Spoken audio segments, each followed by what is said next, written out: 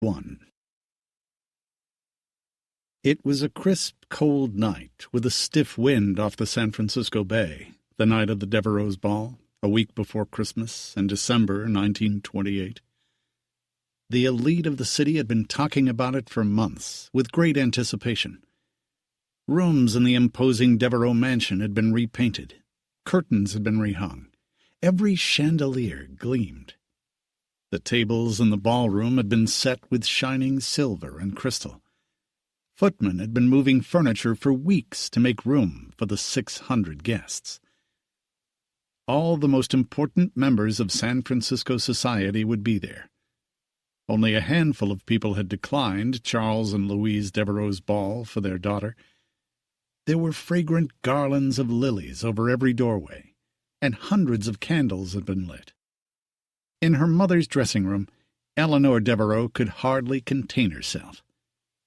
She had waited for this night all her life. It was her coming-out ball. She was about to be officially presented to society as a debutante. She giggled excitedly as she looked at her mother, Louise, and her mother's maid, Wilson, held the dress, waiting for Eleanor to step into it. It was a touching night for Wilson, too. She had grown up as a simple girl on a farm in Ireland, and had come to America to seek her fortune, a bit of adventure, and hopefully find a husband. She had relatives in Boston, went to work for Louise's family there, and had come to San Francisco with her when she'd married Charles Devereaux, 26 years before. Wilson had dressed Louise for her own debut 27 years before, and served her ever since. She had held Eleanor the night she was born, and her brother Arthur when he had been born 7 years earlier. She mourned with the family when he died of pneumonia at the age of 5. Eleanor was born 2 years after his death, and her mother had never been able to conceive again after that. They would have liked to have had another son, but Louise and Charles were deeply in love with their only surviving child. And now Wilson was dressing her for her long-awaited debut. Wilson had lived in America for 28 years by then, and there were tears in her eyes as she watched Eleanor put her arms around her mother and hug her. And then Louise gently helped Eleanor put on the earrings that her own mother had given her for her debut 27 years before. They were Eleanor's first piece of grown-up jewelry. Louise was wearing the parure of emeralds that Charles had given her for their 10th anniversary, and a diamond tiara that had been her grandmother's. The match with Charles Devereaux had been an excellent one, and the marriage which had produced Eleanor was loving and stable. Louise and Charles had met shortly after her debut in Boston, when she attended a ball in New York with her cousins at Christmas time. Charles was visiting from San Francisco. She was from a distinguished Boston banking family, and she and Charles had met that night. The marriage, which was subsequently arranged between Charles and her father, had been an excellent one for both of them. Their courtship had taken place during 2 visits Charles had made to Boston to see her, and their love had taken root during an extensive correspondence and warm exchange of letters for 3 months after they met. Their engagement was announced in March, and they married in June. They had spent their honeymoon in Europe, and then went to live in Charles's home in San Francisco. Charles was the heir of one of the 2 most important banking fortunes in San Francisco.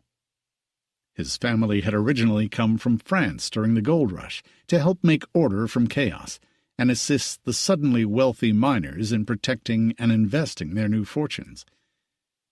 Charles's ancestors had remained in California and made a vast fortune of their own.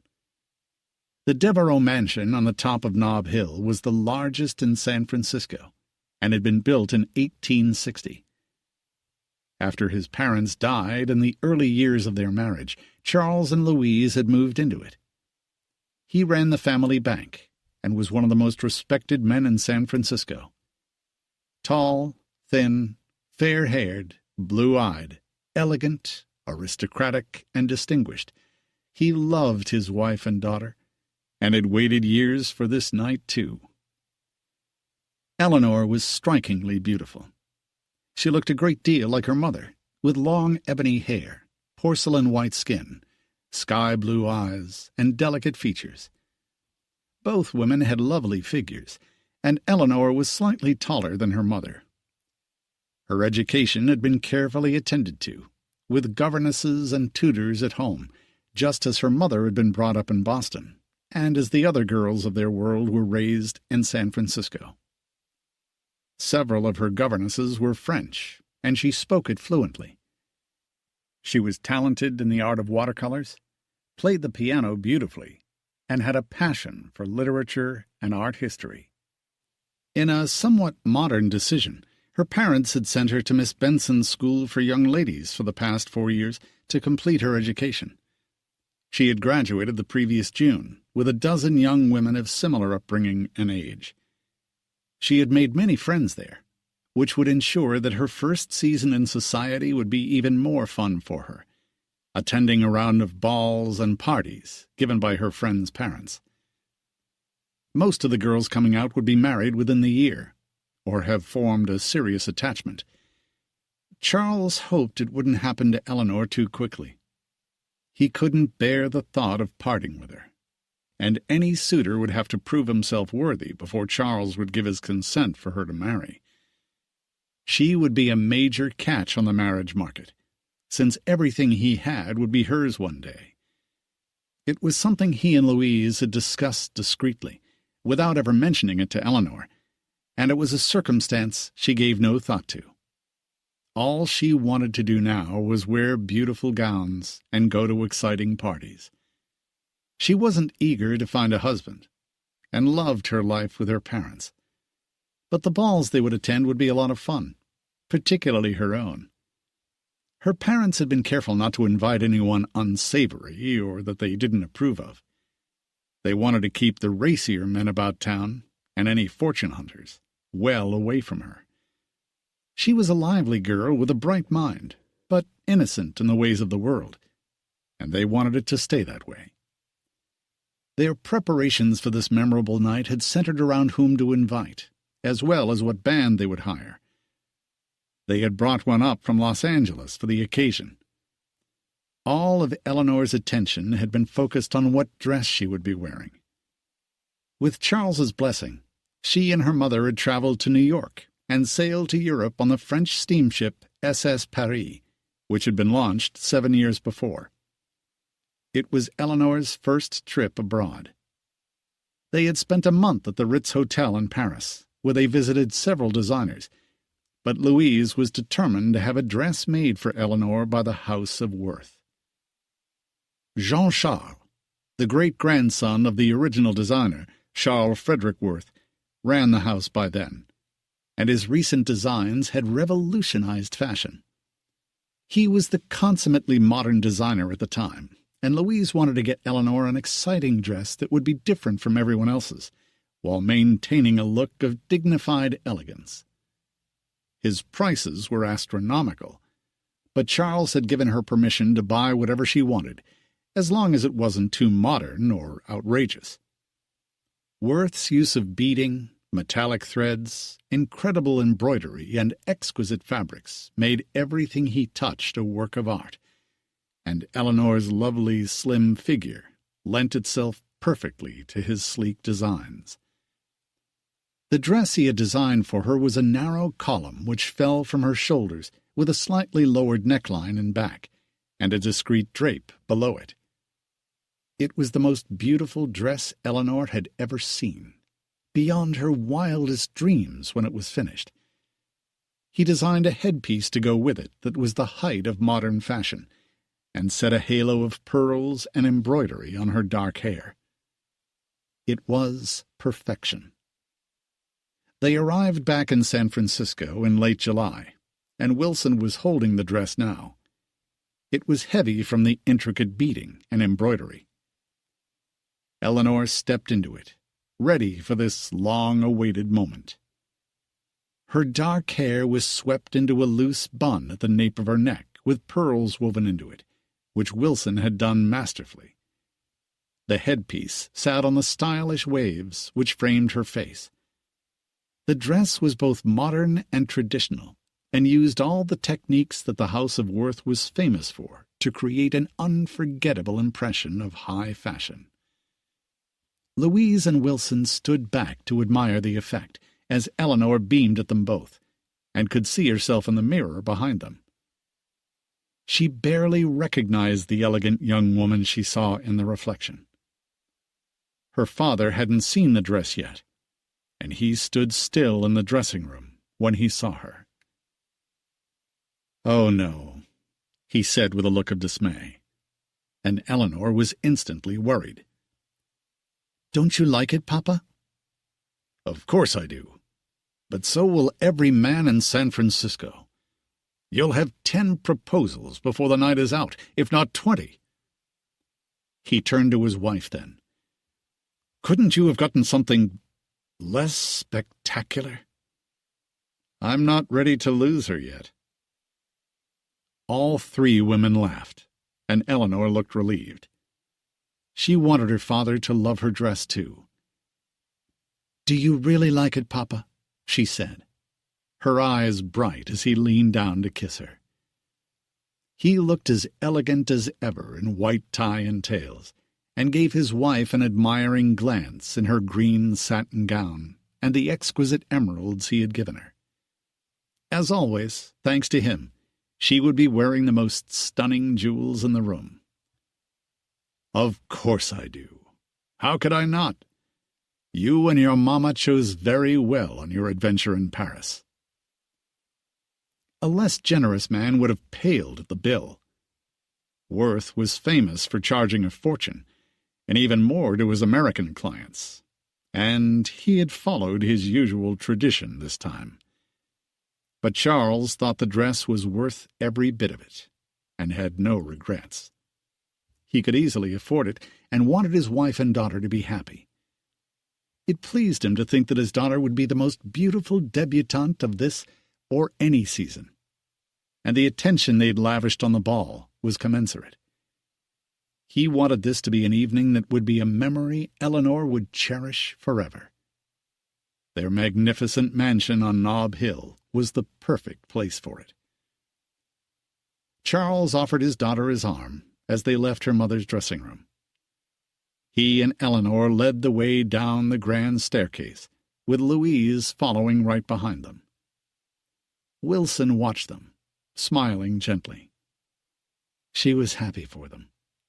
They were good people, and after losing their son 20 years before, they deserved all the happiness life could give them. She would be waiting for Eleanor to help her undress at the end of the evening, at whatever hour, and she was sure it would be very late. They would be serving a supper at midnight after a sumptuous dinner several hours before that. There would be breakfast at 6 in the morning for the young people who stayed late, including the bachelors who remained to dance with the young women and flirt with them. The older people would have left by then, but Wilson knew that the young would dance the night away. There were a dozen footmen at the bottom of the stairs, waiting to serve champagne from silver trays. Half of the footmen worked for them, and the other half had been hired for the night.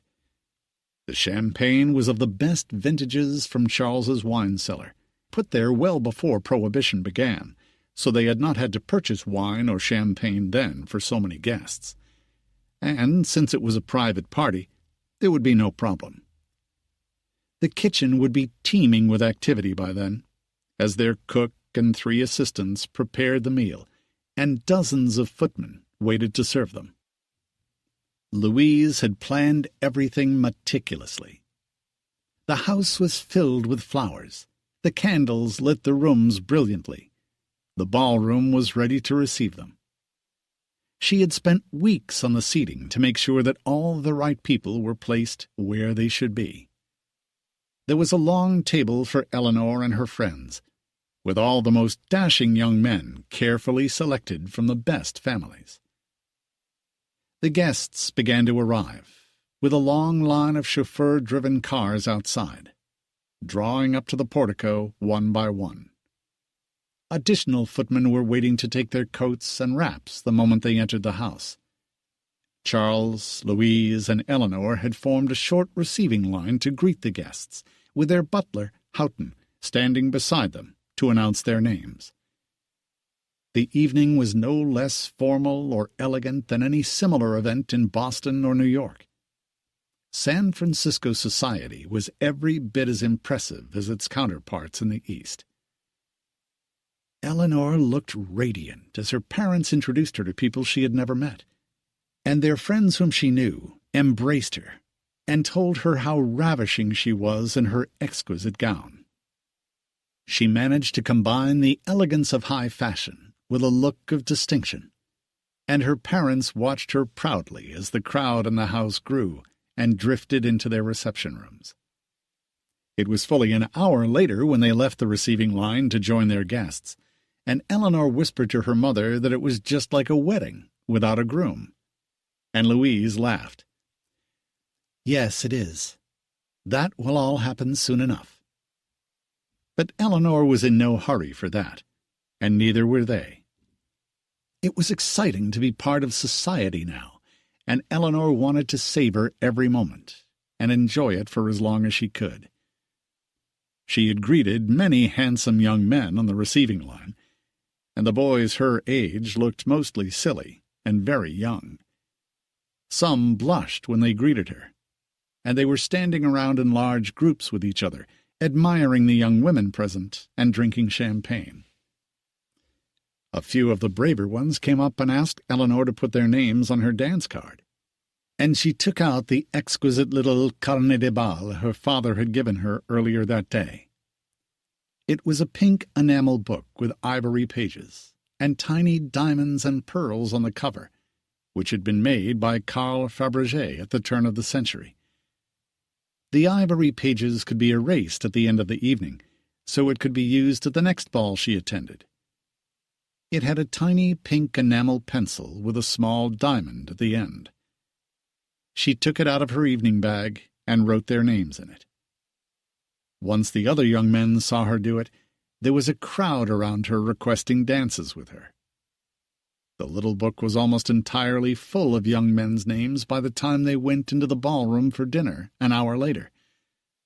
They had asked other young ladies for dances, too. Eleanor whispered to half a dozen of her friends as they walked into the ballroom together. "They're very handsome, aren't they?" she said to some of her old classmates from Miss Benson's, and they all agreed. Her mother had chosen carefully who she included on the guest list, and the young men in the room seemed equally pleased.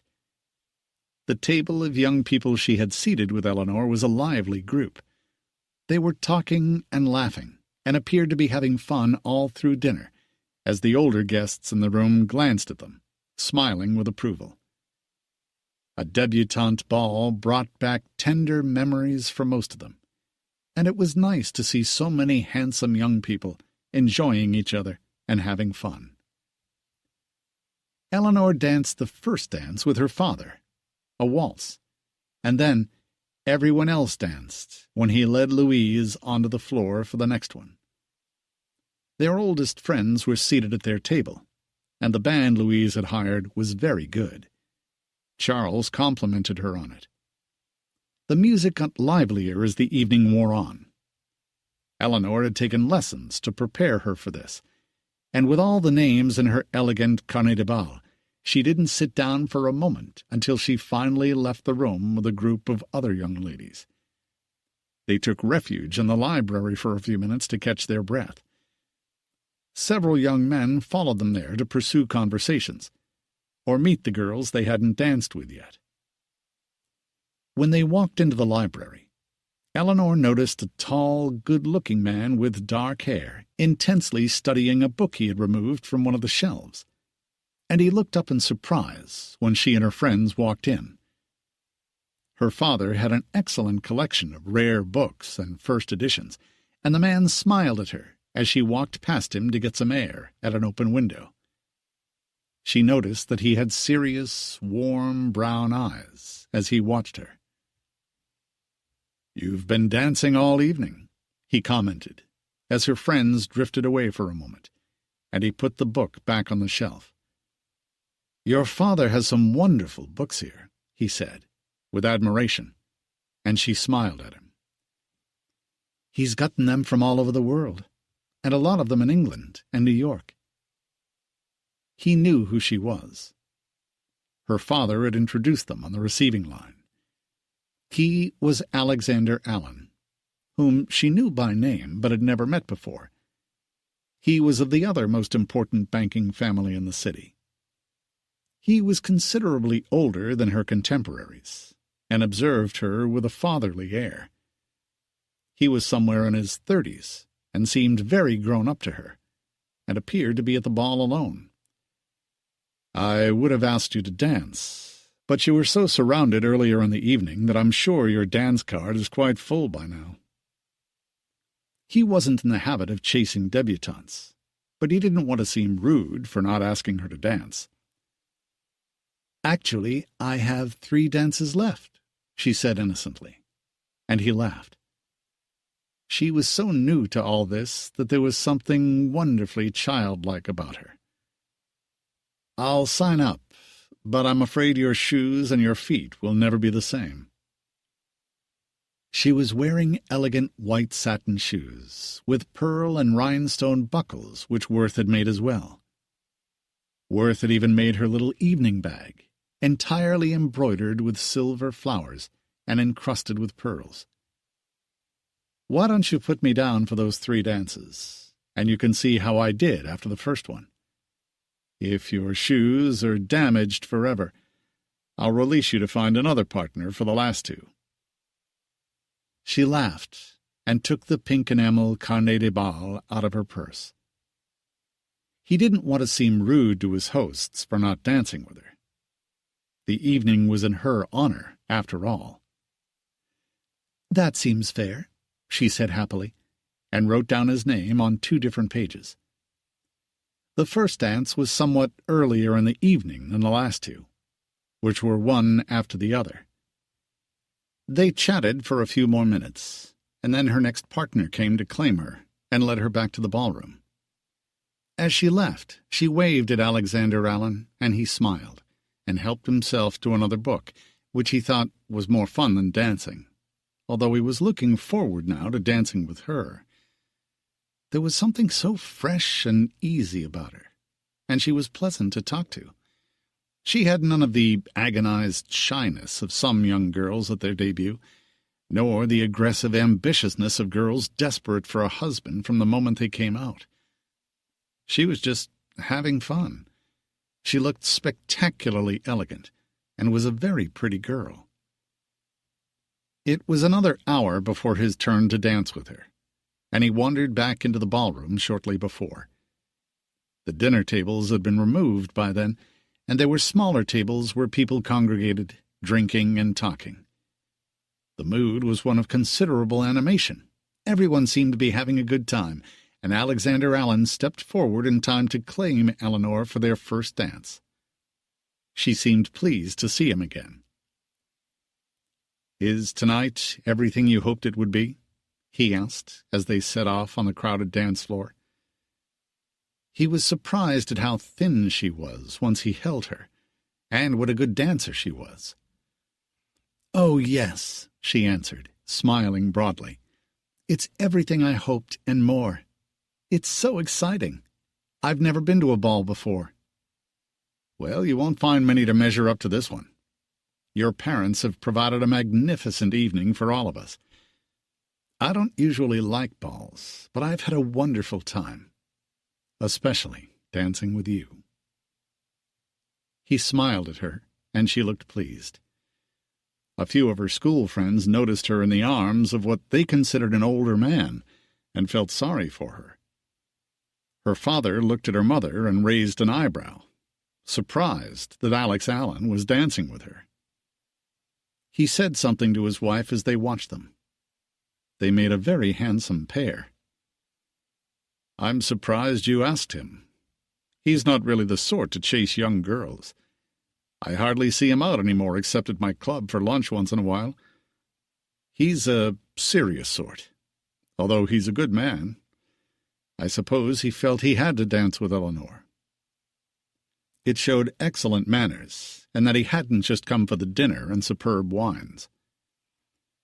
I don't think he ever recovered from what happened. All the ambitious mothers invited him everywhere for a while. I don't think he went out for a year or two afterward. Someone told me he's a confirmed bachelor, but we needed men to dance with the women his age. There were always some spinsters and young widows at any party, and he was the right age for them. They couldn't just have a room full of married men and young boys. That was unfortunate, Charles agreed. He remembered the story. They both did. Alex had been engaged to one of the most beautiful young women in San Francisco, from one of the best families, 8 years before. It had been one of those love stories that captured everyone's hearts, probably because they were both so good-looking and seemed so much in love. Alex had served in the Great War in France, and 2 years later was madly in love and engaged. His fiancée succumbed to Spanish flu and died 5 days before their wedding. His mother had died in the same epidemic, and his father had died suddenly 2 years later. Alex ran the family bank now at 32, and was only 26 when he'd inherited it. He was doing a good job of it, Charles knew. He's probably too busy with the bank to think about marriage, and an incident like that must have been so traumatic, Charles said sympathetically. He's too old for Eleanor, but you were right to invite him. He's a good man. I liked his father. Terrible tragedy, all that. I think his mother and his fiancée died within a day of each other. They had lost several friends in the epidemic, which had ravaged the world and taken more lives than the war itself. 20 million people had died of Spanish flu before it was over. Louise hadn't let Eleanor leave the house for months. She had been 10 then, and after losing their son to pneumonia, they were terrified of losing their only surviving child to Spanish flu. "Well, how did I do?" Alex said, looking down at Eleanor's shoes as the dance came to an end. "I think I stepped on you at least a dozen times," he said humbly. "Not even once," she said proudly, and pulled up her gown just enough to expose the elegant shoes, which had remained pristine. He noticed that she had small, narrow feet. "That is lucky," he said, smiling broadly. "Does that mean I can stay on your dance card for the other 2 dances?" She nodded, smiling. "I had a nice time talking to you," she said, shy with him for the first time. She looked so vulnerable and young that it touched him and made him feel protected of her. "Even though I must seem 100 years old to you," he said, sounding more somber than he meant to. It was easy to be honest with her. She blushed. She thought he was old, but not 100, certainly. She wondered if he was one of those old bachelors her parents had warned her about, who preyed on young women, but she didn't think they would have invited him if he was. "Why don't you go dancing more often? You're a very good dancer," she said earnestly, and he laughed. "Thank you. So are you." And then he grew serious again. "It's a long story, and not appropriate for an evening like this. I don't go to parties very often, and I'm definitely too old for debutante balls. I like your father very much, so I wanted to come to this one, and I'm very glad I did. I'll try not to ruin your shoes with our next 2 dances. I like talking to you, too," he added, and she smiled at him. "The boys my age get a little tiresome after a while, and most of them are drunk by now. They're the ones who will ruin my shoes." They both laughed at that, and a minute later her next partner came to claim her, and they danced away, as Alex watched her with a smile. She had literally been dancing all night, It was another half-hour before his next dance with her. He was getting tired by then, but she was as lively and graceful as ever in his arms. When the dance ended, the midnight supper was set out, and they went to get something to eat and sat at a table together. The guests were beginning to thin out a little, and the older guests had begun to leave. Her parents stood near the entrance to the ballroom saying good night to them, and Eleanor's table filled rapidly with old classmates and childhood friends. They looked at Alex like he was someone's parent, although he was only 32. But they rapidly discovered that he was good company, and he teased several of them and made them laugh, telling them stories about debutante balls he'd been to where everything went wrong, and one where the debutante got so drunk no one could find her. She was under a table, sound asleep. Eleanor's friends loved the story and the way he told it, and after supper he claimed his last dance with her. He felt like an old friend by then. "Thank you for being nice to my friends and not treating them like silly children." He had treated them all like amusing adults. "I'm a silly child myself sometimes," he said, smiling at her, "even if I seem very grown up to them. I remember how annoying it was to be dismissed as an idiot at their age, by the people the age I am now. I was barely older than they are. I was 21 when I went to war. That makes you grow up pretty quickly," he said quietly. "My father wanted to volunteer. He was 41 when America got into it. My mother didn't want him to go, and he was too old to fight anyway. They gave him a desk job, and he never went to Europe. I think he was disappointed not to go. It was a nasty fight. I was in France for a year. I was an officer in the infantry. It was ugly. I went as a boy and came back a man," he said, with a memory of it in his eyes. And then their dance came to an end. "I had a lovely time with you, Miss Devereux," he said, smiling at her again, "and I hope you thoroughly enjoy your first season." He bowed, and she laughed. "I'm sure I will. I hope we meet at another party sometime," she said. And he didn't answer, but had been thinking the same thing. He left her then, and she went off with her friends. He thanked her parents for a wonderful evening, and left, surprised by what a good time he'd had. He hadn't had so much fun in years. He couldn't remember the last debutante ball he'd been to. The party went on long after Alex Allen had left. Eleanor danced until she felt like she couldn't any more. There was still a good-sized crowd of very young people when breakfast was served at 6 a.m. The young men had had a lot to drink by then, and the substantial breakfast did them good. Then, finally, at nearly 7 a.m., the ball was over. The band had stopped playing. The servants, still at their posts, looked exhausted. Eleanor's parents had gone to bed around 2 a.m. and were content to let the young people take over.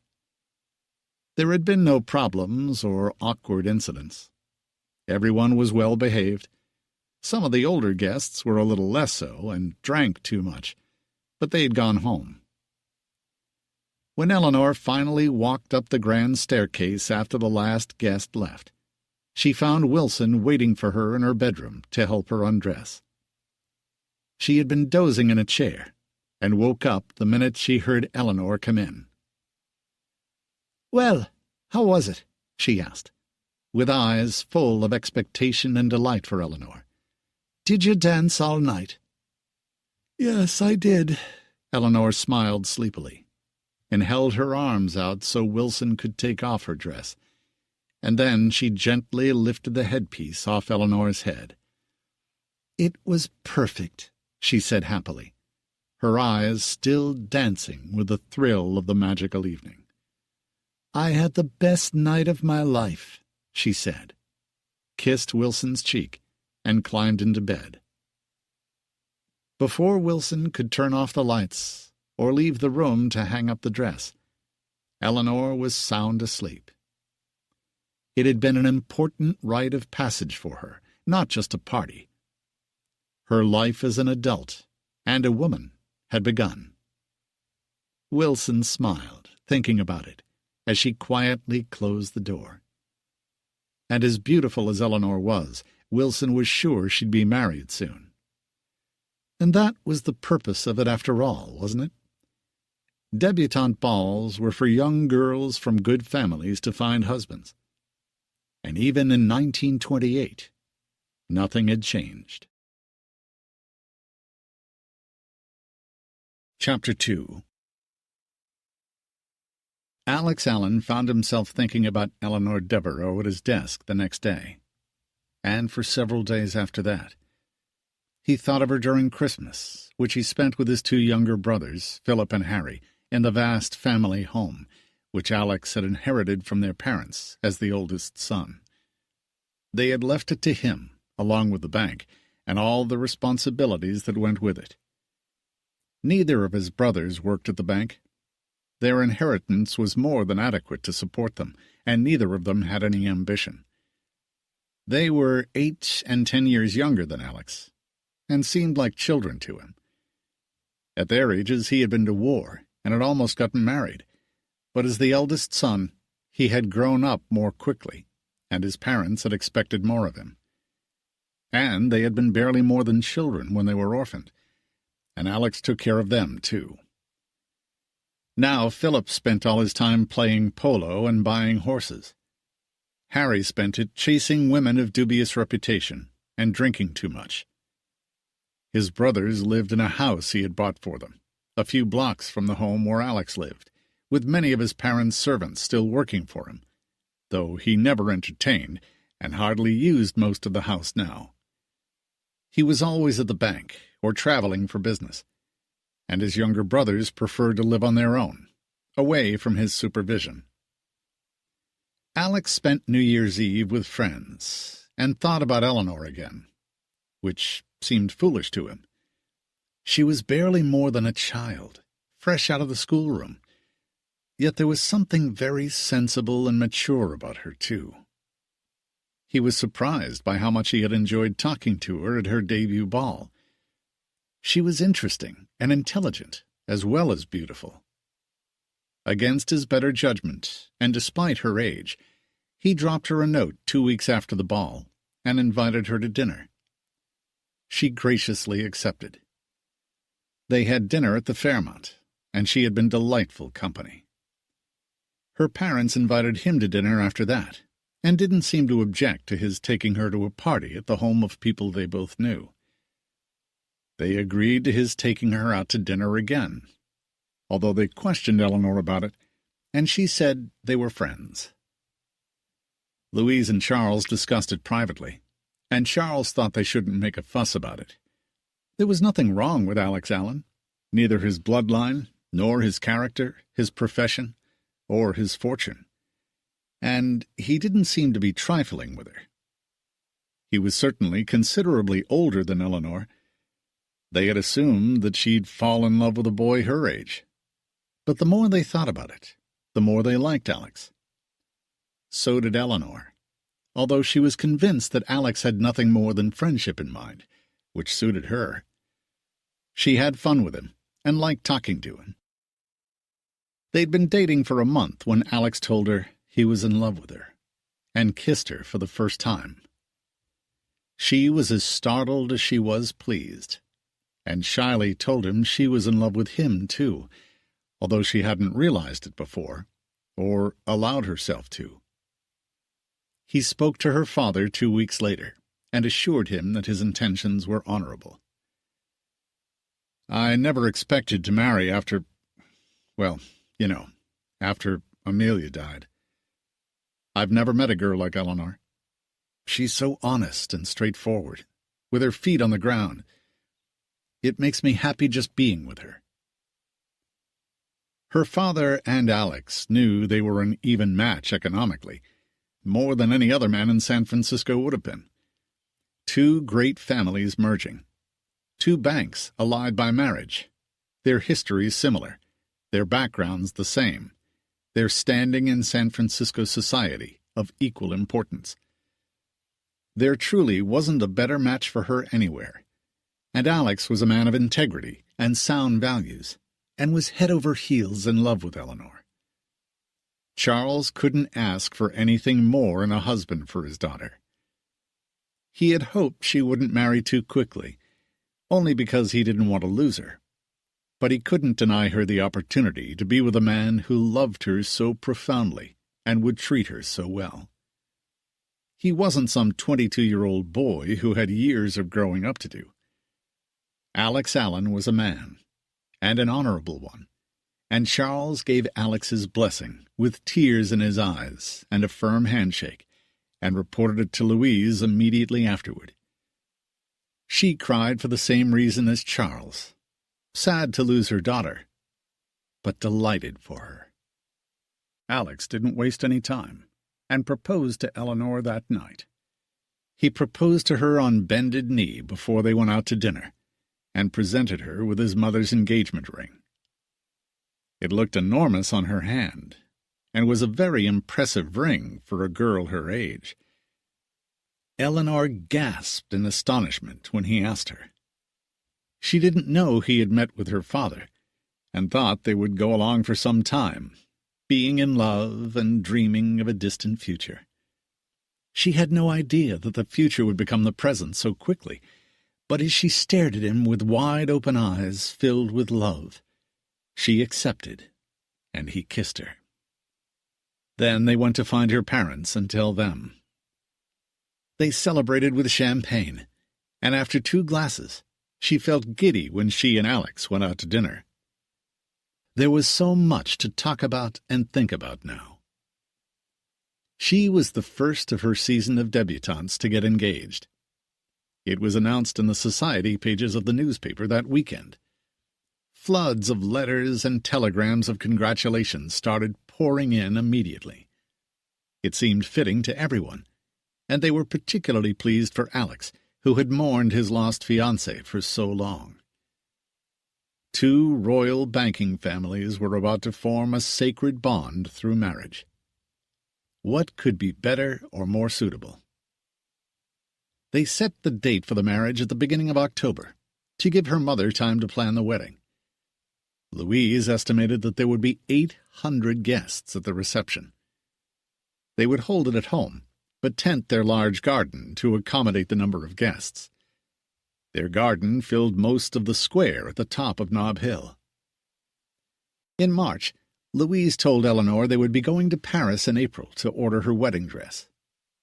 She hadn't decided which designer they would choose this time, and she was studying fashion magazines while she thought about it. Eleanor was amazed at how quickly it was all happening. 3 months before, she had been looking forward to her debutante ball, and in 7 months she would be a married woman. The best part of it was she was going to be married to Alex. She could hardly wait. She didn't even want to go to Paris this time and leave him for a month, but he encouraged her to. "You'll have fun with your mother, and it will help pass the time."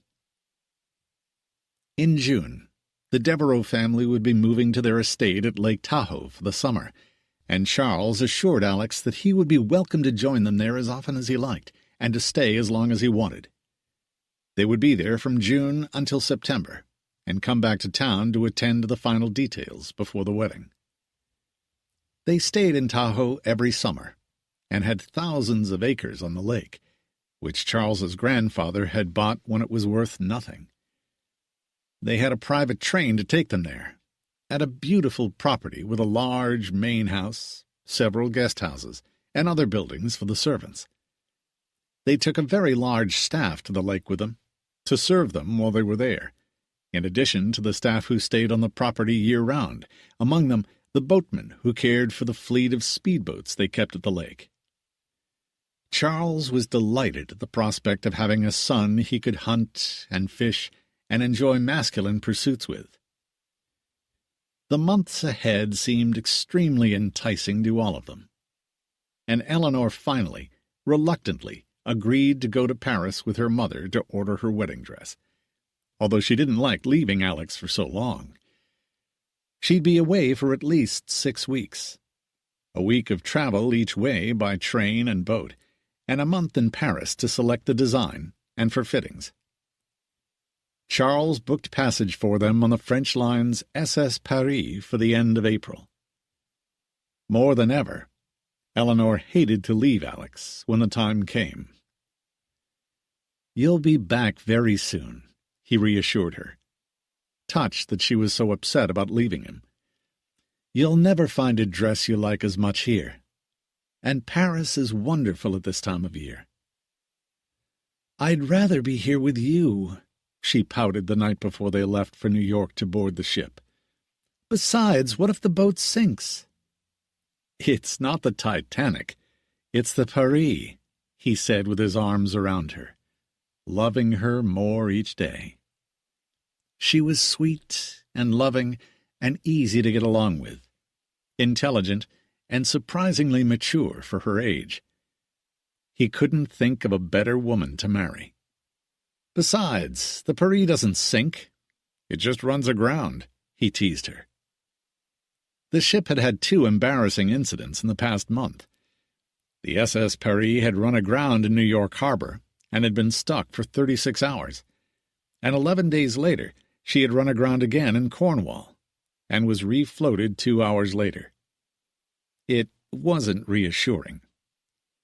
She was a fabulously luxurious ship, though, as Louise and Eleanor had experienced the year before when they'd gone to Paris for Eleanor's debut dress.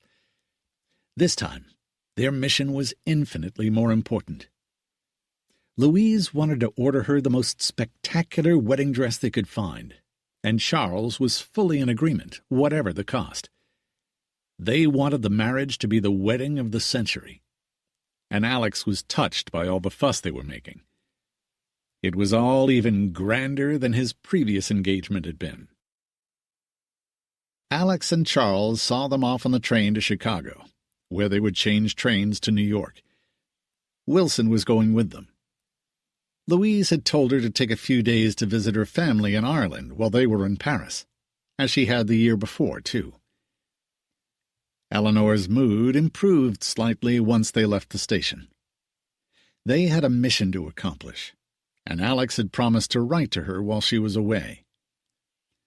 She treated the trip to Paris more like a punishment than a pleasure, having to be away from Alex for so long.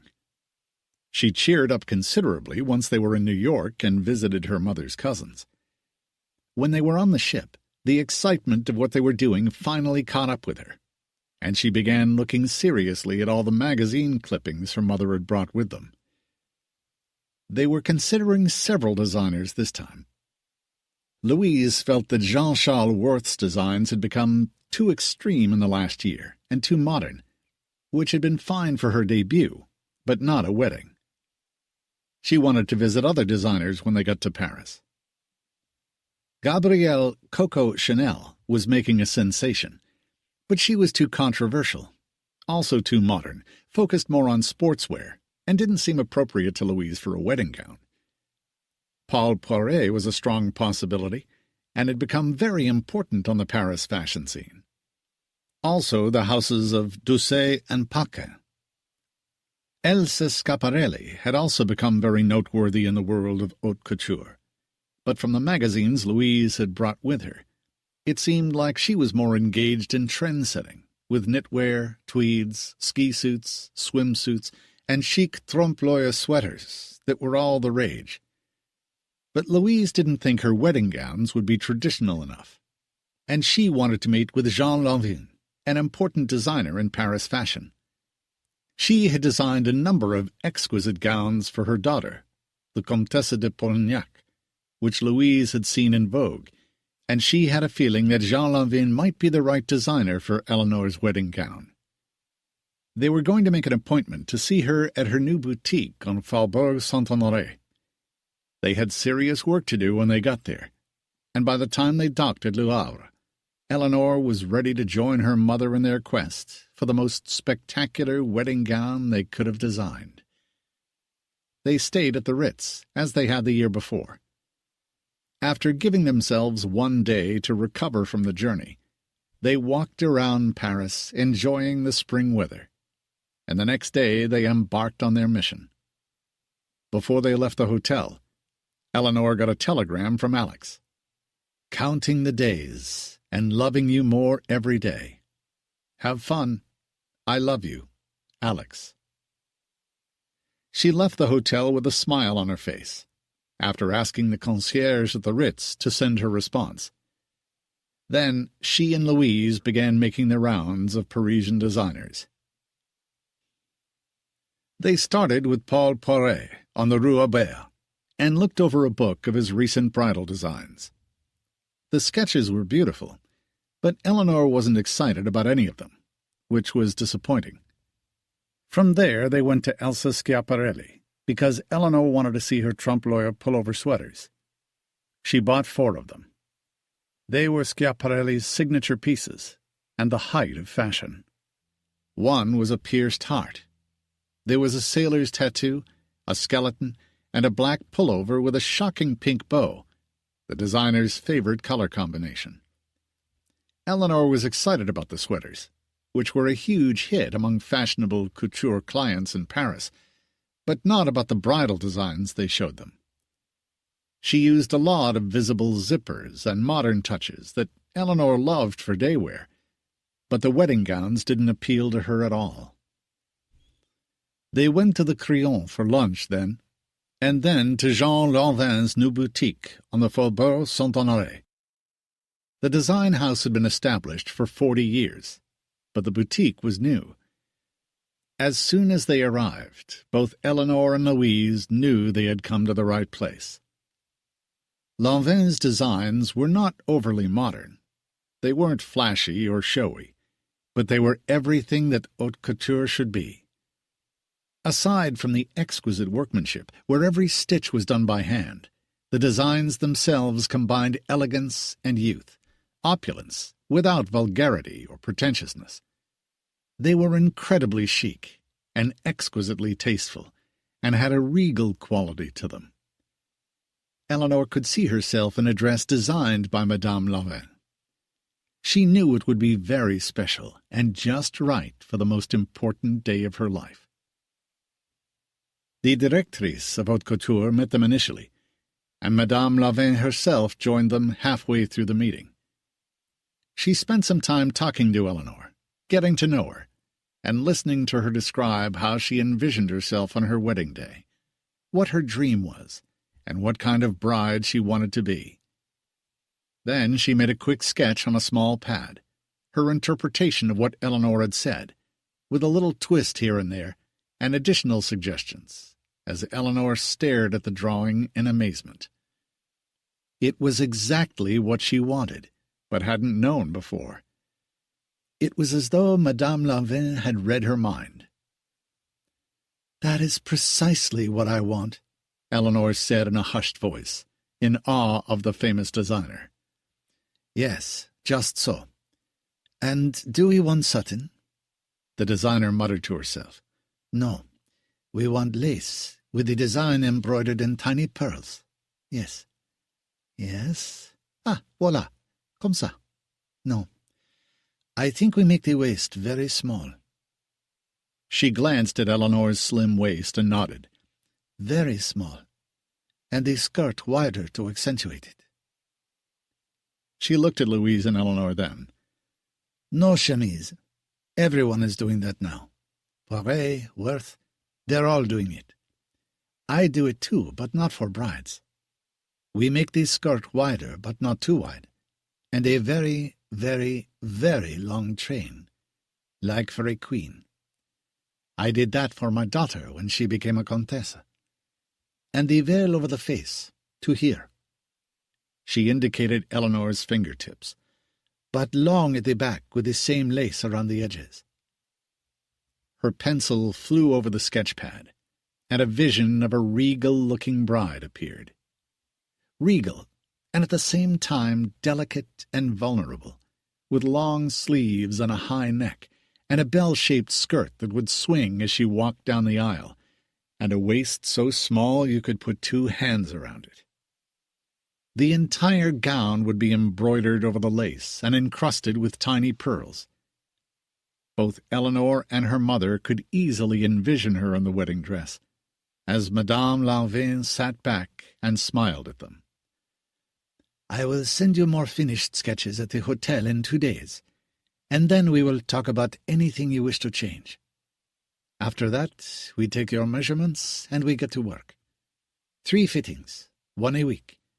We will put your dress ahead in the atelier so you can go home in a month or so. We will have the embroiderers begin to work on the lace as soon as you approve the sketches. The first fitting will be in muslin until we are sure the pattern is right."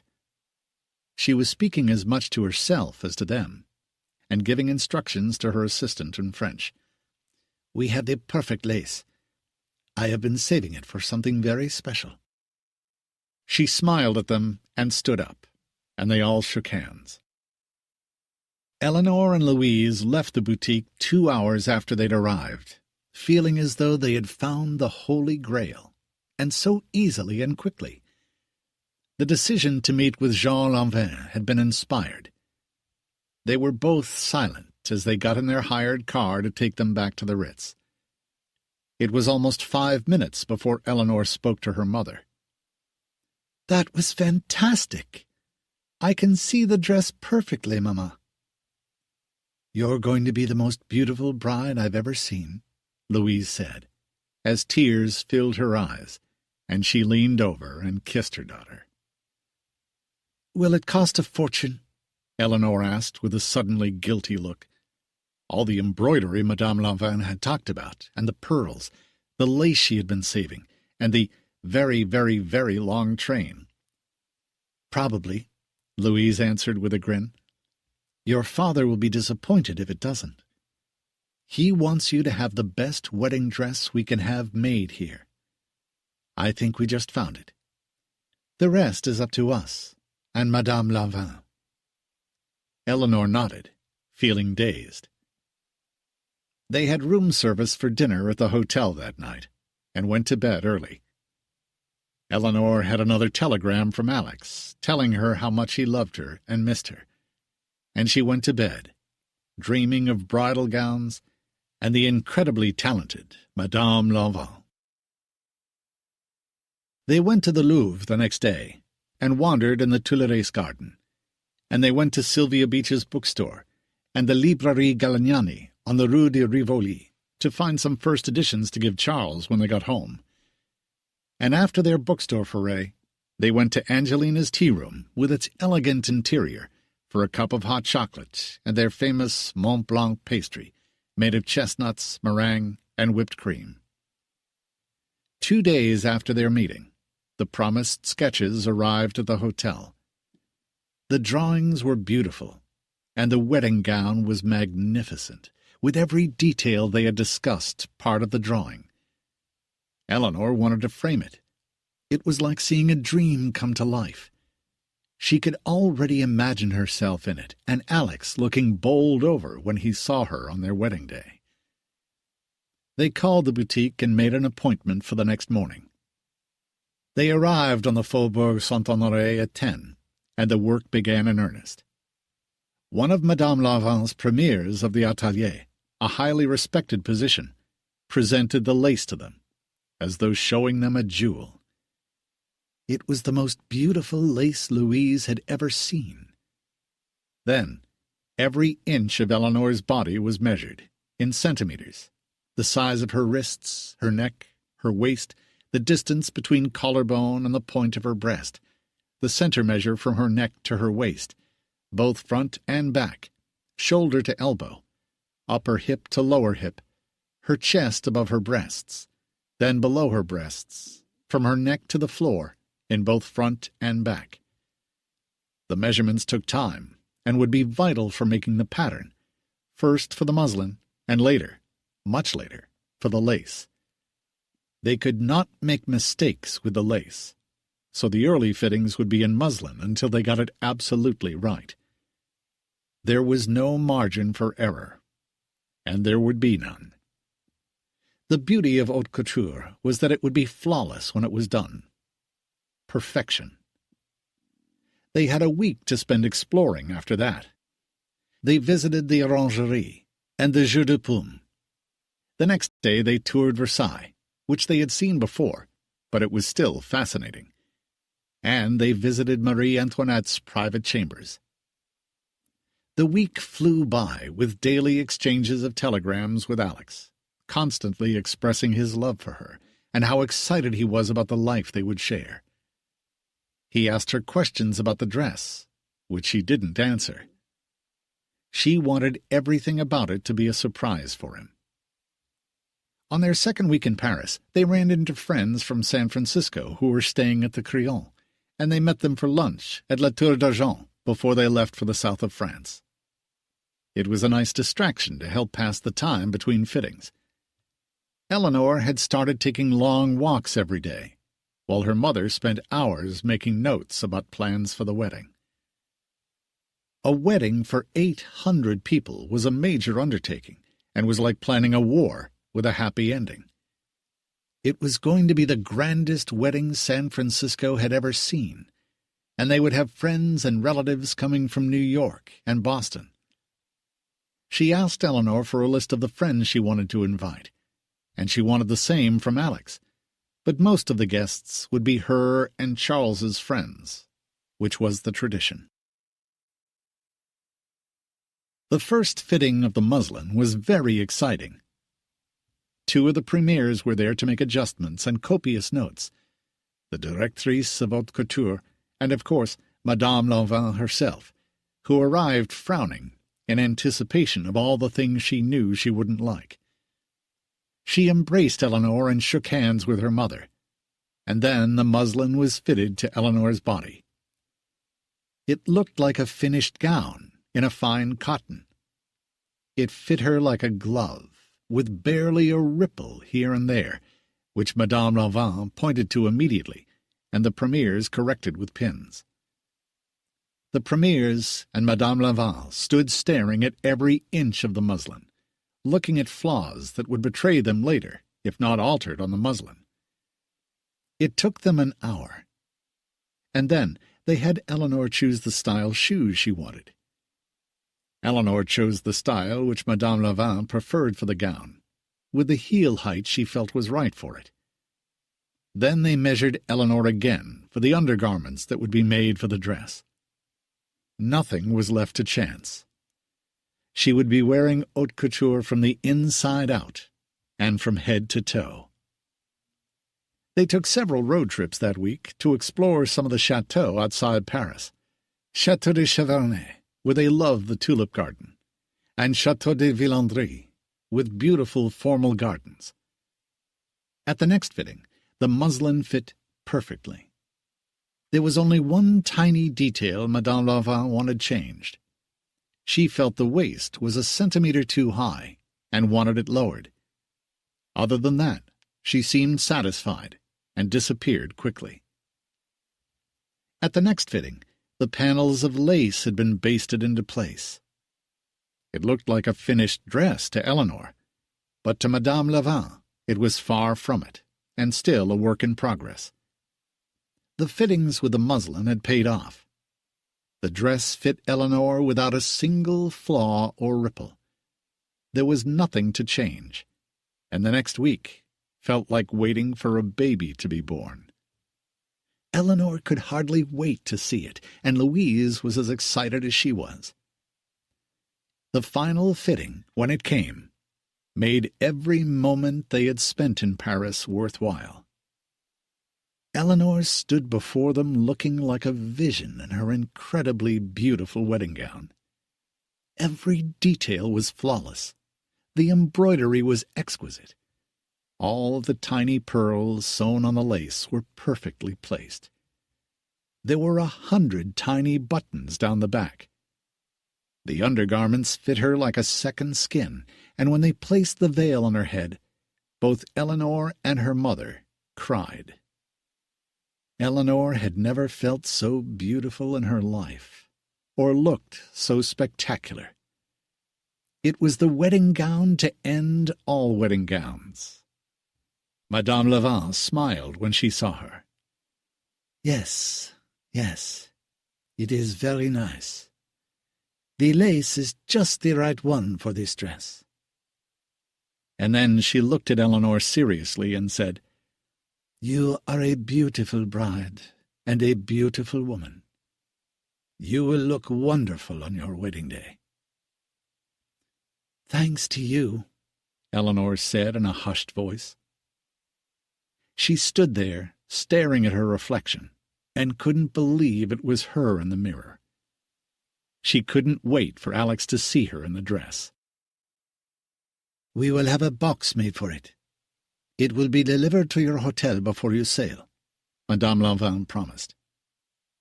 She kissed Eleanor on both cheeks then, and wished her a happy wedding, and the magician who had created the miraculous gown disappeared. Louise made the final arrangements with them, which Charles was handling from the bank, through a correspondent bank in Paris, and they left a few minutes later. Eleanor felt as though she were walking on air. Mamma, how can I ever thank you for a dress like that? It's so beautiful I'm almost afraid to touch it. You will touch it and wear it, and you'll be the most beautiful bride anyone has ever seen. And you and Alex will live happily ever after. She smiled at her daughter as they held hands and walked down the street. They had done what they came to Paris to do, and Jean Lanvin had created the most magnificent bridal gown in the world. When the box with the dress in it arrived at the Ritz, it was 3 times the size of any of their trunks, and had a wooden crate around it that had been made especially to protect it. Now they could go home to Alex and Eleanor's father. They had been gone for 5 weeks by then, and they still had to get to California by train after they docked in New York. Eleanor could hardly wait until October. It was going to be the happiest day of her life, in the most beautiful dress in the world. Ready to go home? Louise asked her after 2 men carried the crate to their suite on the ship. Eleanor smiled as she nodded. Ready indeed, and Alex would be waiting for her, which was the best part of going home. Chapter 3. The trip back to New York on the luxurious SS Paris was uneventful. Every time Eleanor walked into her cabin and saw the huge crate from Lanvin there, it gave her a thrill, knowing what was in it. For the moment, it was the symbol of her future with Alex. She could hardly wait to wear the dress. It made her debut dress by Worth seem plain by comparison. Her wedding dress was going to look absolutely regal, and innocent and feminine at the same time. Jean Lanvin was a genius with immense talent, and had been the perfect choice for Eleanor's wedding dress. Eleanor had told Wilson all about it, and she couldn't wait to see it. She had spent a week with her family in Ireland, and was grateful that Louise had let her go. She had her own cabin in second class on the ship, which was a nicer accommodation than most ladies' maids were given by their employers. They only spent 2 days in New York, and stayed at the Sherry Netherland, as they had on the way to Paris. It was a beautiful new hotel that had opened 2 years before. It was late May. The weather was warm and balmy, and Eleanor and her mother couldn't wait to get home. They boarded the train to Chicago in a first-class compartment, with a second one for Wilson, and all their trunks, and the crate from Lanvin.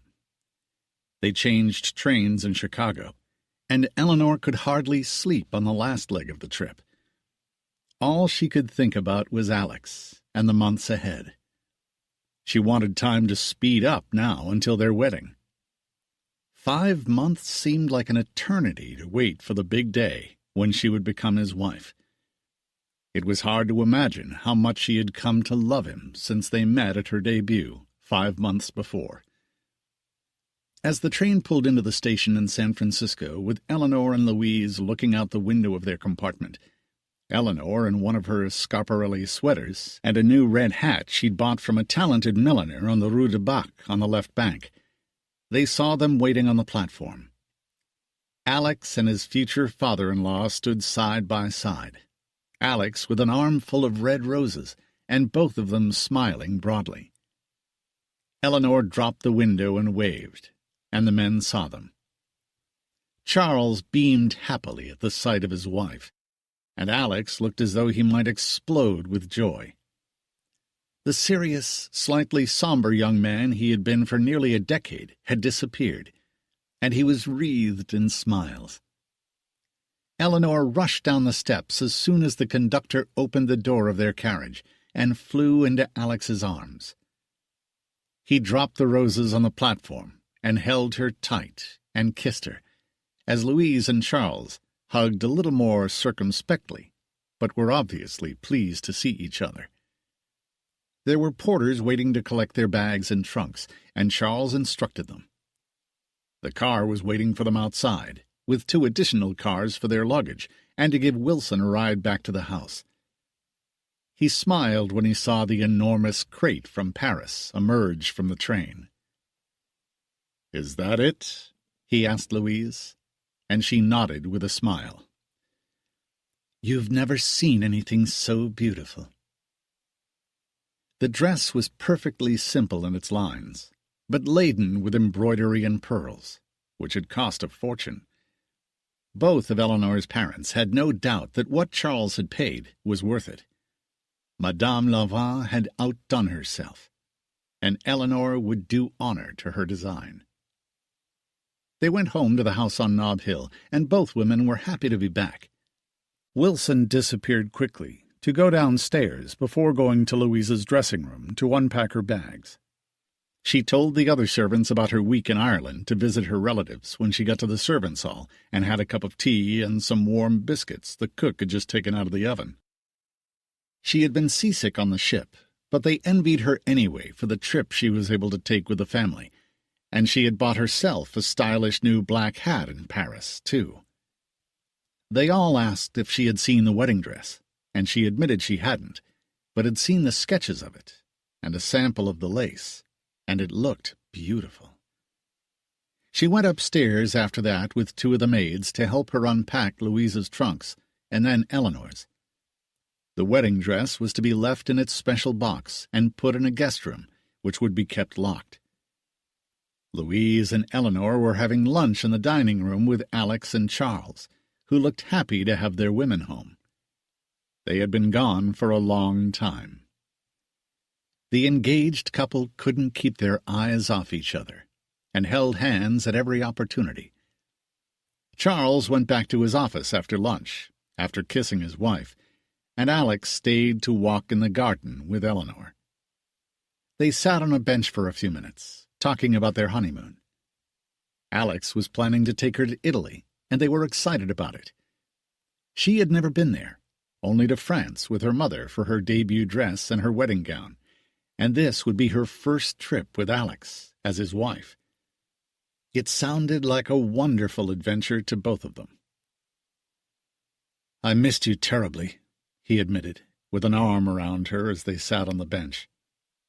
"Are you happy with the dress?" "Ecstatic. I hope you like it, too." "You could get married in a sack and I would be happy, as long as you're my wife at the end of it." He knew the wedding was going to be an enormous production, and had heard wisps of it from Eleanor and Charles. Charles was content to let his wife plan it and make all the decisions, and he would pay the bills. Planning a wedding was a mother's job, and Alex was content to be surprised on the day. Eleanor told him a little of what she'd done in Paris with her mother, the museums they'd been to, and the chateau, and she caught up on his news. They had written to each other daily while she was in France, and had sent countless telegrams. She had saved all of it, and was planning to put them in an album as a souvenir of their love for each other during their engagement, to show their children one day. They hoped to have many of them, and had spoken of it, shyly, a few times. Eleanor had confessed to her mother that she hoped to get pregnant on their honeymoon. They were so in love that they didn't want to wait and wanted to start their family immediately, and Louise approved. Alex would make an excellent father, and she knew he would take good care of Eleanor. She and Charles both felt confident in trusting their precious daughter to him. "Your father says you're leaving for Lake Tahoe in 2 weeks," Alex said with a sigh. He had never seen their estate at the lake, and he was looking forward to it. "He very kindly invited me to come and stay with you. I can take a few weeks off in August, since almost everyone does, and the office is quite slow then. But in July I'll have to go back and forth a bit." "Papa does too," she reassured him. "And he spends all of August at the lake with us." They invited other friends too, and often had big house parties over the weekends. People loved visiting them there, in the healthy mountain air. They took long walks, played badminton and tennis and croquet. The men went fishing, and everyone loved going out on the boats and swimming, although the water was very cold.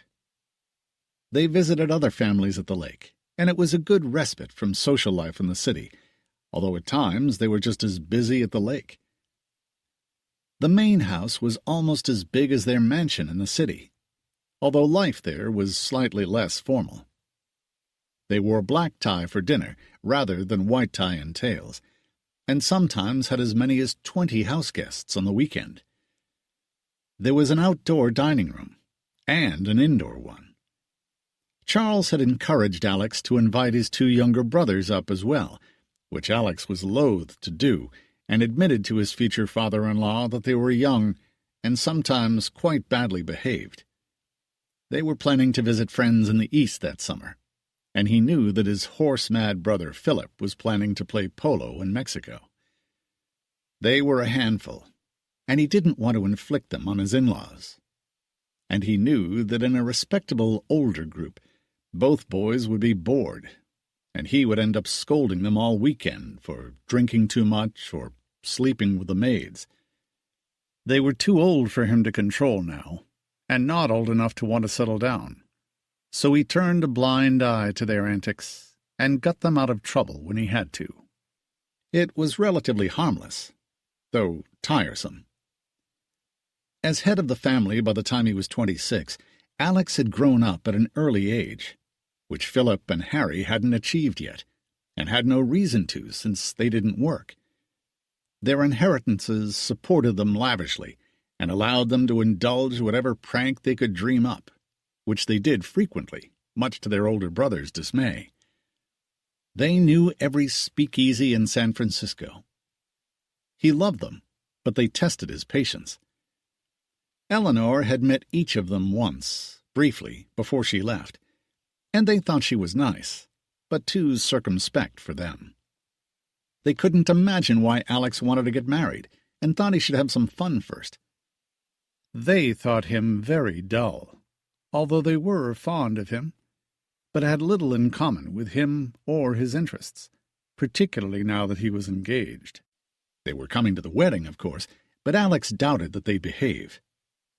At least in a crowd of 800 guests, no one would notice what mischief they got up to, unless they did something truly outrageous, which they were capable of, too. They had never been forced to be responsible, and Alex often wondered if they ever would be. So far, his occasionally stern lectures fell on deaf ears. Alex and Eleanor sat for a little while longer in the garden, basking in the joy of her return. He had to tear himself away and force himself to go back to the office. When he left, Eleanor went upstairs to look over their unpacking. She had bought a lot of pretty new things in Paris, and some summer evening dresses, and bathing suits by Elsa Schiaparelli to wear at the lake.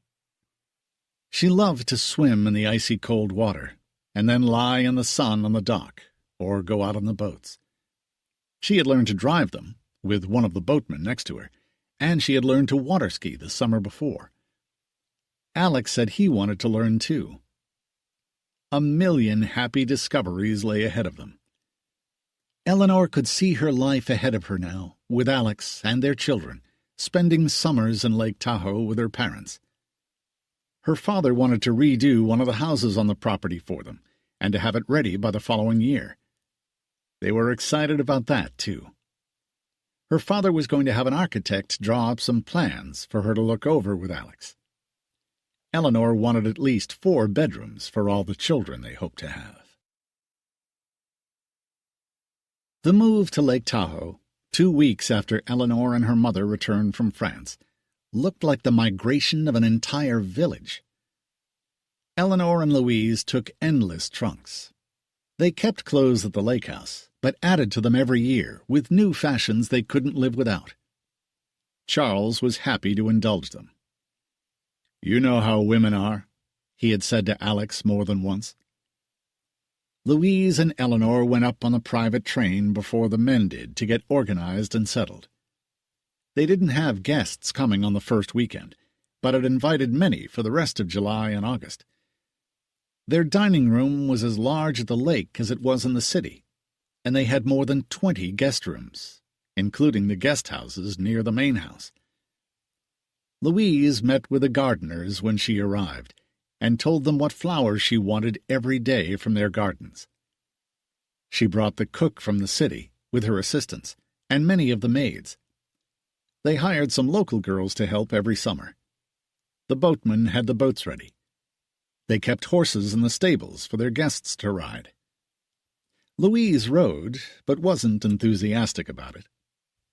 Eleanor enjoyed riding up into the hills with her father. All the fishing gear was at the ready for Charles and their guests. By the time Charles and Alex arrived on the weekend, everything was in order and waiting for them. Louise ran an extremely efficient home. The 4 of them enjoyed a quiet dinner together the night the men arrived on their private train. They had their own small station not far from the house.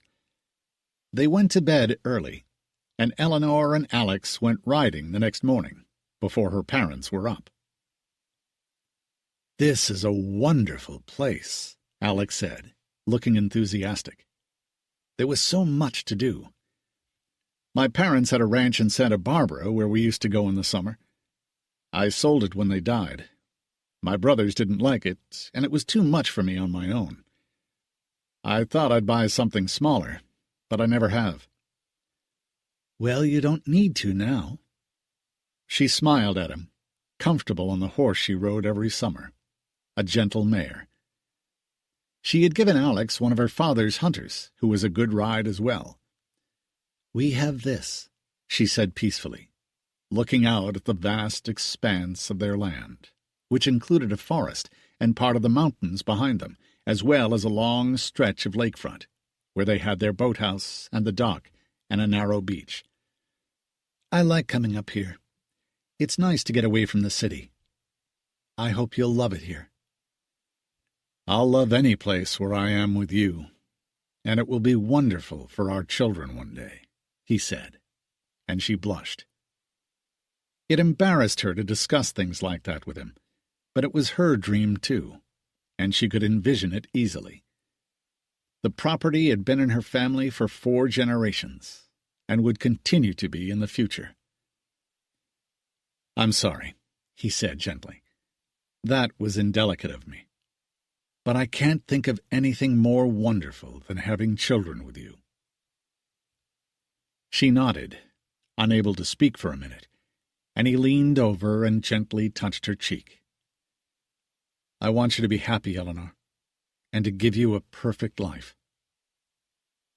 Her life was already perfect, but he was the added blessing now. She had never expected to love a man as she did him, and they seemed to love each other more every day. They rode for an hour, and then took the horses back to the stable and joined her parents for breakfast in the morning room that looked out at the lake. "Have you been out in the boats yet?" Charles asked Alex over a hearty breakfast. "Not yet. We thought we'd go down to the boathouse after breakfast." Charles nodded with a smile, knowing the pleasant surprise in store for him. He joined them and walked to the lake with them after breakfast, while Louise went to confer with the cook. They were going to have crayfish from the lake for lunch, and trout. The boatman fished for them, and the cook did wonders with their catches. When they reached the boathouse, Alex was stunned by the beautiful speedboats they kept there. They had a sleek Garwood racing boat, a Fellows and Stewart marine sedan. They got into Charles's favorite one, Comet, with a Hall Scott engine, and then sped across the lake and took a tour for an hour at full speed before returning to the dock. Eleanor wanted to change into a swimsuit and lie in the sun, and they were going to water ski that afternoon. The days at the lake passed easily, and Alex and Charles spent considerable time discussing the recession that had begun that summer and concerned them both. The stock market was continuing to rise, and both men were afraid that the bubble would burst. Stock prices had reached a high which could no longer be justified. Alex hated to leave on Sunday night to return to the city to work. Eleanor drove him to the station on their property. She didn't have a license, but their chauffeur had taught her to drive 2 years before. Alex took her in his arms and kissed her, while the train waited for him. Charles wasn't going back to the city until Monday night, but Alex felt he should get back sooner. "You're going to make a lazy man of me." He smiled at his future wife. "It's too wonderful being with you. Our life is going to be better than I ever dreamed," he said in a soft voice, and kissed her again. He felt as though he was going to burst with happiness. He was meeting with an architect the next day to make some changes to his own mansion on Upper Broadway, where they would live after their honeymoon in Italy. He wanted to redo his mother's dressing room and modernize the bathroom as a surprise for Eleanor. She was going to be moving from one very large, stupendously beautiful home to another. The house Alex's grandfather had built was almost as grand as the Devereux mansion, though slightly more austere. But they had a spectacular view of the bay, which the Devereux home didn't have. Alex thought the garden needed redesigning, and he was going to ask Eleanor to do it once she moved in. "I hate to leave you," he whispered, and then, with a sigh, "I'll be back Friday night with your father. It's going to be a long week without you. I'm afraid I'm not going to let you out of my sight once we're married, except possibly to come up here in the summer. My life is just too lonely without you." He could no longer imagine how he had lived without her for 32 years. But the timing had been just right, and providential. She wouldn't have been able to be with him before her debut anyway, so things had worked out as they were meant to. He had been in hibernation, waiting for her to grow up, and hadn't known it. Amelia had died when Eleanor was 10 years old, and he wouldn't have wanted any other woman. She smiled at the sweet things he said to her, kissed him again before he boarded their train, and waved as they pulled away until the train rounded a bend and was out of sight. The next weekend she knew that her parents were having a dozen house guests, so they would all be busy playing tennis and croquet and whatever entertainments her parents devised for their guests. They often played bridge or other card games at night, and sometimes charades, which was a good icebreaker. They were starting with a smaller group than usual for the first weekend of the summer. She and Alex thoroughly enjoyed the time they spent at Lake Tahoe that summer. They both became proficient water skiers, as her parents watched them from the dock and waved as they went by. Charles developed a strong rapport with his future son-in-law, which for Charles filled the void of having lost his own son so many years earlier. And Alex had lost his father. The two men rowed and fished together, talked about banking and the world economy, and shared similar views on many subjects. Whenever possible, Alex stole a few moments alone with Eleanor, savoring the excitement of the pleasures in store for them once they were married. It excited him just looking at her and talking to her, and he could hardly wait until she was truly his. By the time they went back to the city after Labor Day, their wedding was only 4 weeks away. It was set for Saturday, October 5th, and all of San Francisco was talking about it as the wedding of the century. Louise was constantly busy now, and Eleanor helped her where she could. They were working on the seating of nearly 800 guests. There was going to be a full orchestra and a singer for the dancing. Flowers were being shipped in from all over the state for the garlands and table arrangements. They were going to hang chandeliers in the massive tent, which was unheard of. The huge dance floor was being made. The guests had responded as soon as they'd received the coveted invitations. The exquisite Jean Lauvent gown was hanging in the locked guest room, where it had been since they returned from France. Only Eleanor and her mother had the key to it. They didn't want anyone to see it before her wedding day, or for one of the servants to take a photograph of it and sell it to the newspapers. They trusted Wilson, but none of the others, to resist that kind of temptation if the social columnists offered to pay them for it. There was speculation all over town among fashionable women about what the dress would look like. Those who knew that she and Louise had gone to Paris for it were guessing it was by Worth or Poiret. They were sure she had gone modern, and might even have gotten a sleek gown by Chanel. No one knew the designer of the dress or what it looked like, and even Alex was curious about it now, but knew better than to ask questions. Wilson, when questioned by her co-workers in the staff dining hall, told them honestly that she had never seen it. Eleanor and her mother had opened the crate themselves late one night and took the dress out of its huge box. 2 full-grown people could easily have hidden in the box, and it was stuffed with reams of tissue paper. Louise had cried when she'd seen the dress again, and Eleanor felt breathless as she looked at it. She still couldn't believe how beautiful it was, and that she would be wearing the exquisite wedding dress when she married Alex. "Mama, can you imagine me in it?" she said, looking like a child at Christmas. "Yes, I can, my darling. I can imagine it perfectly." Eleanor had looked exquisite in it at the final fitting in Paris. It won't be long now. The wedding was only a week away, and the time seemed to be flying. "It seems a terrible shame to wear such an amazing dress only once," Eleanor said in wonder as she touched it reverently. "That's always true with a wedding dress." Louise smiled at her. "I think every bride feels that way. I hope your daughters will wear it years from now, or maybe even a granddaughter." "I hope so," Eleanor agreed with her. And hopefully not in too many years, if she and Alex began having children quickly, which was their dream. They left the dress in the locked room and went back downstairs to their own rooms, each of them thinking about Eleanor's wedding day. Much to her annoyance, Eleanor got a cold that week, and on Monday night she felt ill and had to cancel dinner with Alex. She wasn't seriously ill, but she wanted to nip it in the bud before the wedding.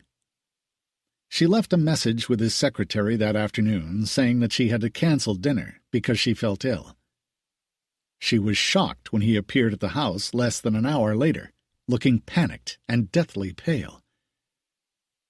Houghton told Eleanor Alex was downstairs in the drawing room, and she went down in her dressing gown to see him. He appeared to be on the verge of tears. "What's wrong? Have you called a doctor?" She was shocked by his extreme reaction and how ravaged he looked. He had walked straight out of a meeting when he got the message and driven directly to the Devereaux home on Nob Hill. "No, of course not. I'm fine. Wilson has been making me lemon tea with honey in it. I just don't want to get sicker before the wedding, so I thought I should stay home tonight." They'd been planning to have dinner with friends and go dancing. There had already been several dinner parties for them, and hostesses all over the city were dying to entertain them. As she looked at Alex, she realized what had happened. Her canceling the evening with him 6 days before the wedding was all too reminiscent of his past fiancée, Amelia, dying of Spanish flu 5 days before their wedding. Eleanor held her arms out to him, and he flew into them and held her so tightly she could hardly breathe. "I don't want anything to happen to you," he said in a choked voice. "I couldn't bear it, Eleanor. I love you so much." "I love you too," she said gently, and pulled away to smile at him. "I'm fine. It's just a little cold, but I don't want to have a red nose at our wedding." "Oh, my God, I thought—" He couldn't even say the words. "Nothing bad is going to happen, Alex. I'm fine, I promise. Please, please take care of yourself." "I think you should call a doctor," he said miserably, as Louise walked into the room and was surprised to see Eleanor in her dressing gown with Alex. She could see how distressed he was, and had hurt him to tell Eleanor to call a doctor. "Did someone get hurt?" She seemed surprised, and Eleanor looked fine to her, although Alex looked dreadful, as though he was about to cry. "Eleanor's sick," he said, obviously in anguish, and Louise understood even more quickly than Eleanor had. The ghosts of the past had come back to haunt him, and he was terrified. "Are you?" her mother asked her matter-of-factly. "I think I have a cold, Mama. I just wanted to be careful I don't get sicker, so I thought I'd stay in tonight." "Excellent idea." Louise nodded her approval. "We can't have you sneezing and coughing in that dress, or with a red nose." "That's what I said to Alex." Eleanor smiled at him, and in the face of both women looking unconcerned, he started to relax. "You're sure it's nothing?" he asked her again. "Positive. I'll be fine by tomorrow or the day after if I stay home tonight. I promise." He sat down in a chair, looking as though he'd been run over by a bus. Charles came home from the office at that moment, saw the three of them in the drawing room, and wondered why Eleanor wasn't dressed. She explained it to him, and he looked at Alex sympathetically. "Come into the library and I'll give you a brandy," he said to him, winking at his wife, and Alex followed him meekly. "She canceled dinner and said she was ill. I thought—" "I can imagine," Charles said, cutting him off from the unhappy memory and handing him a snifter of brandy, which Alex downed in a few swallows and thanked him. "Sorry. It seemed like a nightmarish déjà vu for a moment." He looked serious. "I'm sure it did. We all get a bit high-strung before a wedding. I had a bit too much to drink at my bachelor party, passed out, and hit my head on the bar on the way down. I still had a headache the day of the wedding." He smiled at him. "What about you? Any mischief planned for your bachelor party?" He vaguely remembered that it was on Wednesday, although he had declined. He felt too old for evenings of that nature. "I hope not." Alex smiled at him, feeling better after the brandy, and a little foolish for panicking. He could see that Eleanor wasn't direly ill, and was just being cautious with a sniffle, which was sensible of her. "My brothers are in charge of my bachelor party, which was not a good idea. Knowing them, I may be calling you to bail me out of jail, or something equally unpleasant." "Count on me," Charles laughed. "Just call me. I won't say anything to the ladies if you've been arrested."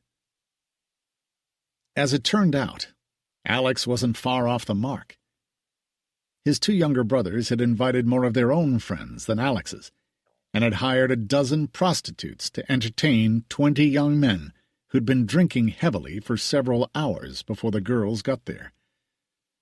As soon as Alex saw the girls walk in, he slipped away quietly through a side door. And when he spoke to his brothers the next day, they didn't even realize he hadn't been there for the fun. It had apparently gone on until morning, while Alex was peacefully at home, in bed. "Marvelous evening, wasn't it?" Harry, his younger brother, said, severely hungover when he called Alex the next day. "Absolutely wonderful," Alex confirmed. "I knew you'd enjoy that." "Right." At least none of them had gotten arrested for disorderly conduct or hiring prostitutes, both of which had happened before, and Alex had had to bail them out of jail. "See you at the wedding. And don't bring any of the girls with you." "Of course not. But we can drop in to see them any time. I got them at a house on Market Street. They're good girls." "I'm sure they are. I'm going to be married now, though." Not that he had consorted with prostitutes as a bachelor, either, but his brothers did, frequently. More than anything, the boys were bored and looking for amusement in any form. "You need to have more fun, Alex," Harry said. "At least you had a good time last night." "I certainly did." He had been home in bed and sound asleep by 10 o'clock. He was glad he hadn't stayed. He had dinner with Eleanor and her parents on Nob Hill that night, and Charles whispered that he hadn't called to get bailed out of jail, and smiled at Alex. "I left just as the fun started. I know my brothers," he said with a wry grin. "I just hope they behave at the wedding." "No one will notice if they don't, in a mob of 800 people. They're liable to chase each other through the tent on horseback on a dare, or some other unpleasantness or childish prank. They're a handful. They were so young when my parents died, and I'm afraid I wasn't stern enough with them, and assumed they'd be sensible. Instead, they went wild." He felt that he should have kept a tighter rein on them, but he hadn't, and now it was too late. "They sound relatively harmless." Alex rolled his eyes, and Charles laughed. They made it an early night, and on Friday, Alex had a peaceful dinner with his closest male friends, none of whom had been invited to the orgy by his brothers. Eleanor stayed home with her parents to have a quiet night and get ready for her big day. She lay in her bed, thinking that it was her last night in her childhood room as a single woman. She was excited about getting married, but there was something bittersweet about it, too. She would be leaving her parents' home and going to her husband's after their honeymoon, and she would never be a young girl again, as she was now. On her wedding day, she would discover the pleasures and pains of being a married woman. She was nervous about it, and not entirely sure what to expect. Her mother had explained it to her, but so discreetly that Eleanor was not entirely sure how it all worked, and it sounded painful to her. Her mother said she would enjoy it after the first time, but the first time sounded somewhat terrifying, even with a gentle, loving man like Alex. None of her friends were married yet, so she had no one to ask. And she would have asked Wilson, but she had never been married either. So Eleanor assumed she knew as little about it as Eleanor did herself.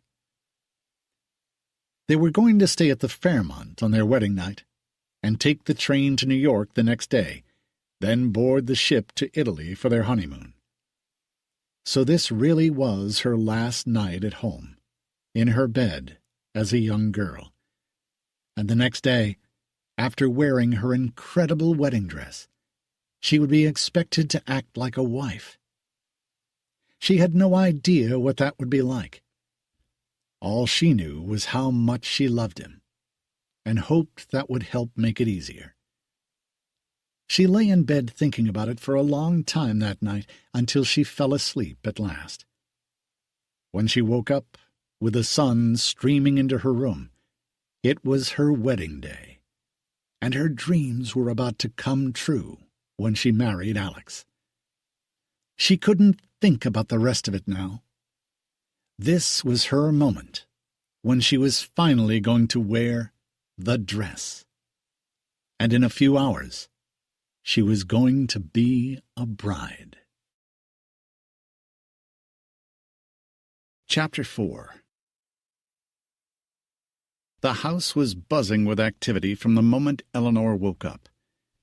One of the maids brought her breakfast on a tray, but she couldn't eat it. She was too excited. She stayed in her room and tried not to get in the way. Her mother came to check on her several times and told her everything was going splendidly, without a hitch. They were setting the dinner tables in the main tent by then.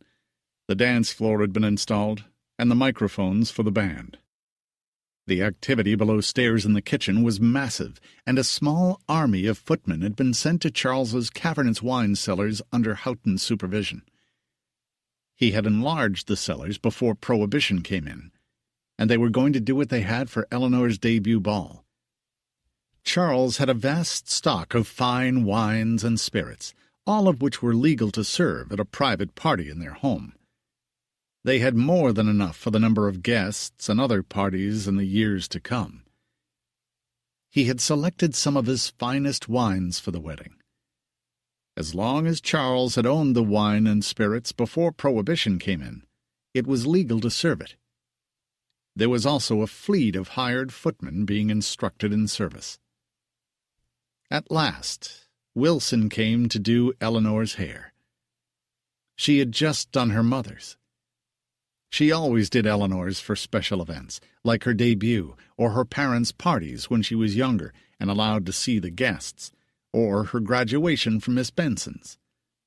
Wilson did it with special care today, in the small chignon they had agreed on, with the waves around her face, and her mother walked into the room while Wilson was using the curling iron to create the fashionable waves that Madame Lanvin had agreed would be the right style to wear with her veil. "Oh, you look lovely, dear," her mother smiled as she looked at her in the mirror. She was carrying a large square box in her hands. "What's that?" Eleanor asked her, intrigued. It looked like a jewelry box, only larger. Louise sat down on a chair next to her. "This belonged to my grandmother, your great-grandmother. I wore it on my wedding day. I mentioned it to Madame Lavin in Paris, and she thought it would be pretty." She handed the box to Eleanor, who opened it carefully, and an exquisite pearl and diamond tiara lay nestled in the custom-made box. Louise had warned Wilson about it, who had been doing Eleanor's hair accordingly, and they gently set the tiara on her head. It was perfect. Not too tall and not too showy. It was just the right thing for a bride. "Oh, Mama, it's so beautiful." Eleanor had tears in her eyes as she hugged her mother. She was already wearing the underwear that the house of Lanvin had made for her, silk stockings, and the shoes that went with the dress, and a pink satin dressing-gown. All three of them stood admiring the tiara, and Eleanor sat down so Wilson could finish her hair. She was keeping it very simple, though still stylish. She didn't want to distract from the tiara or the veil. She had just put the last pin in it when one of the maids came to the door with a box wrapped in white paper with a white satin ribbon tied in a bow, with a note tucked into it. Eleanor looked surprised, opened the card, and turned to her mother. "It's from Alex." The card read only, "To my wife on our wedding day. With all my heart and soul, Alex." She could feel her heart pounding as she opened it, and she gasped when she saw it. It was a very important diamond necklace, made up of large, perfectly matched round stones, and she could tell it must have been his mother's. It was even bigger than the one her mother had and seldom wore because the stones were so large. It was an amazing piece of jewelry. Her eyes opened wide as she looked at it, and then at her mother. "Oh, Mamma!" "That is an extraordinary wedding present from your husband," Louise confirmed to her with a smile. "Should I wear it with my dress?" "Of course. He would be very hurt if you didn't, and it will look wonderful. It's just right for the neckline." It was a dazzling piece of jewelry, and with her great-grandmother's tiara, it would be even more impressive. Her mother put it on her carefully, and the necklace sparkled on Eleanor's neck as Wilson went to get the dress. It was so beautifully made that it was easy to get into. There was a concealed zipper, a number of hooks, and the buttons down the back, but there was no mystery to it, and it glided onto Eleanor's shapely young body as smoothly as it had in Paris, and fell just as it was meant to, with the long train behind her. It took both Wilson and her mother to put the veil in place, however. It sat just behind the tiara, with a thin film of tulle which came forward over the tiara and Eleanor's face to her fingertips.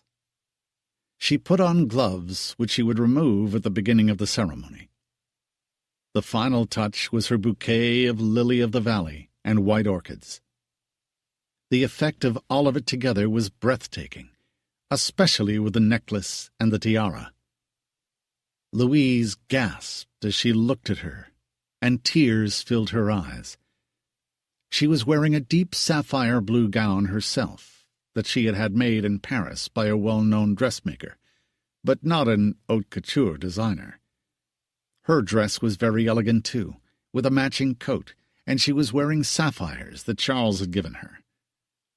The two women standing together looked incredible, and when they emerged from Eleanor's bedroom, Charles looked up and stared at them as they came down the stairs.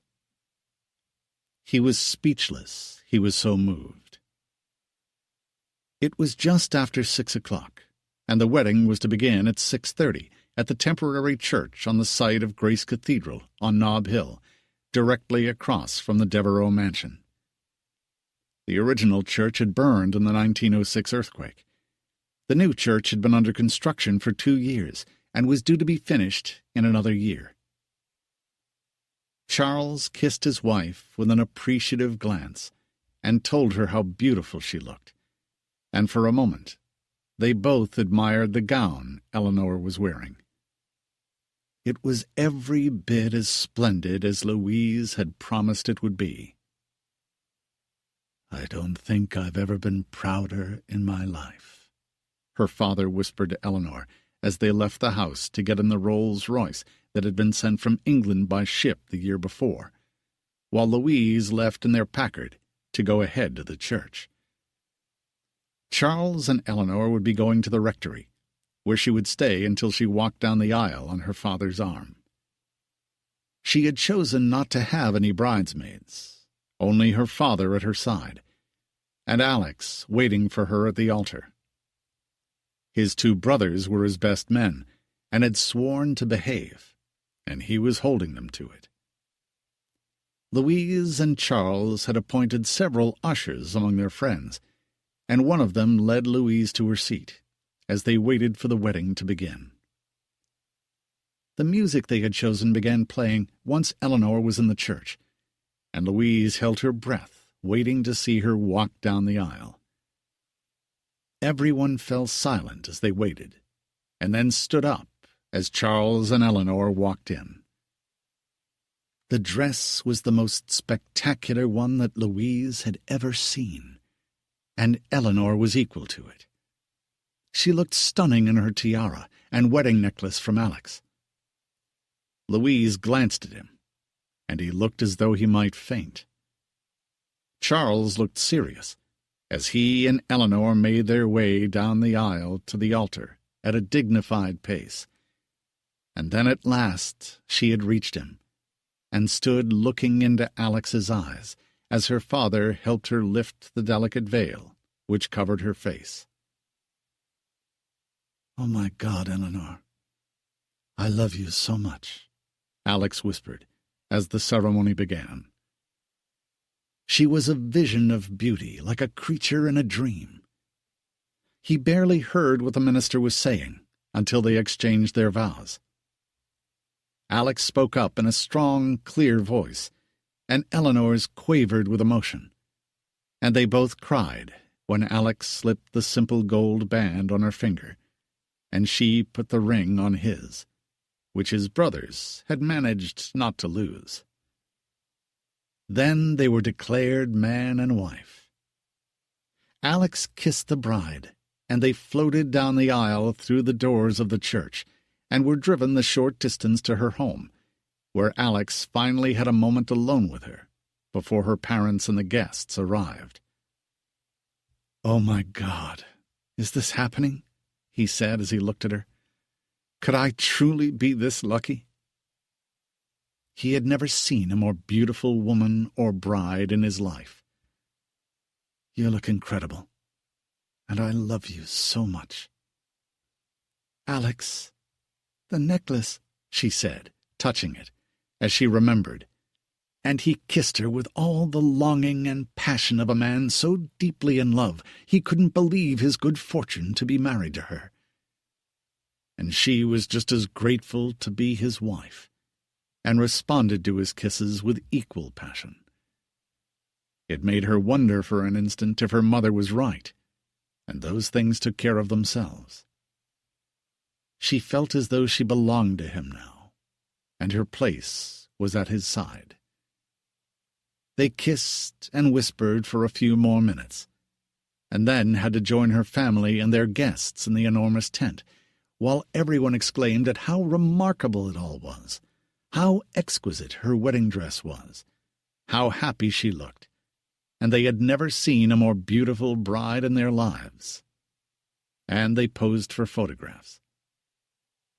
They spent what felt like hours on the receiving line while people kissed her, and others squeezed their hands and congratulated them and her parents. And at last, when the orchestra began playing, she danced the first dance with Alex, and then with her father, while Alex danced with his mother-in-law, and the guests smiled at them, touched by the obvious love between the bride and groom. It was the most impressive, dazzling wedding San Francisco had ever seen. Their friends were at the bridal table with them. Eleanor's father made a speech about how much he and her mother loved her that brought tears to Eleanor's eyes, and they welcomed Alex warmly into the family.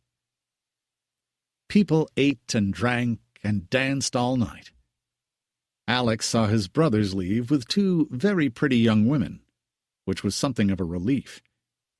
Guests commented on how good the food was, and the wine, no small feat with 800 wedding guests. And at 2 a.m, Alex and Eleanor shared a last dance, circling the floor with her in the magical wedding gown, with her train attached to a narrow satin loop on her wrist. And then he whispered to her and asked if she was ready to leave. She was. She wanted to be alone with him, and it had been a long, unforgettable night. She was slightly afraid, too, but didn't tell him. He could see it in her eyes. They had cut the enormous, artistically decorated wedding cake hours before, and all that remained was for her to toss the bouquet. She stood on the stage with the orchestra for a moment, turned her back, and threw it over her shoulder. She laughed when she saw that a classmate from Miss Benson's had caught it, and was thrilled. She had confided to Eleanor recently that she was hoping to become engaged soon, and Eleanor hoped that the bouquet would bring her luck. Alex and Eleanor thanked her parents profusely before they left. "It was the most beautiful night of my life," she said to both of them, with everything she felt for them and Alex and the wedding they had given her. "And mine," Alex echoed with feeling. "Thank you, Mamma. Papa," she said again as she kissed them. She was going to drop the tiara off at the house the next morning when they left for the train station at 9 a.m. Her trunks were already packed and at the hotel, and she was going to take her wedding necklace with her to wear on the ship. Alex was pleased. As she had guessed, it had been his mother's, and one of her favorite pieces, he said. She had been much older than Eleanor when she received it, but Alex wanted her to have it, and it was perfect on her. Her father had bought it at Cartier in Paris before the war. Alex's chauffeur dropped them off at the hotel just across from the house. He had reserved the largest suite in the Fairmont for them for their wedding night. They were both wide awake despite the late hour. Eleanor had stopped drinking champagne hours before. She didn't want to get drunk or sick at her wedding, and Alex had drunk in moderation for the same reason. He didn't want to be blind drunk on his first night with his bride. But they opened a bottle of champagne when they got to their suite, and Eleanor sipped it. They talked for a while about what an extraordinary wedding it had been. They had been posing for photographs all night long, and Eleanor couldn't wait to see them. "Shall we retire?" he asked gently. They had to be up at 7 to leave the hotel at 9. Wilson was to come for the dress right before they left in the morning. They had a long journey on the train ahead of them, after a big day and a late night. Alex carefully helped her undo the fastenings on the dress, and she disappeared into the bedroom of the suite to finish undressing. It made her sad as she carefully stepped out of the dress. She hadn't even noticed how heavy it was, with the pearls carefully embroidered onto it. It was so perfectly made that the weight of it was never uncomfortable, and it saddened her to realize that the big moment was over, and she would never wear the dress again. She wondered who would, which of her children, a long time from now. She laid it out carefully, with the shoes, and disappeared into the bathroom, where Wilson had left a beautiful lace nightgown Madame Lavin had given her as a gift for her wedding night, with little white satin ribbons on it. It molded her body as Madame Lavin had meant it to, without being vulgar, but exquisitely sexy and alluring, as only a French designer could do.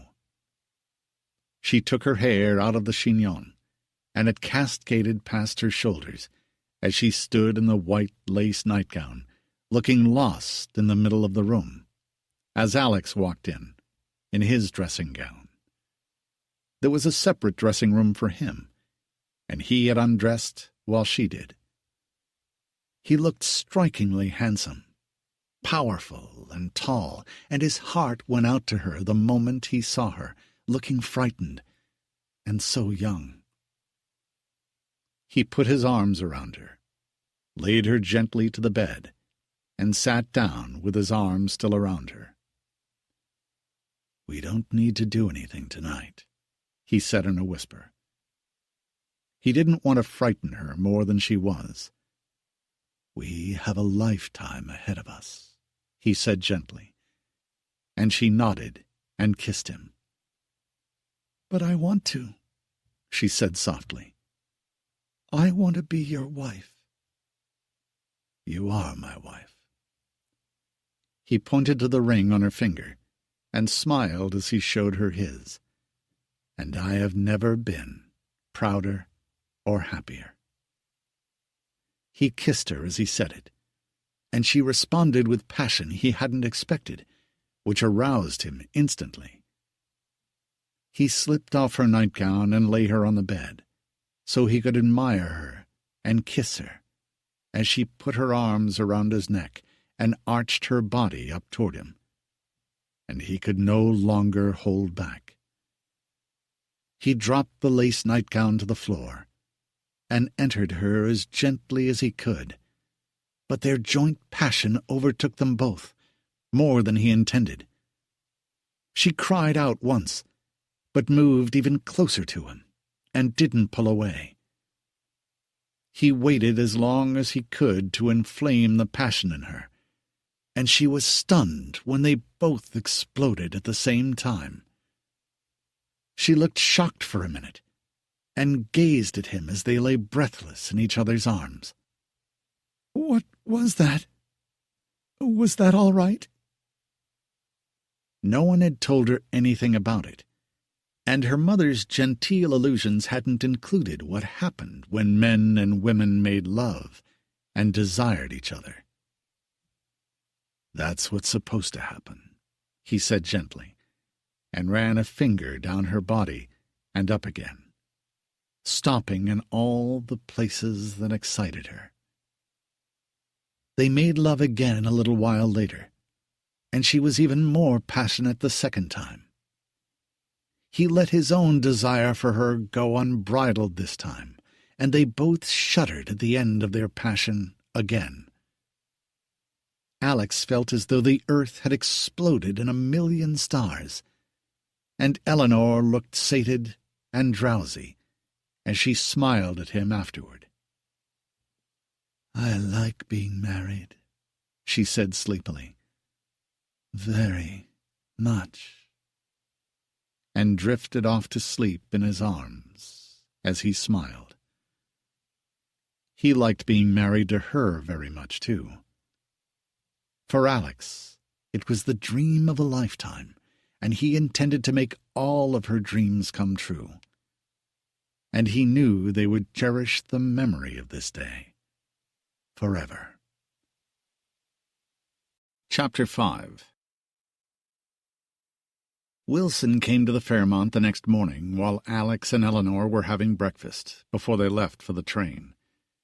She took the wedding dress, the tiara, and all the accessories with her, and she congratulated them again. She said that Eleanor's parents were still asleep when she left the house. Some of the guests had stayed until 5 in the morning, and her parents had danced until nearly the end. They had enjoyed the evening, too. Eleanor was wearing a pale blue wool dress and coat the color of her eyes, that they had bought from a dressmaker in Paris between fittings at Lanvin. It looked lovely on her with a matching hat. They had made love again before they got out of bed that morning, and Alex was happy and surprised that she was such a willing partner, and by the morning she wasn't even shy with him. He was her husband, and she said she wanted to be a good wife. He could tell that she wasn't sacrificing herself. She genuinely enjoyed their lovemaking, even though she had been a virgin when she came to him the night before. She had no hesitation about giving herself to him, which made her all the more appealing. He could hardly keep his hands off her as they hurried to leave the hotel and catch the train to New York, which was to leave at 10. They were following the same route to New York she had taken with her mother in April to go to Paris for her wedding dress. Only this time they would be sailing on the RMS Aquitania, disembarking in Cherbourg, and then on to Rome by train to begin their honeymoon. She was a British ship, made a stop in Southampton, and carried mail as well, and was the fastest ship afloat. She was called the Millionaire's Ship, had served in the Great War, and had been refitted for military service 3 months after she was launched, and had been used as a hospital ship. And for the past 10 years had returned to service as a luxury liner with 3 classes.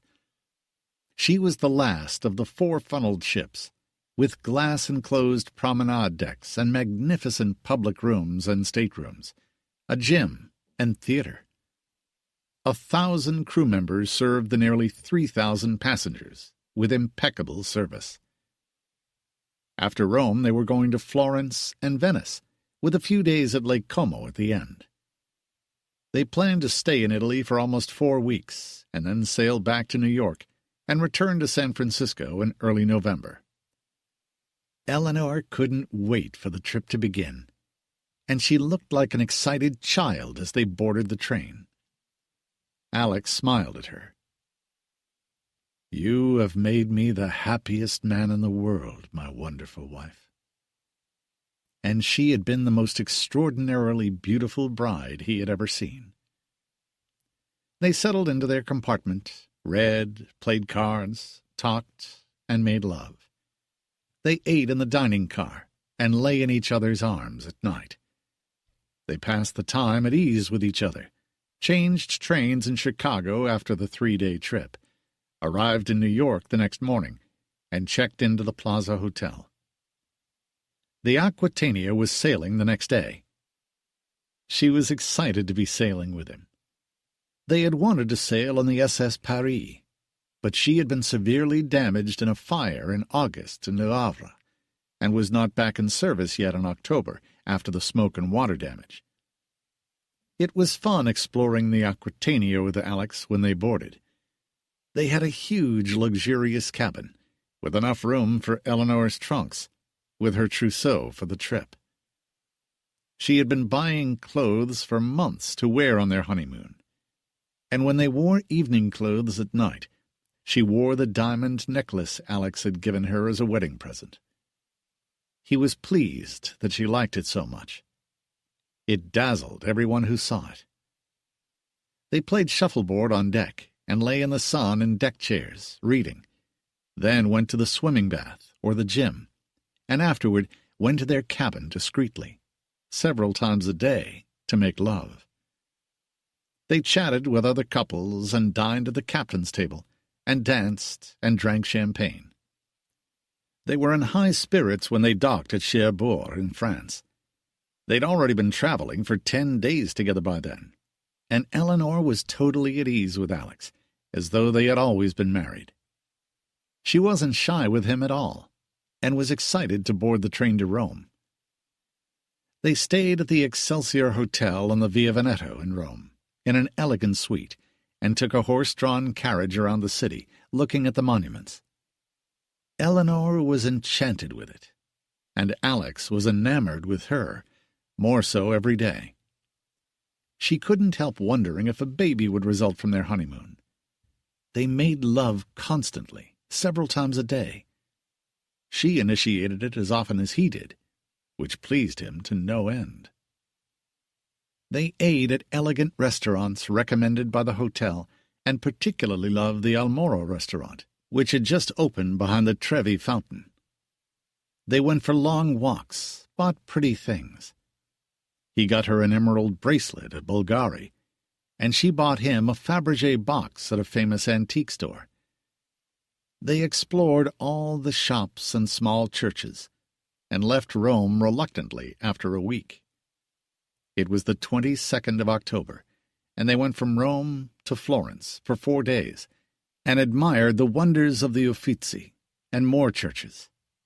2 days after they got to Florence, Alex received a flood of telegrams from his bank that the stock market bubble had begun to burst. Investors had dumped shares en masse. 12,900,000 shares were traded that day, and they were calling it Black Thursday. Alex was concerned by the reports. They went to Venice 2 days later, which Eleanor fell in love with the moment she saw it. They stayed at the Danielle and walked everywhere, got lost, and found their way again. They took a gondola beneath the Bridge of Sighs, while the gondolier sang to them. It was the most romantic place she had ever been. Alex was enchanted being there with her.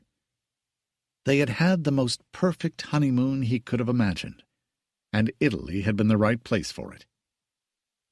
They were planning to spend a week in Venice and several days at Lake Como before returning to Cherbourg to sail back to New York. They had been in Venice for 3 days. It was October 29th, 1929. They had just returned to their suite at the hotel after a day of shopping and exploring. It was 6 o'clock, and they were going to rest for an hour or two before going to dinner at the best restaurant in Venice. They had just walked into the room when there was a knock at the door, and Alex opened it, and one of the hotel's young runners handed him a telegram. He took it and tipped the boy, lay down next to his wife on the bed. He assumed it was from his office at the bank, which would have just opened at that hour. He was right. It was from the assistant manager in charge in Alex's absence, and Alex frowned at what he read. Disastrous situation. General economic crisis is coming to a head. Mass panic. Shares being dumped on the stock exchange in New York. Millions being lost. The economy is falling into the abyss. Alex couldn't believe it was as bad as he said. He wrote 2 quick telegrams, one to his manager, and told him to sit tight, the other to a friend of his in New York, a stock market analyst, to ask him what he thought. He told Eleanor he'd be back in a minute, went to the front desk, and sent the telegrams. He got their responses before they left for dinner. His friend in New York confirmed that disaster had struck. Panic had hit Wall Street. Stocks were being dumped by the million. Billions of dollars were being lost. 16 million shares were traded that day in the second wave of panic in 5 days. Millions of shares had become worthless. It was becoming a crisis from which the country could not recover. It was the biggest stock market crash in the history of the stock exchange. Investors who had bought on margin were instantly wiped out. Black Tuesday was even more deadly than Black Thursday had been 5 days before. It didn't make sense to Alex. How was that possible? Surely they were exaggerating. He sent a telegram to Charles Devereux then, and they left for dinner. He didn't say anything to Eleanor. He didn't want to worry her, and he still didn't believe that what had happened was as bad as they were saying. It just wasn't possible. Eleanor thought he seemed distracted at dinner. He was unusually quiet, but she also thought maybe he was just tired. They had made love into the morning hours the night before, had gotten very little sleep, and had run around all day. She didn't make the connection between the telegrams he had received and his silence. She just assumed they were messages from his office about ordinary things. And he said nothing to her of the panic on Wall Street. When they got back from dinner, he had a telegram from Charles and several others. He read the one from Charles first. It's worse than you've been told. I am ruined. Many are. Banks are failing. Entire fortunes have been lost. The country is on its ear. We won't recover from this in our lifetimes. Mine, anyway. Disastrous situation. 16 million shares traded today. Billions lost. The country is wiped out. Economic crisis of Olympian proportions. Charles. The country's overspending had finally caught up with it, and the stock market bubble had burst with disastrous results. Banks that had been overextended would go under. Alex said nothing to Eleanor that night. The other telegrams he had received said pretty much the same as Charles's, some worse. The manager of his bank said that, too heavily invested, they had been wiped out. They had also extended too much credit. Alex needed to know if it was true. He couldn't imagine that Charles was really ruined, with a fortune that size. He went downstairs to read the newspapers in the morning before Eleanor woke up. He got the Italian, British, and international American newspapers. It was the headline on every paper. The crisis had reached Europe and the world, although for now the most severe losses were in the United States. The stock market crash was front-page news in every language, and the clerk at the reception desk looked concerned as Alex wrote out more telegrams. When he went back upstairs, he told Eleanor that there appeared to be a stock market crisis in New York, but not that it had crashed and the country was wiped out. He didn't believe that himself yet, and still thought they must be exaggerating. But 16 million shares traded the day before could not be denied. He told her he wanted to stay close to the hotel and see the responses to his telegrams when they arrived. She went for a walk on her own, and when she returned, she could see the seriousness of it by how Alex looked. Every mention was the same. The country was in extremis, and entire fortunes had evaporated in a day. He wondered if his had, too. It was beginning to seem likely, and he told Eleanor with regret that he thought they should get home and cut the trip short. She looked disappointed, but said she understood. "Is Papa all right?" she asked him, worried, and he remembered the telegram he'd received from Charles that said he was ruined. "I'm not sure anyone knows yet. I think we need to go home and find out." The reception desk helped them to book passage on the Aquitania almost 2 weeks earlier than the passage they'd planned to be on for their return, before they shortened the trip. Alex and Eleanor spent a quiet night at the hotel discussing what had happened and how bad it really was, and the next morning they left Venice by train to reach Cherbourg in time to sail. She put her arms around his neck before they left the hotel. "I had a fantastic honeymoon, Alex, and I want you to know that whatever happens when we go back, we'll deal with it together. There are 2 of us now."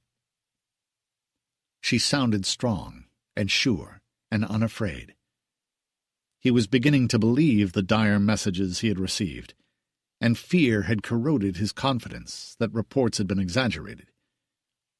From what the newspapers were saying, the entire American economy had collapsed. It seemed impossible, but he had begun to fear it was true, and he was anxious to get back. Their return to New York on the luxurious Aquitania was stressful for Alex, and filled with anxiety. He no longer felt like celebrating or dancing at night. The more he heard, the more desperate he was to return to the States. He was planning to spend a day in New York when he arrived, to see people he trusted who were involved with the stock exchange and the bond and commodities markets. He wanted real information, not the voices of panic. The last telegram he got before he boarded the ship was from his manager at the bank, informing him that their largest bank client, a man with an enormous fortune, faced with ruin, had committed suicide the night before. Matters were indeed grave, and Alex was no longer sure of his own holdings. In fact, he was almost certain he had lost the bulk of his fortune if what they were saying was true, and he was concerned about Charles Devereux's situation too. If what Charles had said in his telegram about being ruined was true, it meant that the 2 most solid banks in San Francisco would be obliged to close. It was a terrifying thought. He shared as little as possible with Eleanor on the trip back on the ship. He didn't want to worry her unduly or panic her unnecessarily. He wanted hard facts, not rumors. But she could sense that he was worried and the situation was serious. She said very little and didn't question him on the trip. She instinctively sensed that interrogating him would only heighten his anxiety, so she remained silent most of the time and kept their exchanges light. Alex got the hard facts he was seeking when they reached New York. He met with his stockbroker friends and several bankers. They and their clients had been wiped out. Some fortunes had vanished entirely in a matter of hours. Others were left with some small remnant of what they had had. Banks had closed. Businesses were cleaned out. Houses would have to be sold. Rich men had become paupers overnight, and possibly he among them. It was a tense train ride back to San Francisco, and he tried to prepare Eleanor for bad news when they arrived. But even he wasn't prepared for how dire it was. He dropped Eleanor off at his home and went straight to his bank. There was no question, according to the manager he had left in charge. Heavily invested, the bank had lost everything and had to close. The clients' fortunes had been lost. Their own funds were gone. Panic had led to mass withdrawals. Loans had to be liquidated. And when Alex checked his own personal situation, he had lost everything. Everything. He was penniless as a result of the crash. Everything he owned would have to be sold. He would have to find a job. And he had a wife now, and was going to drag her into the abyss with him. He couldn't bear the thought. He went to see Charles. The bank was closed, and he found him at home. His situation was the same, though not quite as desperate as Alex's. The bulk of Charles's fortune was gone. However, he had some small funds that had plummeted, but weren't entirely gone. But most of his holdings had been swept away by a tidal wave. By the time Alex returned to San Francisco 10 days after Black Tuesday, several of their more important bank clients and 3 of his friends had committed suicide, unable to face the fact that they had nothing left and no way to live. A number of those who had killed themselves had left widows and children, who were destitute now. Alex couldn't imagine it. The country had been plunged into a depression. "What are you going to do?" Alex asked Charles, closeted in the library with him, as they both drank straight Scotch and looked like desperate men. "We have a pittance left. I'm too old to get a job. I'm 52 years old, and no one will hire me," Charles said bluntly. "We have to sell everything. This house, Tahoe, jewels, cars, art, furs. It's all selling for nothing now, but we'll have to take what we can get. We're going to keep a corner of the Tahoe property where the servants' quarters are, and a small cottage. Louise and I can live there. The servants will have to go, of course. We've already given them notice. But they're in a bad spot, too. No one can afford to hire them now. After years in service, faithful to their employers in many cases, their jobs no longer exist. We'll have to become servants now," he said, giving Alex a black look. "What about you?" "Nothing left. I'm going to tell Eleanor tonight. I'm going to give her the opportunity to annul the marriage if she wishes to. I'm not the man she thought she married. I'll be lucky if I get a job as a janitor somewhere and live in a shanty. I can't do that to her. At least she could go to Tahoe with you." "So can you," Charles said in a hoarse voice. "I need a job. I can't find one at Lake Tahoe except as a gardener, and there'll be no one to hire any of us. We're a nation of ruined men and paupers now. If I know my daughter, she won't leave you. Louise has been wonderful about it. She's been contacting auction houses to sell the jewelry. We're putting the city house on the market next week. We'll sell it with everything in it, if someone will buy it. I had some money in the safe. We'll live on that for a while, but it won't last long."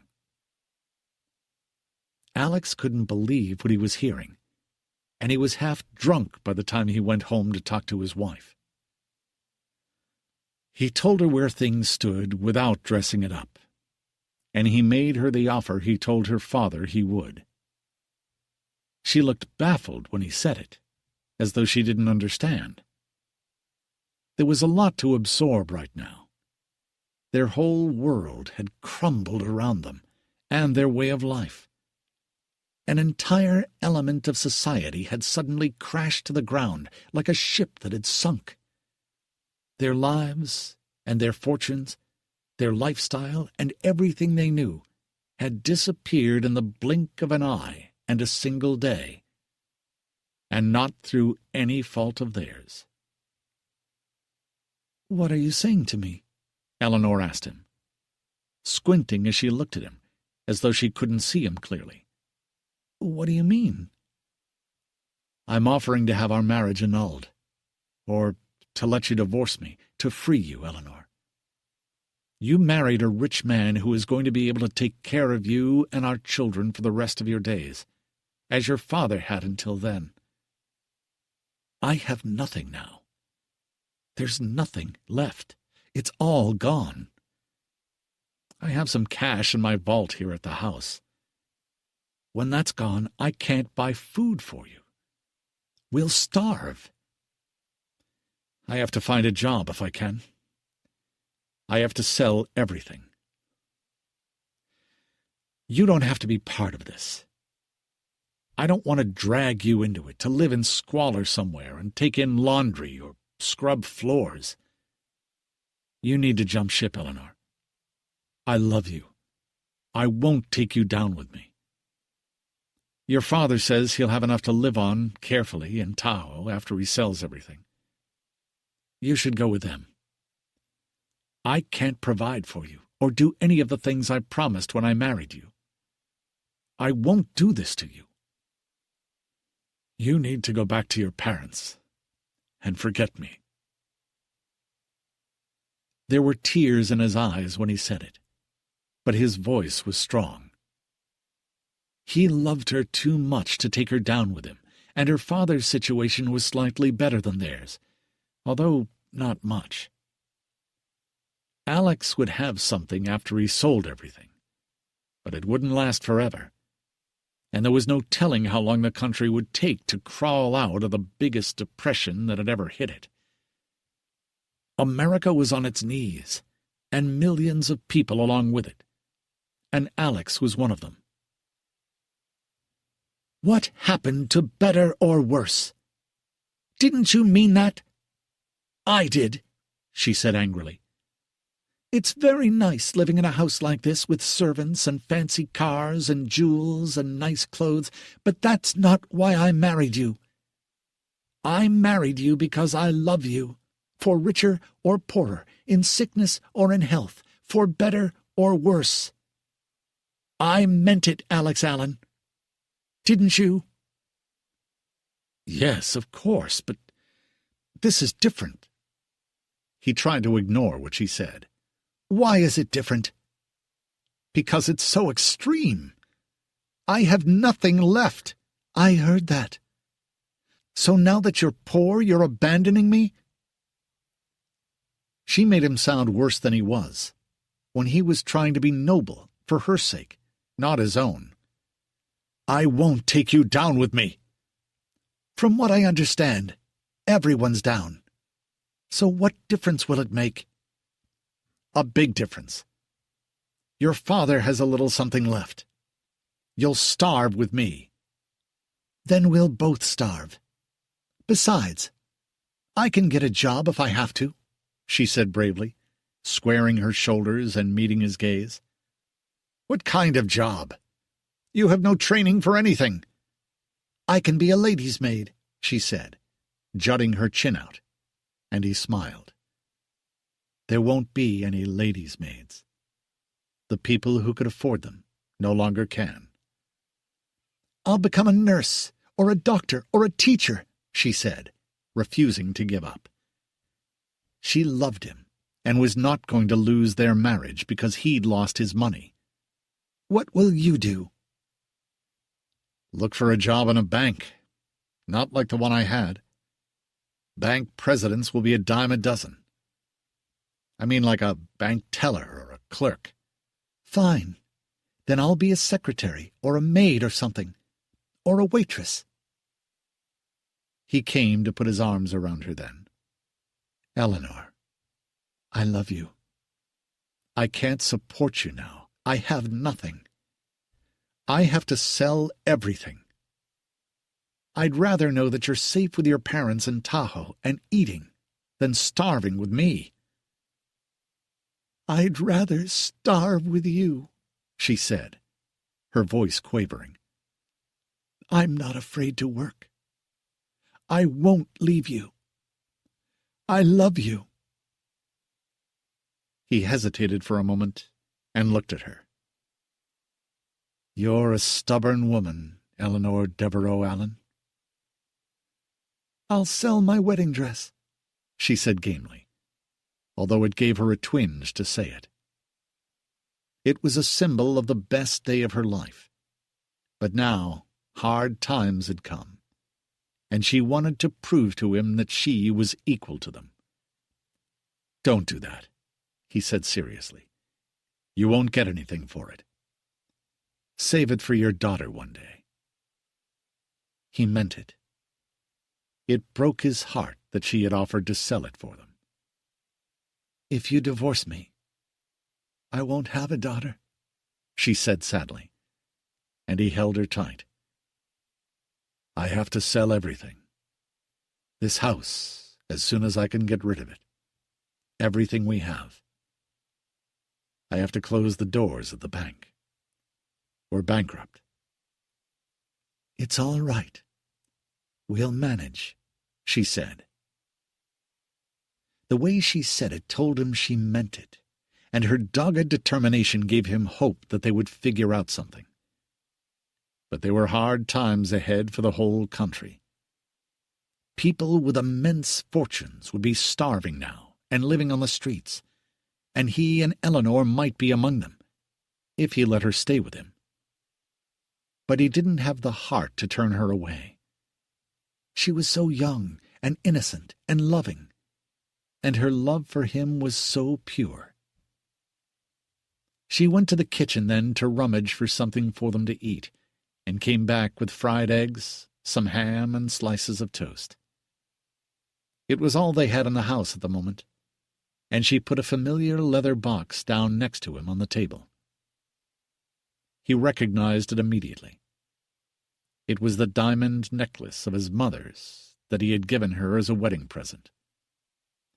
"If we're selling jewelry, you should sell that." She smiled at him, and he kissed her. "Some husband I am, selling your wedding present."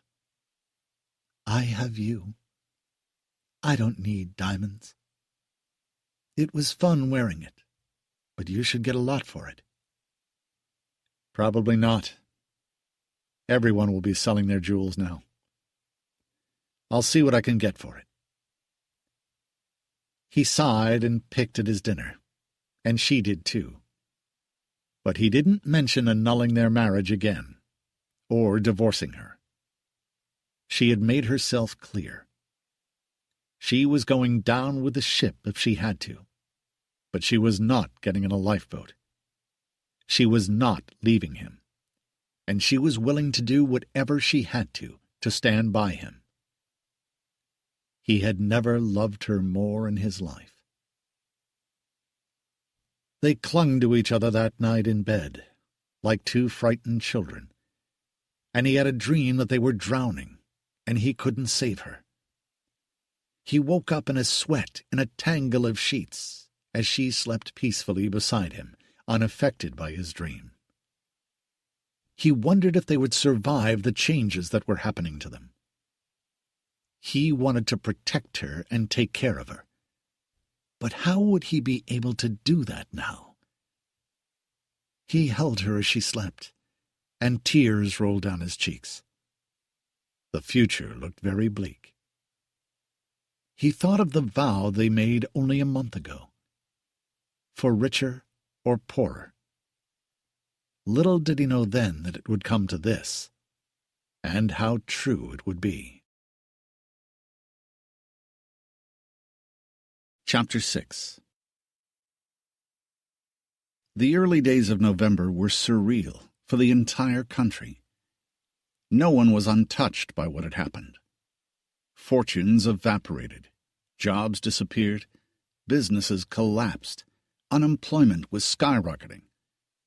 People didn't trust their banks not to fail, and withdrew whatever they had left.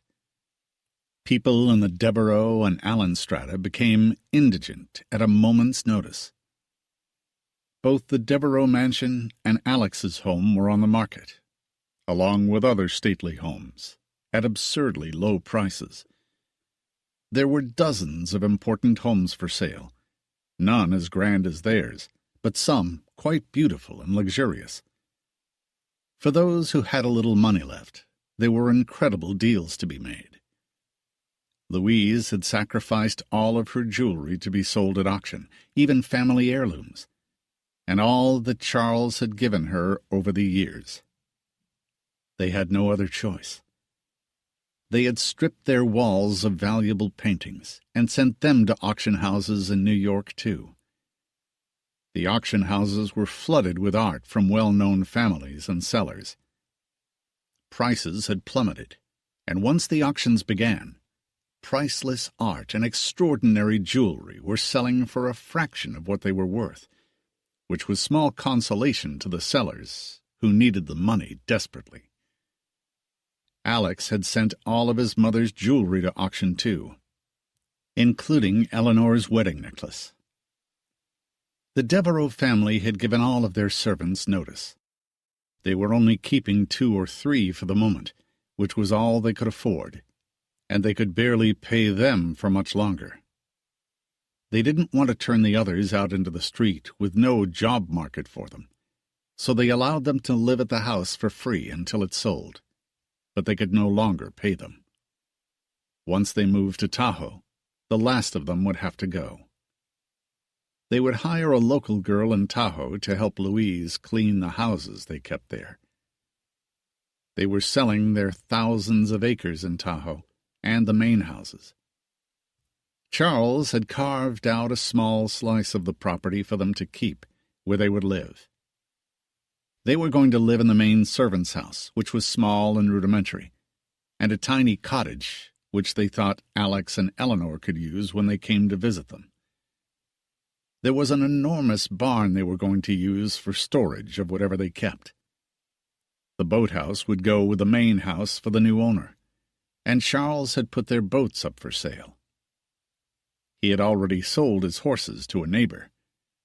They could no longer afford their upkeep, the grooms, or their feed. Wilson knew that once they sold the house on Nob Hill and moved to Tahoe, there would no longer be a job for her.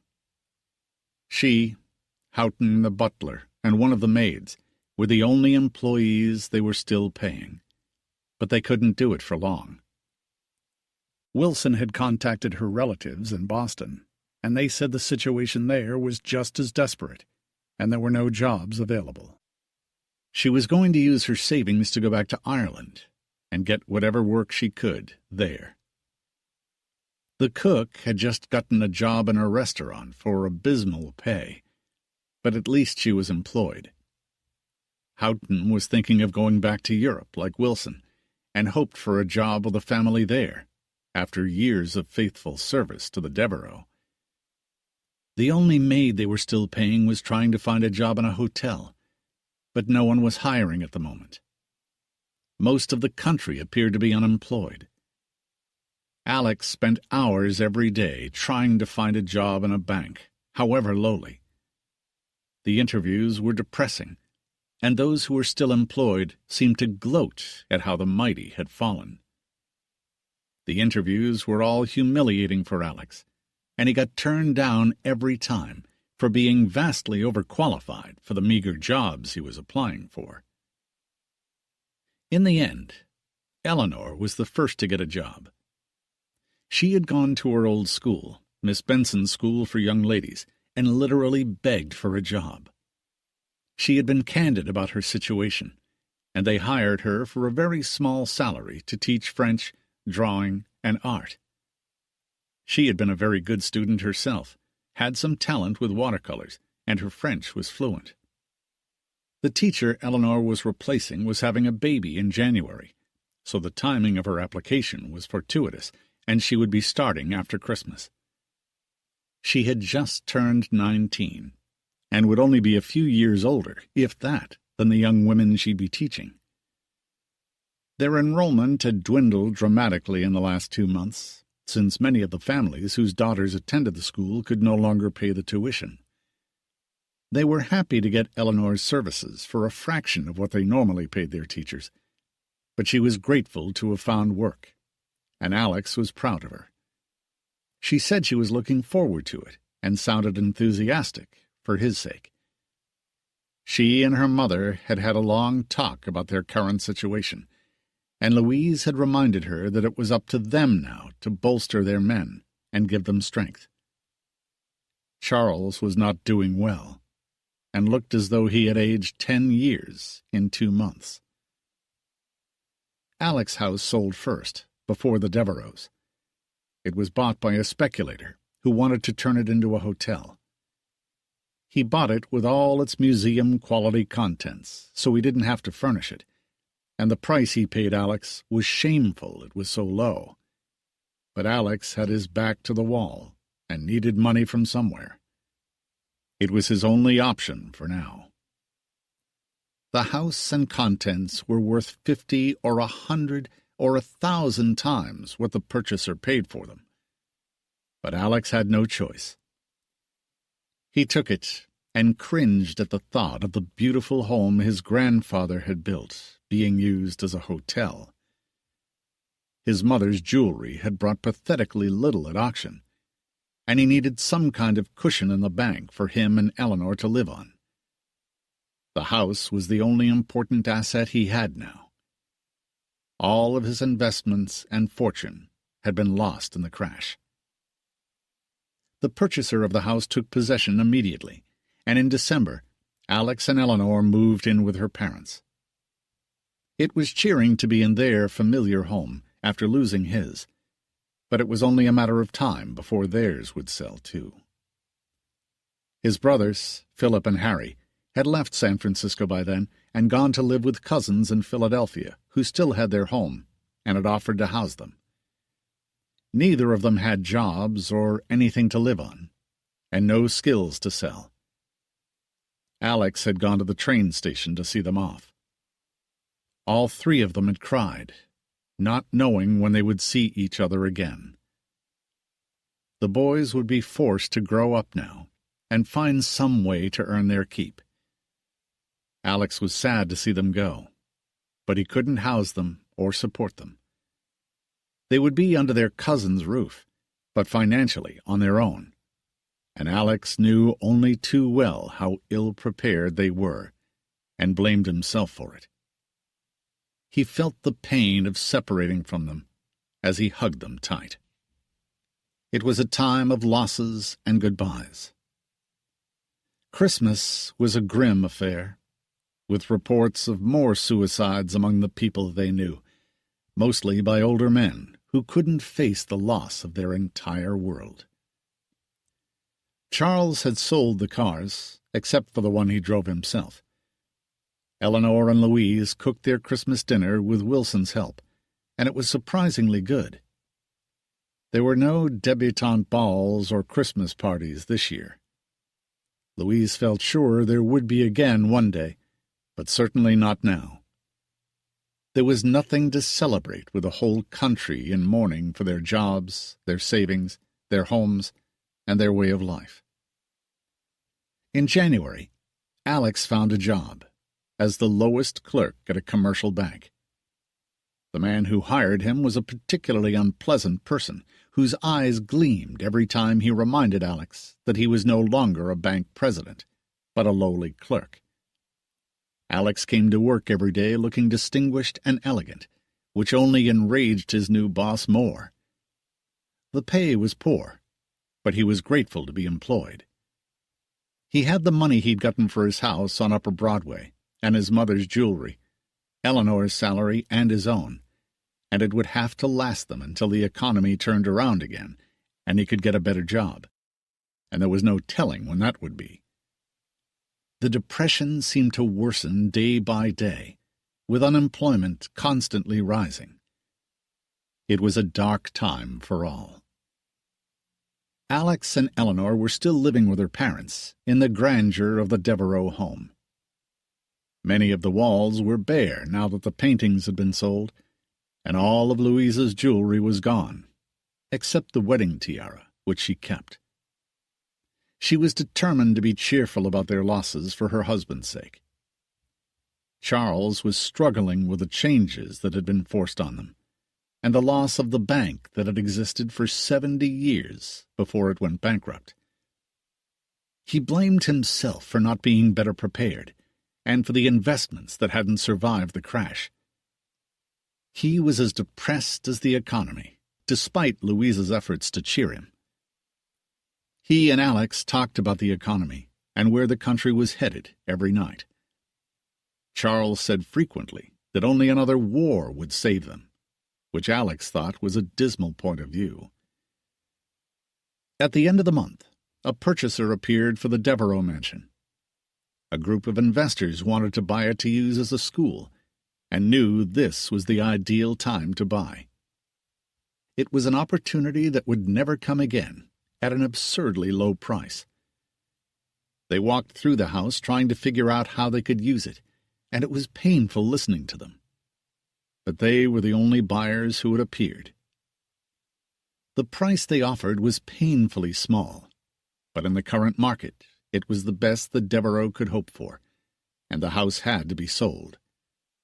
They could no longer afford to maintain it or staff it, and Charles needed to put some money back in their empty coffers to live on, since, at 52, he couldn't find a job. He discussed it with Louise and accepted their offer the next day. They gave him 30 days to move out, and Louise got busy packing immediately. Charles wanted to send the furniture to auction, but Louise insisted on keeping some of it. They had room for quite a bit in the barn in Tahoe, and furniture and fine antiques like theirs were selling for pennies. She decided to keep as much as they could store in the barn, and sell it later if they needed to.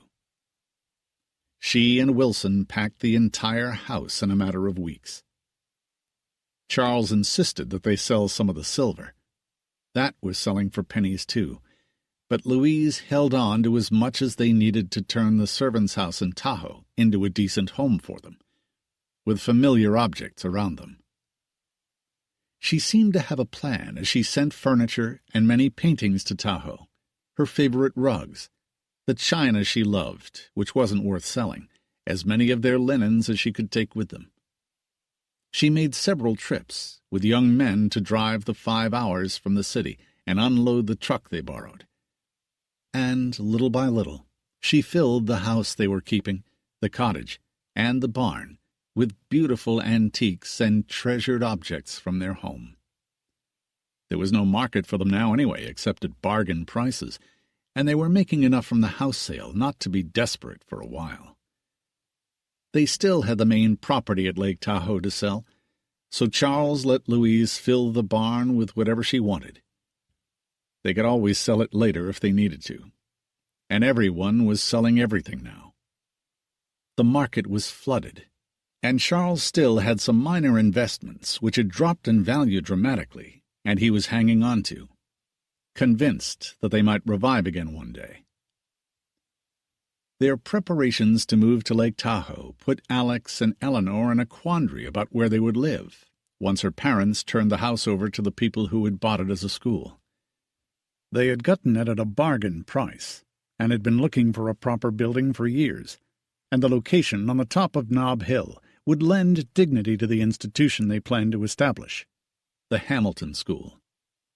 They were planning on opening an exclusive girls' school, which would go from kindergarten through 12th grade, which was a very progressive idea. "We have to find an apartment before your parents leave," Alex said to Eleanor one night. "We can't stay here after that." They'd been given 30 days by the new owners to vacate the house, and time was flying. "Can we afford to move into an apartment?" Eleanor asked him. She liked her new job more than Alex liked his. She liked the girls she was teaching at Miss Benson's, and the school was familiar to her since she had gone there herself. The headmistress was sympathetic with her situation.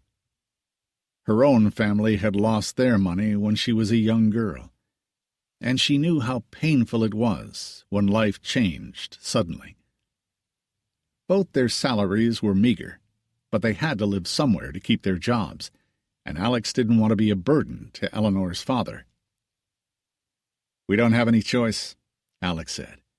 "We can't afford Pacific Heights. Maybe something downtown.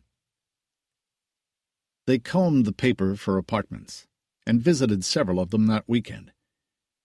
Many of the buildings were awful. Most were filthy and even dangerous. They found one on the fringes of Chinatown above a restaurant. The building appeared to be full of families. No one spoke English, and the apartment was cheap, but the living room was big and sunny.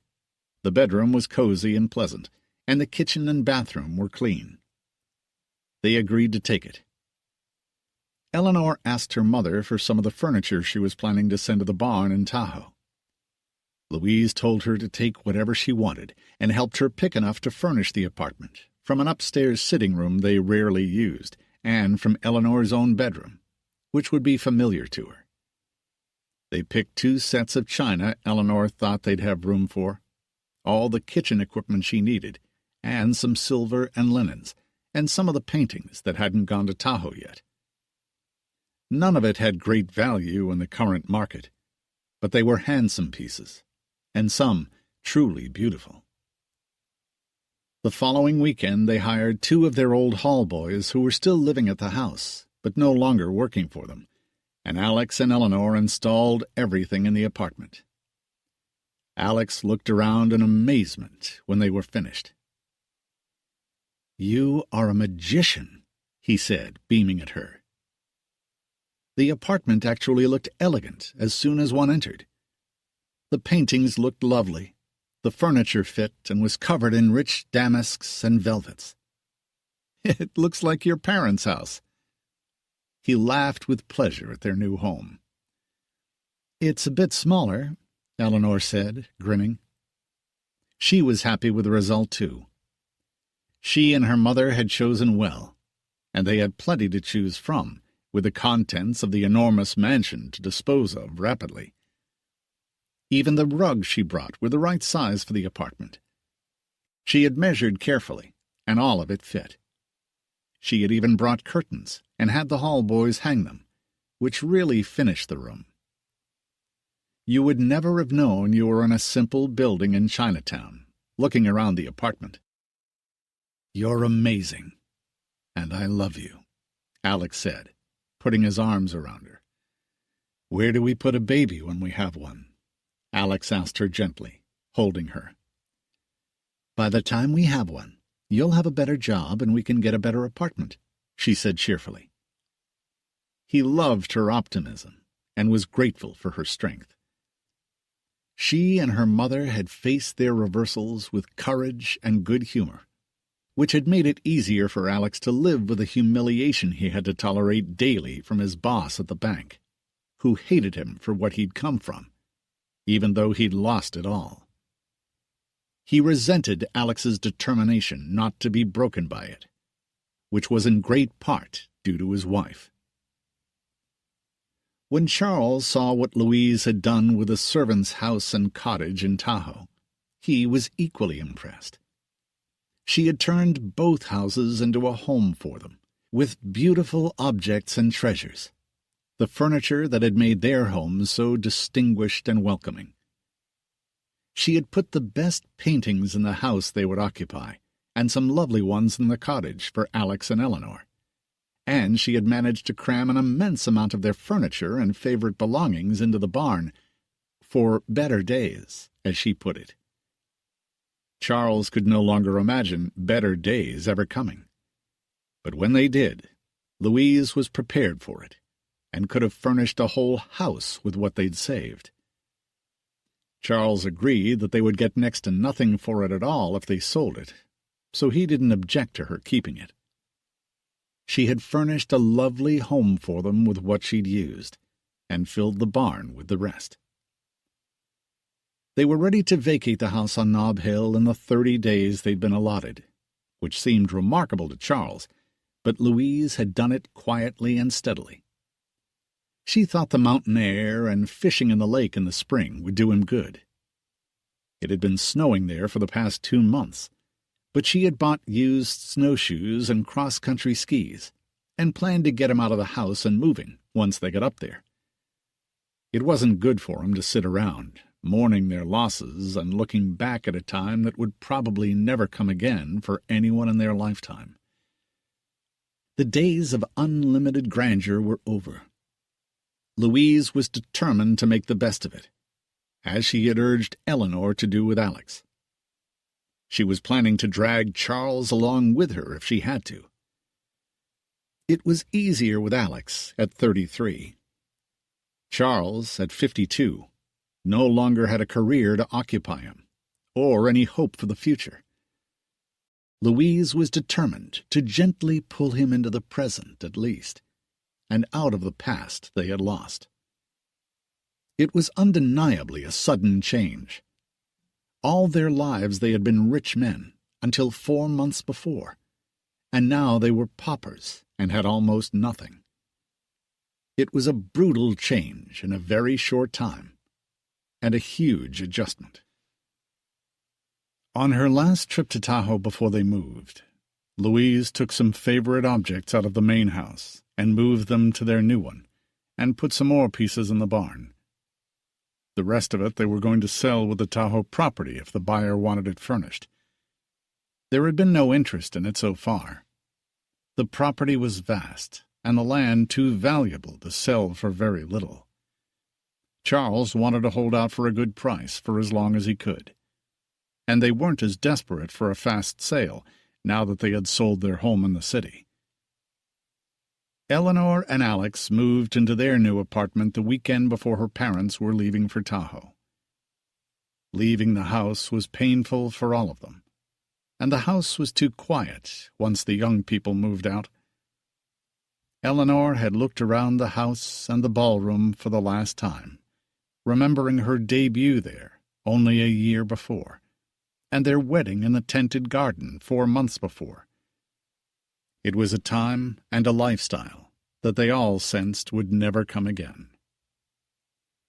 The hall boys and maids they were no longer paying, but were housed for free, had to move out that weekend.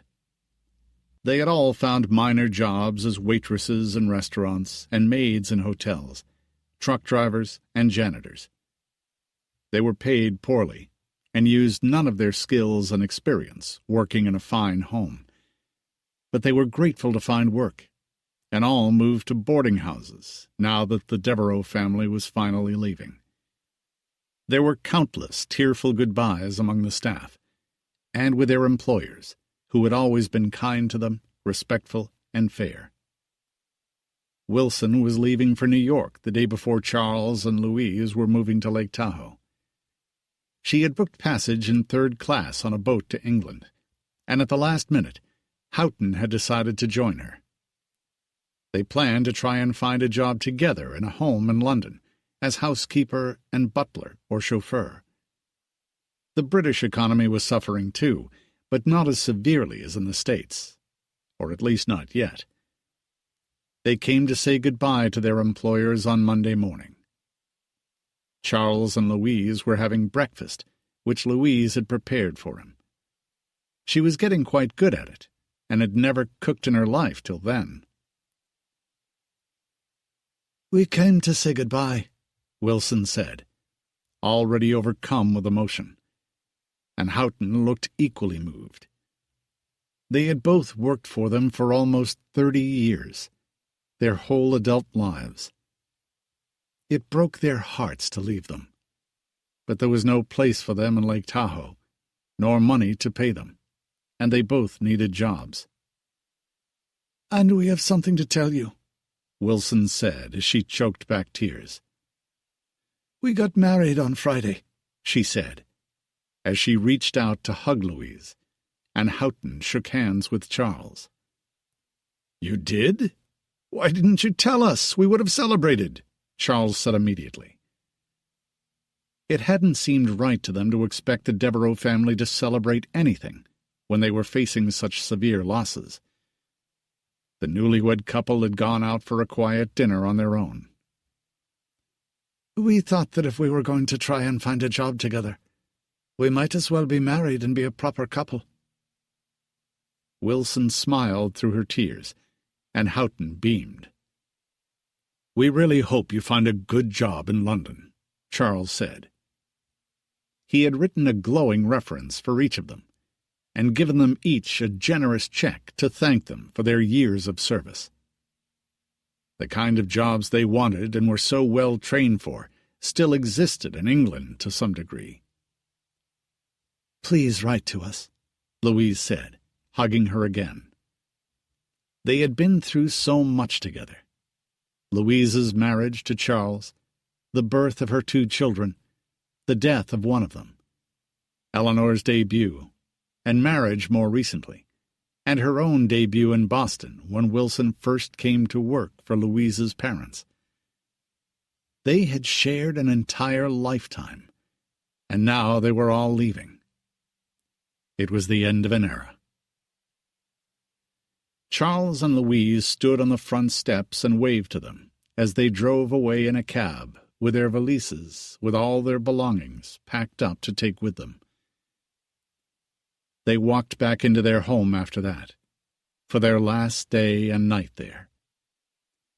The house was silent and dark, except for the few rooms they were occupying. They were sleeping on an old bed from one of the servants' rooms and leaving it behind. The rest was gone. The next morning, when Charles packed their last bags into his last remaining car, they drove away from Nob Hill, and Louise looked back at the house for an instant as tears streamed down her cheeks. Charles gently touched her cheek with one hand as he drove. "We'll be fine," Charles said, not sounding convinced, and Louise wiped the tears from her cheeks. "Yes, we will," she said firmly, and smiled at her husband. "I know we will." And whatever it took, she was determined to make it the truth. They had lost an entire world, but they had each other and a place to go, which was more than many people had these days. She had packed away all her fancy evening clothes, and Eleanor's wedding dress and debut dress. They were all in the barn, too. An entire life was packed in the barn, waiting for them in Tahoe, as the Devereux mansion faded from view. Chapter 7. In the spring of 1930, the Tahoe property, with the exclusion of the small slice Charles kept, which was only 20 acres as compared to the rest, sold in an arrangement that was unexpected and worked well for them. It was purchased by an English lord, an earl, who had visited Lake Tahoe several years before and had fallen in love with it. He had heard about the sale of the enormous Devereux property in Tahoe by sheer coincidence from a friend. He had always said that he would buy land there one day and hoped to retire there, which, at 47, was still a long way away. He had other property in England, but he wanted to keep the Tahoe property for his old age, and the price was so reasonable for their many thousand acres that he could afford it, and knew it was a rare opportunity he couldn't pass up. He understood what it took to run a property well. As an absentee landowner, he wanted someone he could trust to keep an eye on it for him. He offered Charles a very comfortable annual amount to watch over it, hire gardeners and groundskeepers, keep the houses in good repair, especially since they were never used. Charles managed it exactly as he had when he owned it, but without the army of domestic help, which the new owner didn't need since he had no plans to stay there or visit. He simply wanted to own it. Charles hired 2 women from the nearest village to come and clean the house every week, and he oversaw the rest himself. The Earl asked Charles to buy back 2 of the boats he had sold, if that was possible. He did, and he kept on one of the boatmen. There were no horses there anymore, so Charles bought one so he could check out the parts of the property that weren't accessible any other way. Charles still had the pleasure of living there and enjoying the land and the lake, and was paid handsomely to live there and care for the property by an owner he had never met and never seen, and who had no intention of coming over any time soon. Charles sent him a concise, intelligent written report once a month, and their dealings were pleasant. The sale of the property had been at a decent price. The new owner hadn't been unreasonable and hadn't driven a hard bargain, and he was satisfied just knowing that he owned the land and the main house and some outbuildings, and would retire there one day. It was a little eccentric, but the arrangement was tailor-made for Charles, who was content now, living in the servant's house, prettily decorated by Louise. The barn bulged with everything else they'd brought with them and didn't use, and Louise still said she was saving it all for better days. With the sale of the house in the city and the Tahoe property, Charles had a reasonable amount saved to ensure their future on the scale they were living now, and the amount paid to him by the new owner to oversee the property was a salary they could live on comfortably. They had few expenses living in Tahoe, and no help, other than a cleaning girl from town. Their life had moved into a whole new phase. Louise loved gardening, and pushed Charles to help her with it. He was surprised to find he enjoyed it. Somehow, it still stunned him, but they had survived the reversals which had shattered their world. And as time went on, he invested the relatively small amount he had left, and hung on to his few remaining investments. What he had grew slowly, but it was safe, and the Great Depression continued, with little relief for many people. Charles and Louise were better off than most. The years slipped by, with little change in the economy for a decade. It was the longest economic depression the world had ever seen, and a dark time for the country. Their peaceful life in Tahoe spared them from the rigors of people living in shanties and abysmal conditions of poverty in the cities. Eleanor and Alex came for a weekend from time to time, and 2 or 3 weeks in the summer for their vacations, and stayed in the cottage that her mother had set up for them. They had remained in the same jobs, and Alex had crawled his way up to a medium position at the same bank that had hired him. His unpleasant superior had quit, but by 1939, almost 10 years after the crash, Alex was 43 years old and not likely to reach the top again, but he was grateful for the job. Unemployment had remained rampant, and the economy had stayed at its lowest ebb for 10 years. At 29, Eleanor was still working at Miss Benson's and was teaching Latin as well as French and art. The school hadn't changed much in the years since she'd been a student there herself, and the concept of a finishing school of sorts for young ladies was somewhat archaic, but the atmosphere was genteel, and Eleanor liked her job. The only great sorrow in her life with Alex was that they hadn't succeeded in having a baby. She had been pregnant 5 times, and miscarried every time. One had been a stillbirth at 8 months, which had been traumatic for her, and a source of immeasurable grief to both of them. Alex had assured her the last 2 times that he didn't care if they never had children. He loved her deeply, and he didn't want her to go through the same agony again. It was just too hard on her. They were almost resigned to their childlessness by then, although it saddened Eleanor more than she admitted, which Alex knew well. Even Eleanor's mother had tried to convince her to give up. She had a wonderful husband and a good marriage. Sometimes that was enough. Louise was 56 by then, and Charles was 62. He was in good health from his outdoor life at the lake, but there was an undeniable sadness about him ever since the crash. The losses they had sustained had demoralized him, despite Louise's constant efforts to engage him and cheer him up. Supervising the property kept him busy enough, but the changes had been too hard on him. It always saddened Eleanor to see it, but there was nothing anyone could do about it. Their old way of life would never be restored, The depression in the economy had gone on for 10 years, and his own along with it.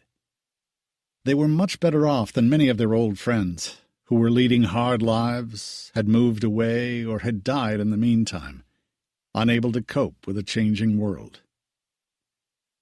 Alex and Eleanor were still living in the same apartment in Chinatown.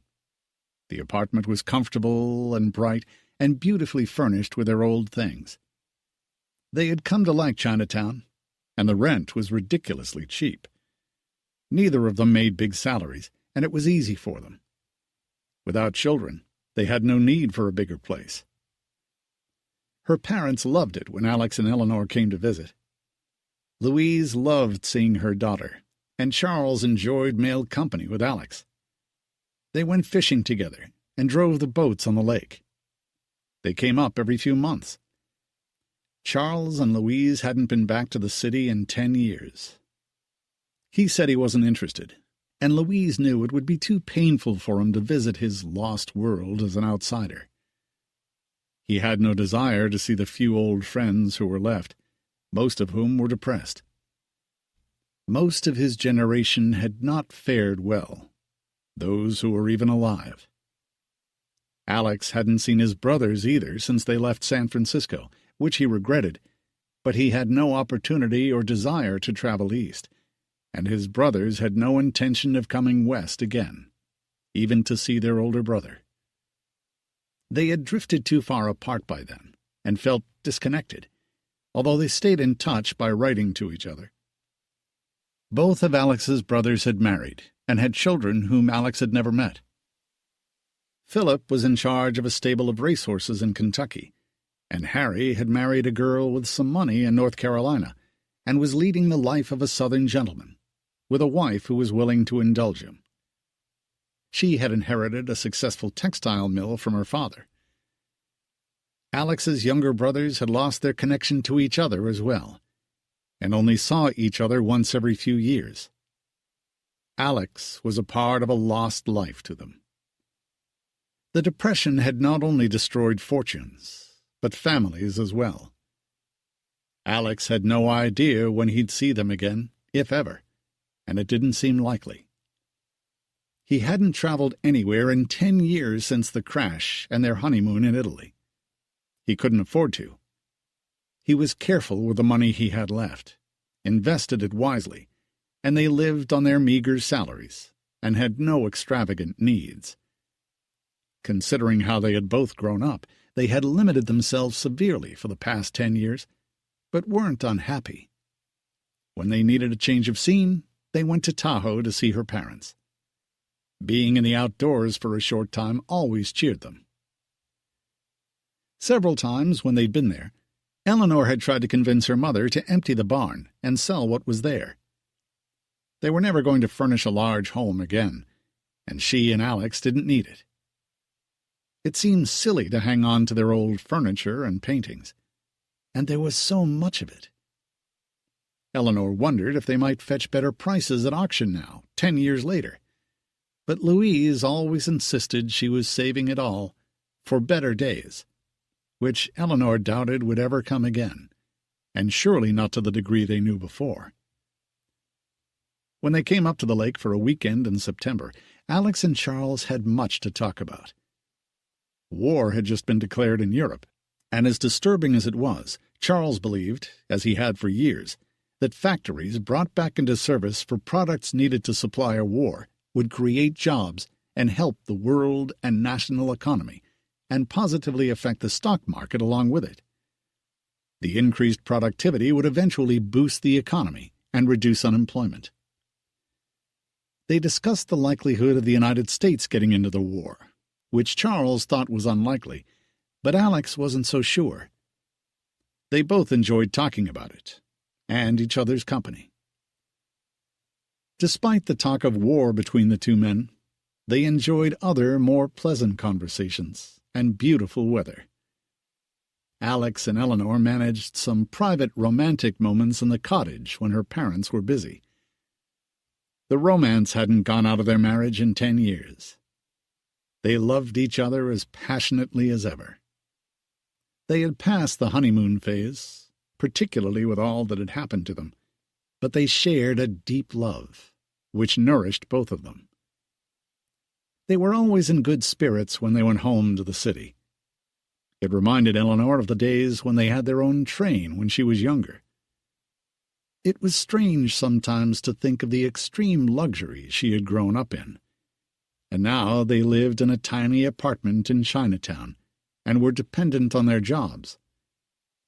The old days seemed light years away now to both of them. They were buying groceries in one of the Chinese markets several weeks later, with all the pungent smells of Chinese spices and ducks hanging by their feet above them, when Alex saw Eleanor go pale and look suddenly ill. She seemed as though she was about to faint. "Are you all right?" He was instantly worried, and she recovered quickly and said she was fine.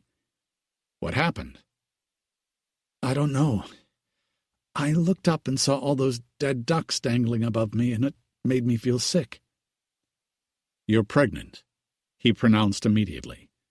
"No, I'm not. Don't be silly." "Yes, you are. It was the weekend in Tahoe," he said with a mischievous look, and she laughed. "I don't know why, but I had a feeling you'd get pregnant." "Why?" He had an uncanny sense of things sometimes, and even though he was in his 40s now, there was still something boyish about him, and he was very handsome. "It was a full moon, and I'm madly in love with you," he said as they walked back to the apartment.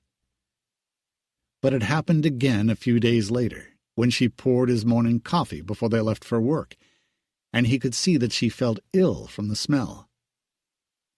"You are pregnant. I know it," he insisted. "Go to the doctor." "I'm not pregnant." She didn't want to believe she was and get her hopes up again for nothing. She had given up, or wanted to believe she had. It was just too disappointing when it didn't work out. "How do you know you're not?" "I just know," she said quietly, refusing to believe it and have their hopes dashed again. But he found her asleep a few days later when he came home from work. There were a stack of papers to correct next to her on the bed, and it was another sign. When she was first pregnant, she always slept a lot. After 5 pregnancies, he knew all the signs. He didn't press her about it for another week or two, until she rushed away from the breakfast table and threw up. He was waiting outside the bathroom with a stern expression when she came out. "Will you go to the doctor, or do I have to drag you?"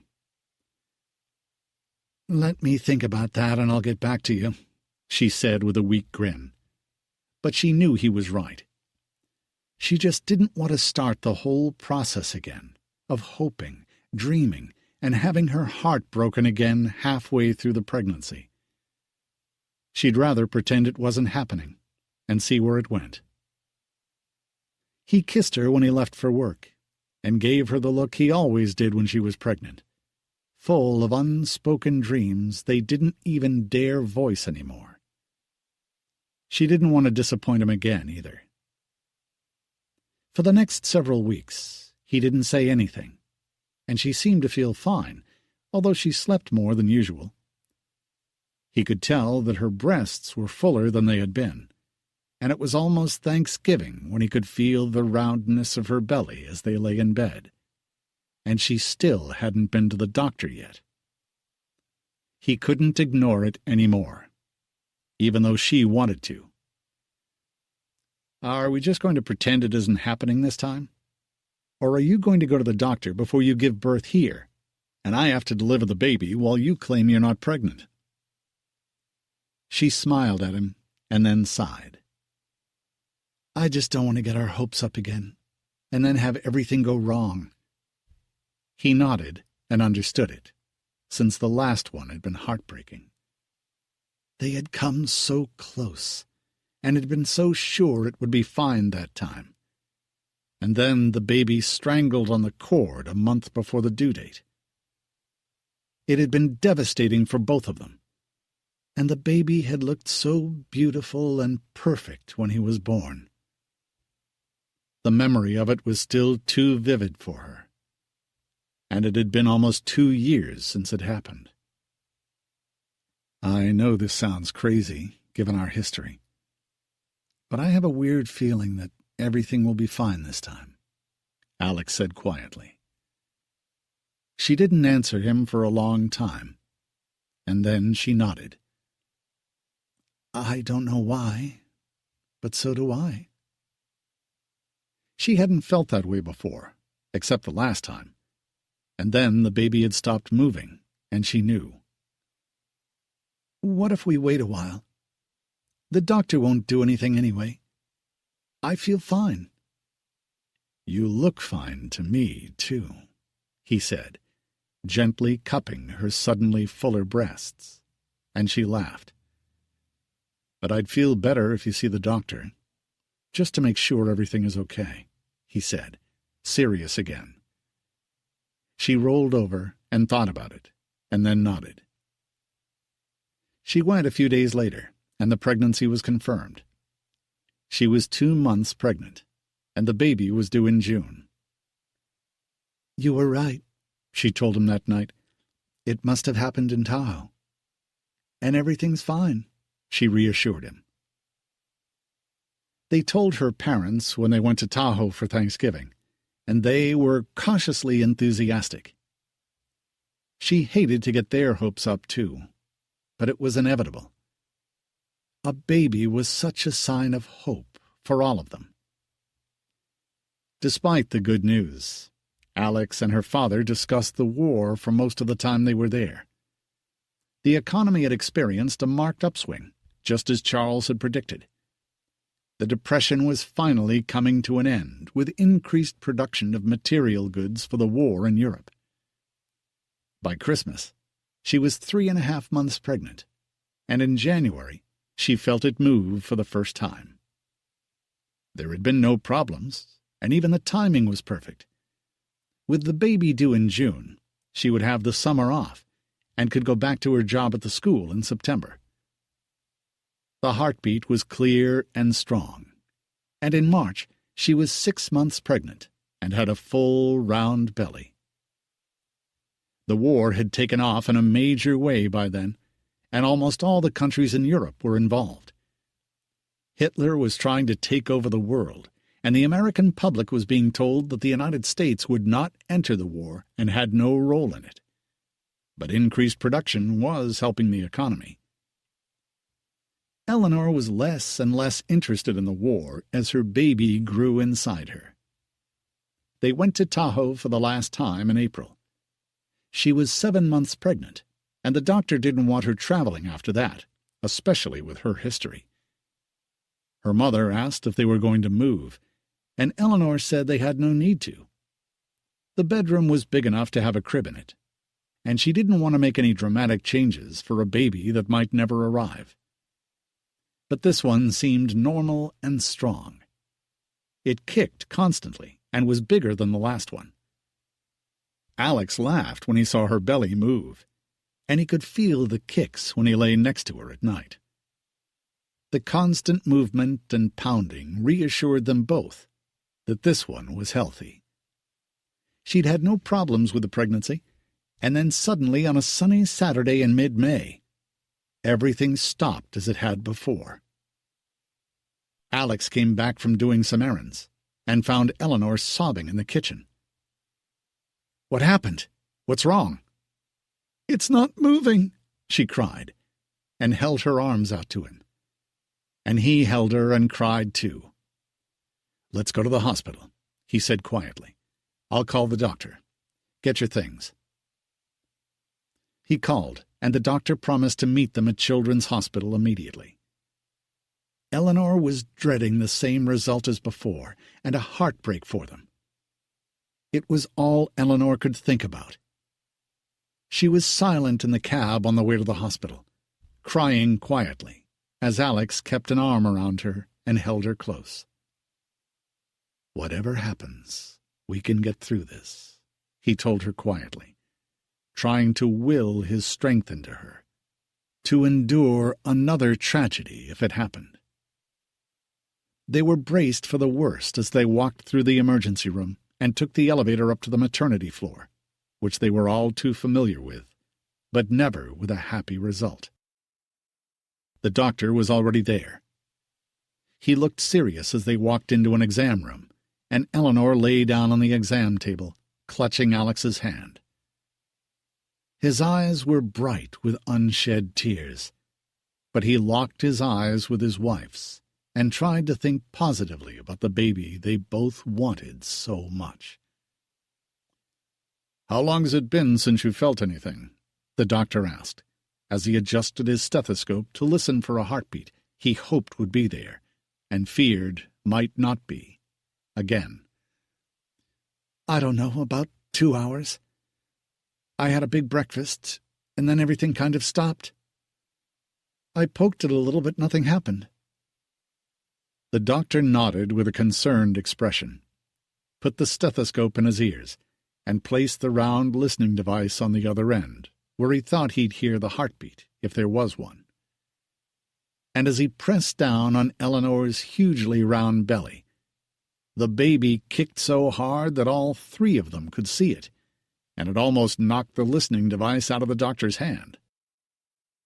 The heartbeat was strong, and the baby continued to kick vehemently for several minutes, as all three of them laughed. "Well, I don't think there's any doubt about that." The doctor smiled at both of them. "I think the baby may have been asleep. Your big breakfast may have knocked him or her out."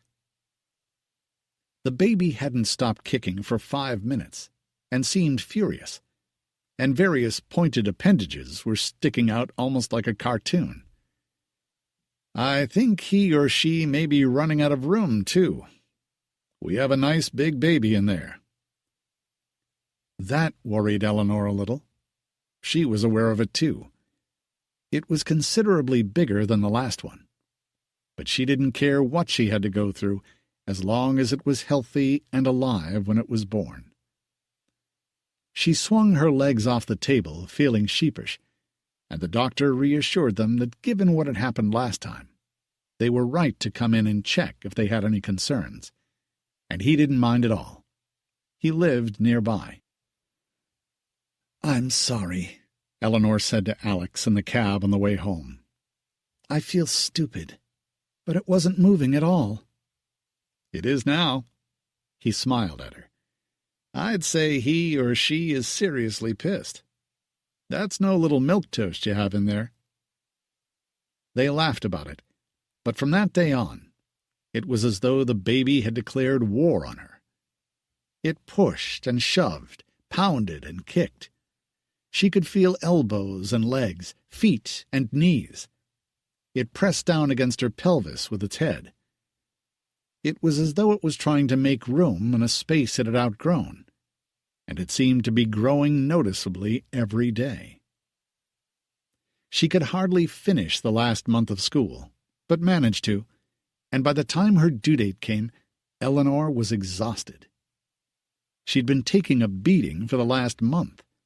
Her belly looked like she was having twins, but the doctor insisted she wasn't. It was just a very big baby, and an exceptionally active one. The constant movement and kicking set off contractions that the doctor said weren't serious ones, but they were uncomfortable. Several times Eleanor thought she was in labor, but then it stopped instead of continuing. She was 2 weeks late and miserable by the 3rd week of June. When Eleanor saw the doctor, he said they might have to perform a cesarean section if the baby didn't come on its own in the next week or two. They couldn't let it go any longer than that, and the prospect of a cesarean frightened Eleanor. She looked worn out when Alex came home from work. He felt sorry for her. She looked miserable, and she could hardly sleep at night. The baby was kicking and pounding her night and day, and the constant mild contraction she had now made it all seem worse. They were painful, but never led to active labor. "What did the doctor say?" That it's a baby elephant, and I'm going to be pregnant for 2 years." He laughed. Everything was ready in their bedroom. All the little shirts and nightgowns, the diapers and sweaters and little caps.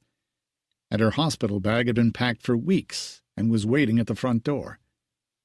All they needed was for her to go into labor now. But Doctor had confirmed again that afternoon that nothing was happening yet. Her mother called her constantly. She wanted to be there for her, but didn't want to leave Charles alone. And Eleanor wanted to be on her own with Alex, in case it all went wrong again. "He said the baby is getting too big, and I may have to have a cesarean section if it gets much bigger," she told Alex. He was worried about it too. The baby looked huge, and he couldn't imagine how someone as slim and narrow as Eleanor could give birth to it, and surely not easily. "Maybe that's a good idea," he said, concerned, and lay down on their bed next to her. They both wanted it to be over now, and for the baby to be delivered safely. She looked like a mountain lying beside him, and he could see the baby kick frantically under her dress. "Settle down in there," he spoke to her belly, and it stopped for a minute and then started again, and Eleanor laughed. "I think the baby heard you." "Come out soon," he said then. "We're tired of waiting for you." It stopped and started again. And then Eleanor had a contraction that was stronger than the others had been. The doctor had said that the internal exam that afternoon might get things started, but this was the first real pain she'd had. "Anything happening?" he asked Eleanor hopefully, and she shook her head. "Probably not." She went to take a shower. Her back was hurting from the weight of the baby. She let the hot water pelt down on her belly and her back, and it felt great. She stayed in the shower for a long time, and didn't notice the water pouring down her legs in the shower until she got out, and it continued, and she was standing in a pool of water with a look of surprise when Alex walked in to check on her. "You okay?"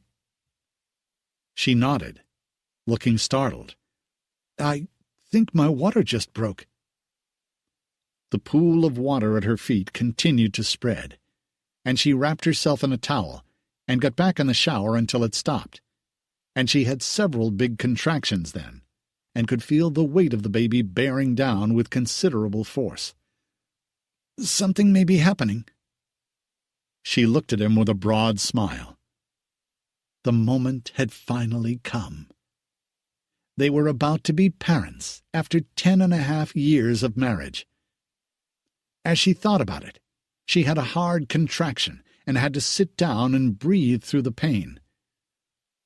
"I think I'll lie down for a few minutes," she said. And he looked panicked. No, not here. We're going to the hospital. You're having a baby, and I am not going to deliver it." "Don't be silly. First babies take a long time." "Great. This is your 6th. And even if miscarriages don't count, the last one does. Let's get you dressed into the hospital." She had 2 big pains then, and he brought her clothes into her, and she was laughing at him. "I promise I won't have it here." "I don't believe you," he said, as she tried awkwardly to dress, and the pains continued. She could hardly walk down the stairs by the time they left, with her bag in hand, and Alex hailed a cab and gave the driver the address of the hospital. They had called the doctor before they left the apartment, and he promised to meet them there. By the time they got to the hospital, labor had begun in earnest. A nurse and the doctor helped Eleanor onto the exam table, and when the doctor checked her, they told her she was almost there. "This baby is in a hurry to meet you." He smiled as Eleanor groaned with another pain. "Would you like your husband to leave now?" he asked her. "No," Eleanor said through clenched teeth. "No, I want him to stay." It was unusual, but after their last bad experience, the doctor was willing to do what they preferred. "I'll stay," Alex said quietly, and took his wife's hand in his. "We're almost there." Mother Nature and the baby took over then. It was one long push and howl from Eleanor as she clutched Alex's hand, and the baby pushed its way into the world, crying loudly as it came out. And both parents watched in wonder as their baby girl was born. She almost did it herself, with very little help from Eleanor. It was all over 10 minutes after they got to the hospital, and the baby weighed 9 pounds 10 ounces. The moment she heard their voices, she stopped crying. She was beautiful and looked just like Eleanor, but with fair hair. She had perfect features and a little rosebud mouth. She looked at her parents with interest as they stared at her in wonder. The doctor cut the cord, and then the baby closed her eyes and went to sleep, as Alex kissed his wife. "You are amazing, and I love you." It occurred to him that if he hadn't rushed her out the door, he would have had to deliver the baby himself. It had all happened so fast, and despite the baby's size, she had been born with ease. A nurse took her away then to clean her and wrap her in a blanket, and Alex kissed Eleanor again as she smiled at him and cried tears of joy. They had finally done it. They had a little girl. They called her parents a few minutes later, and they were immensely relieved that everything had gone well. Eleanor promised to bring her to Tahoe to meet them soon, and by then the baby was nursing peacefully at her mother's breast. "What's her name?" the doctor asked, after checking Eleanor again. Everything was fine, and it had been an easy birth. "Camille," Eleanor said softly with a glance at Alex, and he nodded. They both liked the name. "She's a beautiful little girl," the doctor said. "Congratulations." They had earned it. It had taken 10 years, but their dearest wish had finally come true. They had so much to look forward to. As Eleanor held the baby, Alex kissed his wife, and she was the happiest woman on earth as she smiled at him. He had given her the greatest gift of her life. Camille was their long-awaited miracle child, and had been well worth the wait. Chapter 8. After a relatively easy first year as parents, they celebrated Camille's first birthday over a weekend in Tahoe with Eleanor's parents, who adored her. She had added immeasurable joy to their lives, too. Charles had cheered up noticeably, and was far more optimistic than he had been for years. Louise had bought a cake and put 2 candles on it, one for her age and one to grow on, and showed her how to blow them out. Camille was an easy, happy baby. Eleanor took her to a woman she knew who babysat 3 children in her home for working parents. She had previously been a teacher at Miss Benson's until she had a baby of her own.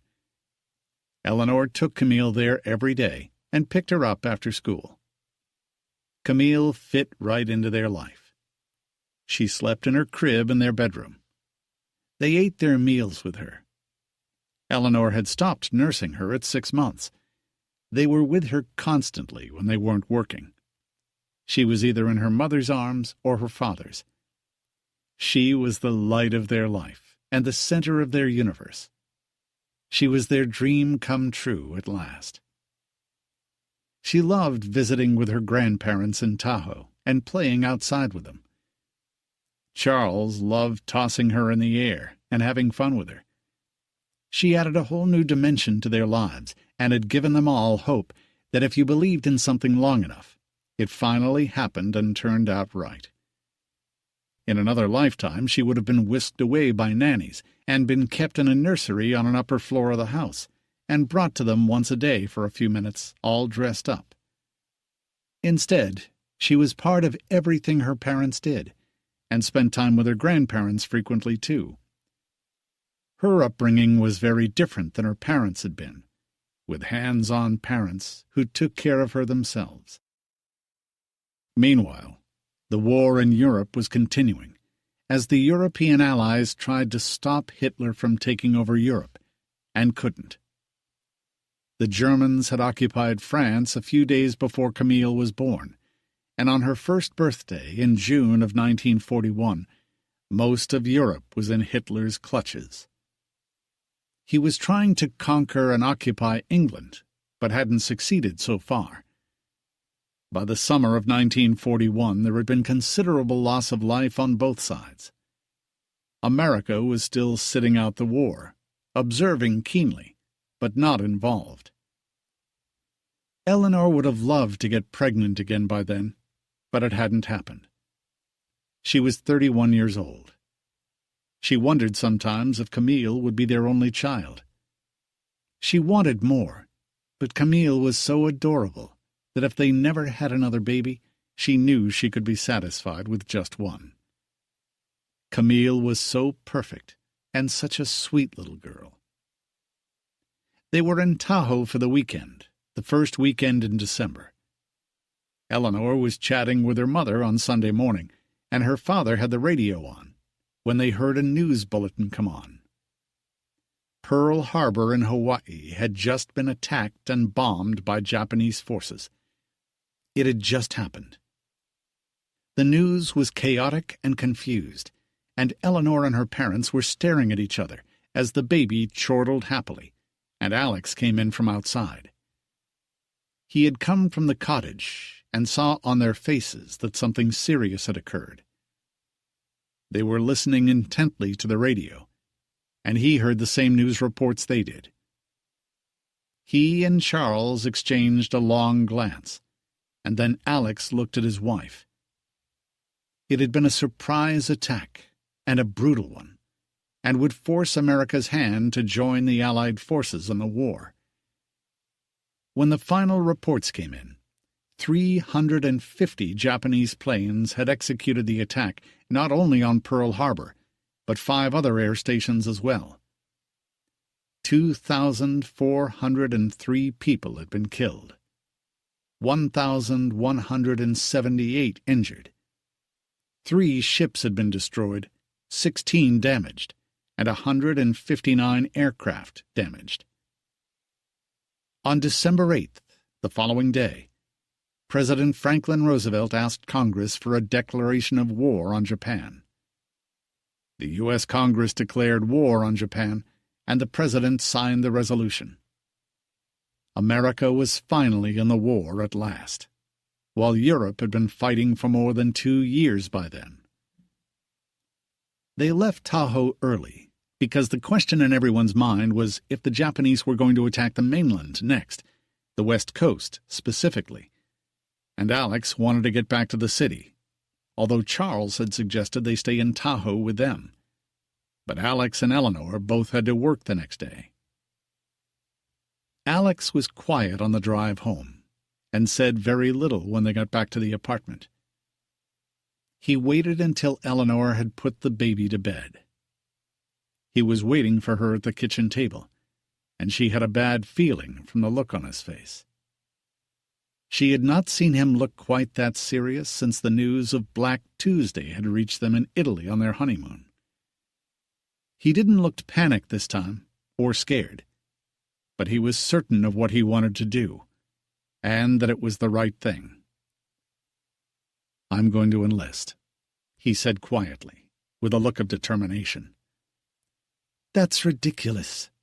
You're 45 years old. You don't have to. And you already served in one war. Why do you need to go this time?" Eleanor looked frightened the moment he said it, as he knew she would. "They won't put me in the front lines. You're right, I'm too old," he said with a small wintry smile. "But I'm an officer, I can volunteer. They can put me in a finance office somewhere and relieve someone else for active duty. I wouldn't feel right just staying at home." He spoke calmly and quietly, sure of what he was doing. "What about us? What are we supposed to do now?" "What do you want to do? Do you want to stay with your parents in Tahoe?" She shook her head. "No, I'd feel trapped there with just the two of them." They led a quiet life, and despite his delight over the baby, her father was still depressed. He had never been quite the same after they lost everything. Her mother worked hard to buoy his spirits and distract him, but sometimes even she couldn't. He still had some very dark moments, remembering the past and their enormous losses. And no longer working at a relatively young age hadn't been good for him. Eleanor knew she needed her own life away from them, or she'd wind up depressed too. 10 years of a bad economy had taken a toll on everyone. "I don't want to give up my job. I want to stay in the city. I'd rather wait for you here. But I don't understand why you feel you have to go. I don't think they'll draft men your age." "They might. I'm not as over the hill as you seem to think." He looked faintly insulted, but they both had bigger things to think about, like their daughter and their future, and the risks for him. "What if something happens to you? What happens to us then?" Eleanor asked with tears in her eyes. "Nothing will happen to me," he said confidently. "I was in the infantry last time, but they're not going to do that with guys my age. I can serve some useful purpose in the military in an office, and support my country, more so than working a menial job at the bank every day. I'm just passing time there. I need to do this, Eleanor. It's something a man has to do. We're at war, and I want to defend my country. In a way, I'll be protecting you and Camille, and everything we believe in and this country stands for." He sounded so sure about it, and in a way she envied him the ability to act on his beliefs. She couldn't do that. She had a child to take care of. She couldn't just march off to war and leave him with an 18-month-old baby. But he could, and would be considered a hero for it. In some ways it didn't seem fair. Not that she wanted to go to war or enlist. And in his shoes, at his age, she wouldn't have gone off to war and left a wife and baby at home, so he could be a hero. And she was almost sure that he probably could have avoided the army if he wanted to. But he didn't. She could see that he couldn't wait to sign up. In some ways, it seemed selfish to her. The war was the most exciting thing that had happened to him in years, and she could see it. His eyes were alive, and he was glowing. "When do you want to enlist?" she asked him in a dead voice, trying to imagine what her life would be like once he left. It would be complicated and lonely, alone with Camille, with no one to help her, worrying about his safety, praying he was alive, and waiting for him to come home. And what if they didn't assign him to an office and sent him to the front instead? It sounded like a grim future to her. He had had the whole day to think about it, and she was sure he had a plan. But she didn't expect the answer he gave her. "I'm going to sign up tomorrow," he said quietly. She was shocked. "Why so soon?" It was almost as though he had been waiting for this, some way out of his dreary job with no future, and now his chance had come. "I don't want to wait. They need men to enlist now, right away. I want to be one of them, and it sets a good example to others." "Even though you know our lives will be ruined forever if something happens to you? Camille deserves to know her father and grow up with you, Eleanor said passionately. She was angry at him for wanting to enlist, but she could already tell it was an argument she wouldn't win.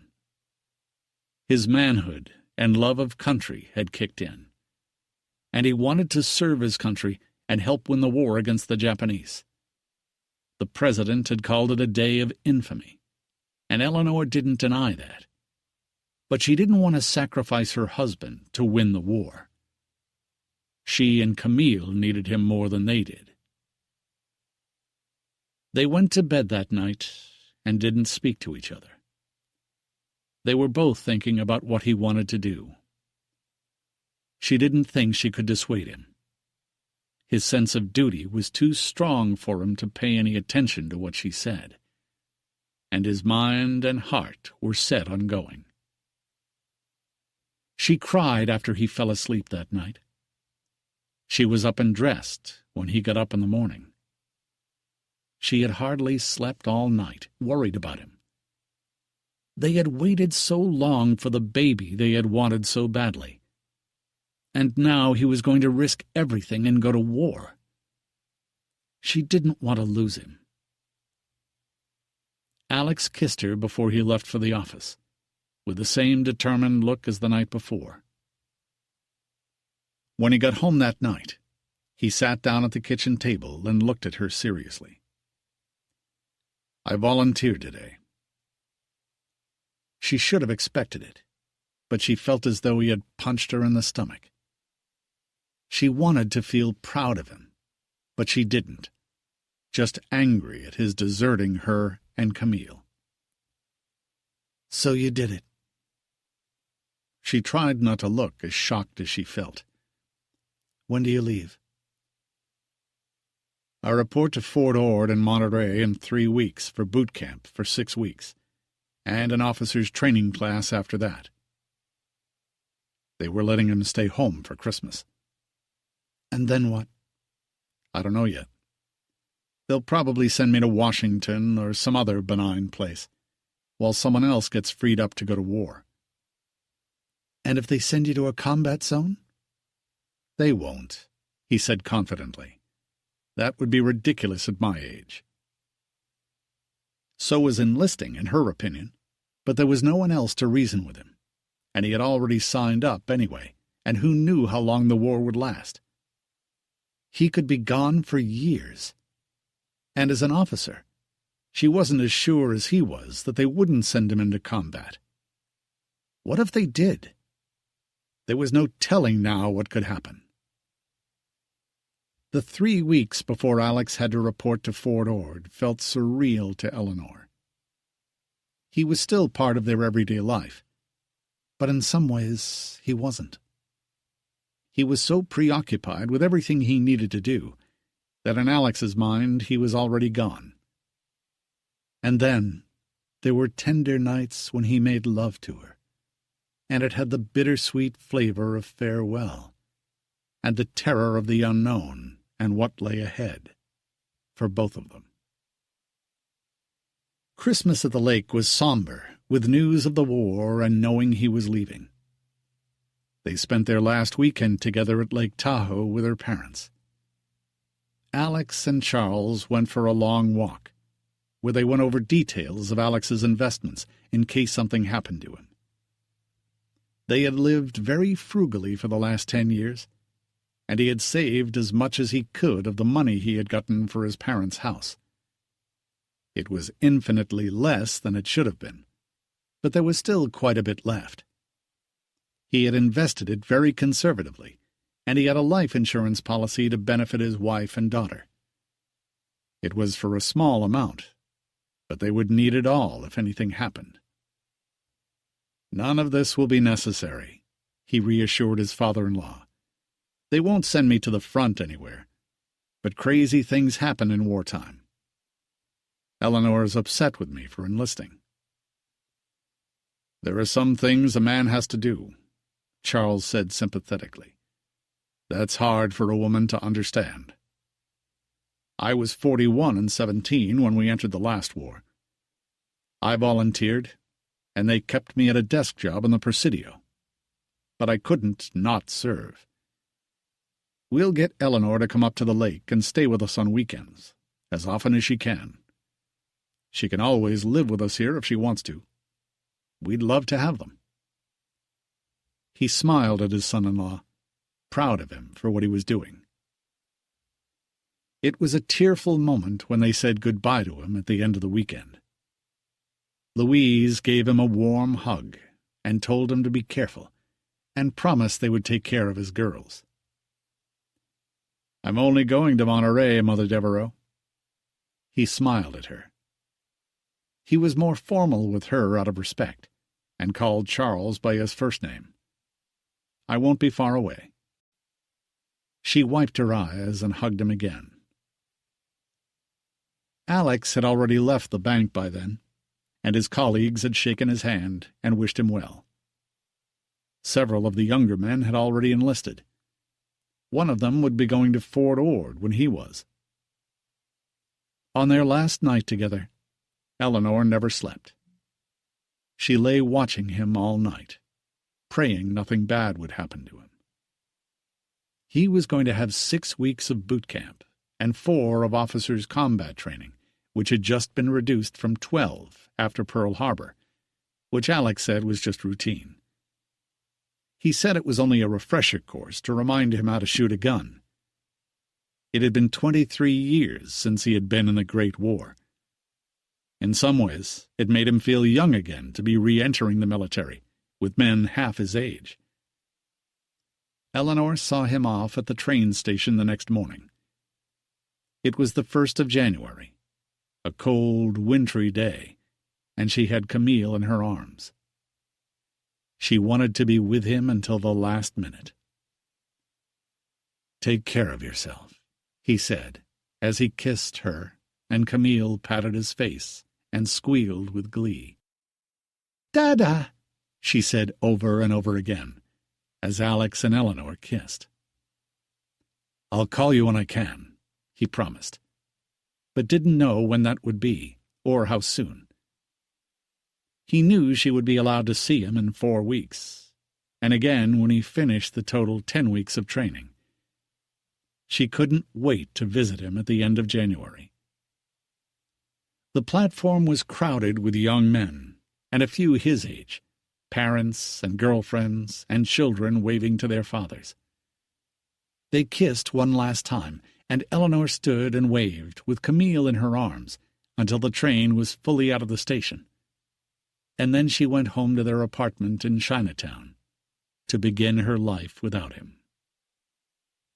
They hadn't been apart for a day in the 12 years of their marriage, and Eleanor couldn't imagine what it would be like now. She put Camille to bed that night and sat in the living room feeling dazed and thinking about him. 4 weeks later, Eleanor drove to Monterey and left Camille with a neighbor she trusted. The family had moved in around the time Camille was born and had a baby the same age. It took her 4 hours to get to Monterey from San Francisco.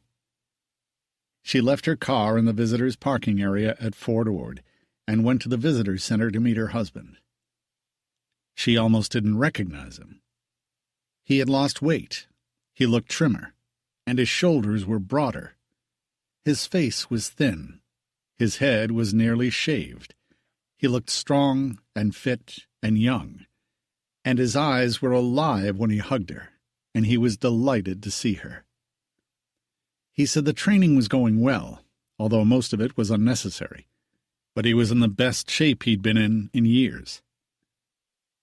They had coffee and sat and talked, as she watched families around them visiting, some with small children.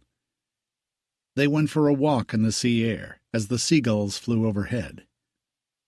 They held hands as they had when they were courting, and 2 hours later it was over. He kissed her again. He was coming home for a weekend in 6 weeks at the end of his training. She'd had very little to tell him except that she missed him. Her life was the same routine it had been since Camille was born.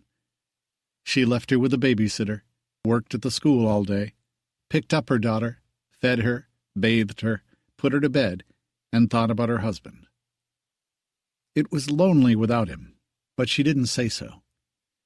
She tried to look happy and strong as she waved goodbye to him and watched him disappear with the other officers in training back to their barracks. Then she drove back to San Francisco. She was exhausted when she got home, after 8 hours of driving back and forth to Monterey, but she was glad that she had seen him. He looked handsome in his uniform. But their lives seemed miles apart now. He was embarking on a whole new adventure, wherever it might lead him, and her job was to keep the home fires burning and take care of their daughter. When the training course was over, she hoped he would be assigned to San Francisco, as he thought he probably would in the Presidio, the army base in the city. At least then she could see more of him. She went to bed that night and lay awake for hours, thinking about him, wishing that the Japanese hadn't bombed Pearl Harbor, and things were different. At the end of Alex's training course in March, he got a 3-day leave to come to San Francisco. She was waiting for him at the apartment when he arrived. They had allowed her to take the afternoon off from school, and she had left Camille with the neighbor again. They dove into bed almost as soon as he came through the door, and their lovemaking was filled with the pent-up passion of 2 months without him, intense loneliness on her side, and extreme physical exertion and challenges on his. He looked and seemed 10 years younger than when he left. Alex had written to tell his brothers when he enlisted. Harry had asthma and a heart murmur, and had been rejected. And Philip had been drafted and assigned to a desk job in Washington, D.C., through his wife's connections. Both of them had been shocked to learn that Alex had enlisted at his age, but said they admired him for it. Alex took Eleanor out to dinner that night at one of the Chinese restaurants in the neighborhood, and afterward they picked Camille up at the neighbor's. Alex carried her sound asleep and deposited her gently in her crib in their bedroom. They closed the door quietly and made love again on the living room couch. They couldn't get enough of each other. They spent Saturday as a family and took Camille to the park. Eleanor cooked dinner, and after Alex gave Camille her bath, they put her to bed and sat talking in the living room. He had to be back in Fort Ord on Sunday night, and they were both luxuriating in the pleasures of a quiet evening at home in their cozy apartment. And as they talked, Eleanor suddenly saw something in his eyes that she hadn't noticed before. She didn't know what it was, but she sensed instantly that he was hiding something from her. "What are you not telling me?" she asked, as her eyes met his, and he turned away and lit a cigarette. He had never smoked before. That was news since his training course. He had picked it up from the other men when they had nothing to do. He didn't want to lie to her now, but he was buying time. And as she watched him, she knew she was right. "Is something wrong?" Suddenly she was afraid there might be another woman. She didn't know what, but there was something.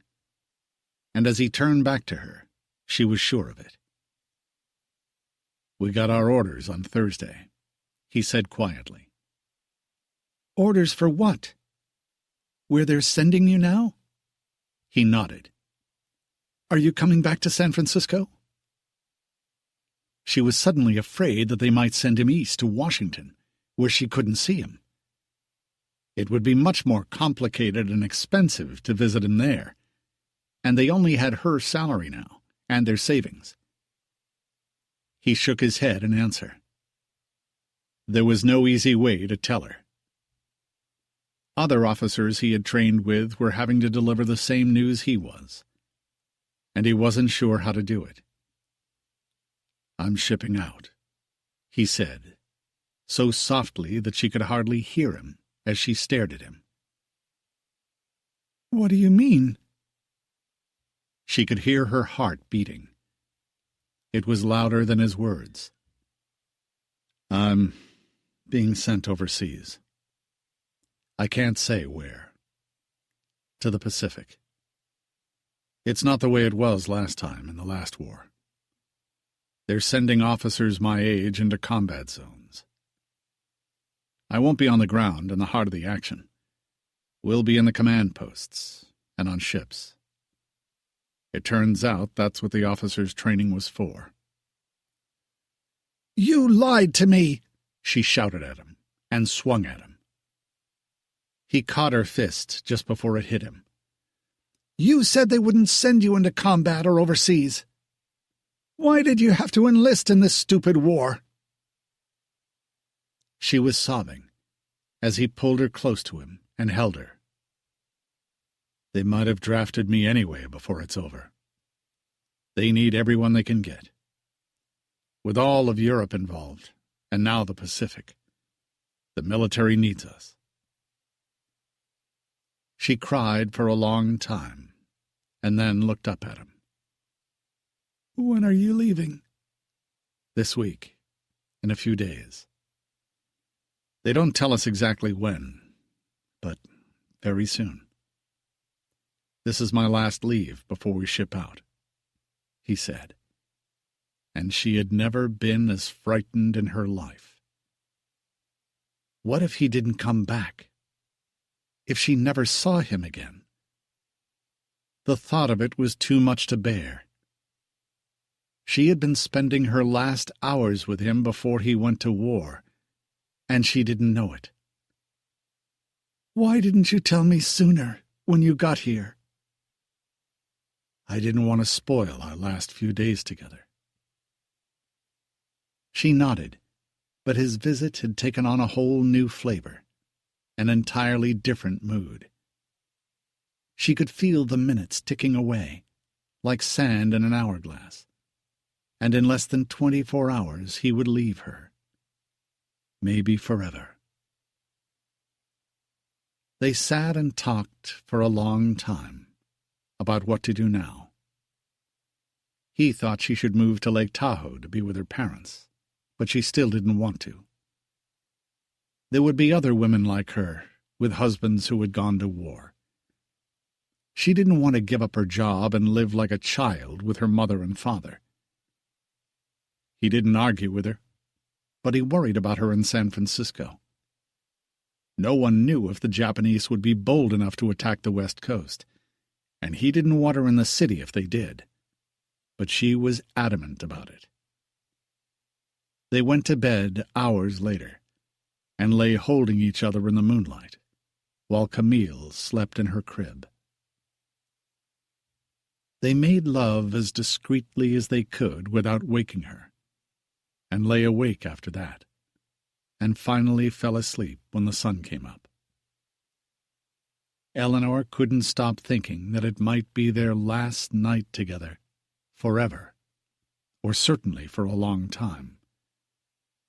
Alex had no idea for how long he would be stationed in the Pacific. Eleanor got up when Camille woke, and Alex stayed in bed a little longer. And then they had breakfast together, and spent the day savoring every moment they had, hugging and kissing each other and playing with their daughter. And at 4 o'clock, Eleanor took him to the train station, with Camille in her arms. There were no words left by then. They had said them all. Tears rolled down their cheeks as they said goodbye, with Camille standing next to them, holding her mother's skirt. Take care of yourself. Please, Eleanor said in a hoarse voice. I'll write to you, he whispered. I love you, she said, as he grabbed his duffel bag and hopped on the train. He stood on the steps as they pulled out of the station, and he shouted back to where she stood. I love you. She saw his lips move, but couldn't hear him, and mouthed the same words to him. As Camille waved to her daddy, the train rounded a bend, and he disappeared. Chapter 9. They celebrated Camille's birthday in Tahoe again that year. She was 2, and Alex had shipped out to the Pacific 3 months before. Eleanor had no exact idea where he was. She went to visit her parents at the lake as often as she could. School had just let out for the summer, and she stayed with them until a few days before she had to be back to Miss Benson's to teach in September. Alex wrote to her whenever he was able to. There would be weeks when she wouldn't hear from him, and then he'd write to her again. He gave her no details about where he was and what they were doing, but he said that he was fine, and he missed her and Camille. He had taken a stack of photographs of them with him when he left, and she sent him photographs of Camille every few weeks. By September, she had changed a lot in 6 months. Eleanor was living from letter to letter, although the time at the lake over the summer had been good for her, and her parents loved having them around. Her mother spent hours in her garden, and she'd even gotten Charles working in the garden with her. It seemed to give purpose to their life. She had a gardener to help her with the heavy work, and she had created some beautiful effects around their simple house, which really gave her pleasure. As Charles had predicted 10 years before, the war had infused life back into the economy. Factories were operating at maximum capacity. The country was employed again. Unemployment was the lowest it had been in a decade. The Great Depression was over at last. It had been the worst in American history. Eleanor and Camille spent Thanksgiving and Christmas with them. Her father had cut down their Christmas tree himself, and they decorated it together with ornaments Louise had saved from their home when it sold. It brought back memories for them all to see the same ornaments so many years later, and reminded them of all their traditions before their lives had changed so radically. Charles had just turned 65, and Louise was 59. They both looked older than they were. Charles had never fully gotten over the losses they had sustained, and the humiliation of having to close the bank and lose their home. And Tahoe belonged to someone else now. He was only a guardian there, an employee, except for the small home they had kept. But seeing Eleanor and their grandchild always cheered them. They were sad to see them leave 3 days after Christmas, but Eleanor wanted to spend some time preparing for the term that was starting in January. She enjoyed her work and the young girls who came to the school with somewhat less lofty backgrounds now. Some of the old guard had disappeared, and people with new money were beginning to take their place. The families that sent their daughters there weren't as elite as in Eleanor's day, but Eleanor enjoyed them and the subjects she taught. She was at her desk preparing her French classes, and Camille was asleep the night they got home when the doorbell rang, and a Western Union messenger handed her a telegram. She hadn't heard from Alex in 3 weeks, but it had happened before, and she knew that eventually his letters would catch up with her again. She just had to hope and assume he was alive in the meantime. The messenger handed her the telegram quickly, and as she opened it, he was already halfway down the stairs. The telegram was from the U.S. War Department. The words in the telegram leapt off the page in capital letters as she closed the door and read them again and again. Regret to inform you your husband, Lieutenant Alexander William Allen, wounded December 4, 1942. Due to arrive Port of San Francisco approximately January 12. Hospital ship USS Solace. And it was signed, the Adjutant General. That was all it said. It didn't state the nature of his injuries or what had happened.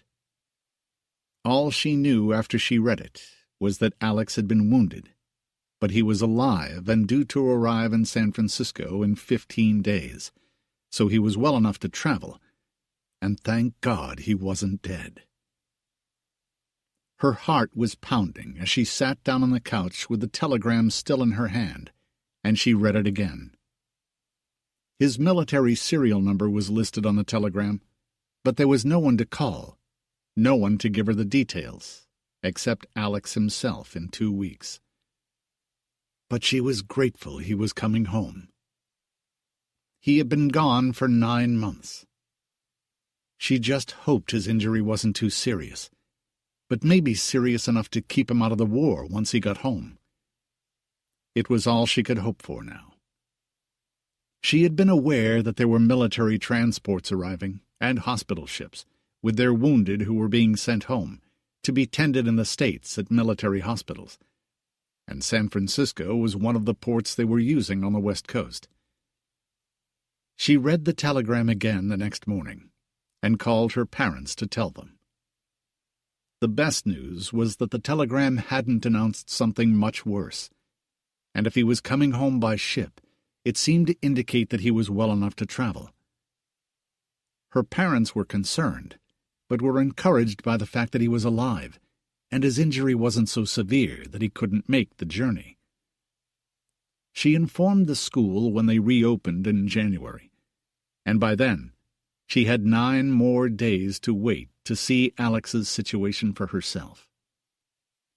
She didn't know if he would have to report to a military base, would need to convalesce at a military hospital, or if he could come home to the apartment with her and Camille.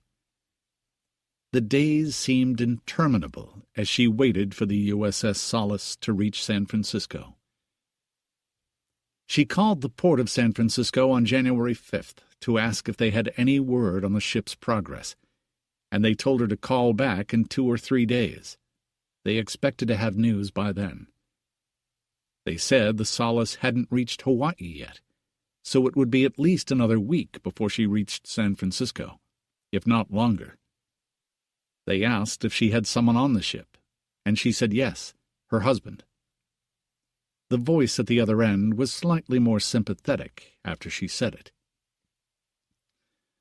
Most of them will be going to Letterman Hospital in the Presidio, in case you miss him at the dock. Check with them there. It's always chaotic when they come in. You'll have an easier time finding him at the hospital than here. But there was no way she was going to let Alex return to San Francisco wounded and not do everything in her power to meet him at the dock and accompany him wherever he was going after that, if they let her. She called every few days to check. They told her there had been storms in Hawaii, and finally, on the 14th, they told her the ship would dock in 2 days. "Is it a big ship?" she asked, nervous after what they'd said before, that she might miss him at the dock. "We have almost 600 wounded men coming in on her. She's big enough. Normal capacity is 418, the man said. He said the Solace might have to wait in the bay for several hours before they were ready to receive her in the port. They usually let them dock around 7 or 8 in the morning. We try to unload the men in daylight." He made the injured men sound like so much cargo. The last 2 days were the longest of all since the telegram had arrived 17 days before with the cryptic message, and so little information for her to go on. She had thought of nothing else since she got the telegram. The morning of January 16th, Eleanor took an early morning bus to the Embarcadero where the ships docked, so she'd have time to find the right one before he got there. There were laborers, construction workers, and dock workers on the bus with her, and no one questioned what she was doing there. She was the only woman on the bus.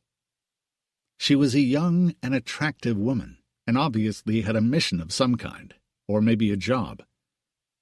The bus made a stop several blocks from the docks, and she got out and began walking at a brisk pace. It was still dark, and she had left Camille with her neighbor the night before, and explained that her husband was being sent home from the war. Her neighbor's brother was an infantryman in Europe, and her husband had a heart defect and was at home. She reached the port on foot at 6 a.m. and saw a huge red cross painted on a white background to indicate where the hospital ship would come in. There were longshoremen standing around, and military personnel.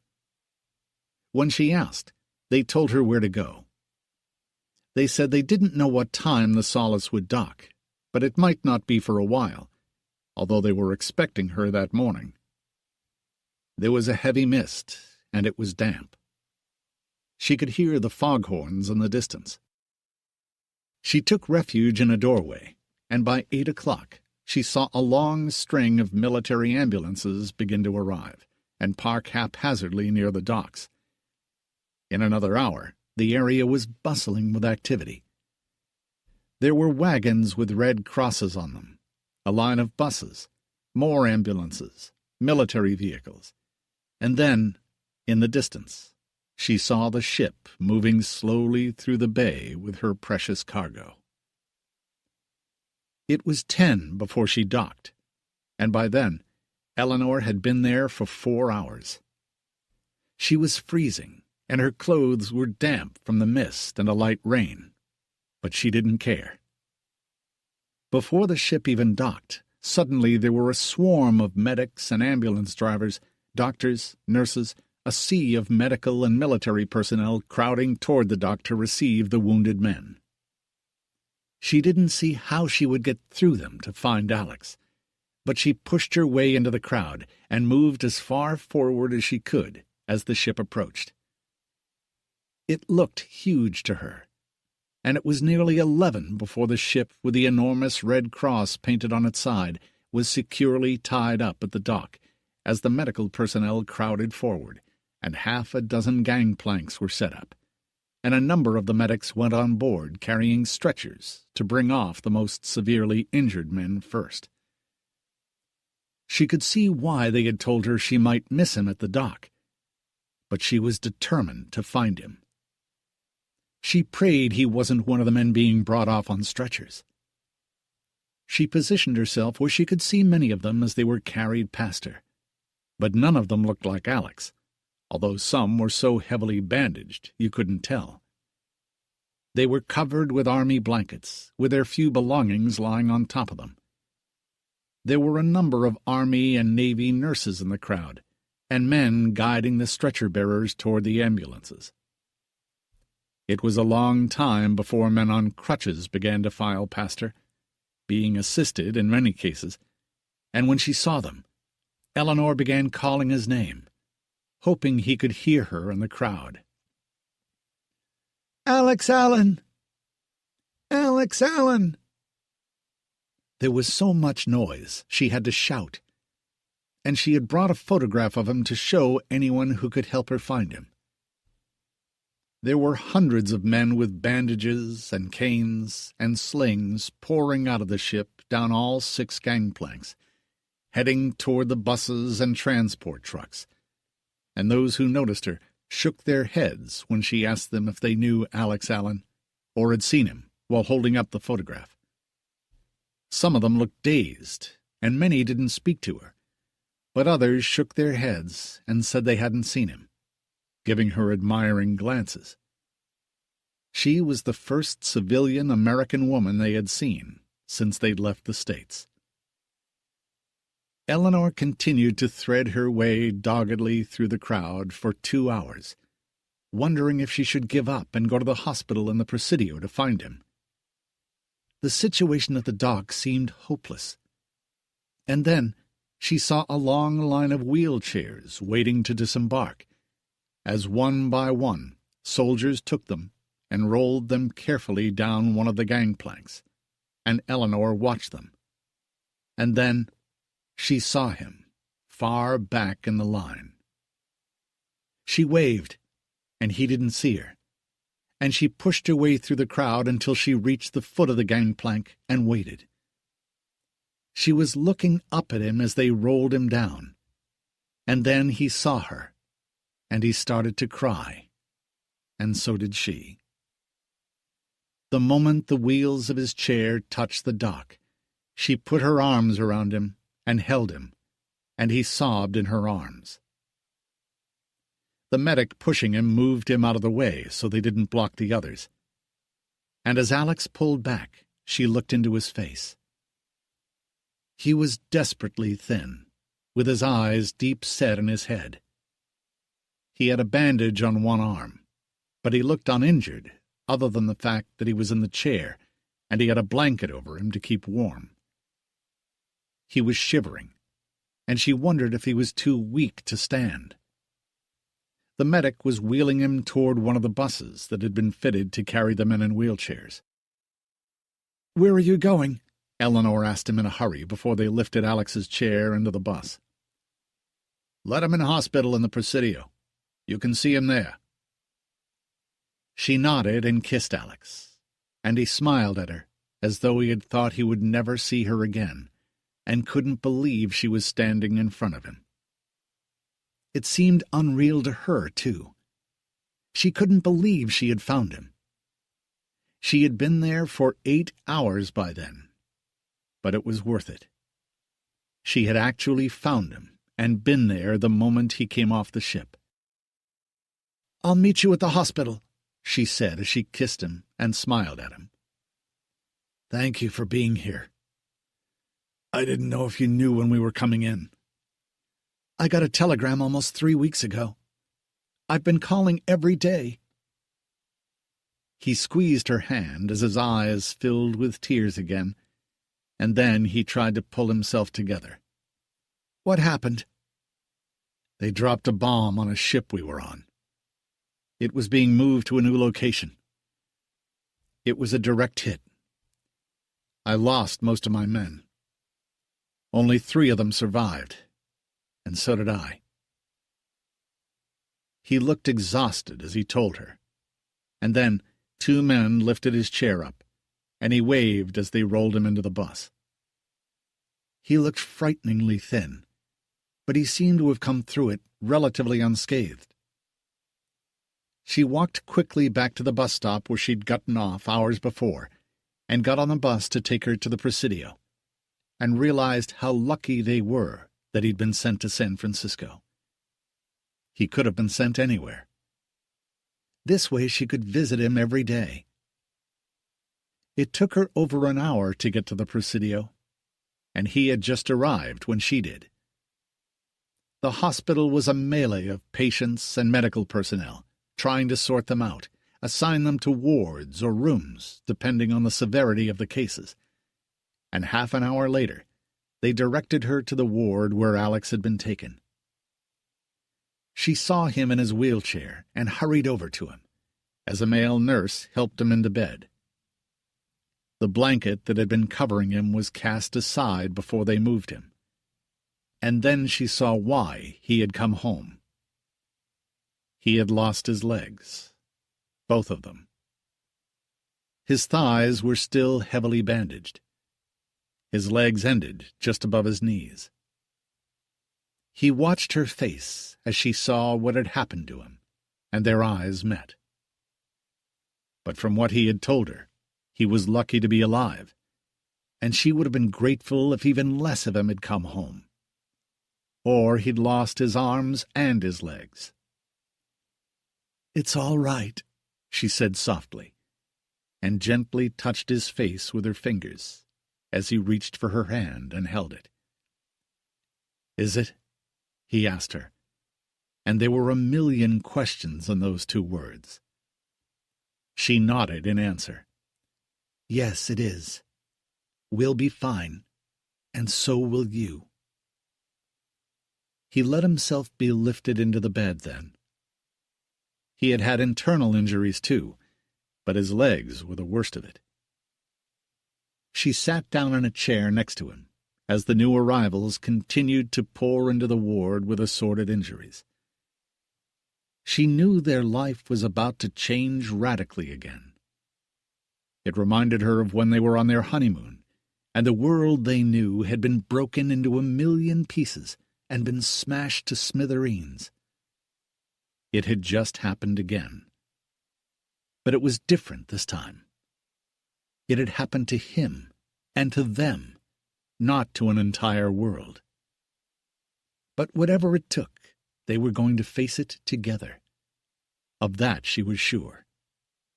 They would not be destroyed by this. She wouldn't let it happen.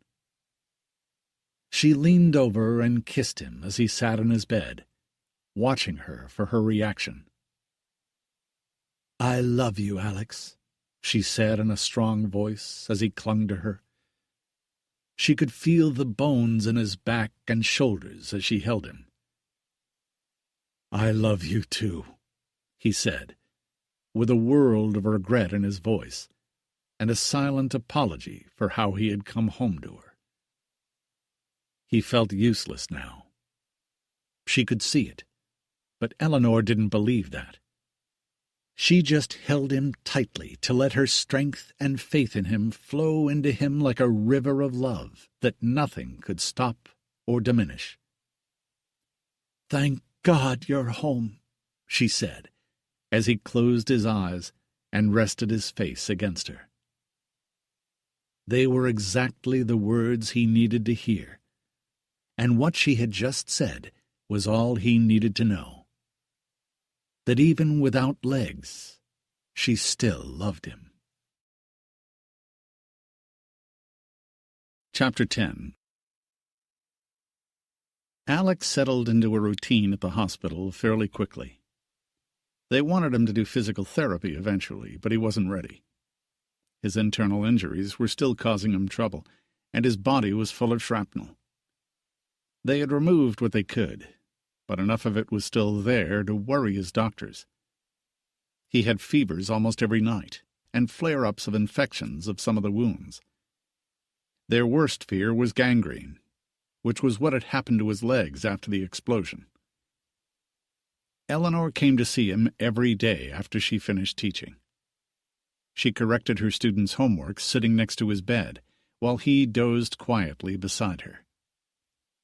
She stayed with him until dinner time, and then picked up their daughter from the babysitter and took her home and cared for her. Her parents had been shocked and deeply saddened to hear about what had happened to Alex and the loss of his legs. Her father wanted to come to the city for the first time in 13 years to see him, but Alex wasn't allowed to have visitors. He was still very weak, and they were concerned about the infections that continued to plague him. Eleanor was worried about him too. He wasn't fully out of the woods yet, and if any of the shrapnel in him moved significantly, it could kill him. The doctors were estimating a 5 or 6 month stay in the hospital, and then she would take Alex to Lake Tahoe for the summer with Camille. Eleanor knew she would have to find another apartment for them before he came home. He couldn't manage the stairs in a wheelchair, and there was no elevator. He would be trapped in the apartment. She was planning to deal with it over the summer, but she had too much to do in the meantime, visiting him every day, working at Miss Benson's, and taking care of Camille at night. Tahoe was going to be a good rest for both of them, and he was looking forward to it. He couldn't wait to get out of the hospital and see Camille again. He hadn't seen her in over a year, and he doubted that she'd remember him. Eleanor had told her that her daddy would be coming home now. He was making good progress in April when Eleanor got a call from her mother early one morning as she was getting Camille ready for school. Louise was sobbing almost incoherently. Charles had died in his sleep. His heart had given out. He was only 65, but the hard blows he had lived through had aged him prematurely. He had looked much older in recent years, no matter how bravely he tried to face the changes in his life. He never complained or talked about the past, but he had never been quite the same again. "Oh, my God, Mama, I'm so sorry," she said, crying herself as Camille watched her, shocked to see her mother crying. "I'll come up later today as soon as I tell Alex in the school. I'll take care of everything." Her mother couldn't stop crying, and Eleanor's mind was racing. She had so much to do now, and she had to get to her mother. It almost obscured her own grief for her father. But she knew he would want her to take care of her mother. This was going to be a crushing loss for her, which could easily kill her, too. And Eleanor didn't want that to happen. After she dropped Camille off at the sitter, she explained at school that she needed the rest of the week off to arrange her father's funeral. At another time, 15 years before, her father's death would have made her an heiress of vast proportions. Now it would barely make a ripple in their lives. As far as she knew, he had very little left, just a few investments he had mentioned to her and her mother over the years, that he would be leaving them one day. She had never allowed her father to tell her about them in any depth, and he didn't insist. She didn't want to talk about what would happen when he died. And now he had, and she knew nothing. Whatever he had managed to save would go to support her mother, and she didn't expect it to be much. It was the least of her problems right now. She had Alex to take care of, and Camille, and her mother now, too. Louise had always relied totally on Charles, and her world revolved around him. Miss Benson told her to take the rest of the week off. After she thanked her, Eleanor went to the military hospital in the Presidio to see Alex. He was surprised and pleased to see her so early in the day, but as he saw her approach, he could see that something was wrong. Eleanor looked devastated. He held his breath, praying that nothing had happened to Camille. "What is it? Why are you here so early?" he asked, dreading her answer. "It's my father," she said, and dissolved in tears. And this time he comforted her, as she had done so lovingly for him. She had convinced him that they would manage without a problem. She would continue working. He would get a pension, and maybe would find some kind of job that suited him. They would save a little money here and there. And the loss of Alex's salary was small. Eleanor refused to be defeated, and she was carrying Alex along on the strength of her love for him. But now, the loss of her father had hit her hard, and it would hit her mother even harder. After leaving Camille with the neighbor again, Eleanor left for Tahoe that night in Alex's car, which was getting old, and she used it sparingly. She found her mother awake and distraught when she got there. Louise was bereft.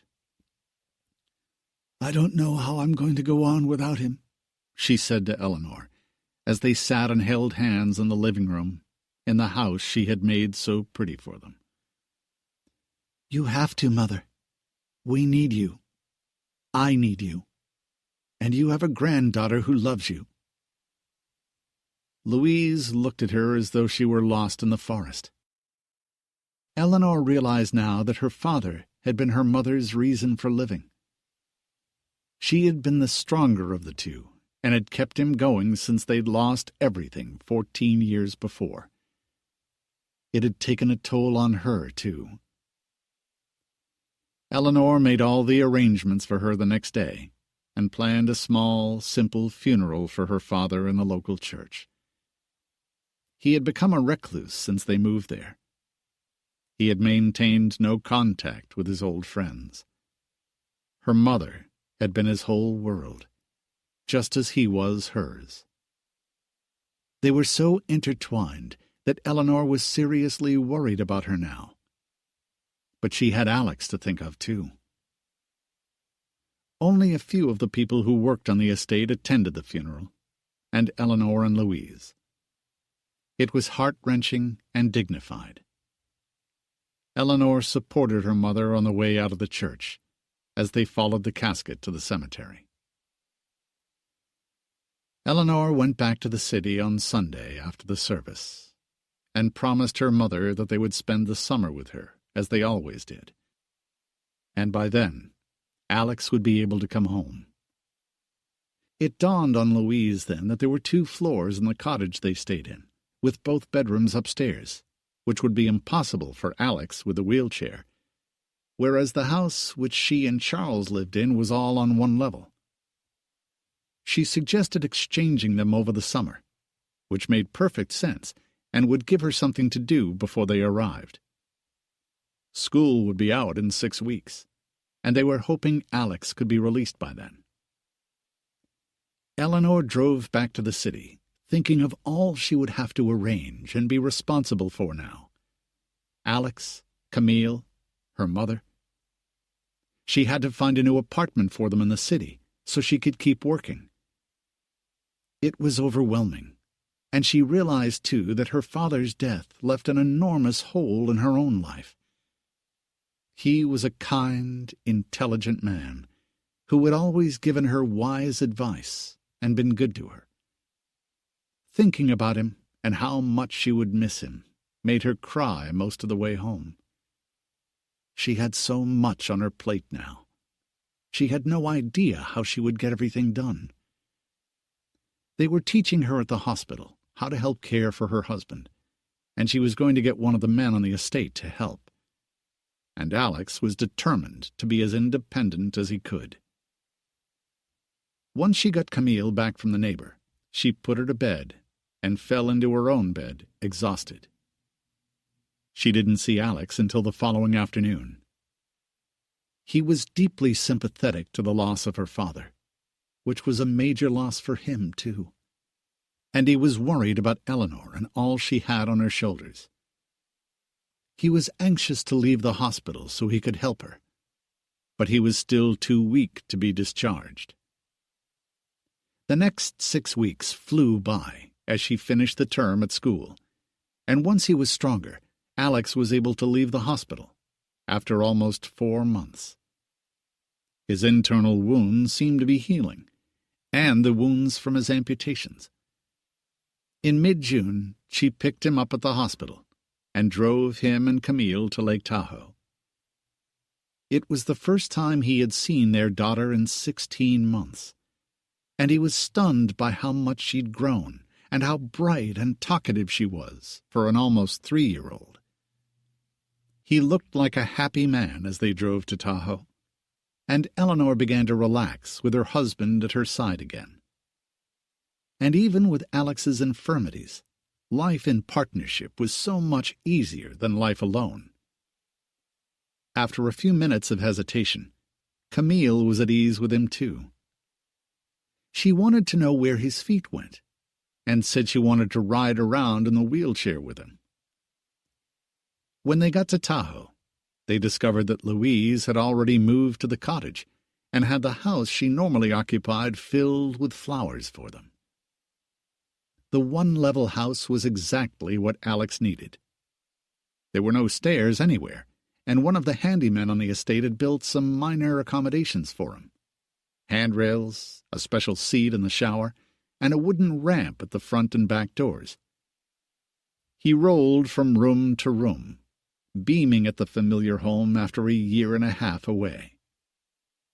He had been to hell and back, and it had never dawned on him that he might come back seriously damaged. He had so many things to relearn as a handicapped person. Louise embraced him the moment she saw him, and he told her how sorry he was about Charles, which brought tears to her eyes again, but she didn't give in to them. She wanted to be strong for Eleanor and Alex, and all they had to face. Their time together that summer was good for all of them. Louise and Eleanor had both been shocked at the reading of Charles's will. He was by no means a rich man compared to what he had been, but he had made sound investments with what he had left. He had saved much of the money from the sale of the Tahoe property, and he spent almost none of what the Earl paid him annually to run it. Louise would have no financial worries for the rest of her days.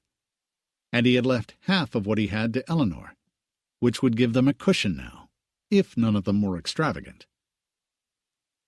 Alex grew strong and healthy in the mountain air. He even devised a system to take Eleanor boating. He wheeled down to the boathouse with her one day, lifted himself into the driver's seat of their favorite boat, and told his wife to get in front of him.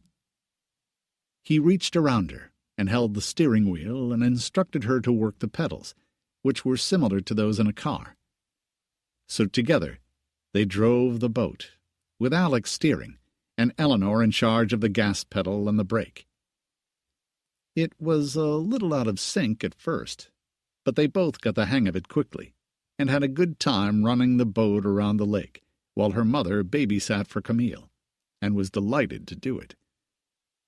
She could hear the sound of Alex and Eleanor laughing, as Eleanor pushed his chair back up from the lake. It was music to her ears. The agony of war was starting to dim for Alex, despite the horrors he had seen and what it had cost him. He still had nightmares on many nights, but they were fading slowly. He had written to his brothers and told them about losing his legs. Both of them were desperately sorry to hear it. They couldn't imagine him in a wheelchair for the rest of his life, at his age. But after their initial sympathetic letters, he hadn't heard from them again. In reality, he wasn't part of their lives anymore, and only a distant voice from the past. And he knew it, and expected nothing of them.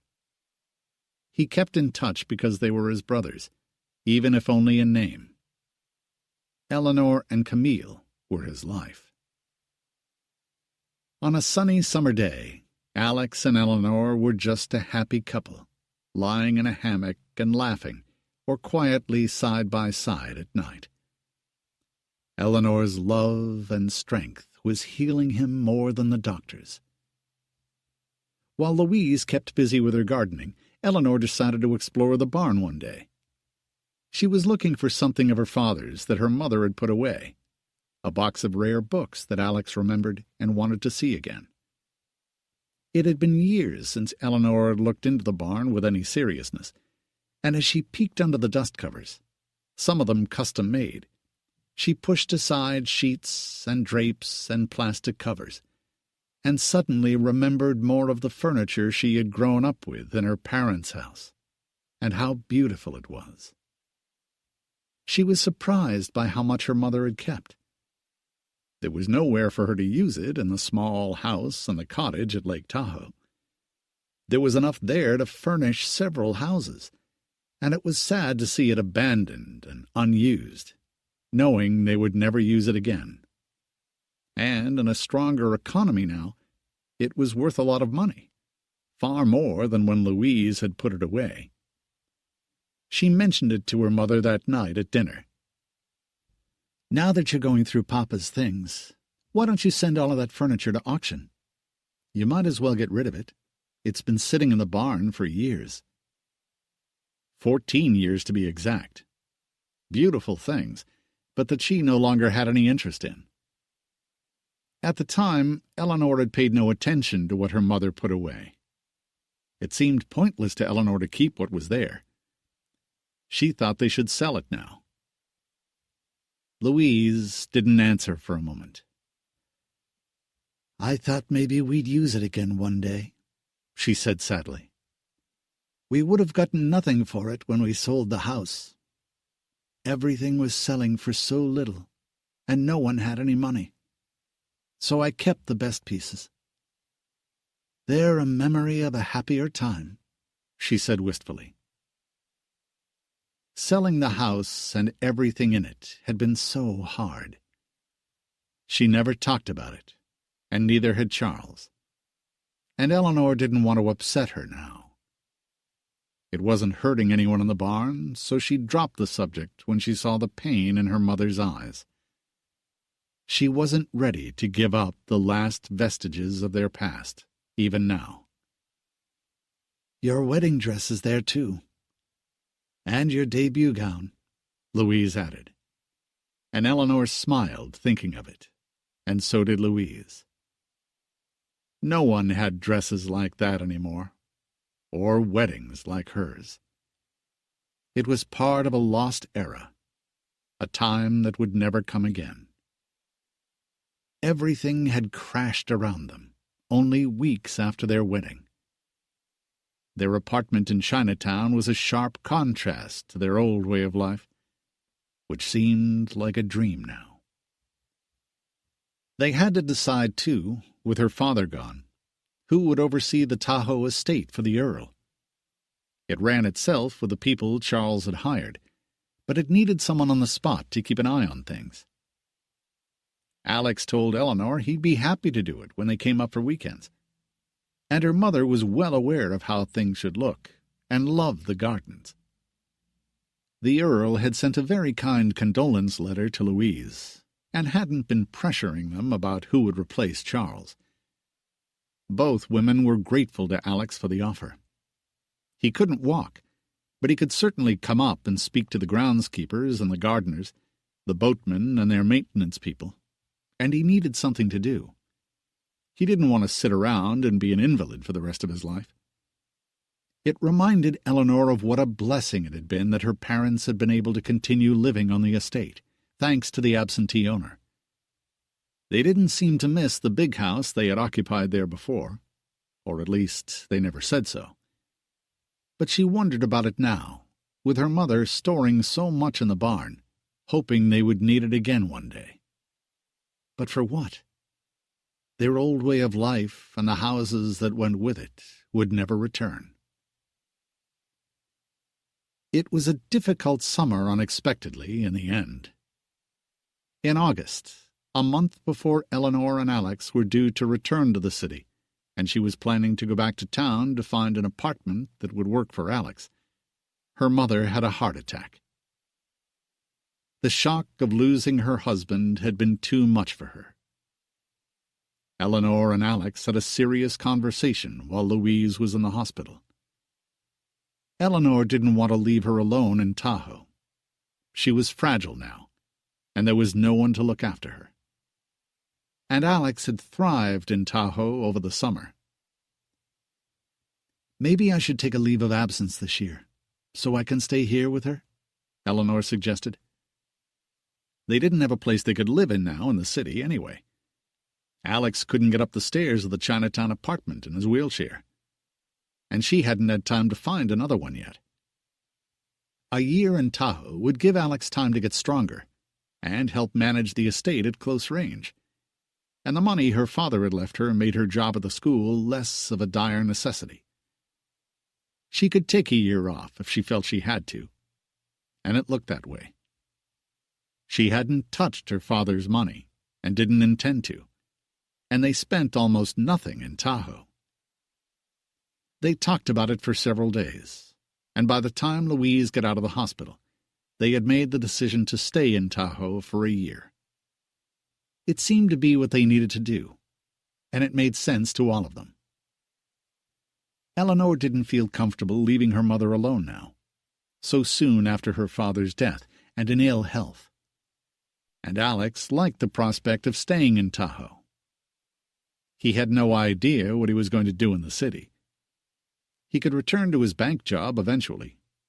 Losing his legs didn't affect his ability to work, but he hadn't fully recovered yet, and he loved being with Eleanor and Camille all the time now that he had survived the war. His job at the bank had been dreary, and he'd hated it for years before he had left. He wasn't looking forward to going back, and his options were limited in a wheelchair, although there were many men like him returning from the war who were seeking employment, and many veterans were begging on the streets. They told Louise when she got home from the hospital, and she insisted she didn't want to be a burden to them, but she liked the idea of their staying too. She said she was comfortable in the cottage and urged them to stay in the larger house, as they had done that summer. The decision was made. They were staying. Eleanor sent a long, apologetic letter to Miss Benson and asked for permission to take a year off to attend to her convalescing mother and husband. and her response a week later was warm and kind, and she agreed to give Eleanor a year's sabbatical for compassionate reasons. It would have been hard not to, and particularly since Eleanor had been a faithful employee of the school for 14 years. In September, Eleanor went back to San Francisco to give up their apartment. Because it wasn't accessible for Alex, they couldn't use it. She was sad to let it go. They had been happy there, and she liked their neighbors. But another chapter had ended. She sent their furniture to Tahoe to add what was in the barn, since she had borrowed it from her mother originally. And on a warm Indian summer day, she left their Chinatown apartment for the last time. She walked to where she had parked the car, past all the open markets and the familiar sights and sounds of the neighborhood.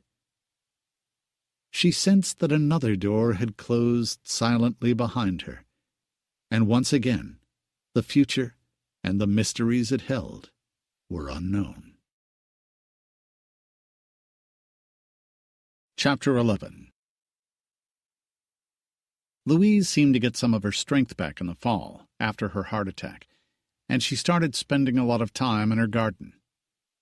It was part of the healing process for her, and she said it was good for her soul. She had taken refuge and great comfort in her gardening when they first moved to Tahoe as well. Eleanor and Alex kept a watchful eye on Louise, and as the winter set in, the colder weather and heavy snows, Louise spent most of her time in her cozy cottage and slept a lot. Without Charles to take care of and fuss over, she seemed to be losing interest in life, and Eleanor was worried about her, and glad they had decided to stay in Tahoe with her. In contrast, Alex had recovered and was fully engaged with whatever was done on the property. He had his energy back. The only difference was he couldn't walk now. But there was very little he couldn't do. His back had been somewhat damaged in the explosion, too, so he couldn't stand well enough to wear prostheses. But he got around everywhere in his wheelchair once the paths were cleared of snow, and he loved being with his family. Eleanor knew they had made the right decision to stay in Tahoe. She and Alex had time together. Camille flourished from having her parents close at hand, and Eleanor could keep an eye on her mother. It was harder and harder to coax her from her cottage. By January, after a quiet Christmas, their first without Eleanor's father, Louise seldom left her cottage for meals now. She was content to stay tucked up with a book, and spent more time asleep than awake. Eleanor went to check on her one morning when she hadn't heard from her yet, and was shocked but not entirely surprised by what she found when she entered the cottage. Her mother had had another heart attack sometime in the night, and hadn't survived it. The doctor said afterward that she must have died instantly.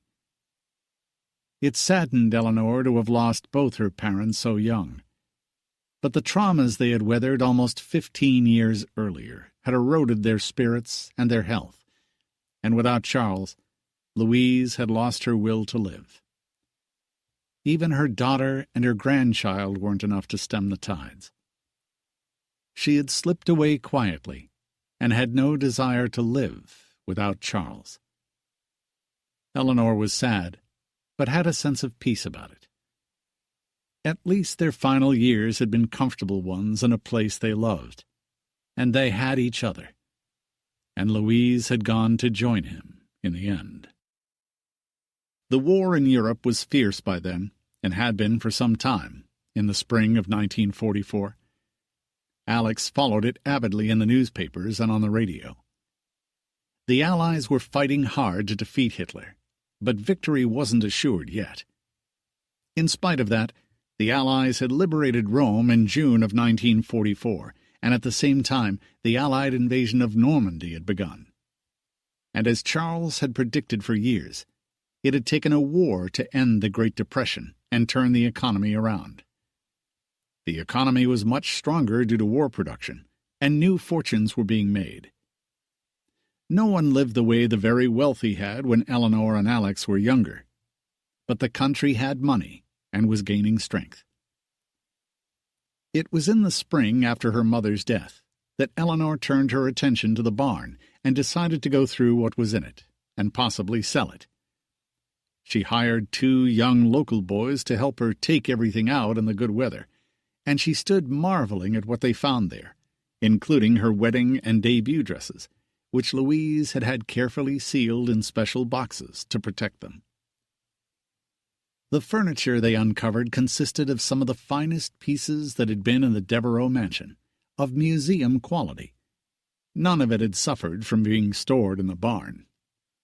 It had been carefully covered and looked as pristine as ever, upholstered in exquisite fabrics. Louise had even saved many of the curtains, some of which were antiques they'd brought back from France, along with the furniture. "What are we going to do with all this?" Alex asked, wheeling his chair around it, admiring the obvious quality that had previously been so familiar to him in his own home, too. His old possessions were scattered to the winds now. Eleanor still owned a mountain of fine antiques from the barn, and had no way to use them in their real life. Louise had also saved a number of their very good paintings by well-known artists. They would have gotten nothing for them in 1929 and 1930, when they sold the house for a school. "We should sell it, I guess," Eleanor said, remembering how everything had looked in their home.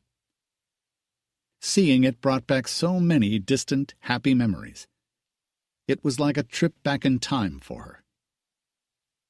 They got it back in the barn after she inventoried what was there, and photographed it in order to send a list of the barn's contents to an auction house, possibly Park Burnett in New York. Eleanor lay in bed thinking about it that night, all the beautiful things her mother had left her. She'd been right to keep them and not sell them at the time. 15 years later, they were worth a fortune again, and people could afford to buy them. That night she dreamed about selling all of it. When she woke up in the morning, she went to find Alex in the kitchen, having breakfast with their daughter. "Alex, I've had an idea," she said, eyes bright with excitement after she'd kissed them. "You want to go on a boat ride with me after breakfast?" he said happily, looking at his wife. "No, I'm serious." "So am I," he teased her, and Camille asked if she could come too. Eleanor gave her some paper and crayons to keep her busy so she could talk to Alex. They weren't financially desperate now with what her parents had left her, but the contents of the barn represented a considerable amount of money, or an opportunity. In fact, in the current climate of growing national prosperity, the contents of the barn and the remaining smaller piece of property in Tahoe Eleanor owned now were worth a small fortune. Not the kind of fortune she'd grown up with, but very solid money, and more than enough to start a business, or buy a larger house if they wanted to. They were cash poor, but had her father's investments, and her parents had lived frugally. "What if we don't send my parents' things from the barn to auction? What if we sell them ourselves?" "How? Privately, or take out an ad in a newspaper? Fabulous antiques for sale? It would make a hell of a garage sale." He smiled at her. "I'm serious," she said again as her eyes lit up with excitement. "What if we open a really high-end antique store?" "Here?" It was a quiet community, and no one had fancy antiques worthy of Versailles at Lake Tahoe. "No, in San Francisco. We could rent a shop in the right neighborhood. People have money now, and they're willing to spend it. We have enough in the barn to supply a store for a couple of years." "And when we run out of your parents' things?" He looked skeptical. It sounded a little crazy to him. Selling them at auction would be simpler. "Then we go to Europe and buy more. The war will be over by then. I suspect there will be a lot of people there who have lost their fortunes and will have to sell their chateau and will want to sell their antiques. People don't live like my parents did anymore. They want smaller homes, simpler things. But there must be a market for beautiful things, for people with money, just not on the grand scale that we grew up with. I don't think any of us realized how remarkable it was. It seemed normal to us then. It was the only life we knew. We were the children of a golden era. I think we could have a very successful business with an antique store. And it was something he could do, too. He could help her run the business end, and he didn't have to be able to walk to be an antique dealer. What do you think? Do you really want to be a merchant? He asked, looking surprised, and she laughed at him. Don't be such a snob. You sound like my father or my grandparents. Yes, I do. I'm not afraid to be engaged in commerce, as my grandmother would have said. I'd love to try it. We could open a shop instead of my going back to teaching. And if it doesn't work and no one buys anything, we give up the store and send everything to auction. Why not give it a try? He thought about it and started to be intrigued by the idea. Successful businesses had started in stranger ways, and they certainly had more than enough merchandise to get started.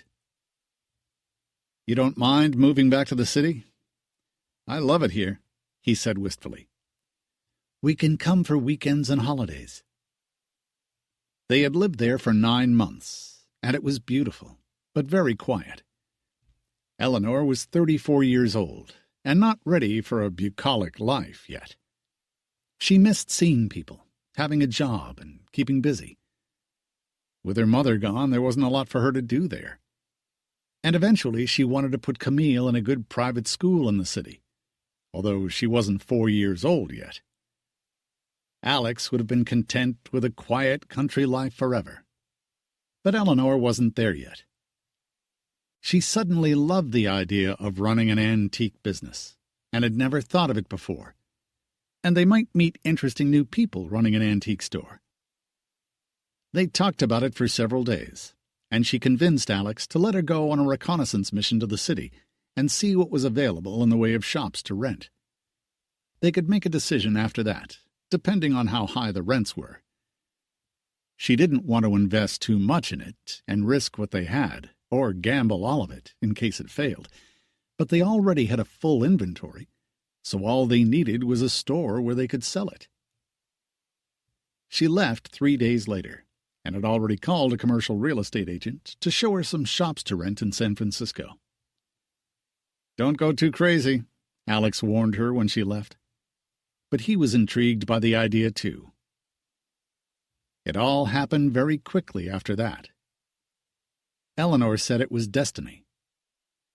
She saw 4 shops that afternoon, and one of them was absolutely perfect in an area called Jackson Square. A small brick building was available with 2 floors they could use to show the antiques, a 3rd floor where they could store them, and a 2-bedroom apartment on the top floor. It even had an elevator. It was just what they needed. They could even live there. They could leave some of the extra larger pieces in the barn in Tahoe where they were safe, and had been for many years. And in what felt like a moment of madness, she convinced Alex to let her rent the house the next day when she called him. By the time she got back to Tahoe 2 days later, they had a store in San Francisco and the start of a business. Eleanor wanted to call it Devereaux Allen, which sounded very distinguished to both of them. The store itself needed a coat of paint inside and some spotlights to focus on the best pieces.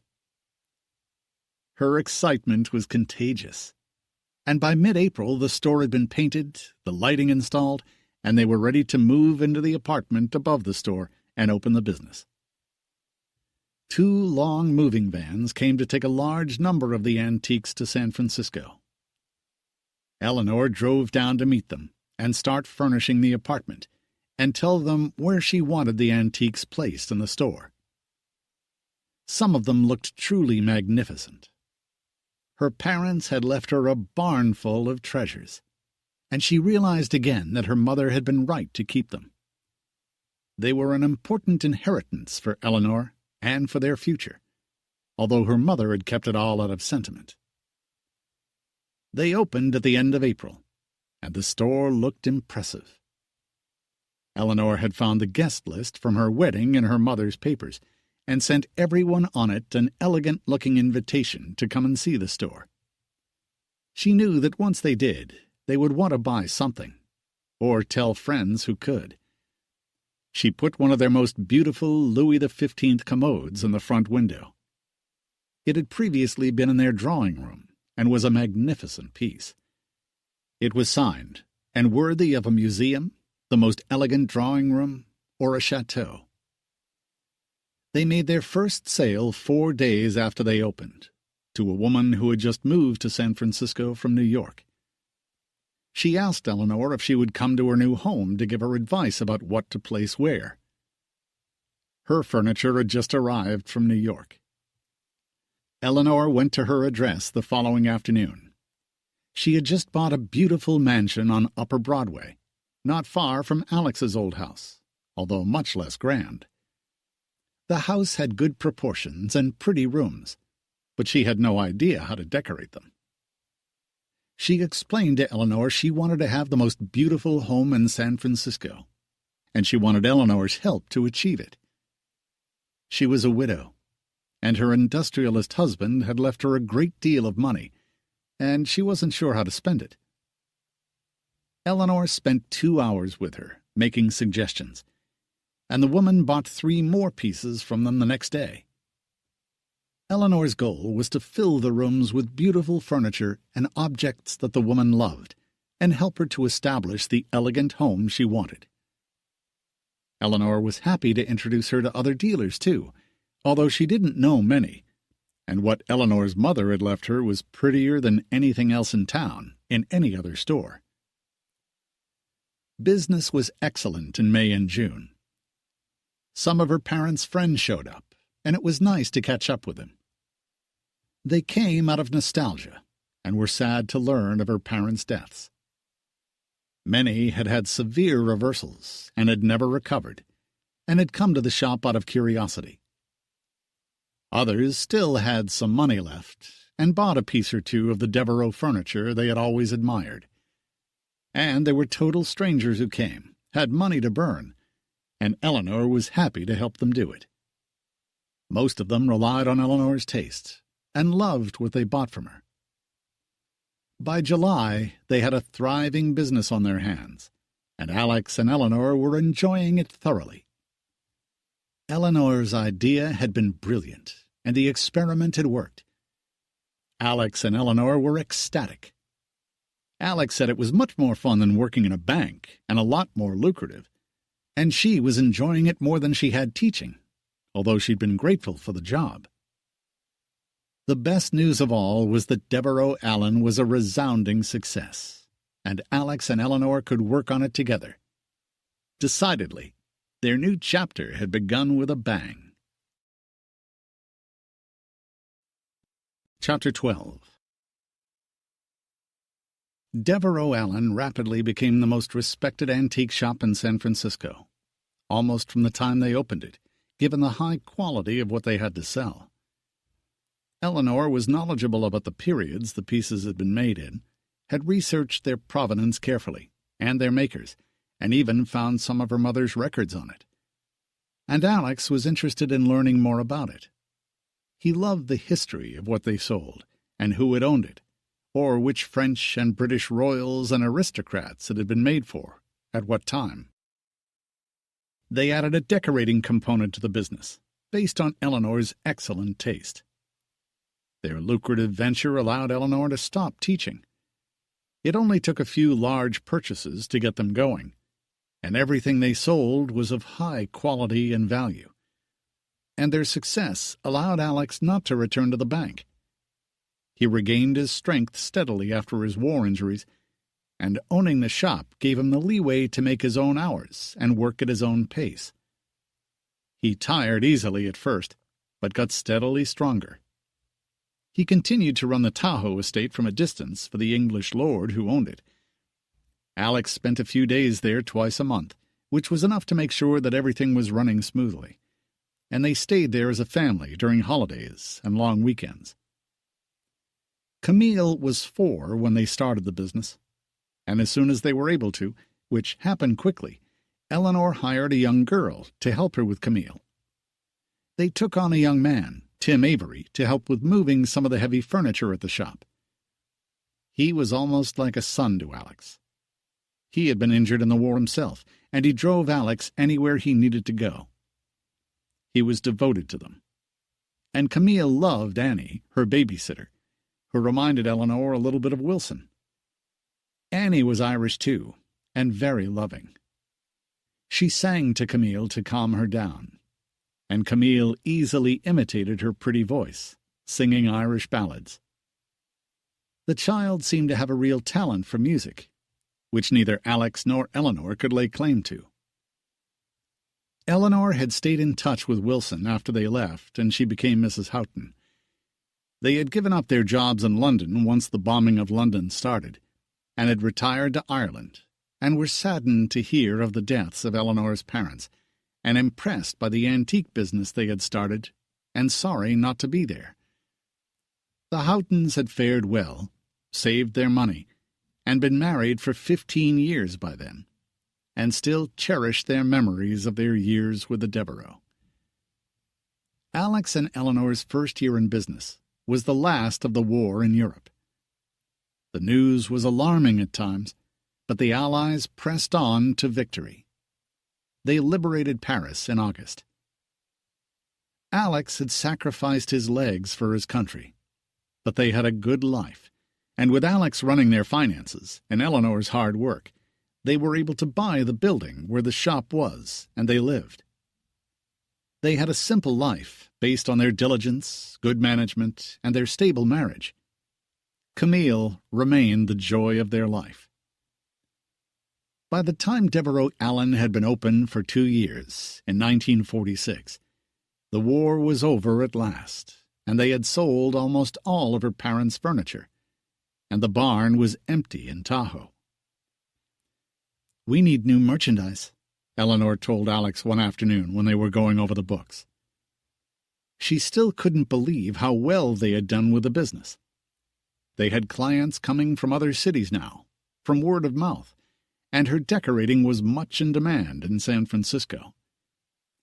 The country was flourishing, and they had caught the wave at the right time. "There's nothing to buy here," she said. "Wilson says that half the castles in Ireland are up for sale, and there are some beautiful antiques there." She still called her Wilson, and couldn't imagine calling her by her first name, Fiona, or even Mrs. Houghton. "And the French are selling everything too." A year after the war, Europe was still ravaged, and its people starving. But in recent months, travel had become easier. Alex and Eleanor hadn't gone anywhere since their lost days of grandeur, except to Lake Tahoe. But if they were to keep their shop doors open, they needed something to sell, and all the fine pieces in San Francisco had been sold during the Depression and taken elsewhere. They both still grew nostalgic when they drove past their old homes. Alex refused to enter the hotel his family home had been turned into. He couldn't bring himself to do it. He hadn't seen his brothers in 17 years by then, since they left San Francisco, but were still in touch with occasional correspondence. They seemed like strangers to him now, and the life they had once shared a distant dream that had no reality to it. He had never met their wives or children, and didn't know if he ever would. The school that had been established in the Devereux mansion, the Hamilton School, was still there, and Eleanor pointed to the house whenever she and Camille drove past it, and she told her that it was where her mama had grown up, which didn't interest Camille, particularly when her mother said they couldn't move back there. It was just a big house to Camille. It was a time and a home that had no bearing on their present-day life. It was merely history, and beloved memories to Eleanor and Alex. The gardens had been sold off by the school as a separate lot, and another wealthy family, with new riches, had built a rambling, modern house there.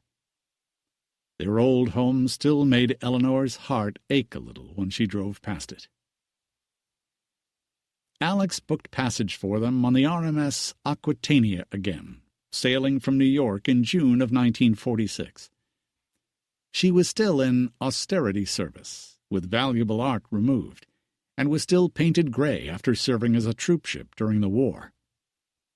They had fond memories of her from their honeymoon, even if she was less luxurious now. Alex insisted that they travel in first class, which Eleanor thought was extravagant, but he said they could afford it. Annie agreed to stay with Camille, and Tim Avery was excited about running the shop in their absence, and he could reach them by telegram if he had to. He had learned a great deal about the antiques they sold in the 2 years that he had worked for them. He was young, bright, conscientious, and proud to be part of a successful enterprise, with kind employers. They knew that the stewards on the ship would assist Alex with his personal needs, and Eleanor could help him too. He managed extremely well on his own, and they were planning to hire someone in Europe to travel with them during their trip. They had plans to be in France, England, and Ireland for a month, and already had a long list of towns and chateaux where they thought they would find new merchandise to bring home. Boarding the Aquitania in New York brought back vivid, tender memories for Eleanor of her trips with her mother to buy her debutante gown and her wedding dress, as well as their honeymoon on the same ship. She had read that Jean Lanvin was not well, and her daughter, Marie Blanche de Polignac, was running the famous couture house. The House of Worth was still functioning, still run by Charles Worth's great-grandson, Jean Charles. Chanel was closed after the war, since Gabrielle Chanel had fled to Switzerland after collaborating with the Germans during the war. Their earlier crossing to Europe, and hers with her mother on the SS Paris, seemed so long ago and was part of another life. Eleanor didn't mourn it, or even miss it anymore. It felt like someone else's life, and she was happy with Alex. She was 36 years old, and he had just turned 50. His mind and spirit were young.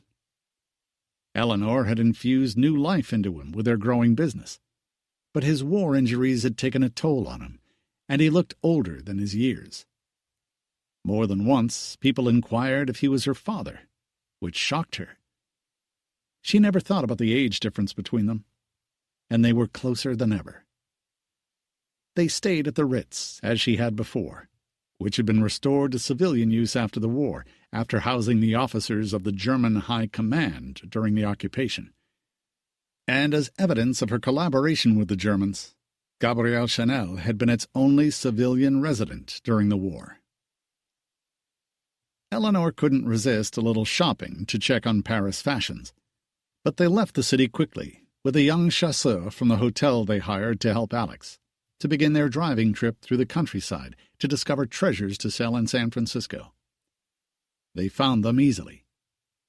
Impoverished aristocrats were selling their ancestral homes and their contents. The country was still badly scarred by the occupation and the advance of Allied troops across France during the liberation.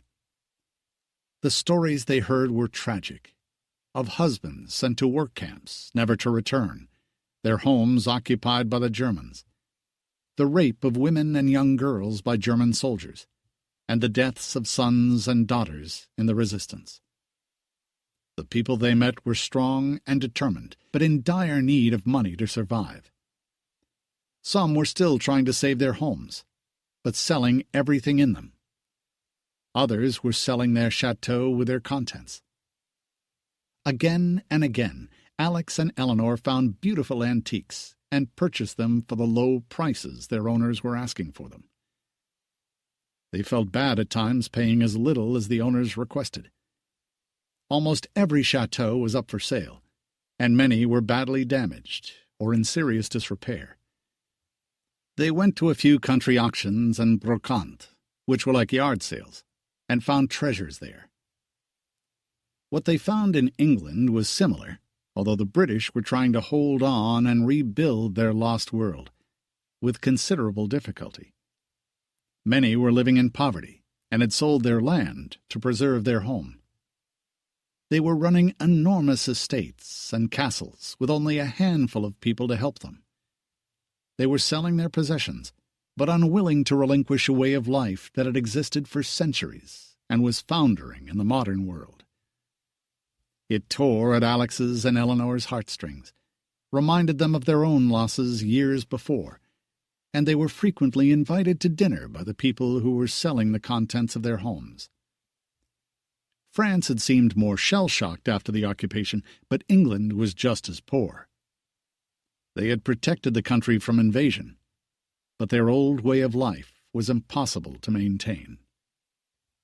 Life in the States seemed more secure, but the country hadn't been invaded or occupied and had greater resources to fall back on, and the post-war industrial boom was breathing new life into the economy and filling the nation's coffers and creating a whole class of the newly rich.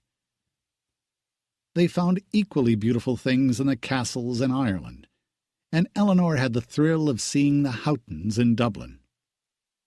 Wilson and Eleanor flew into each other's arms like long-lost relatives, as Houghton smiled at them benignly with damp eyes. They had aged considerably since Eleanor had last seen them in 1930, but they were healthy and in their 70s now. They both said that they missed California and their life in the States, but had a small, tidy cottage and a good life in Ireland. They were living on their careful savings and hadn't tried to find work since the war, and there was little to be had anyway.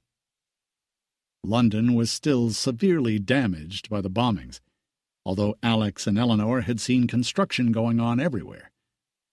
Britain was determined to recover. By the time they got back to Cherbourg to board the ship again, they had filled 3 large trucks with priceless antiques to send back to San Francisco. In a month or so, their shop would be full of pieces to sell that were as beautiful as the antiques of the Devereux, which they had been selling for 2 years. The trip had been a great success, although it had been poignant and humbling to see firsthand the suffering that Europe had experienced during the war. It was a peaceful trip home on the familiar ship. The crossing was smooth. They were both tired after moving from place to place constantly for a month, examining the contents of castles in England and Ireland and chateaux in France. And for each piece they bought, they knew they would remember the stories that went with it, and the owners who had touched them with their courage and their losses. It had been a trip that they knew neither of them would ever forget, and Devereux Allen had a store full of new merchandise to sell. When Alex and Eleanor got back to San Francisco, Camille looked to them as though she had grown a foot. She was 6 now, and she had learned new songs from Annie while they were gone. The child's singing talent was undeniable, and she was as sunny and happy as she had been for all 6 years of her life so far. Eleanor had bought her some pretty little dresses in Paris and a new doll, which she loved, and she told them solemnly that they were never to go away without her again. They closed the shop in August for a month's vacation at Lake Tahoe, and when they got home, everything they had bought in Europe had arrived. It took them and Tim Avery days to unpack it all and place it advantageously in the shop. Their storeroom on the 3rd floor was full again, and they had to send some of the larger pieces to the barn in Tahoe until they sold some of the new pieces in the shop. Their regular customers leapt on the beautiful new things they'd brought back, and the business continued to thrive.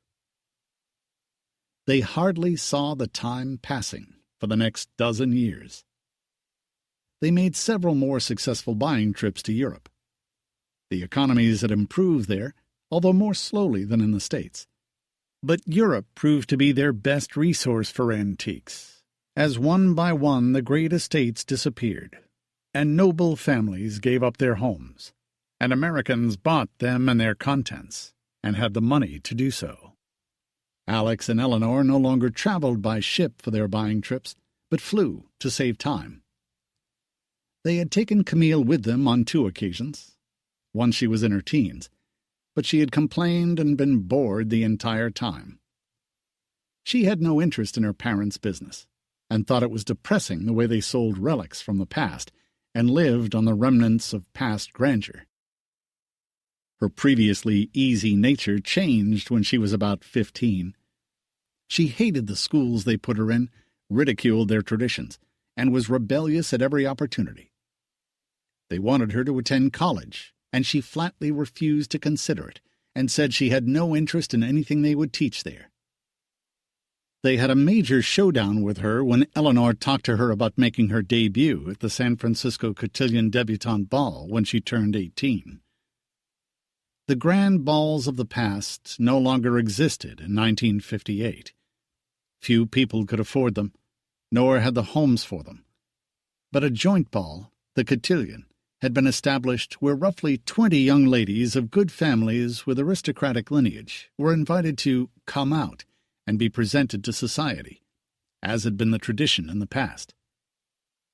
Camille was outraged by the very idea, and tore up the letter inviting her to be one of them when it arrived. "That's the most disgusting thing I've ever seen," she shouted at her mother. She was as beautiful as ever, tall and blonde, with blue eyes and a striking figure, but headstrong and difficult, and had been for the past 3 years. Her whole personality had changed, as both Alex and Eleanor struggled with her. She was due to graduate from high school in June, and was in her 3rd school in 4 years. She was determined to be a rebel. Her teen years had been trying for Eleanor, although Alex had more patience with her, though not always better results. She was determined to reject everything they stood for, and thought they were dinosaurs left over from an antiquated world that was no longer relevant and was on its way out. She opposed everything that reeked of tradition, and making her debut was top of that list. "There are no people of color at the cotillion, no Italians or Jews or anyone except people like you. Did you ever think of that?" she said with a look of disgust. And her father conceded that she had a point, but that might change one day, and knew that, although Camille's motives in not making her debut sounded noble, mostly she just didn't want to do what was expected of her, or anything that would please her parents. Her rejection of them was painful. She was in full rebellion, and her sweetness as a young child had disappeared. They had expected her teenage years to be challenging, but Camille was extreme. Eleanor had lovingly shown Camille her own debut dress, carefully packed away 30 years before, and Camille ridiculed it. "I'd look like a freak in that. You probably did too," she said disparagingly of the beautiful gown by the House of Worth that Eleanor had been thrilled to wear. "Everything you and Dad do is so old-fashioned. It's all so yesterday. You're living in the past," she said cruelly, which wasn't true either. They respected the traditions they had grown up with, but had struggled to move forward despite the blows in their lives, which their daughter had no concept of, nor did she care. She thought they were fossils, who understood nothing of the modern world. "The cotillion is a cattle market, Mom, and I don't want to be one of the cows. They're all looking for husbands, which is why they go to college, too, and the minute they get engaged, they drop out. Or they get pregnant and have to get married. I don't want to get married, and I'm not going to let you show me off at the cotillion and marry me off to some snob." "What do you want?" her father asked her shortly before her 18th birthday. She had refused to apply to college. Her grades were terrible. She barely studied, and flatly turned down the opportunity to be a debutante in the coming winter season, even to please her parents. Camille did what she wanted. She had racy friends who weren't going to college either, and a weakness for all the handsome bad boys around town. James Dean, as the original angry young man, had been her hero, and she mourned his death for months when she was 15, which had been a turning point toward a darker side. They worried about her constantly, and had for several years.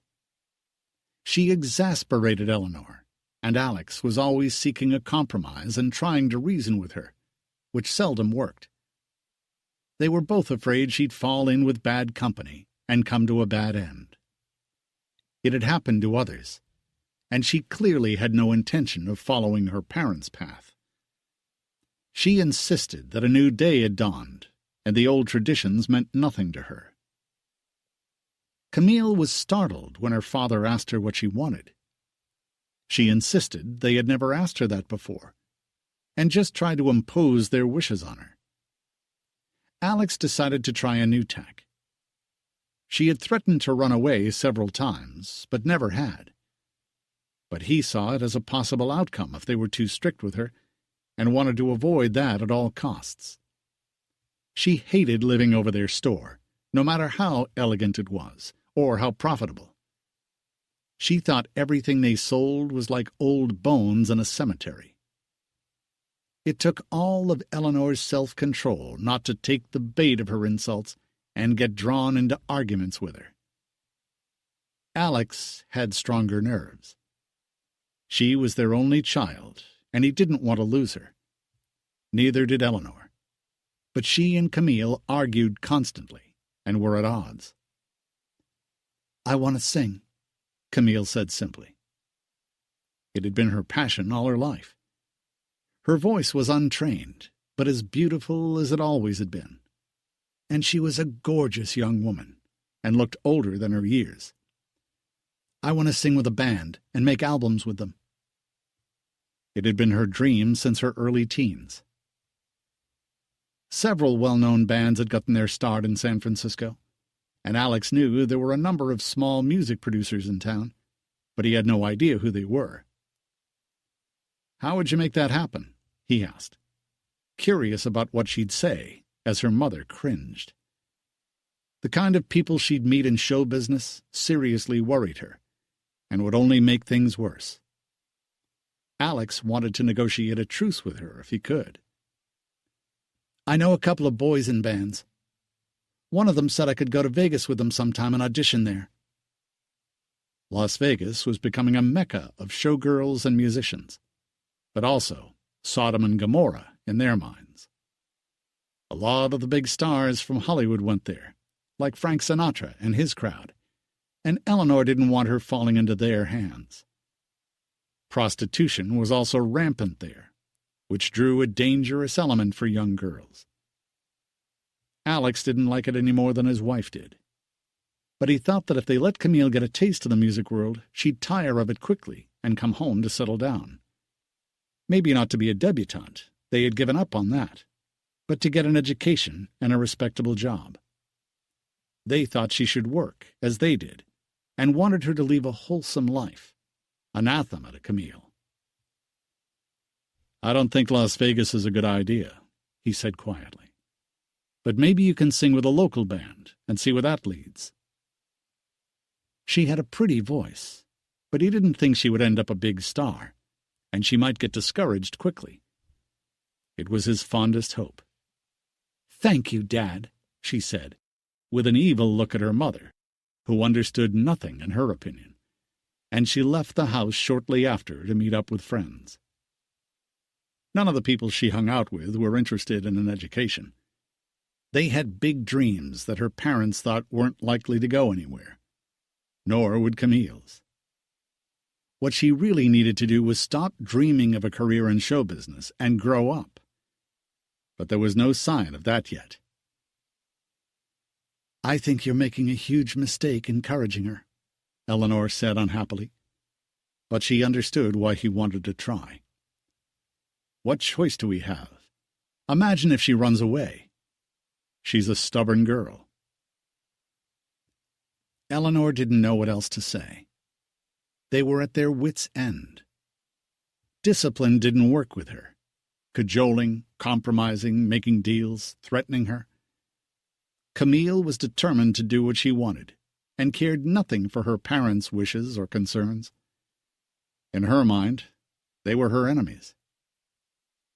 She managed to graduate from high school a few weeks later, by the skin of her teeth, tossed her diploma in the garbage immediately after the ceremony, and sang with a band she had known for a few weeks in a sleazy bar downtown. And a friend of the lead singer came by and heard her, and needed a girl to fill in the chorus of his band. They were going to Vegas in a week's time to open for a bigger band. It was the opportunity Camille had been waiting for, and the one her parents had dreaded. She told them the next day.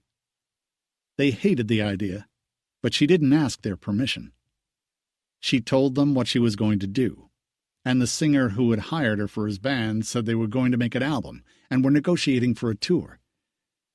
If they kept her on, she'd be traveling around the country with them for 3 months if she was any good and they got the tour. Eleanor felt sick thinking about it, but they reluctantly agreed. They told her they wanted to hear from her regularly, and reminded her that they hadn't agreed to the tour, only to a brief stint in Las Vegas. She laughed at them. As far as she was concerned, she was on her way. They were going to be cutting an album in Vegas while they were there, and she hoped to be on it. It was everything she had dreamed of for years. She left 2 days later and drove to Las Vegas with the band. Alex and Eleanor had their hearts in their mouths when she left. The lead singer picked her up at the house. He was cocky and arrogant and good-looking, in jeans, a T-shirt, and a black leather vest. He carried Camille's bag to her car and said nothing to her parents, as though they didn't exist. Camille reluctantly hugged her parents before she got in the car, and thanked her father for letting her go. The singer, named Flash Storm, laughed when she said it. "What are you, a baby? Your parents let you go? You're 18, aren't you?" She nodded, and looked like a child again to Alex and Eleanor. She was somewhat cowed by the leader of the band, who looked unsavory to them, with slicked-down hair and a cigarette behind his ear. "I hire women, not children. Remember that," he said, and got in the car. She slipped in beside him, and they drove off, and as soon as they were out of sight, Eleanor burst into tears. "He'll ruin her," she said, as Alex pulled her onto his lap in the wheelchair so he could hold her. "We just have to hope she gets tired of it quickly," he said, praying he had done the right thing. Chapter 13. They hardly heard from Camille once she left for Las Vegas. She had called to tell them the phone number of the house where she was staying with the band, but when they tried to call her, no one ever answered. Eventually, they spoke to a few of the band members who lived at the house too, and they promised to give her the message. But it was several weeks before they heard from her, although she had promised to call them frequently. She said the band's engagement at the nightclub where they were playing had been extended, and they were working on the album now. She told them she was fine, and didn't mention the tour. They were relieved. All they could do was wait it out and hope for news. Camille came back to San Francisco in September. She just appeared one night, in tight blue jeans, a tight white satin top with a plunging neckline, looking sexy and infinitely more grown-up than when she'd left. Eleanor noticed that she slurred some of her words and wondered if she was drunk. She stayed with them in her old room. She said they had been booked for a tour as the opening band for the group they were working with, and they were leaving in a week. She seemed suddenly more womanly, and not like a young girl anymore. Any semblance of innocence was gone. It was obvious from the way she referred to Flash that they were lovers now. Her parents were sick about it, and her mother asked her point-blank if she was on drugs. Camille laughed and didn't answer her. Eleanor was almost sure she was. She slept most of the time, and was euphoric and rambling when she was awake. She talked about what a big star Flash was going to be, and he was going to take her all the way with him, She mentioned several big singers at the time, and said that Flash said they were going to be bigger than they were. She said he was hotter than Elvis Presley, and more talented. She had a million dreams and illusions, and was on a high. Flash had promised to make a single featuring her, which would make her a star in her own right. Alex and Eleanor could feel her slipping through their fingers whenever they talked to her. They couldn't stop her. Flash was paying her, which gave her some independence, and they knew that if they tried to hold her back now, she'd be gone in an instant. They watched her leave for the tour, with tears in their eyes. "Please take care," Eleanor begged her fervently, and Camille laughed at her. "I'll call you from the road," she said vaguely, and got in the cab. She was meeting Flash at the airport, and they were flying to L.A. to start the tour. They would be heading east from there into the South, through the Midwest, and end up in New York at the end of the year in December. It sounded grueling, but it was what she wanted desperately, and Flash had become her hero. He had made it all happen for her, or said he would. They heard from her sporadically after that, sometimes once a week, sometimes not for a few weeks. They were playing almost every night, and driving from one town to the next in a bus with the other band they were opening for. They played a venue in Coney Island, New York, in December for the last night of the tour, and she said she'd be home after that for Christmas. But they didn't hear from her, and she didn't show up until New Year's Day. She just walked in and stood staring at them as they ate dinner in the kitchen. She looked jaded and tired. She was scantily clad and had dark circles under her eyes. This time, there was no doubt in their minds. She was on drugs. There was no sign of Flash. She said he was visiting his mother in New Jersey. "We signed up for another tour," she said, "opening for a bigger band. We go back on the road in 2 weeks." She had signed on for a hard life, and they were frightened by the destruction they were afraid Flash was leading her to. But she was on an express train they couldn't stop. They tried talking to her about it while she was there, but she had no interest in what they said, and she was an adult, and they couldn't lock her up. She was gone in a few days, and they didn't hear from her for 2 months after that. Thinking about her was an agony for her parents. They never knew where she was or what she was doing. All they knew was that she was on the road somewhere, with Flash, and on drugs. The child they knew and loved was lost to them. She turned 19 in June and showed up again a few days later. They hadn't seen her in 5 months. She seemed a little more sober than the last time, but not entirely, and Eleanor could see the minute she walked in that she was pregnant. She was shocked, but could no longer be surprised by anything their daughter did. She had taken the road to perdition a year before, and now she was on drugs and pregnant, and the sex slave of a bad guy, all in the name of her music career.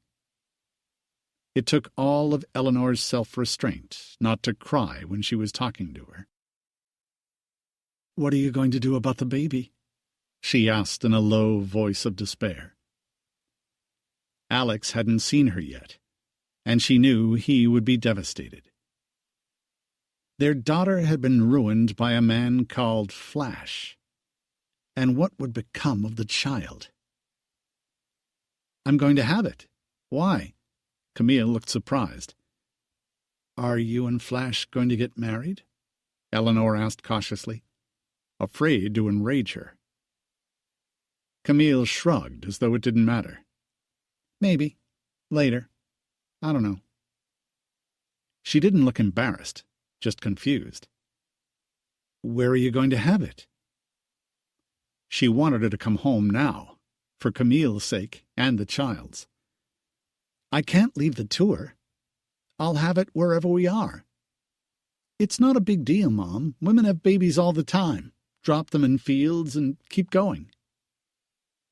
Is that what Flash told you? Eleanor said, wanting to kill him for what he was doing to her. He had brainwashed her and was keeping her supplied with drugs, Eleanor was sure. He must have found her easier to deal with that way, and it was how he lived, too. Yeah, one of the girls had a baby last year. She had it at the hotel and was on stage the next night. She looked unconcerned. Camille, you need to come home so we can take care of you and the baby. She said it as gently as she could, and Camille bristled instantly. Flash and I can take care of the baby. I don't need you for that. You're on drugs. Eleanor decided to be honest with her. You're going to damage your baby and yourself. Come home, at least until the baby is born. Hell no, she said vehemently. I'm not leaving Flash. You're just jealous because I have a good life with him and I'm happy. I wouldn't call it a good life. You're in a different city every night. God knows what he's giving you. You could lose the baby or die yourself. You need to come home. Don't waste your breath, she said angrily, as her father rolled in his wheelchair and saw the pregnant belly. His eyes flew to her face with a look of shock. What's that? Your grandchild, Pops. She grinned at him. She had never called him that before, and he wanted to burst into tears, but he didn't allow himself to. Are you married? She shook her head and looked disappointed. You sound like Mom. I don't need to be married to have a baby. It would be preferable, he said in a raw voice, and he could see she was on drugs too. You need to come home and take care of yourself. She had left a year before and was on a straight trajectory to her own destruction. Flash takes care of me now. He's going to deliver the baby. He did it once before. She sounded blasé about it. You need a doctor, a hospital, and us to take care of you. We love you, he pleaded with her, and she turned away from him. He was interfering with her life, and she would allow nothing to come between her and Flash, surely not her parents. Flash had warned her that they would try to do that, and told her to resist. He'd been right, and she followed his advice. She spent 2 days with him, while they argued constantly, and on the third day when they woke up, she was gone, back to Flash again. They didn't even know how pregnant she was, and neither did she. She looked 4 or 5 months pregnant to Eleanor, but there was no way to be sure. The situation was heartbreaking, and there was nothing they could do. They hardly heard from her after that, and worried about her constantly, and the baby. It ravaged Alex noticeably. His only child was in the clutches of a terrible man. Eleanor was just as devastated, but worried about Alex, which gave her something else to think about. He was 63, and his war injuries, age, and the stress Camille was putting them through aged him overnight. Eleanor was 49, and hardier than he was. She was younger and in better health, but it was taking a toll on her, too. Worrying about their daughter was always at the back of their minds, whatever they were doing, and they talked about her constantly, wondering how and where she was. They got a collect call from a number in New Jersey on the 1st of December. They accepted the call immediately. It was Camille. She sounded almost too weak to talk. She was in a hospital in Newark. I had the baby last night. It's a girl. I think she was early. She's kind of small. She weighs 4 pounds. I had her when I came off stage. I didn't know it was happening, so we went back to the hotel and did some—" There was a silence while they filled in the blanks. They had done drugs, which may have been why they didn't know she was in labor. Or didn't care. Flash delivered her. It wasn't too bad, but I bled a lot. They said something was wrong with the placenta. Someone called an ambulance and they gave me a transfusion. I'm okay, just tired. I can leave in a few days, but she has to stay in the hospital for a while until she gets bigger and can breathe better. Camille sounded drugged out, but they couldn't tell if they had given her something at the hospital, or if she was still high from whatever they had taken the night before. Either one was possible, and they could both envision a seriously damaged infant, who might not even survive, or might be mentally or physically disabled if she did, from her mother's drug use. She's cute. She looks like you, Mom, Camille said weakly. Except she has red hair. Both of her parents were crying openly at the situation both their daughter and grandchild were in. I'm going to leave her with Flash's mom when she can leave the hospital. We have to finish the tour, and I can't take her with me. She's too small. We'll come and get her, Eleanor said, sounding desperate. No, that's fine.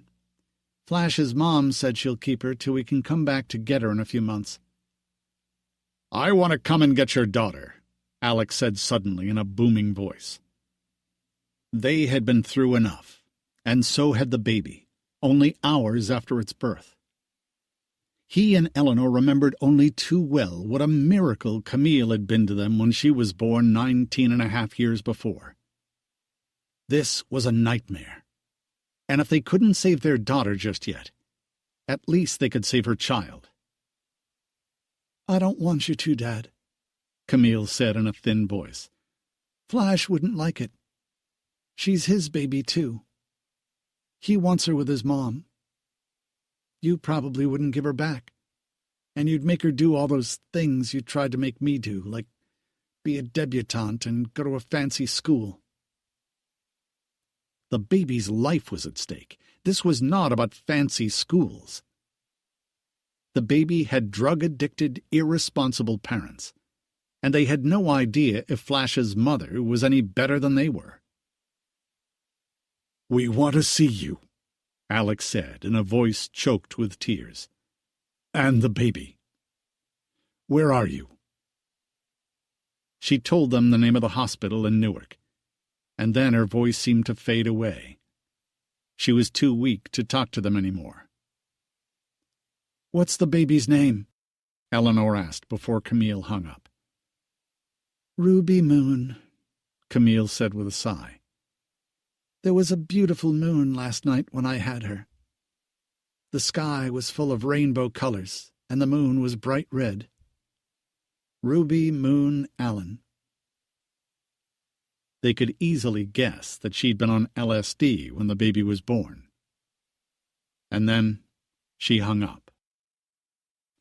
Alex and Eleanor flew to Newark that night and went straight to the hospital when they arrived in the morning. They found Camille's room in the maternity ward easily. She was sheet white, with dark circles under her eyes, and was getting another transfusion. Her eyes were closed, and she opened them as soon as she heard them, and started to cry when she saw them. Don't take me home, she pleaded with them. I want to be with Flash and my baby. She was immediately agitated, and her mother tried to calm her down, as Alex turned away so Camille wouldn't see him crying. They couldn't take her home anyway, or the baby. She was legally an adult. We want you to come home with us, but we can't force you, Alex said quietly when he turned around, and Camille closed her eyes again, reassured that they weren't going to kidnap her and the baby. Flash had said they would try to do that. They were the enemy to Camille now. He had convinced her of it. Alex could see it whenever she spoke to them. She turned to her mother then. It hurt more than I thought it would, even though she's so little. And there was blood everywhere. Eleanor could imagine it, and was grateful she hadn't died. But she looked terrible, and they went to see the baby a few minutes later. She was the smallest infant they had ever seen. She was in an incubator, and they were giving her small puffs of oxygen. Everything about her was tiny. She stared at them through the glass with enormous eyes, and gave a lusty cry when a nurse changed her diaper. She was being bottle-fed because Camille was too weak and sick to nurse her. They went back to see Camille then, and she was asleep. They left and checked into a hotel, and for the next 2 days they visited Camille. Flash never came to see her. She said he was busy in a recording studio preparing to make the single he had promised her. They tried to convince her to come home with them, but got nowhere. And on the 3rd day when they showed up, Camille was gone and had taken the baby with her. They spoke to the doctors in the nursery, who said that being removed at such a low birth weight wouldn't kill her, but would leave her vulnerable to complications, which could prove fatal.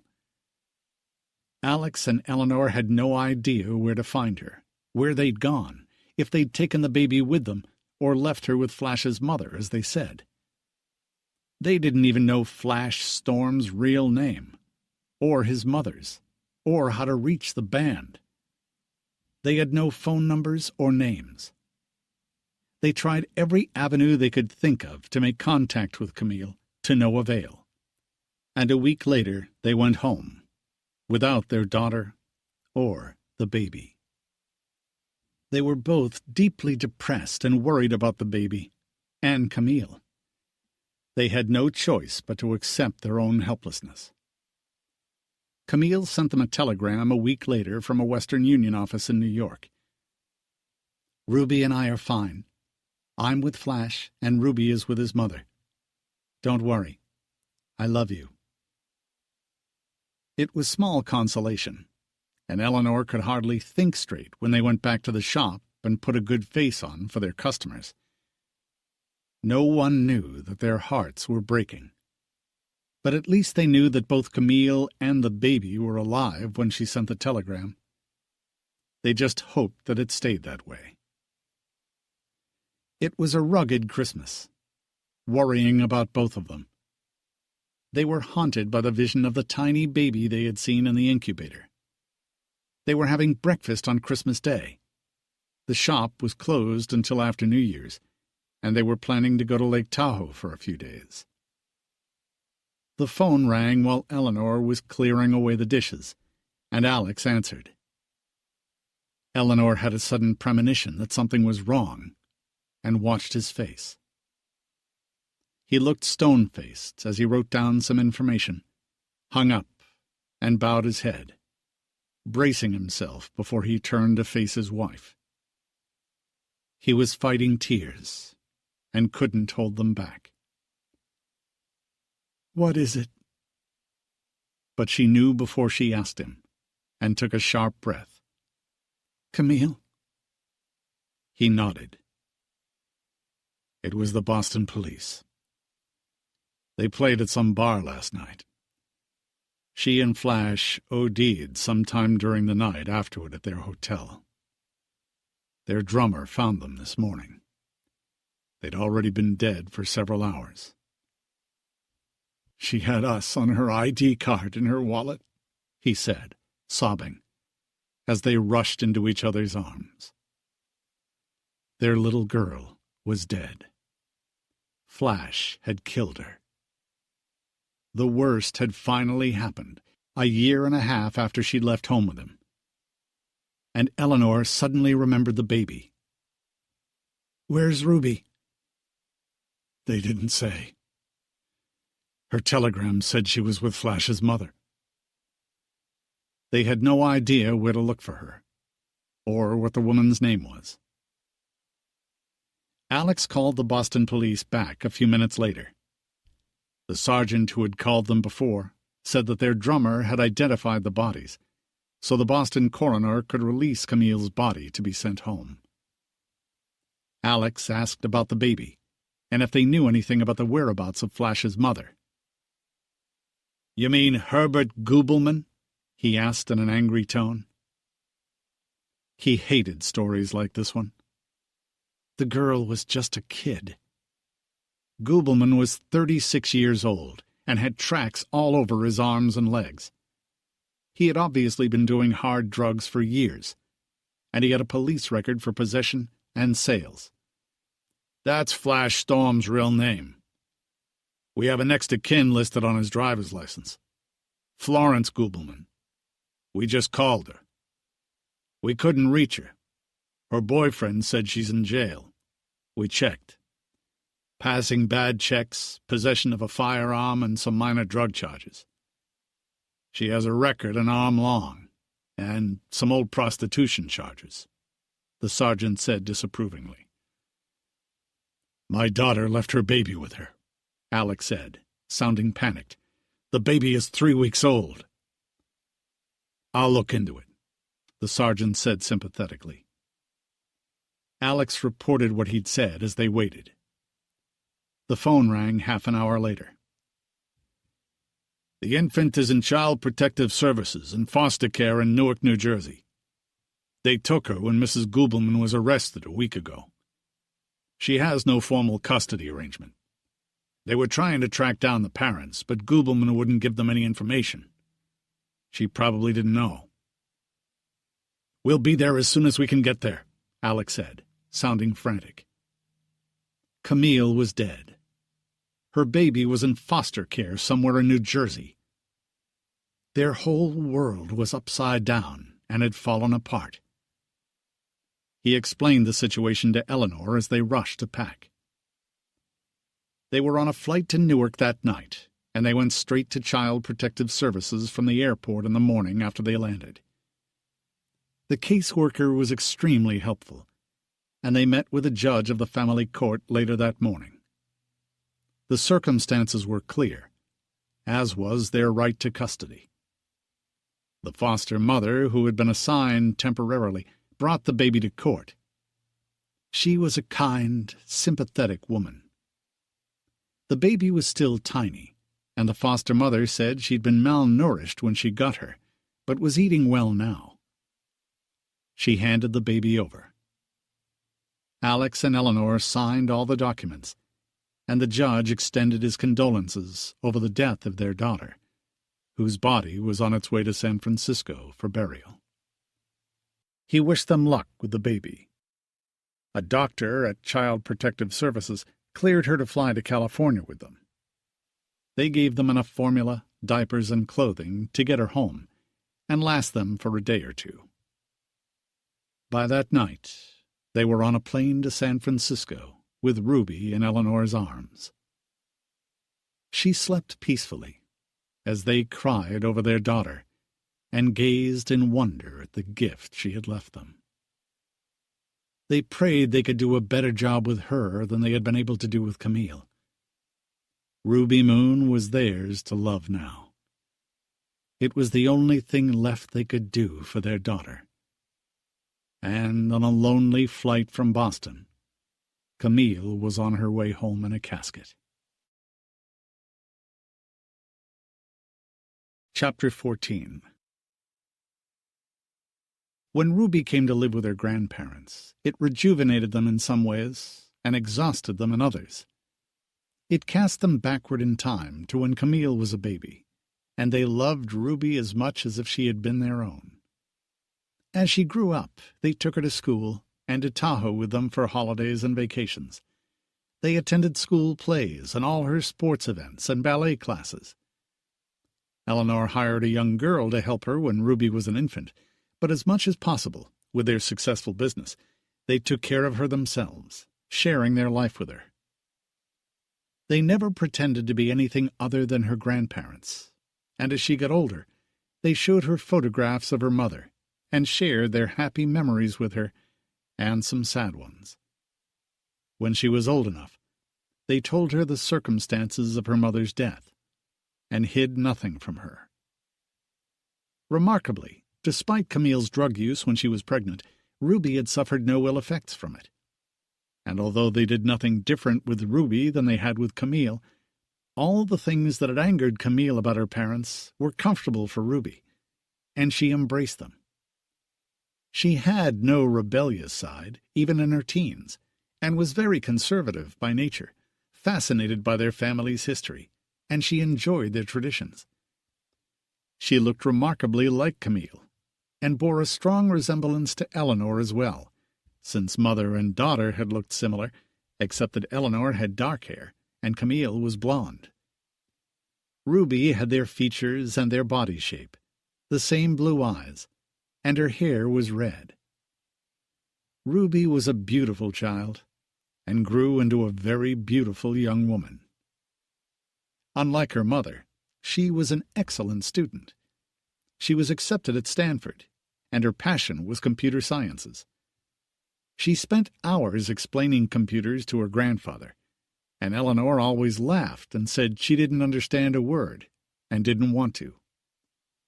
Ruby preferred studying to social life, and she was shy about making friends and often preferred to spend time with her grandparents to people her own age. She loved working in their shop during the summers. When the letter came that summer inviting Ruby to be presented at the cotillion and be a debutante, Eleanor was sure she wouldn't want to, and would think it frivolous or old-fashioned. A decade of girls before her had boycotted it in the 60s and the days of flower power, not long after Camille had refused to do it. But by 1977, when Ruby received the invitation to be a debutante, she pounced on it and waved it at her grandmother. "Can I do it, Grandma? Can I?" She was starting her freshman year at Stanford in September, but she loved the idea of being a debutante in December, right before Christmas, just as her grandmother had done almost 50 years before. She said she had always thought it sounded like being Cinderella or a fairy princess for a night, and Eleanor grinned when she said it and was pleased. Life had a way of coming full circle. "Of course you can. I was afraid you'd think it silly." "I think it sounds exciting. You made your debut. I want to, too." Eleanor smiled at the memory and Ruby's reaction to it, the opposite of Camille's vehemently negative response nearly 20 years before. "It was different when I came out," Eleanor said with a sigh. "People gave their own balls. They didn't come out together the way they do now. I met your grandfather the night of my debut. He looked like Prince Charming to me." Just for the sake of history, she showed Ruby her debut dress by Worth, still carefully preserved, and told her about going to Paris to have it designed for her. It looked old-fashioned now, and very much of its era in 1928. She and Ruby went to Saks and picked out a beautiful white organza gown that floated around her and showed off her figure and tiny waist, and she invited a boy she'd gone to school with to be her escort. They were just friends, and he was as crazy about computers as she was. She had had no serious romances yet, and didn't seem to care, but she could hardly wait for the big event in December.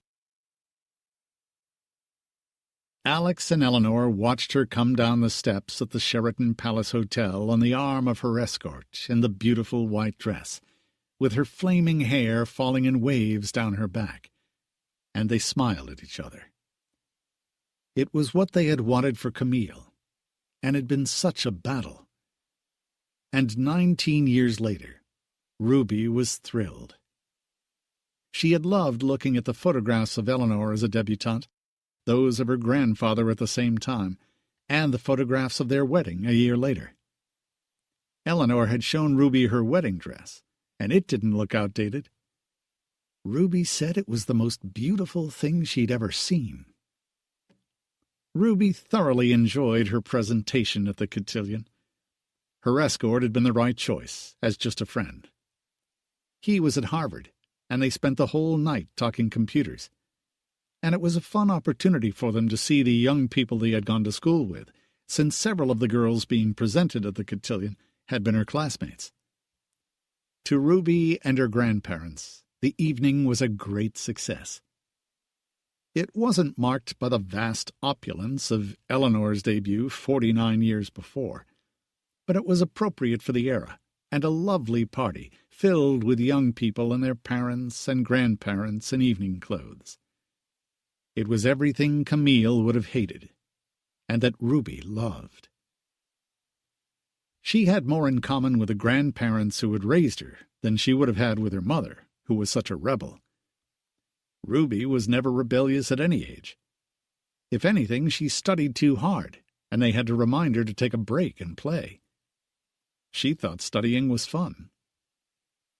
In her sophomore year at Stanford, she was studying in the library one weekend when a senior sat across the desk from her, seemed fascinated by her, and stared at her red hair. They left the library at the same time, and he explained that he was working on a senior project. He said he'd had a summer job at Xerox's Palo Alto Research Center the previous summer, where he said he got interested in GUIs.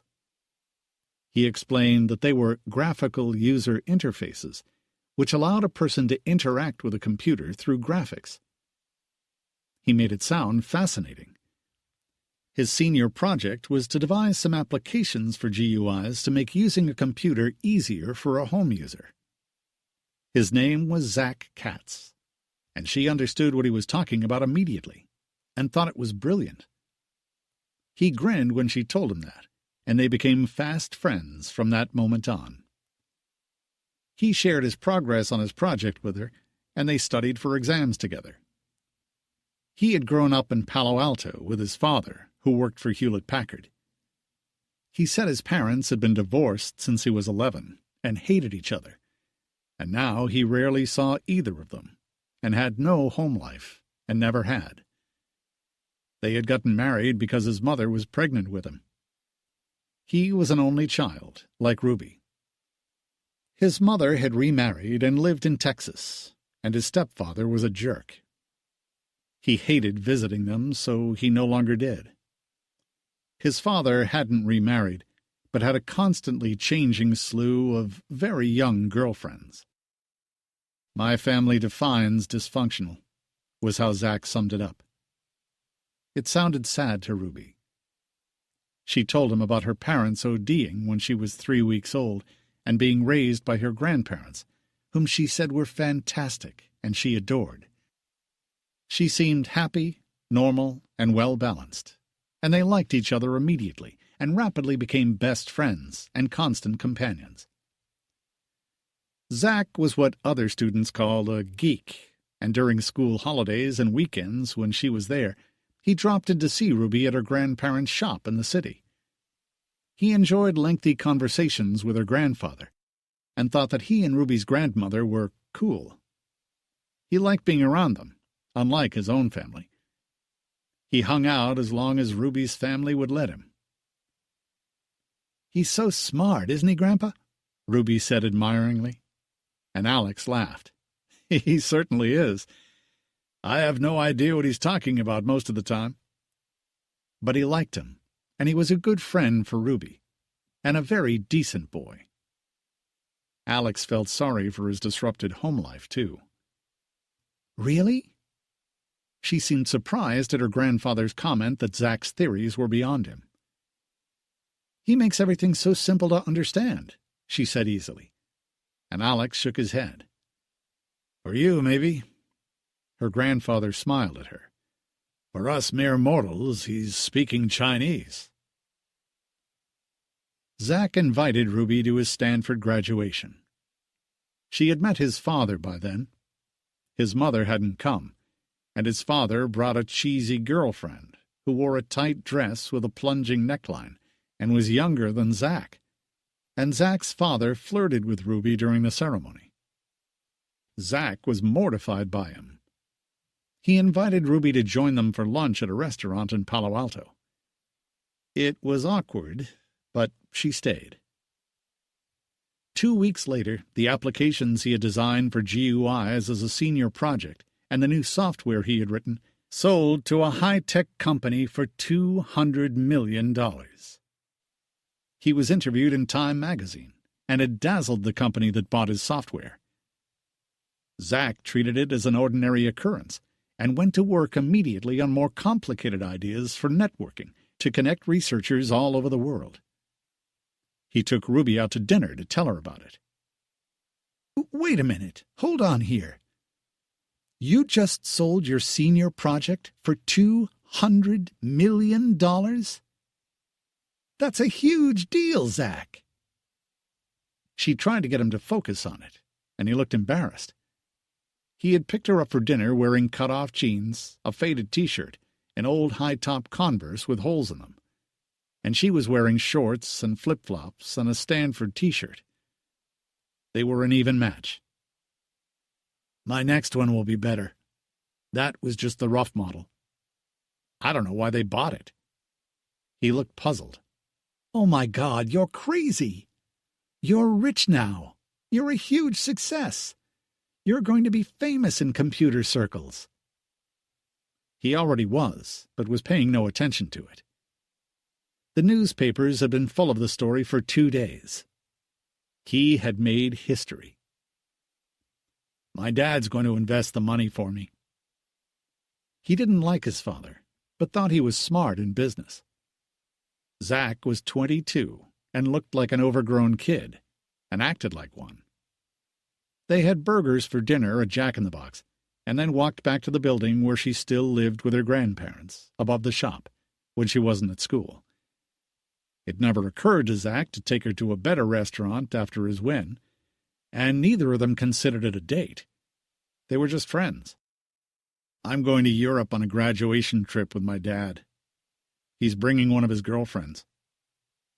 He rolled his eyes when he said it. What are you doing? Just going to Tahoe as usual. It's nice there. You should come up when you get back. He nodded and liked the idea, gave her a hug, and left her at her front door, and she ran into her grandparents when she got home. That's quite a deal your friend Zach made, Alex commented, and she nodded. He'd been reading about it in the papers. It was all over the press. He's already working on other concepts. It was becoming clear that he was something of a genius in the high-tech world. The money didn't mean anything to him. The challenge and the fun did, and she loved that about him. She hated show-offs. Zach was anything but that. He was the perfect geek, and her closest friend. He drove up to Lake Tahoe for a weekend in his battered Toyota when he got back from Europe, and visited Ruby regularly at Stanford that winter, whenever he had time. He had kept his abysmally ugly student apartment just off the Stanford campus, where he still lived. He didn't care how it looked. The project he was working on was intricate and intense, and took up all his attention. He explained it to her carefully, and she had a relatively good grasp of the theory, and loved talking to him about it. She was studying computer sciences too, but she was nowhere near his league. She felt earthbound compared to him, while he was out in the stratosphere somewhere. All she wanted was a good job with a great high-tech outfit of some kind when she graduated. He said he'd help her find one. She still had another year at Stanford to get through. There were never any romantic overtones between them. He dated occasionally, but usually scared the girls off after the first date. He was painfully awkward, or stood them up when he forgot about the date and kept working. Ruby told him to set an alarm clock, but his dating skills were embarrassingly poor, and he didn't seem to care. He had other pursuits that interested him more, like work. Most girls bored him to extinction, and if so, halfway through dinner, he said so, despite Ruby's coaching. She called him a space-age Neanderthal in the dating world. She had dated a few people too, But by the time she graduated, she had never been in love. She had loved her years at Stanford and graduated with honors, but the nerdy boys she met were always too boring and looked like unmade beds, as her grandmother said. The ultra-smart ones, who were more worldly and hell-bent on success, were too full of themselves and too superficial to interest Ruby, and the pretty boys were too narcissistic. She wanted to fall in love with a real person, like her grandfather. She admired the relationship her grandparents had after 52 years together. Her grandmother was 71, and her grandfather 85, but still going strong. They had withstood the test of time and everything that had happened to them. She didn't want anything less than they had, and had never met anyone like them. Most of her friends' parents were divorced, and her own mother had been a disaster. Ruby wasn't worried about meeting someone when she graduated. All she wanted was a good job that used the skills she had learned and her innate talent with computers. A month after she graduated, she was sending out applications, when Zach called her and told her he had made another deal for his concept for a new operating system. He told her it was a much bigger deal than the first one, and far more complicated. He sounded a little dazed when he called her. He told her about a menu bar and controls for Windows he had incorporated into his entirely new operating system and computer-animated films. "Fantastic!" she congratulated him. "How much did you get this time?" she asked him casually. "Jack in the Box tonight to celebrate?"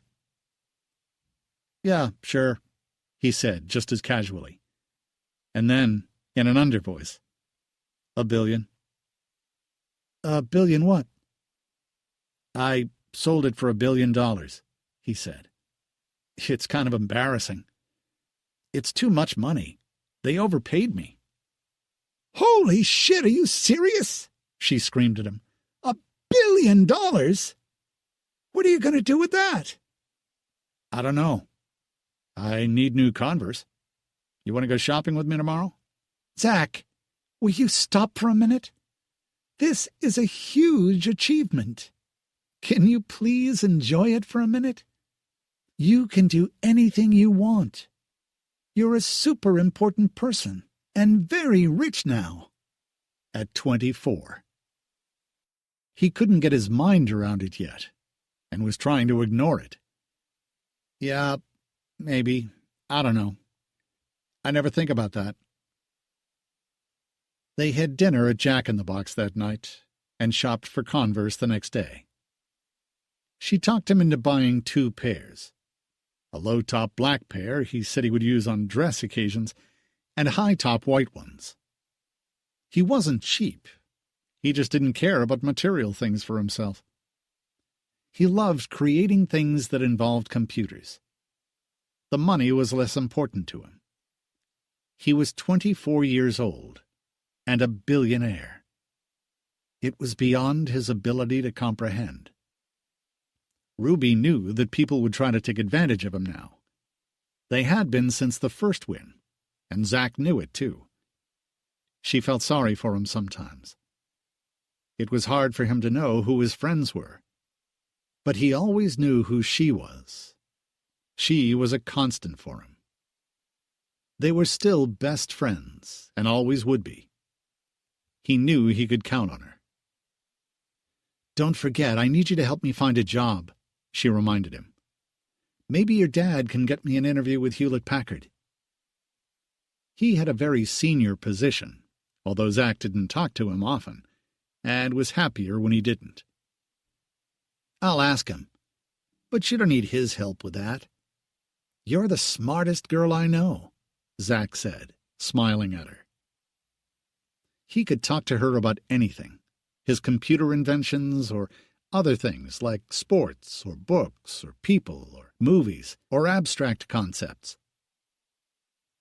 He thought about it that night when he went home. He had messages from the New York Times and the Wall Street Journal wanting interviews, and some foreign newspapers, and Time magazine, and he erased them. He had nothing to say to the press. He wasn't interested in talking to them. And he knew Ruby agreed with him. She thought they would exploit him, and warned him of that. He thought about the job she wanted him to help her find, and then he realized he knew exactly the right one. He called her in the morning and woke her up. "Why are you still asleep?" He sounded annoyed. "Because it's 7 o'clock on a Saturday morning, and I stayed up late watching a movie on TV last night," she grumbled at him. "You're supposed to wait till 9 o'clock to call people on a weekday, 10 o'clock on weekends. My grandma told me so." "That's regular people, not you." "I thought of the perfect job for you." "Did you talk to your dad?" She sounded hopeful as she sat up in bed. It was a foggy San Francisco summer day, and she had promised her grandparents she would help them in the shop. She'd been doing that a lot since she'd finished school a few weeks before. "No, this was my idea," Zach said about the job he had in mind for her. "I'll come over and tell you about it later." "I'm working in the shop today." "I have to get something, and then I'll come over." "I'm not going anywhere," she said. And then they hung up, and she got up a little while later. They didn't open the shop until 11, and she was going to work with Tim Avery and a young woman who worked for them now, too, and helped her grandmother with her decorating business. Her grandparents were taking the day off. They were going to a museum exhibit that her grandmother wanted to see. Ruby was helping a customer who was interested in an English partner's desk when Zach came in just before lunchtime. He sprawled in a chair and smiled at her, while she gave the customer all the details and a photograph of the desk to think about and show her husband. She left, and Ruby came over to talk to him.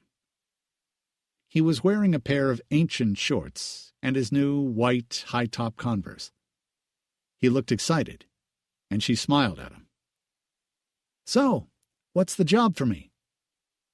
"Easy. I should have thought of it before, but you had to graduate anyway." "Big company or startup?" She looked intrigued. "More the latter. You're perfect for it. You're brilliant, Ruby Moon. You can do anything. You understand everything I talk to you about." He was smiling at her, and as he said it, he slipped down on one knee in his shorts and new high-top white Converse that made him look like a little kid, which he almost was anyway. He was 24 years old and looked about 15. "Will you marry me, Ruby?" he asked her, with a hopeful look as she stared at him in disbelief, looking irritated. "Will you stop making fun of me? I thought you had a real job for me. That's not funny. I need a job. I can't live off my grandparents forever." "I'm serious," he said, remaining on one knee in front of her, as Tim and his assistant watched them with interest, wondering what he was doing. Tim had been reading about Zach's new windfall. The whole world had been. As he spoke, Zach pulled something out of the pocket of his baggy shorts that had had too many washings and were clean, but faded and torn. He pulled out a small gray leather box with a white satin ribbon around it and handed it to her. "What's that?" She looked confused as she took it from him. "It's for you. Open it." She pulled off the ribbon cautiously and opened the box, and an enormous round object sparkled at her with such vehemence that it almost blinded her. "Holy crap, Zach, what is that?" He stood up then, took it out of the box, and put it on her finger. "It's an engagement ring, you dummy. Haven't you ever seen one before?" "Not like that." She looked at him then, and could see that he was serious, and her eyes opened even wider. "I realized last night that I love you. You're the most fantastic woman I've ever met, and I want to marry you. That's the job I meant. I want you to be my wife. It's full time." He grinned at her, and she laughed. "And the ring is 30 carats, by the way. It was the biggest one they had in the store. I thought bigger might be too showy, but they can get a bigger one if you want." He talked about it like a skateboard or a television he had bought for her. But he looked pleased when he saw it on her finger. She was staring at it. It looked like a headlight from someone's car. She was wearing a denim skirt and a sweater, and he looked like he was going to the park to walk his dog. They looked like kids as she stared at the incredible stone on her hand. "Aren't we too young to get married? I'm 22 and you're 24. "I love you, Ruby," he said simply. And then he kissed her for the first time, as the two shopkeepers smiled. And Ruby smiled when he stopped. "I love you, too. I've always loved you, Zach. I thought we were just friends." "We are friends. That's the best part. We each get to be married to our best friend. Besides, it would be nice to have kids one day. Do you want kids?" She nodded. It was all happening so fast, just like his enormous success. Zach was someone who moved at full speed and didn't like to waste time. But she did love him, and she liked the idea of being married to him. She'd never even had a serious boyfriend before. Maybe she had been in love with him all along. She wasn't sure, but she was now. She looked at the ring then, and then back at him.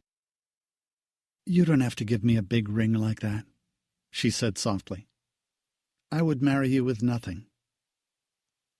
"That's why I love you," he said, and kissed her again.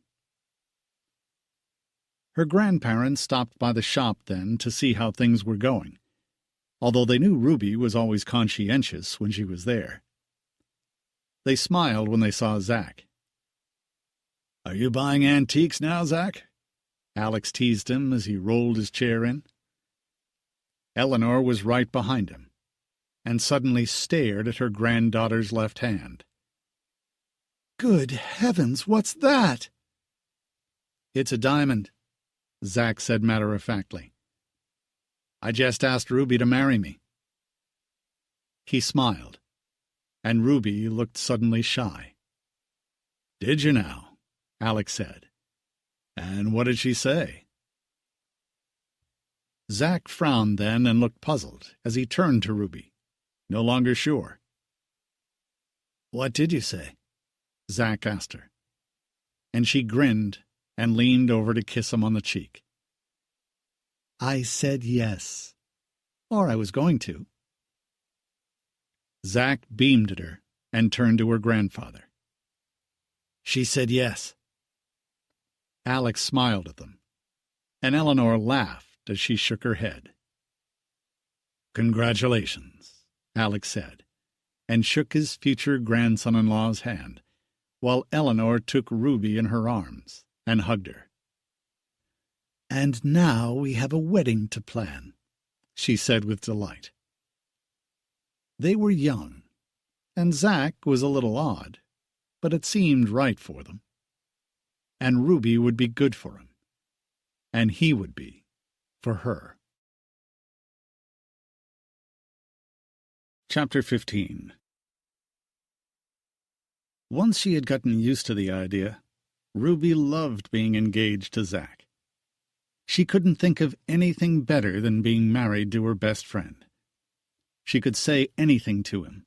She knew him better than anyone. They understood each other, and once they were engaged, Zach blossomed, and all he wanted to do was spoil her and make her happy.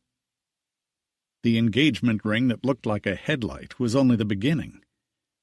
He brought her presents constantly, talked about trips they would take, houses they would buy, things they were going to do. His genius had brought them an incredible fortune, which he couldn't even fathom yet, and all he wanted to do was lavish it on her. The fact that Ruby didn't expect it, or even want it, made it all the more fun. She was an unassuming, undemanding woman, which he loved about her. It made him want to spoil her even more. He assumed she'd move into his ugly student apartment with him, until her grandmother gently suggested it might be too small, and Zack realized she was right. Besides, he had gotten his furniture at second-hand stores, and it embarrassed him to have Ruby live there. They realized that they needed a house or an apartment, but they couldn't decide where. Zack wasn't sure if he wanted to live in Palo Alto, where he grew up, or San Francisco, where she had. Ruby said they could always live with her grandparents for a while, in her room, until they figured it out. Zack liked that idea, because he liked them so much, and they were so nice to him. So once they figured that out, there was no rush to find a place to live, and could focus on the wedding, which seemed more pressing to Zack. The wedding was likely to be awkward on his side. His parents didn't speak to each other and refused to be in the same room, and he assumed his mother wouldn't come. She never did. He had grown up with his dad after the divorce, and his father didn't have a house where they could get married. They consulted Ruby's grandparents, who knew the finest homes in the city and had furnished many of them. They thought a hotel would be too commercial. Alex's old home wasn't an option. The hotel that it had been turned into had changed hands several times and supposedly gone to rack and ruin, and was seedy now, and the furniture had been sold years before. The most recent owners were thinking of tearing it down. He'd never been inside it since he'd sold it, and didn't want to see it again. He said it would make him too sad, remembering what it had once been. But Eleanor cautiously suggested the Hamilton School, which was what the Devereaux Mansion had become. She hadn't been back either, but she'd been told by several of her decorating clients that the school rented out for weddings, and with enough flowers and a good event decorator, it could look very pretty for an event. Seeing it again gave her some qualms, but at least the location had some meaning for them, especially since she and Alex had been married there. Ruby said she loved the idea. Zack was game for whatever they found. Neither he nor Ruby had an enormous number of friends, and they thought they would have about 150 guests, maybe 200. The school appealed to both of them, for its historical ties to Ruby's family. "Shall I make an appointment to see it?" Eleanor asked Zack and Ruby one night when they had dinner with them, and Ruby said she'd love to. They wanted to get married in the fall, and were thinking October, which was when her grandparents had gotten married too. Working out the wedding plans had suddenly superseded her search for a job, and she had decided to wait until the first of the year, after their honeymoon and the holidays, before she got back to serious job hunting. They wanted to find a place they both loved for the wedding first. Eleanor was surprised by how easy it was when she called the school. She thought she'd have to explain who she was and what they had in mind. They had an events coordinator who handled the frequent rentals. The woman told her it had become a very popular venue for weddings, and they even had a brochure, which they sent her in the mail. It listed the prices, the packages, the available spaces, and the rules. When Eleanor studied it, she saw that the ballroom was almost unchanged. They used it for all school assemblies, the brochure said. Weddings were confined to the reception floors. The upstairs bedrooms were all classrooms now, and didn't lend themselves to parties. But the grand staircase could be used for the bride to make an entrance if they wished. It was strange for Eleanor to read the brochure, and bittersweet when she saw the historical photos on one page, showing one of the grand parties of the past. which Eleanor recognized instantly as her coming-out ball, with all the footmen standing at attention in the front hall, holding trays of champagne as the guests arrived. It gave her a pang of nostalgia to see it. "Will it be too hard for you if they have the wedding there?" Alex asked her afterward, with a tender look. "I don't think so. Bittersweet, perhaps, and nostalgic, certainly. But I think it would mean a lot to Ruby. She is fascinated by our history." His wife smiled at him. "And I like the idea of her getting married in the same house we did, even if everything is changed and it doesn't belong to us anymore." But many things were still the same. "It's funny, isn't it? Camille had no interest in any of it, and Ruby does, and is very attached to our family history. Maybe that kind of thing skips a generation," she mused. "They're very different women," Alex said quietly. "Ruby is much more like you. Camille wanted to forge her own path, and it led her to disaster." "I think Ruby has always been afraid she'd be like her mother. She said that to me once. But she's nothing like her. Ruby is as conservative as we are, and she loves all our old traditions." Their daughter had been gone for 22 years, and losing her still made them sad. Ruby had been an enormous consolation to them, and a lovely, easy child. They had never had any problems with her. She had never rebelled against them, and had always been close to her grandparents. The day Eleanor and Ruby went to see the house, Zach decided to come with them. He was in awe of the beauty of the house the moment they walked in. So was Ruby. They held hands and gazed up at the high ceilings, the beautiful moldings, the wood paneling, the chandeliers, the grand staircase. It took Eleanor's breath away for a moment, too. It was a trip back in time for her. She hadn't been there for 51 years, since she and Alex and her parents left it in 1930, when her parents moved to Lake Tahoe, and she and Alex to the little apartment in Chinatown.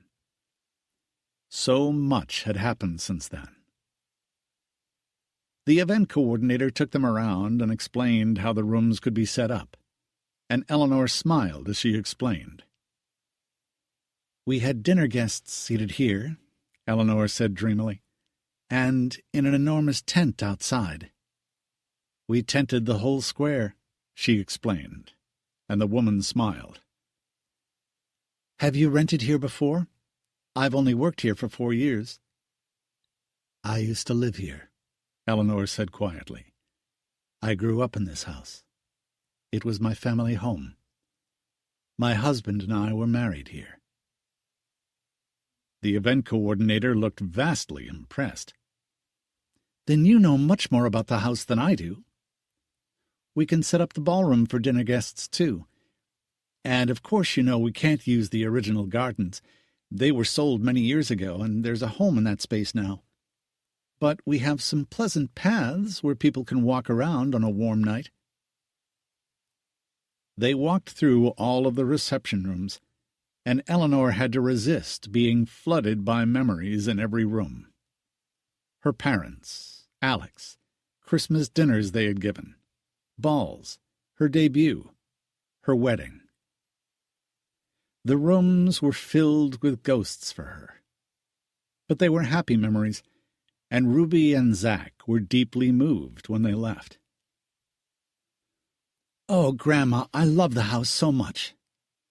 Would it upset you too much if we rented for the wedding?" She was concerned, and Zach was still floating from the beauty of visiting the Devereaux home. "No, I'd love it," Eleanor said generously. "Your grandfather and I would be delighted if you get married where we did. I wish we still owned the house so we could really do it the way we used to. I noticed that the school requires you to end an event at midnight. Our wedding, and my debut, went on until breakfast the next morning." That sounds like fun, Zack grinned. Egg McMuffins for everyone. More like blinis and caviar. Eleanor smiled at him. Wow. I think you two can really have a fabulous wedding there, Eleanor said, looking as excited as they were. In a way, it felt like going home. Shall we do it? Both young people nodded, and she told Alex all about it that night. She told him what had changed and what hadn't. She had wanted to explore the upstairs, but it wasn't allowed.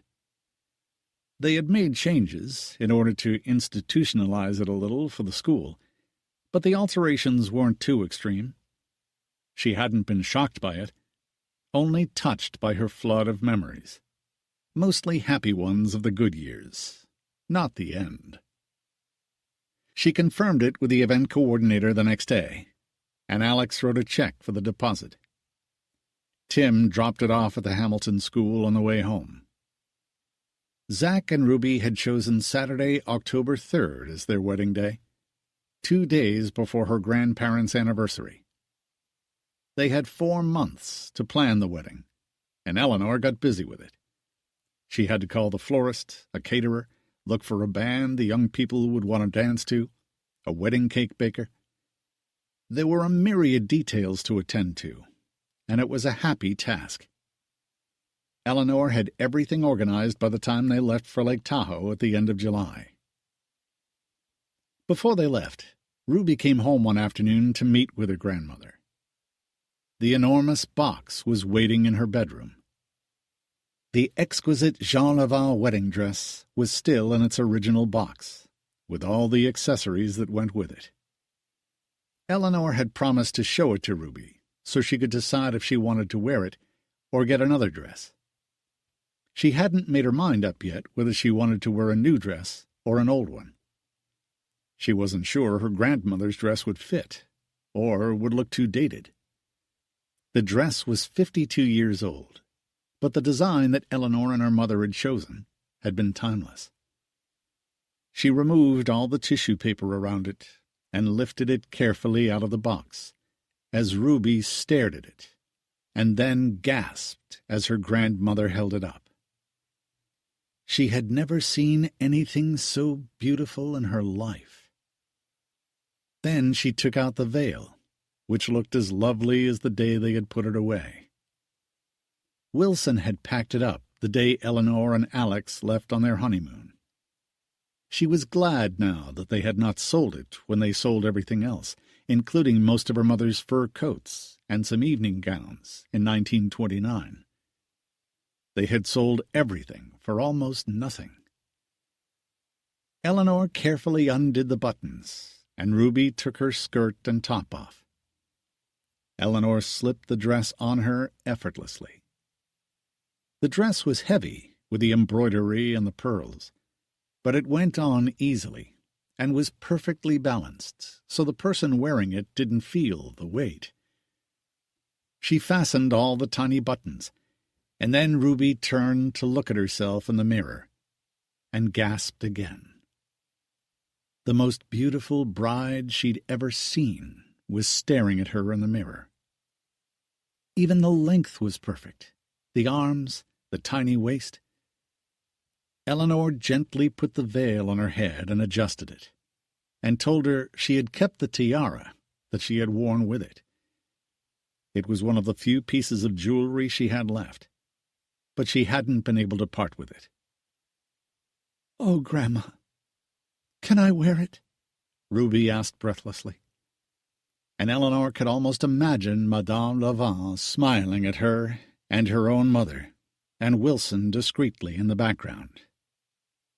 Eleanor knew that Wilson was still alive in Ireland at 98, and Houghton had passed on several years before. "Of course you can wear it, my darling. Nothing would make me happier than to see you in that dress." She hugged her granddaughter, wishing that things had been different, that Camille were still alive, and she had worn it too, instead of the way her life had turned out and ended so tragically.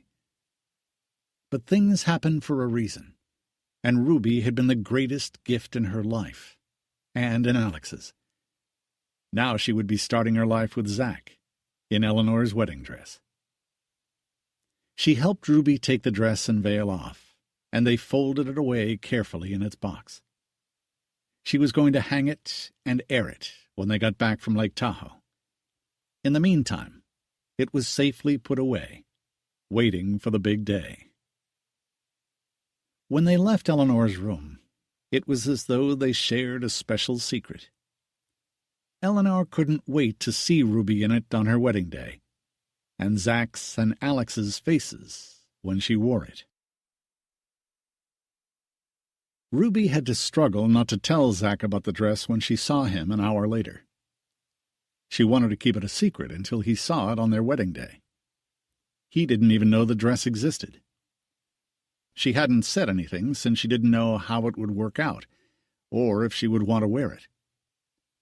They had been engaged for a month, and after trying on the dress, Ruby really felt like a bride now. The wedding was falling into place. Everything had happened so quickly that the reality hadn't sunk in yet. They had been friends until now, and they were getting married in 3 months. They hadn't even slept with each other. It was hard to find the opportunity. She lived with her grandparents, and he lived in an abysmal apartment an hour away in Palo Alto. He didn't want the first time he made love to her to be among the second-hand remnants of his college life. And they hadn't even looked for a place to live yet, since they were planning to stay at her grandparents' for a while. Zach didn't really care where he lived. They had talked about going away for a romantic weekend, but hadn't had time to. Her grandmother had said he could stay in the cottage with Ruby in Tahoe. They were surprisingly modern about things like that. After all, they were engaged, and the subject had never come up before. She'd never brought a boyfriend home, had never been in love before, and had only had sex twice in her life, with a boy she wasn't in love with, when she had too much to drink at a party in college. But she and Zach were excited and feeling shy about making love for the first time. She had promised to help him try to sort out his apartment that night. He said he wanted to throw most of his stuff away, and Ruby had said she'd do it with him. He said he'd provide the pizza and garbage bags if she'd do the packing with him. The only thing worth keeping was his computer, in his opinion. She drove to Palo Alto after trying on the wedding dress, and felt like she was in a dream all the way there, and kissed him tenderly when she arrived with a mysterious smile, thinking of the dress. "That was nice," he said, grinning at her, and kissed her again. They had spent so little time alone since they'd been engaged that it was nice to have the time, even in his dump of an apartment, which had been adequate as a student, but no longer appropriate given his massive success. But he didn't care. He hadn't moved after he graduated. She looked around and cringed. She'd been there before when they were in college, but it seemed to have gotten worse. "When did you last clean this place?" she asked, trying to make room to sit down among the books and newspapers on the battered couch. "I don't know. Christmas? Last summer? Why?"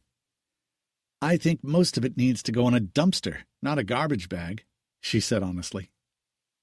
"That bad, huh?" She nodded. "Why don't we just pack the books, and I'll get rid of everything else," she suggested. "That'll work." He had gotten some cartons, and she put the books in them while he sliced the pizza and poured them some wine in the only 2 glasses he had. He was staring at her as she bent over to pack the books, and she glanced at him to see what he was doing. He was mesmerized by her, as though seeing her for the first time. "What? Do I look weird or something?" "No. You're so beautiful, Ruby. I can't keep my eyes off you."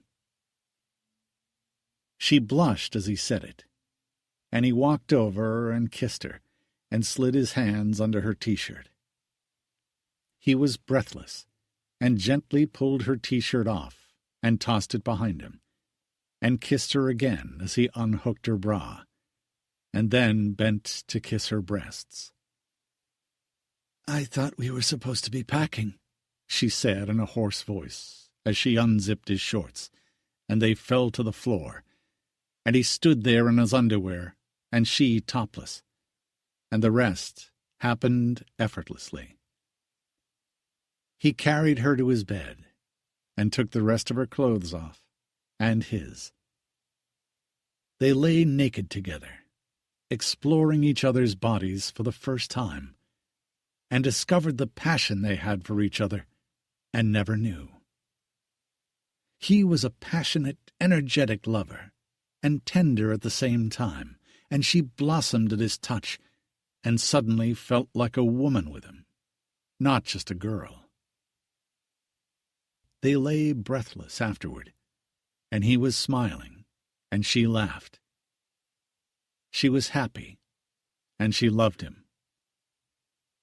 "I should have brought you here to pack before," he said, admiring her body as she lay next to him. "You should burn this place down." She grinned at him. "I think we just did," he said, kissing her, and got up to get the wine and handed her a glass. "I love you, Ruby Moon." "I love you too, Zach." "I'm gonna love being married to you," he said happily. They took a sip of the wine, and then they set their glasses down and did it again. Eleanor used the time in Tahoe that summer to rest before she came back to the city to plan the wedding in earnest and attend to all the details. She spent hours in her garden and got Alex to help her with it. It was always a peaceful time there. They went out on the boat, Alex went fishing, and Zach came up with Ruby and spent a week with them. They stayed in the cottage and loved making love all night and waking up together. They were both thrilled with their engagement and were busy making plans of their own. Zach had rented a yacht for them in the Caribbean for their honeymoon, and it sounded incredibly luxurious to Ruby. The only disagreement they had was about what to put on the invitation, about the attire for the guests. Zach wanted it to say casual, which Ruby objected to, before her grandmother ordered the invitations. "If you say that, all your techie friends will show up in Converse and shorts," Ruby complained. "What's wrong with that?" Zach asked, surprised. And Alex and Eleanor exchanged a look of amusement, and knew that Ruby was right.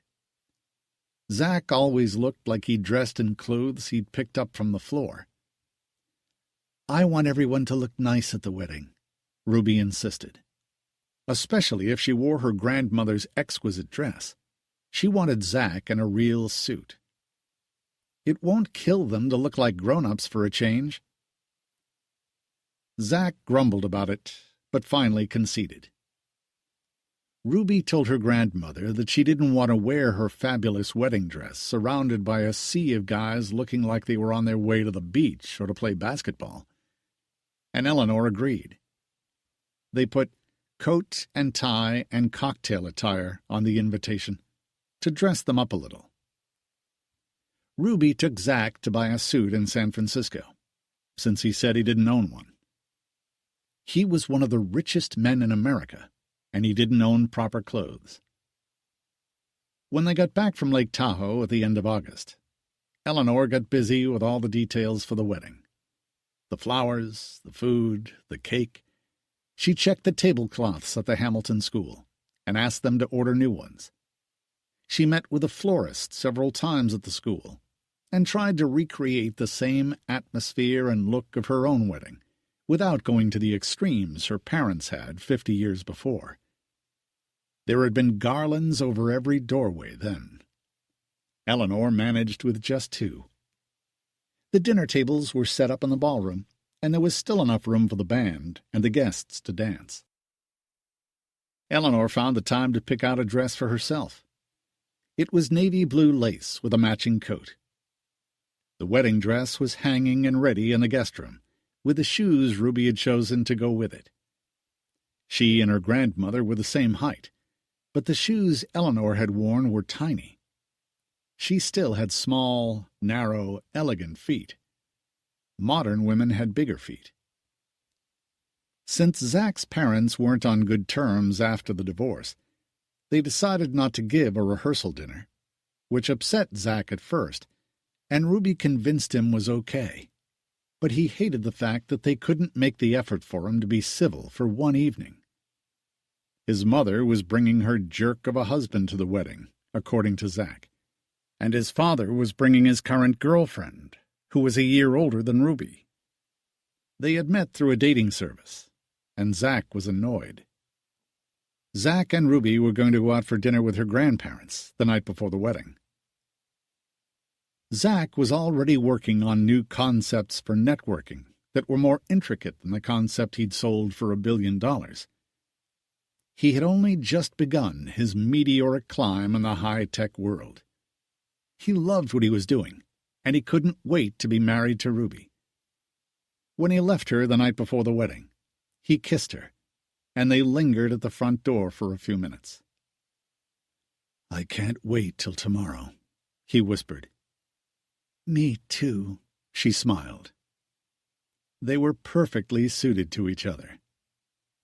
She lay awake in her bed for hours that night, thinking about him, and the dress she was going to wear the next day. She couldn't wait for Zach to see it. Chapter 16. It was a golden October morning when Ruby woke up on the day of her wedding. Her grandmother came to give her a hug, and was busy all morning after that, checking on the last details. The ceremony was going to be at 6 o'clock at Grace Cathedral on Nob Hill, which was newly built with its spectacular bronze doors since Eleanor and Alex's wedding. The guests would then wander across the street to the Hamilton School, the old Devereux mansion, where the reception was being held. Alex kept busy and stayed out of the women's path all day. The hairdresser came at 2 and did Ruby's hair in a simple chignon, similar to the style Eleanor had worn, but without the finger waves to frame her face. She attached the tiara to Ruby's head securely, and at 5 o'clock Eleanor helped her put on the dress that Ruby had been dreaming about since she'd seen it in July. Then they settled the veil over her tiara. It was the thinnest layer of white tulle, the merest illusion, and as soon as it was in place, Eleanor stood back with tears in her eyes as she admired her granddaughter in the mirror. Ruby looked serious and innocent, and spectacular in the dress that had survived more than half a century since her grandmother wore it. "Darling, you look incredible," her grandmother whispered, and Ruby faced her in the mirror, and for the first time in a long time, thought about her mother. "She really missed the boat on everything, Grandma, didn't she?" Eleanor knew who she meant, and nodded with a sigh. She meant Camille. She had left Ruby motherless 3 weeks after she was born, and broken her parents' hearts. It was a long time ago now, but still a dull ache for Eleanor and Alex whenever they thought about her. "I'm sure she would have wanted to be here," Eleanor said sadly. She didn't speak of Camille often. It was still painful, 22 years after her death. She followed the wrong path and got lost along the way. But she and Alex had been there for Ruby, and she had never lacked for love or attention, and was grateful to them for it. Now she and Zach would have a family of their own. But she still wished at times that she had known her mother. It made her want to be the best mother in the world to her children one day, the way her grandmother had been to her. Camille had also had a wild streak, which Ruby never did.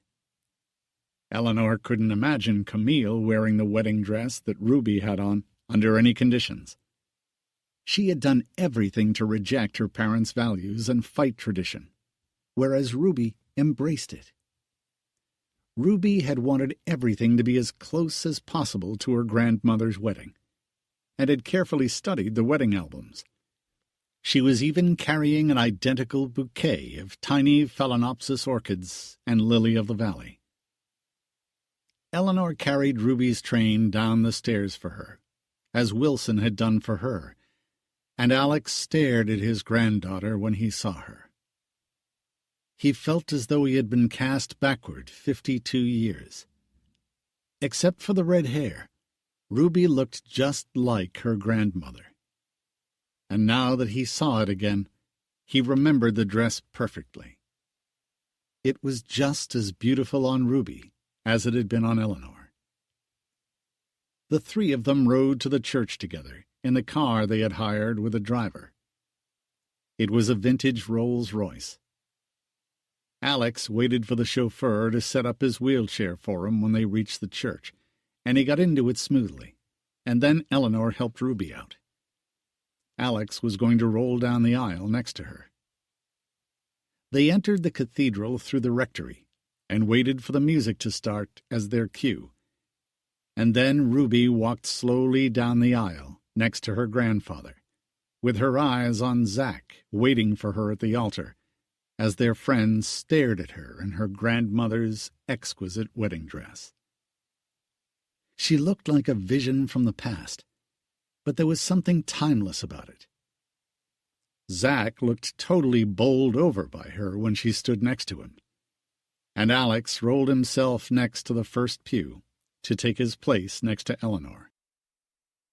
"I feel like I'm watching you at our wedding," he whispered to her and took her hand.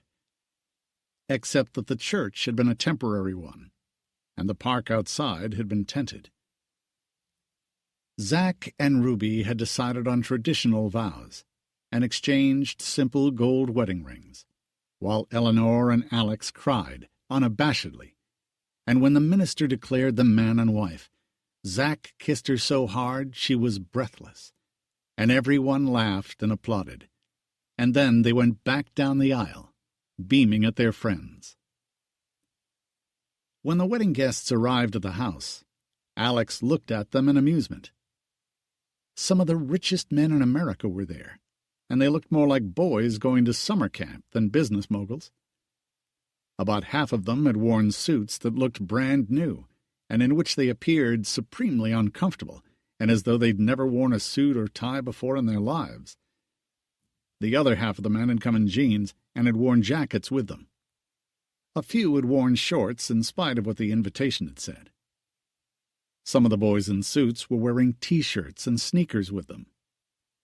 There were more high-top sneakers in the room than proper shoes, and all of the men there were considerably under 30. They looked like children to Alex, and yet most of them had already made astounding fortunes in high tech. "All that brain power, and not one of them knows how to wear a tie," Alex said, smiling at his wife. "You look beautiful," he complimented her.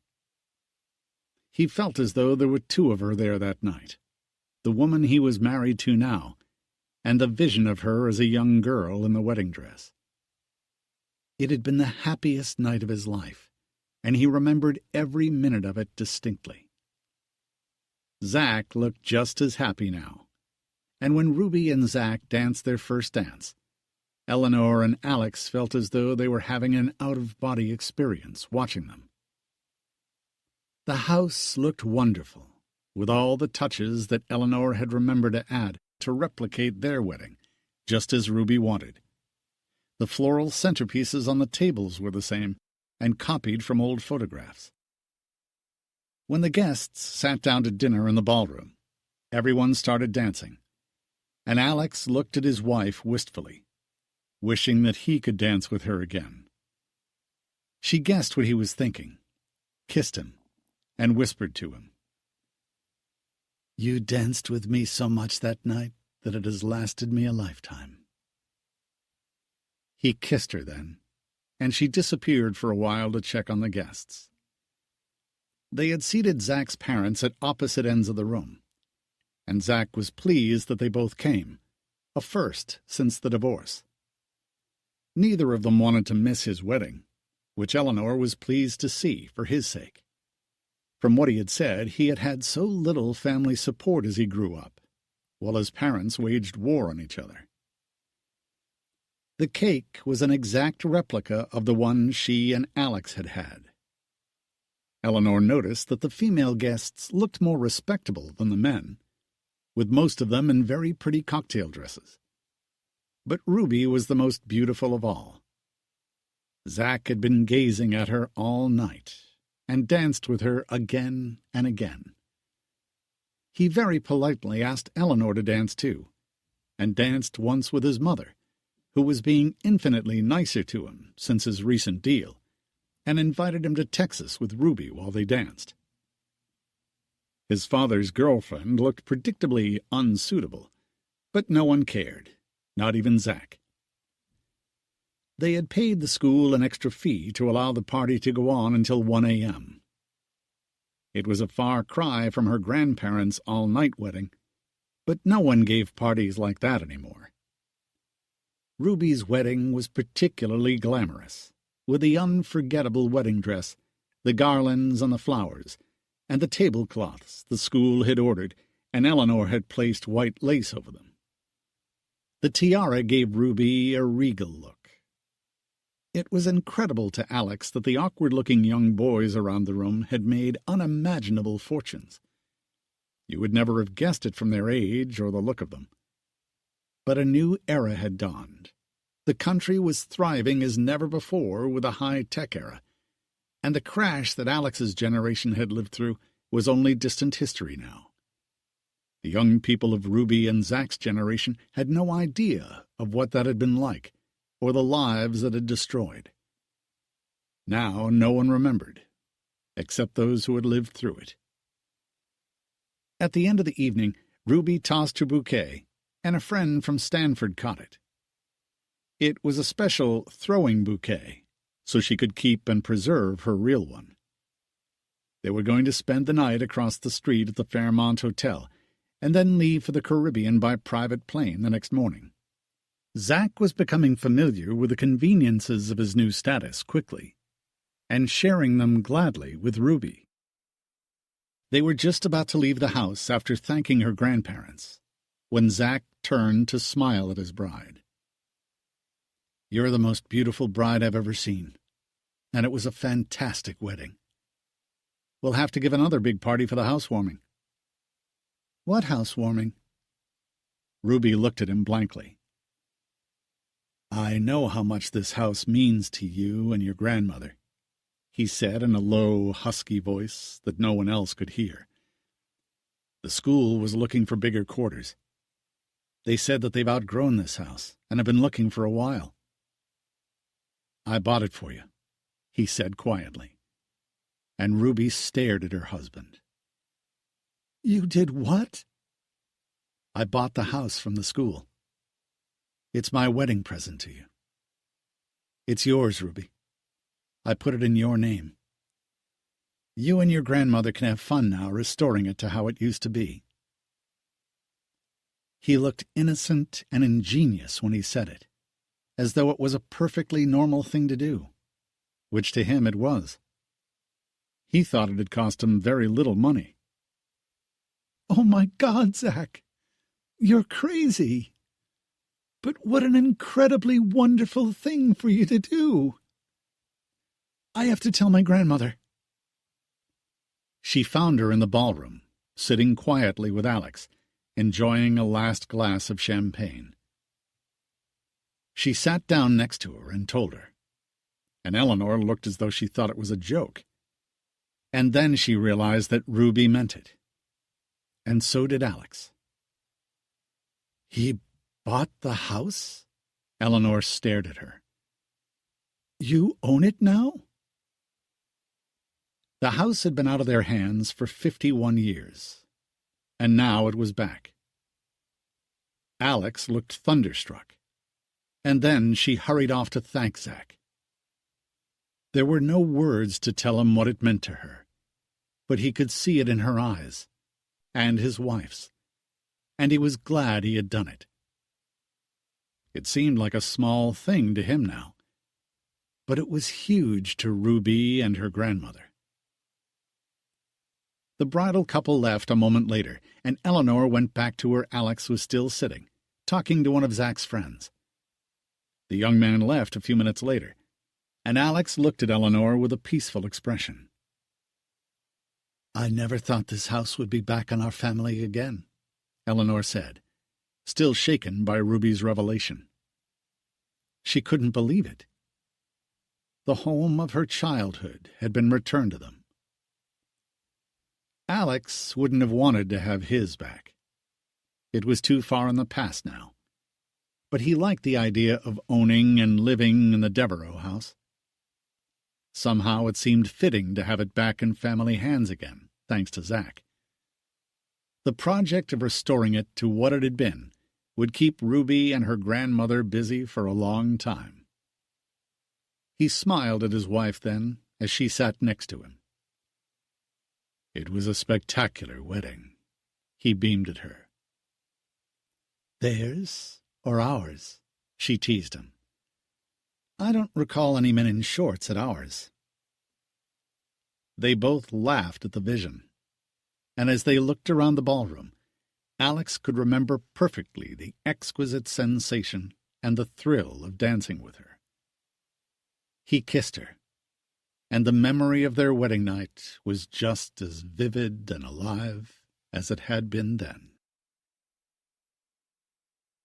Zach and Ruby's honeymoon on the yacht he had chartered for them was as romantic as he had wanted it to be. They lay on the deck in the sun, being waited on by a crew of 20. They sailed into ports, went shopping, had dinner ashore sometimes, or stayed on the boat just outside the ports, swimming at midnight, and making love all night long. Ruby felt as though she lived in a constant haze of happiness now. And when they got back to San Francisco, she went through the house with her grandmother, making lists of everything they needed to restore. The school had promised to be out by February, since they had found a temporary location for the next few years. Zach had hired an architect to help Ruby and Eleanor with the restoration. 4 weeks after their wedding, Ruby realized she was pregnant. Zach was ecstatic. The baby was due in July, and they hoped to be in the house by then. It changed Ruby's mind about looking for a job. There didn't seem to be much point to it, with a house to work on and a baby coming, and Zach didn't want her to work anyway. He felt she just didn't need to. It took some getting used to, for Ruby to adjust to Zach's constant flow of generosity, and it was even harder to realize that he could afford anything he wanted now. They still ate dinner at Jack-in-the-Box occasionally, but suddenly her best friend through most of her college years that she had shared cheap wine and pizza with could buy anything that caught his fancy. He bought a plane in February, and they liked the boat so much on their honeymoon that he bought a yacht and called it the Ruby Moon, which seemed like the height of luxury to Ruby. "Shouldn't we be saving all this money?" she asked him from time to time, looking worried. Her family's history of losing everything in the crash of 1929 had always marked her, and she didn't want the same thing to happen to him if things went awry. "If I lose it, I can always make more." He had total confidence in his limitless earning power, and he didn't seem to be wrong. When he turned 25, 6 months after they were married, his net worth was estimated at $4 billion. With his first remarkable deal, he had planned to seek his father's investment advice. But by the second deal, his fortune became so vast that he had hired high-powered money managers to advise him. And in the meantime, there seemed to be nothing he couldn't buy. He was like the proverbial kid in a candy store multiplied by 4 billion. Ruby couldn't even conceive of it. But despite the vast fortune he had made, he still enjoyed the simple pleasures. Weekends in Tahoe at the cottage, fishing with her grandfather, going to the beach, hiking in the mountains. And at the same time, he denied her nothing. Anything she wanted for their new house was fine with him. He didn't even expect her to ask, and gave her carte blanche. He couldn't wait to spend time on the yacht with her after the baby came. The boat was currently in the Mediterranean, and he was planning to leave her there through the summer. One thing he and Ruby both noticed was that, with his sudden immense fortune, women and men threw themselves at him. Women wanted to seduce him, regardless of the fact that he was married. Men wanted to do business with him. Even his own mother and stepfather, who had been inattentive and uninterested in him for the last 14 years, and had told people openly that he was weird, suddenly wanted to court him, spend time with him, and invite him to come and visit. But Zach was no one's fool, and those who hadn't been there for him before were of no interest to him now, even his own mother. The only person in his life that he truly trusted was Ruby. She had loved him and been a faithful friend before he made his fortune, and she was just as devoted now. He knew she would have loved him if he had nothing. Ruby was above all real, and always had been. And she was deeply grateful for the family house he had restored to her, and how happy he had made her grandparents by doing so. Zach thought the women who threw themselves at him now were pathetic and desperate, and he ignored them. They were flattering, but none of them were as bright and exciting as Ruby, and he couldn't wait for the baby to arrive. In less than a year, he had become an adult and an important man. He was determined not to let it turn his head, and so far it hadn't. Ruby hoped it never would. She loved his honesty and innocence, which was almost childlike, in contrast to his genius with computers. Ruby and her grandmother were poring over auction catalogs looking for furniture that closely resembled what had been in the house originally. Since they had sold most of it, or a great deal of it, through their own antique store, she had photographs of whatever they had sold, which made it easier to replace whenever fine antiques came up for auction. Ruby and Zach took their last weekend trip to Lake Tahoe in May, and in June they moved into the Devereaux mansion, a month before the baby was due. Many rooms were still being worked on, but the reception rooms were coming along well. The master suite with both dressing rooms was finished, as was the nursery, which looked exactly as it had when Eleanor was a child. She still remembered it perfectly. Zach had already bought a miniature Bugatti for the baby, with a proper engine, assuming it was going to be a boy. But he said it didn't matter, as long as the baby was healthy.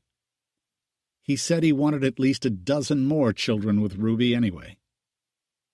The life they were leading was heady stuff for Ruby, and finally, when they moved in, their life slowed down for a while. Zach was still working on his latest research projects.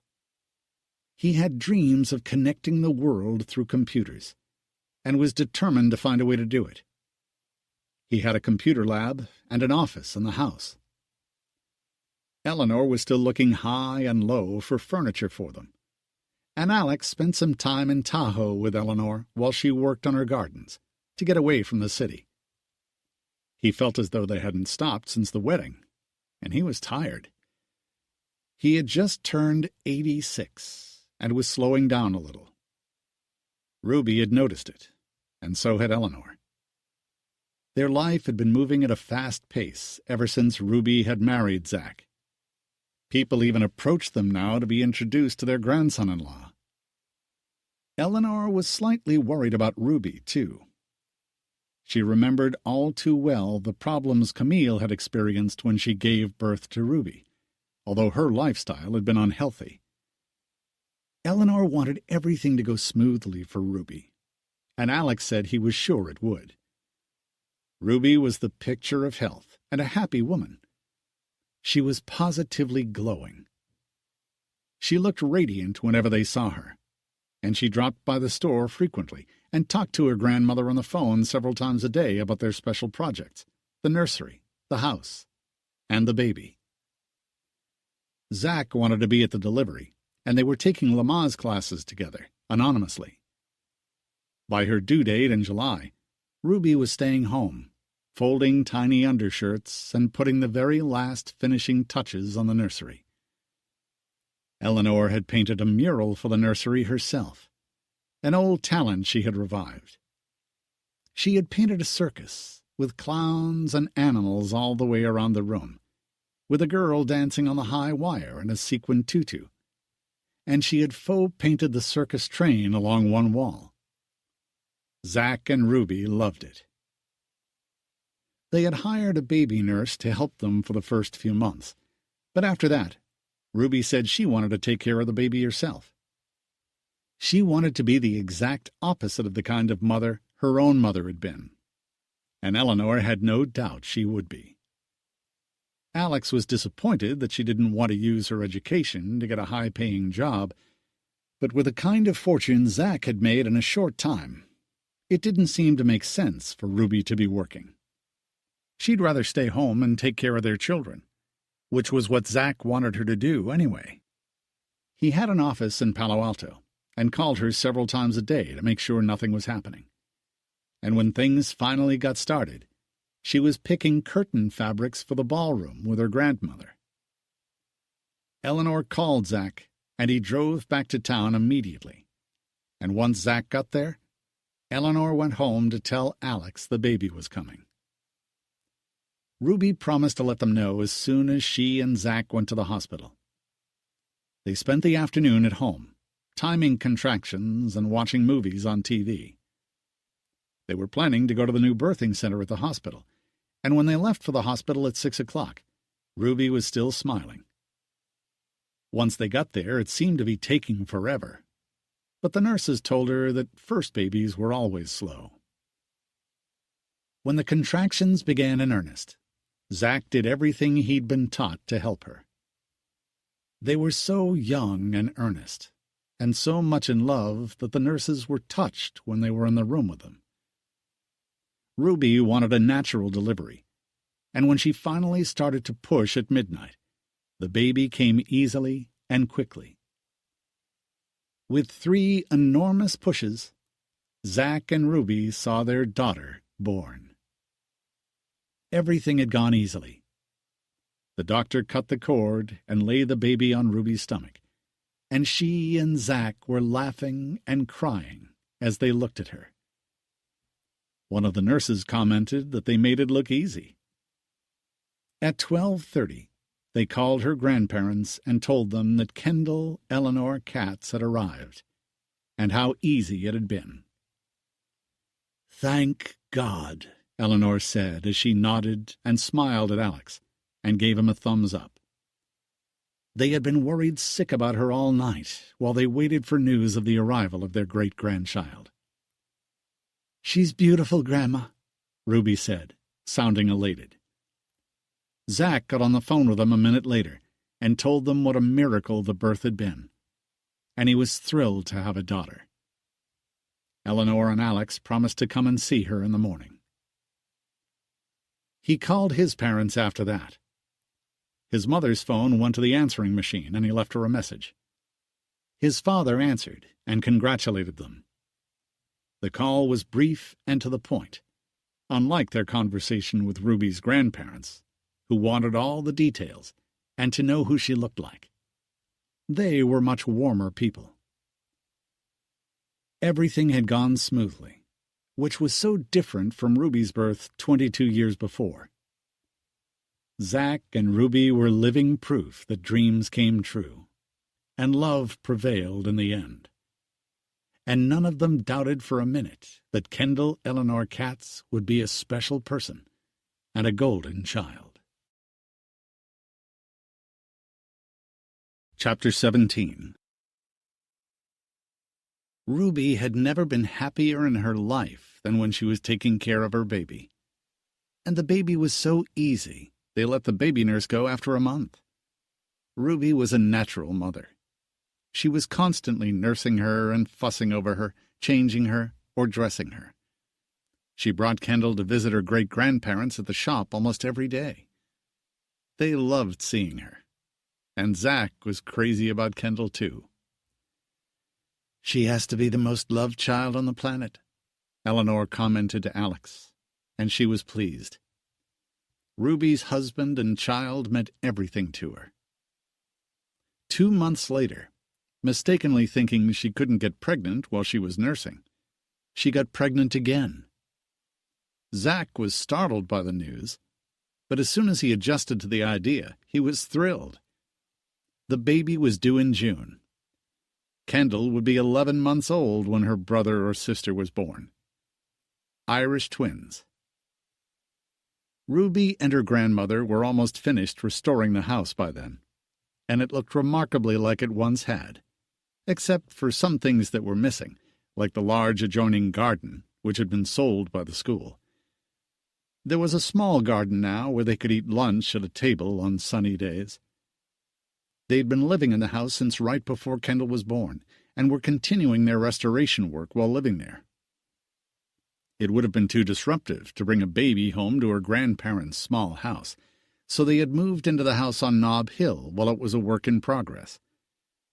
Ruby loved living there, and Eleanor loved visiting and helping her to restore it. The house was so full of memories for her. It was the greatest gift Zach could have given them. By Christmas, so soon after the last baby, the pregnancy showed. Ruby loved being pregnant and taking care of Kendall. She had never realized she'd enjoy motherhood so much, but since she wasn't working, she had nothing else to do. And Zach was busier than he ever had been as his empire grew. He had turned into an adult, a husband, a father, and a business mogul overnight, and one of the new breed of high-tech billionaires at an absurdly young age. They spent Christmas with her grandparents, and for New Year's, Zach had their new yacht brought to the Caribbean. Ruby hadn't seen it yet. She'd been too busy with the baby to join Zach on it. For New Year's, they left Kendall with a babysitter they trusted and boarded the boat in St. Martin and headed for St. Bart on the incredibly luxurious 286-foot motor yacht Zach had named the Ruby Moon. They spent 2 weeks on it. But Ruby was so miserable without Kendall that all she wanted to do was go home. It wasn't as romantic as their honeymoon on the boat they'd chartered 15 months before. She missed Kendall so much, called the babysitter on the satcom every few hours, and Zach could tell her heart was with the baby at home. It brought the point home to him that he wasn't the only love in her life anymore. The baby was just as important to her as he was, maybe more so, which was a shock for him. In the end, they left 4 days early to go back to New York. The boat was beautiful, but Ruby wasn't ready to go so far from Kendall, and they didn't want to bring the baby. Zach knew Ruby wouldn't be able to travel after late March, with a baby due in June. So when they left, he had the boat sent back to Europe. He planned to use it the following summer with friends in the Mediterranean, and he suspected now that Ruby wouldn't leave the new baby until the fall, so she wouldn't be on it with him. Things were subtly different between them after the boat trip. It had shocked Zach to realize that Ruby would rather be with the baby than with him. He was chilly for a few weeks, and she didn't notice. She was just so happy to be home. In April, Ruby commented to her grandmother that Zach was working till all hours every night at the office, and coming home as late as midnight sometimes. She didn't seem concerned about it, and said he always worked around the clock when he had a new idea. He was clearly a genius. But Eleanor couldn't recall his doing that before. She said something about it to Alex at dinner, and he looked at his wife with a serious expression. "Ruby better be careful. She has a young husband. He's barely more than a boy, and he's a very, very rich man. He's easy prey for some greedy woman." Ruby is so crazy about her baby, and she's been pregnant since they've been married. She needs to pay more attention to Zach. It's not a good sign when men start staying late at the office and coming home at midnight. She'd better watch out. Eleanor wondered if that was an old-fashioned point of view, or if he might be right. Their situation had been very different. They'd been alone for 10 years and tried desperately to have a child. And then he'd gone off to war and been wounded. And after that, she had spent years worrying about him. They'd been inseparable. And then they'd started a business and worked together. All those things had brought them closer. And Alex had been older and mature when they married. In many ways, Zach was still a boy. But she thought it was premature to get worried, and once the new baby was born, Ruby could turn her full attention back to Zach again. And Alex was right. She had been pregnant so far for their entire marriage. A few weeks later, Ruby mentioned it to Eleanor again, and she said that Zach was so intense about his work that sometimes he spent the night at his office and didn't come home. That time, Eleanor's alarm bells sounded too. She didn't know what to say to Ruby, who was 8 months pregnant by then, uncomfortable, and focused on the delivery in a few weeks. It didn't seem fair to worry her so late in her pregnancy. The next time Eleanor saw her, Ruby was driving a convertible Rolls. Eleanor thought it was too showy, but Alex was impressed. "That's quite a car," he commented, and Ruby laughed. It was bright red, and she had Kendall's car seat in the back seat. "I feel a bit like a drug dealer driving it," Ruby admitted. "Zach gave it to me last week." "For a special occasion?" Eleanor asked casually. "A baby present?" She hoped it was that. "No, just for fun." When Kendall was born, Zach had given her an incredibly beautiful ruby and diamond bracelet. But there was no apparent reason for the fancy new car. After she left, Eleanor looked at Alex and voiced her concerns. "Do you think Zach is having an affair?" "No. Why?" He looked surprised. He had forgotten their earlier conversation about Zach's working late at night. "She says sometimes he doesn't come home at night now, and sleeps at the office. And now that very expensive car he gave her for no reason." Alex frowned. "I hope he isn't," he said seriously. "Zach loves extravagant gifts and spends a fortune since he has one. Like the houses, the plane, the boat, the new Rolls. They're all toys to him. But if he is having an affair and she finds out, it's going to blow them right out of the water. They're too young for him to be fooling around. They should be madly in love and totally faithful. They're laying down the foundation of their marriage. She should get a sitter, leave the baby, and go out with him more often, and have some fun. But she's ready to give birth again. Maybe he's tired of that." Alex believed in fidelity, but they both knew that sometimes people got bored and played around, especially after long years of marriage. 20 months into their marriage, an affair would be disastrous. But she'd been pregnant for 18 of those 20 months, and he was a 25-year-old boy with a mountain of money, and racy women were bound to chase him. "I hope there's nothing going on," Eleanor said, and Alex nodded. He didn't want to interfere and say anything to him if they were wrong. And Ruby hadn't expressed any concern to them, just benign comments that he was working late and slept at the office from time to time. Neither of Ruby's grandparents wanted to frighten her or put ideas in her head if their worries were unfounded. It didn't seem fair to upset her so close to when their second baby was about to be born. The new baby was all she could think about now, and Kendall. And the time she spent with Zach was more limited every day as she slowed down. Zack felt as though she was either in the nursery folding baby clothes or on their bed, resting. And she wasn't in the mood to go out anymore. She felt like a whale. Eleanor invited them over to dinner, and they seemed fine. Zack was very attentive to her, and Eleanor and Alex decided that their fears were a product of their own imaginations. He was a computer genius, after all, so maybe he really was working late.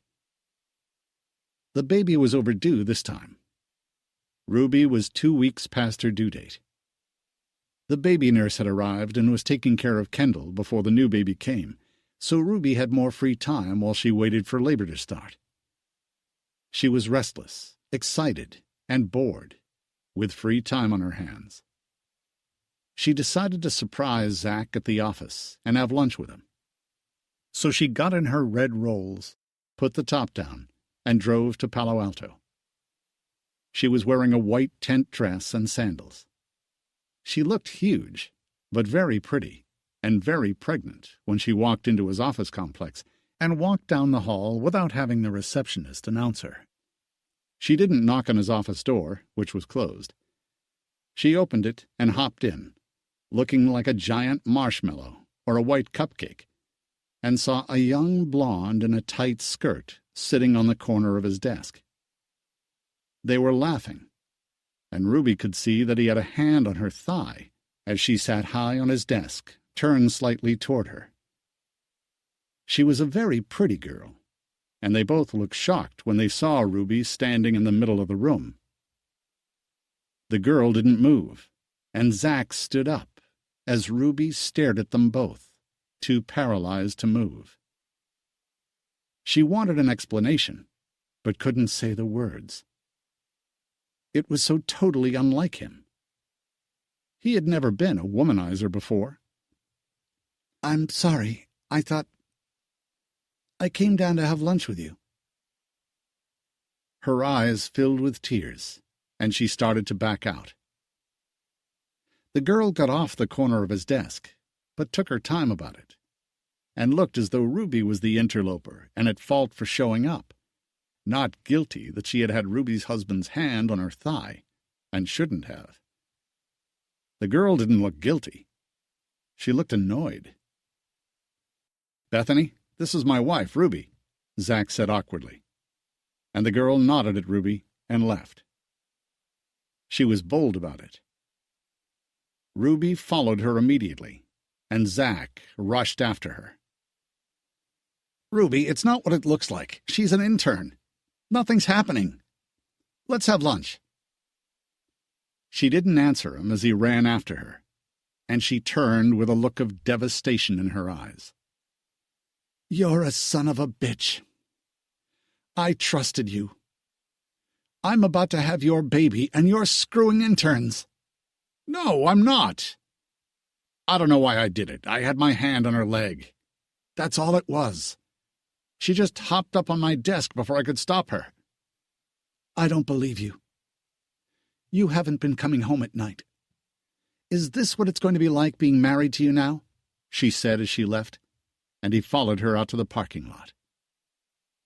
She hated him at that moment, and she hated the fact that she loved him, and he could hurt her as badly as he just had. She knew she wouldn't ever trust him again. "Ruby, I swear, nothing happened. We were talking." "Come on, Ruby, you've been pregnant since the day we got married. Can't I even talk to a woman anymore?" He looked desperate, and he could see hatred and heartbreak in her eyes. "You can do whatever you want," she said angrily, and then looked at him intently. "Where are you when you don't come home at night? With her? You're a cheater, Zack. Don't be a liar, too." She got in the car then and slammed the door, while he stood there, looking stupid, and feeling like the heel he was. A second later, she put the car in gear and drove off. She drove back to the city at full speed, and was shaking when she got to her grandparents' shop. Her grandfather was out, and her grandmother was in her office, going over some paperwork on recent pieces she'd sold. She looked up and saw Ruby's tear-stained face. "What happened?" She was on her feet immediately and gave her a hug. "I think Zach is cheating on me. I just went to his office to surprise him for lunch. There was a hot blonde sitting on his desk, and he had a hand on her thigh." Eleanor winced. It was what she had been afraid of. But it was one thing guessing or suspecting, and another thing seeing it happen. She could see how upset Ruby was. She was shaking. "What did he say?" Eleanor asked, and handed her a glass of water from the pitcher on her desk. "That it wasn't what it looked like. All the crap you'd expect him to say.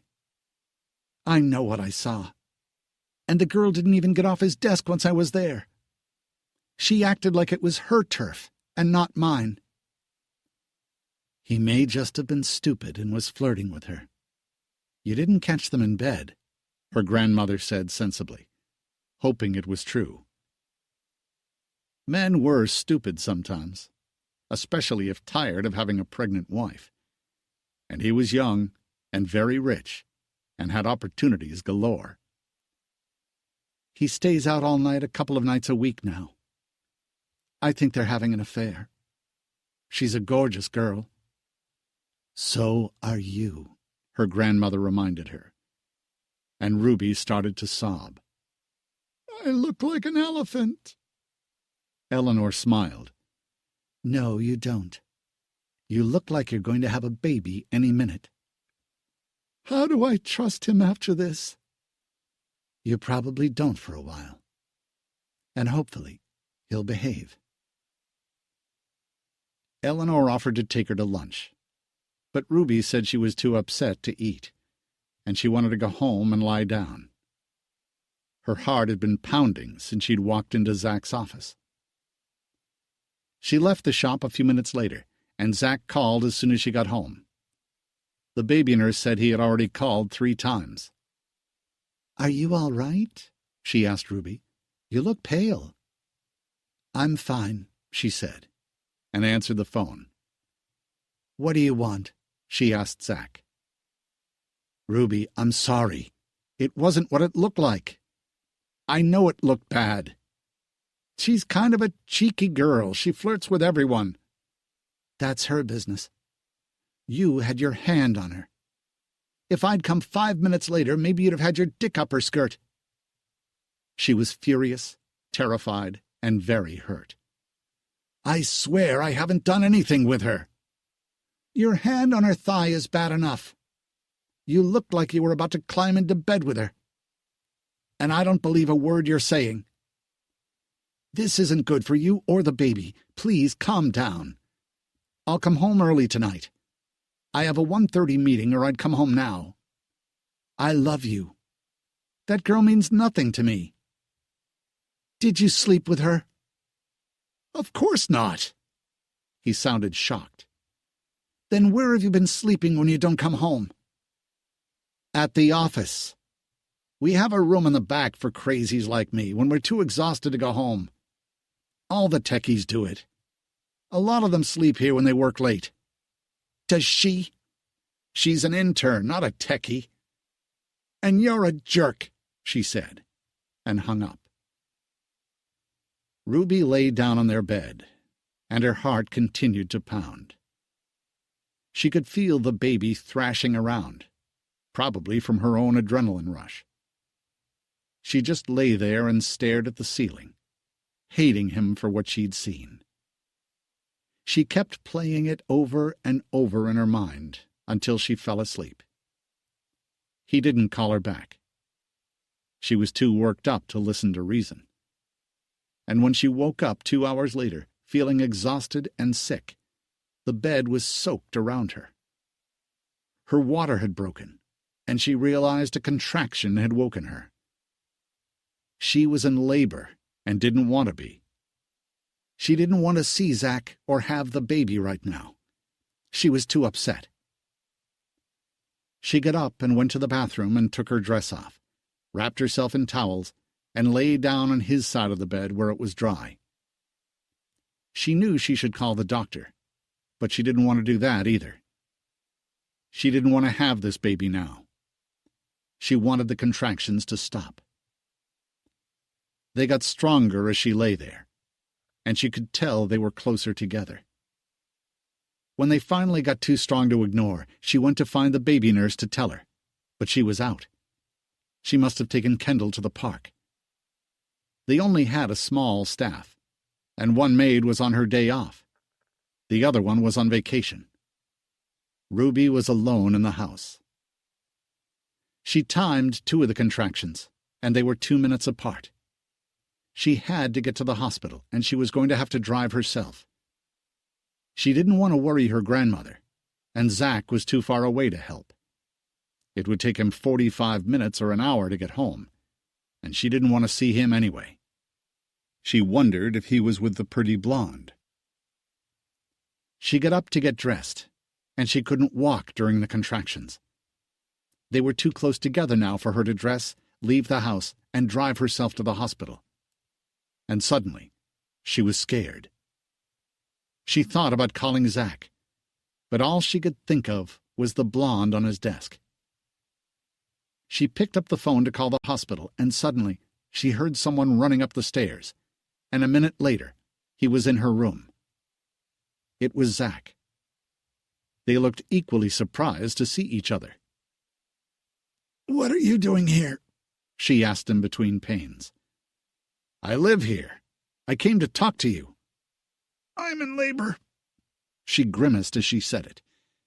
The pain was already unbearable, worse than she remembered. How could she have forgotten this? "Why didn't you call me? Why aren't you at the hospital?" He was panicking.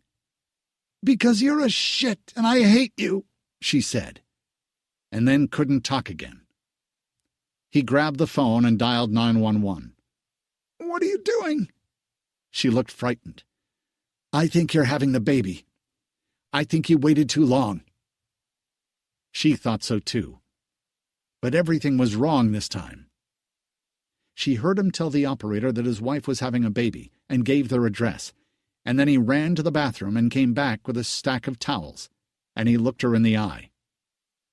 "Whatever happened, whatever you saw today, whatever you think, this is our baby, and I love you.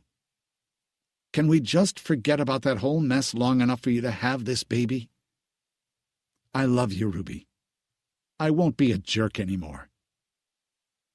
She didn't answer him. She was in too much pain, and it felt like the baby was forcing its way out, and there was no way to stop it.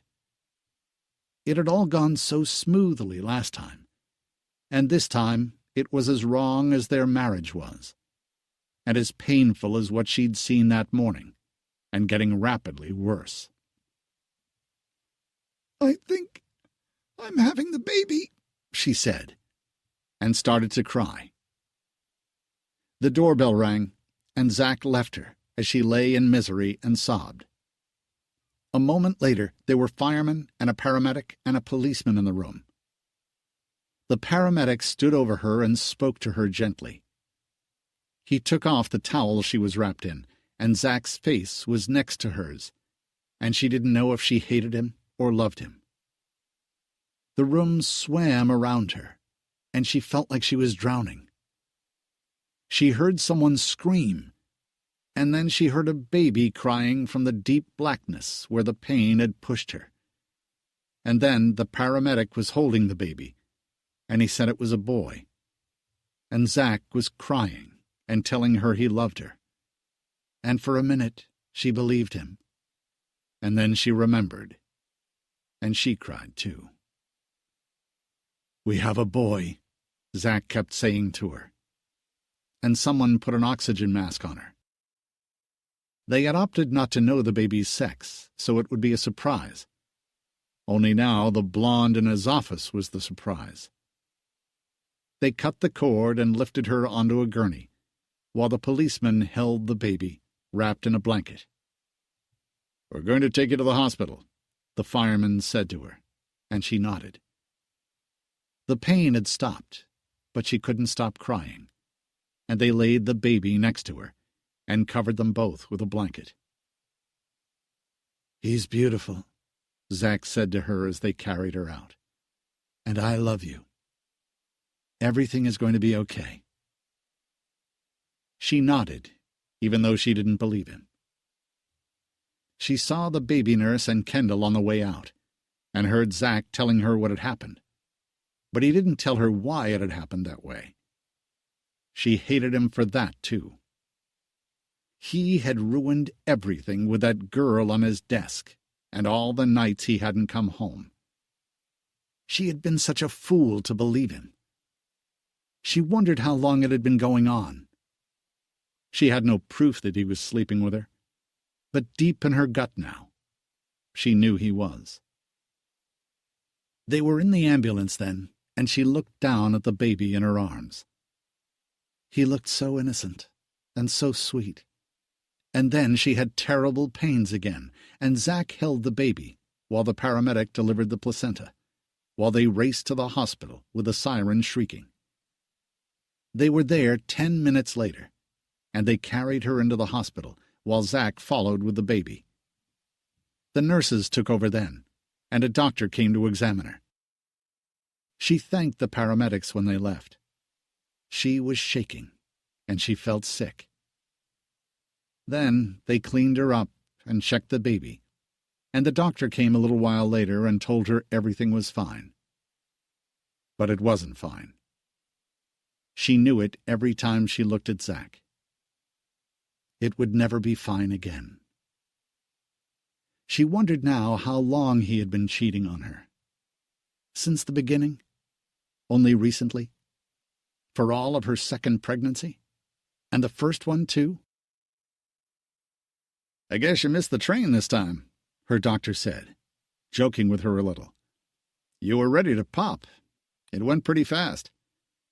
We'll have to get you in at the first sign of labor next time. The fast ones always get faster. I have one patient who hasn't made it to the hospital yet with 3 kids. But everything looks good. The baby weighs 8 pounds 2 ounces, by the way. He's perfect. Your husband is in the nursery with him now. He'll bring him back in a few minutes. You can go home tomorrow if you like, or stay a few days. It's up to you." Ruby nodded and listened to him. But everything had gone so fast. She felt like she was still in shock, from the morning, the baby, and the fast delivery, which had been intense. And knowing that her marriage, and her feelings for Zach, would never be the same again. Zach came back pushing the baby in a bassinet a little while later, and they had given her something for the cramps she was having from her uterus contracting. She was dozing, and she woke up and looked at Zach as he handed the baby to her. They had agreed to name him Nicholas if he was a boy. "Do you want to hold him now?" a nurse asked her. And since Ruby was woozy, she shook her head. She just wanted to be left alone. "These emergency home deliveries can be pretty rough," the nurse said to Zach, and he agreed. Ruby closed her eyes and went to sleep. All she wanted was for this day to end, and to stop loving Zach as soon as possible. Chapter 18. Everything was different this time. Even the next day, and the recovery. She had terrible cramps the following day, and they gave her something for the pain. Zach came back in the morning. He hadn't spent the night with her in the hospital as he had the first time when Kendall was born, and she wondered where he'd been. Maybe back in Palo Alto with the blonde. She didn't know what to say to him. It made her sad every time she looked at their son. What a terrible day to be born. And whatever happened, she knew she'd never trust Zach again. That hadn't changed from the day before, and she didn't think it ever would. What was she going to do now? She had 2 babies with a man she was sure had cheated on her, and probably still was, and perhaps had all along. Zach was turning into his father. He had cheated on Zach's mother for their entire marriage, and Zach hated him for it. He had lost all respect for him when he found out. And now, Ruby wondered if he was doing the same thing. As she thought about it, he handed her a familiar little gray box. She knew something was in it that she didn't want. She didn't want gifts from him now. When she opened it, it was the biggest ruby she'd ever seen. A cushion-cut 50-carat pigeon's blood ruby, the best there was. He was trying to buy her off. The measure of his guilt was in the size of his gifts. She understood that now. She wanted to give it back, but she didn't. When her grandparents came, she couldn't even pretend to be happy. She just cried and clung to her grandmother. Eleanor could see in Ruby's eyes how upset she still was. She knew why she had gone into labor so quickly and hadn't called anyone, and so did Zach. Eleanor looked at him, and he could tell that Ruby had told her. Alex was very quiet, too. They admired the baby, talked to Ruby for a little while, and then they left, and Ruby was alone with him. "You can't let this come between us forever, Ruby. You just can't." "That's why you gave me the car," she said miserably, and knew she'd never touch it again. It was spoiled for her, just as he was now. "That's ridiculous. I just thought it was fun," he said. But they both knew it wasn't true. She was onto him. She wondered how long he had been cheating on her. Maybe the whole time. They had 2 children now, and they needed 2 parents. She wasn't going to do what her mother had done and abandon them, or deprive them of Zach. She had to stay with him, for them.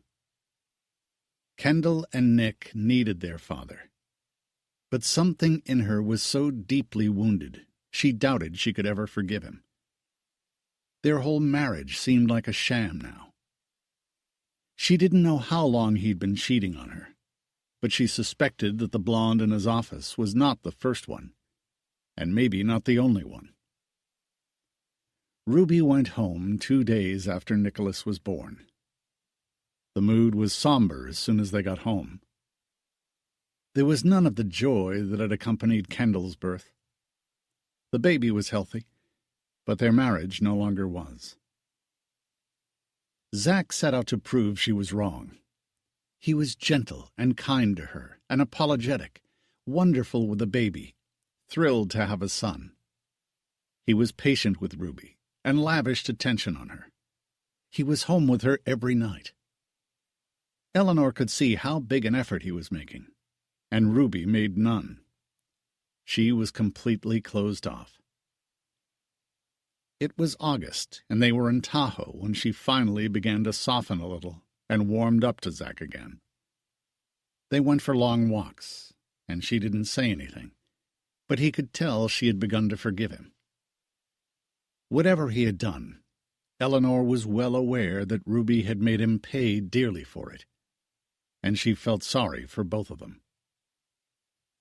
By the time they got back to the city at the end of August, things were almost back to normal again. Ruby was more reserved with him than she had been before, and more cautious, but she was inching toward Zach again, and he clung to her like a drowning man. He didn't want to lose her, and he was willing to do anything to restore their marriage to what it had been before, if that was possible. She finally slept with him again in September. It had taken 3 months after Nicholas was born. They spent Thanksgiving with Alex and Eleanor, since Zach's parents didn't celebrate holidays with him anymore and hadn't for years. He had usually spent it with friends until he and Ruby were married. His mother went to her husband's family, and his father went on a trip with his girlfriend of the hour every year. So Zach and Ruby spent all holidays with Ruby's family. They had left the 2 babies with the baby nurse at home. Alex went out to the kitchen to carve the turkey, and he took a long time coming back. Eleanor went in to see if he needed help, and she came out a minute later looking sheet white. Zack rushed to the kitchen to see what had happened, with Ruby right behind him. Her grandfather was slumped over in his wheelchair. He must have died in an instant. When Zack checked, he had no pulse. He looked as though he had just gone to sleep. His heart had stopped. He was 87 years old, and Eleanor was 73. They had loved each other for 55 years. All three of them stood crying as they looked at him. They called 911 and the paramedics came, but there was nothing anyone could do. It was over. And despite his reversals and injuries during the war, Alex had lived a good life. Eleanor held his funeral the Monday after Thanksgiving, and the church was full, with people he had known in his youth, people he had worked with, clients from the shop, and someone he had served in the army with, whom Eleanor didn't even know. Eleanor looked like she was in shock. Ruby stayed close to her every minute, and suggested she stay with them afterward. But Eleanor wanted to be at home. She closed the shop for a week, and then opened it again, but her heart wasn't in it once Alex was gone. She made the decision to close the shop in the spring. It had lost its meaning for her. They didn't need the money anymore, and they'd had a good run. They had had it and enjoyed it for 40 years. That seemed long enough. In the summer, she decided to rent out the building in the city and move to Lake Tahoe. She wanted to live in the cottage and work in her garden. The British owner had hired a new overseer by then, shortly after Alex died. The original Earl had died last year, too, and the Earl's son had inherited the estate, although he'd never been there. He was putting off making any decisions about it until he saw the property himself, and had no plans to come over for the moment. He wasn't well himself. Ruby worried about her grandmother being in Tahoe alone once she moved there, but she seemed happy. She spent most of her time outdoors in her gardens. She had a greenhouse built and grew orchids. It suited her. She wasn't interested in their city life alone. She had kept a few of her decorating clients, but eventually gave them up too. That chapter of her life was closed. Ruby came up to visit her whenever she could, and brought the children to see her. Things seemed to be back on track with Zack again. It had taken a year after her discovery of the girl on his desk, but Ruby had finally forgiven him, and the atmosphere between them had warmed up at last. A year after Eleanor had moved to Tahoe, Zack suggested they take her with them on their boat in July. It was a beautiful boat, and they didn't use it often enough. It was dangerous for toddlers running loose on the boat, so they never took them, and Ruby hated to leave her children, but she agreed with Zack that it would be good for her grandmother. Ruby convinced her to go with them in July. Alex had been gone for a year and a half by then, and they were delighted when Eleanor accepted the invitation. They were going to meet the boat in Monaco and travel into Italy, possibly as far as Sardinia, and spend 2 weeks on the boat. Eleanor wanted to do some traveling on her own after that, and Zack and Ruby were going to Saint-Tropez to meet friends. They were planning to be gone for 3 weeks in all, and were leaving Kendall and Nick at home. Nick was 2, and Kendall was 3, and it was still too dangerous for them on the boat. They could easily have fallen overboard or gotten hurt. It would be the longest span of time Ruby had ever been away from them. Ruby was going to fly from San Francisco with her grandmother, and Zack was planning to arrive a day later after a meeting in London. It would give Ruby and Eleanor a day to shop in Monaco and relax on the luxurious yacht before Zack arrived. Eleanor was looking forward to the trip, and Ruby to being with her. They left in good spirits. It was a long flight, and they arrived in Monaco in the late afternoon. The crew was ready for them and had the cabins all set.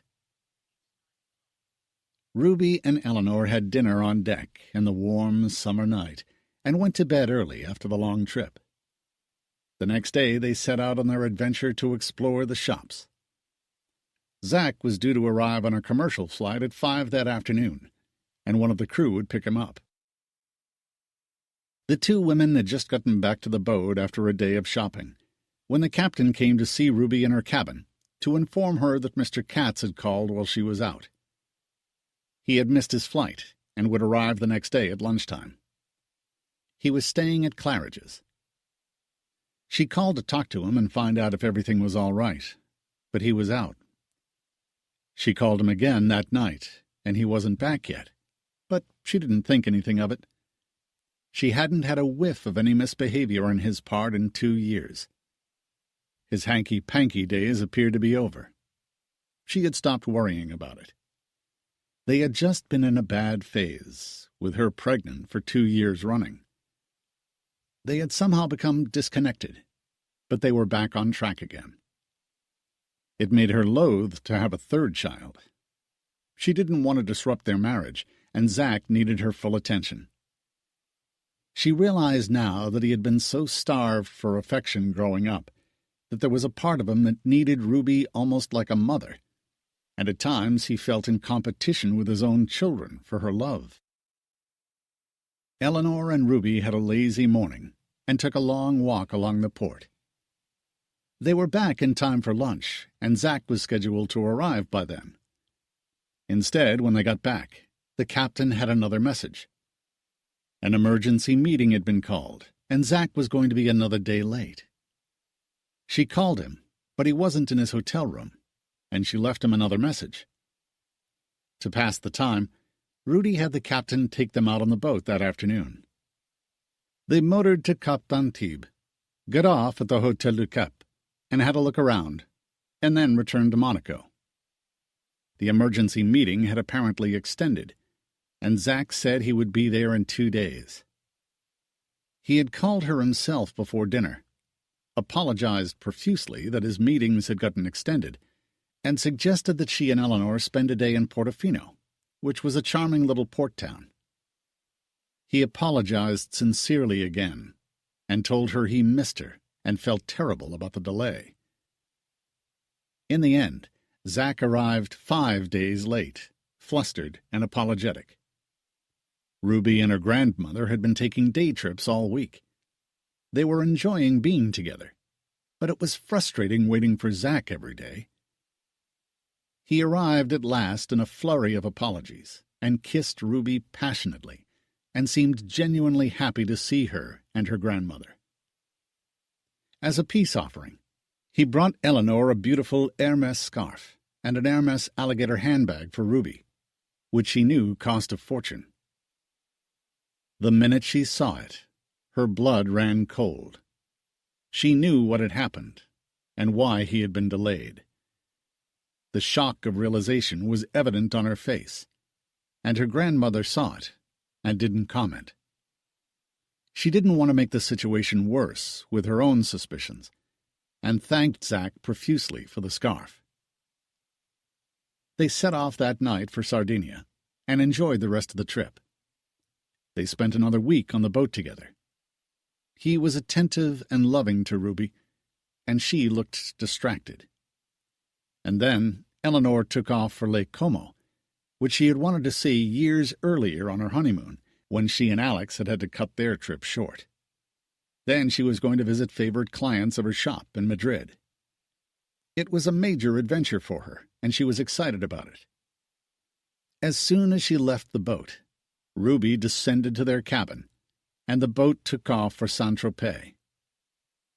She didn't emerge until lunchtime, and she was icy with Zach when she did. The alligator bag was back in its box by then, and she handed it to him at the lunch table. It had been the tip-off as to what he was doing in London, and why he was 5 days late when he joined them. "What's that?" He looked surprised when she handed the orange box to him. Don't try to buy me off, Zach. It's not worthy of you. And it gives you away every time. It had a familiar ring to it, and dredged up memories she had tried to forget. What's that supposed to mean? He looked innocent and hurt, but she knew better. You know what it means, and so do I. What were you doing in London for 5 days while my grandmother and I cooled our heels waiting for you? I told you I was stuck in meetings all week. I would have come sooner if I could. I'm sorry you don't like the bag. I love the bag, but I know what it means when you give me presents like that. He had finally sold the Rolls after she had refused to drive it again. He got the point. She didn't say anything to him after that all through lunch, with the crew serving them, and they got to Saint-Tropez late that afternoon. There was no room for them in the port because the boat was so big, so they anchored just outside, and she went into the port with the tender and walked around town, wondering if she had been unfair to him and overreacted. But she didn't believe his excuses about London and his 5-day delay. Whatever he'd been doing, he'd been a fool to do it then, while she and her grandmother waited for him on the boat. He had a knack for getting caught in his infidelities, almost as though he couldn't stop himself, and there was something compulsive about it, even if it meant getting found out. Somewhere in him there was an insatiable need for affection, a void he could never fill because he'd been abandoned by his mother as a child, no matter how much Ruby loved him. He needed more, and in his position, it was easy to find. When she got back to the boat, they had to dress for dinner. She was trying not to act on her suspicions about him. They were meeting a group of people whom Zach knew, and she didn't. It had sounded like fun when he'd suggested it and organized it for them, but she wasn't in the mood for it that night. They were meeting at a popular restaurant, and all she knew was that there would be 8 or 10 people who were planning to be in Saint-Tropez at the same time, and all knew each other, and he had insisted she'd enjoy them. They went back into the port with the tender, and were the last to arrive at the restaurant. She could see immediately that they were a fashionable group. They all looked very chic, and the women were wearing good jewelry. Ruby had dressed very simply, and felt instantly out of place when they arrived. Zach hadn't warned her that they were a jet-set crowd. When he introduced her, she realized that about half of the group were British, and the others were French, and most of them had houses in the area. The conversation at the table was lively, and Ruby was seated between 2 Englishmen who were interesting to talk to and very funny. She relaxed as the evening wore on. The others were all couples, except 2 people who were houseguests of the others. One was a gay man, and the other was a very attractive single British woman named Marlene. She somehow wound up seated next to Zach, and in a lull in the conversation, Ruby heard her say to Zach, "It was fun in London, darling, wasn't it?" He nodded and smiled, and said something to her, and didn't realize Ruby was watching them. The woman spotted it immediately. Ruby saw her end the exchange abruptly, and turned to talk to the man on her other side. But several times during dinner, Ruby saw Zach and Marlene exchange glances. Her antennae were up, and her instincts alert, and she knew instantly that her suspicions had been correct, and obviously the whole evening had been orchestrated so he could see Marlene again. She had just come down from London. Ruby was smarter than Zach gave her credit for, and it explained the alligator handbag from Hermes. She was quiet for the rest of the evening after that, and when he invited the whole group to the boat the next day for a day sail, she didn't comment. But when they got back to the Ruby Moon, she turned to him with an icy look. "Tell me, how does this work, just so I know the ground rules for tomorrow? You sneak off with Marlene while I entertain your other guests? Or I turn a blind eye and pretend I don't know what's going on, while she hangs all over you in plain sight?" She had watched them lean toward each other at dinner and touch arms several times, sitting close together. "What are you talking about?" He'd had a lot to drink at dinner, and he wasn't as smooth as he would have liked when he responded. "You know exactly what I'm talking about." She imitated Marlene's voice perfectly then. "It was fun in London, darling, wasn't it? Do you actually think I'm going to sit here and let you make a fool of me while you play out the charade tomorrow? I thought dinner in Saint-Tropez was going to be fun. As it turns out, it was carefully planned, and I was the fool there. You're not very subtle, Zach, or very smart." "Fine," he said angrily. "Do you want me to call and cancel them for tomorrow? I will if that's what you want." Ruby suspected that he wouldn't deprive himself of the chance to see her. He was still the boy in the candy store, who wanted it all and could afford it, and thought he could pull it off. And he was still so young. Too young to have a wife and 2 kids and his colossal success. Ruby realized now that she'd been a fool to think all that money wouldn't matter, and it wouldn't change him. It had. "That's up to you," she said, about canceling the guests for the next day, and she went downstairs to their cabin.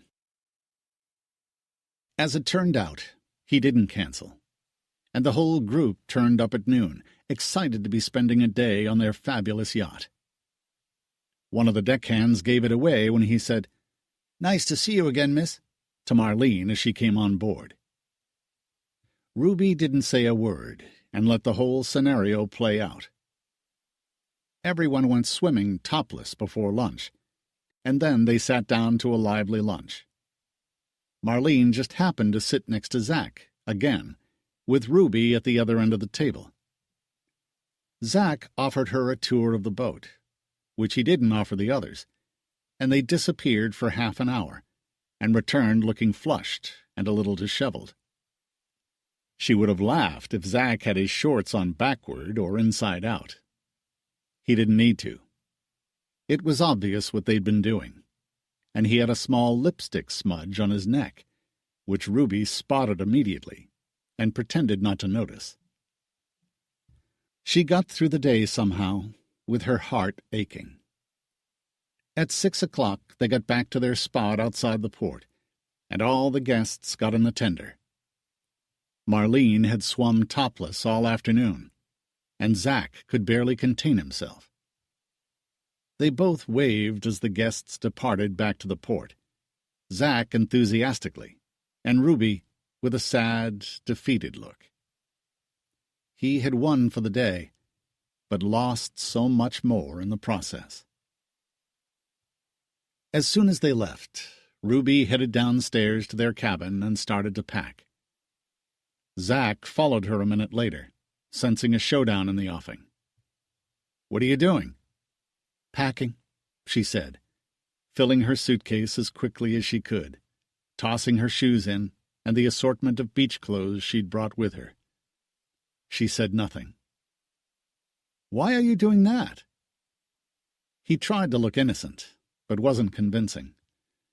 "You must be joking. Other than Billy the deckhand telling Marlene that he was happy to see her again, her tits in my face all day, and you're giving her a tour of the boat for half an hour, where you both came back hot and sweaty with her lipstick on your neck?" She pointed, and it was still there when he glanced in the mirror, and looked mortified. "I can't imagine why I'd be packing. But maybe you can. Just how dumb do you think I am?" "You're the smartest woman I know," he said, looking like a beaten child. "She's a very effusive, lonely woman. She's a widow, and she's harmless." "I'm very sorry to hear it, about her being a widow. Tell me something. Is that what you use this boat for? Your little flings while I think you're away on business, and you lie to me about where you are?" That must be an expensive hobby for you, keeping the boat for that. It cost him a fortune to run it, but he loved it, far more than she did. If that's the case, I won't be coming back here again. I'm not going to have the whole crew laughing at me behind my back while you bring your girlfriends here, and then invite them back on the boat when I'm on board. That's a bit much, don't you think? Or have you lost all sense of decency?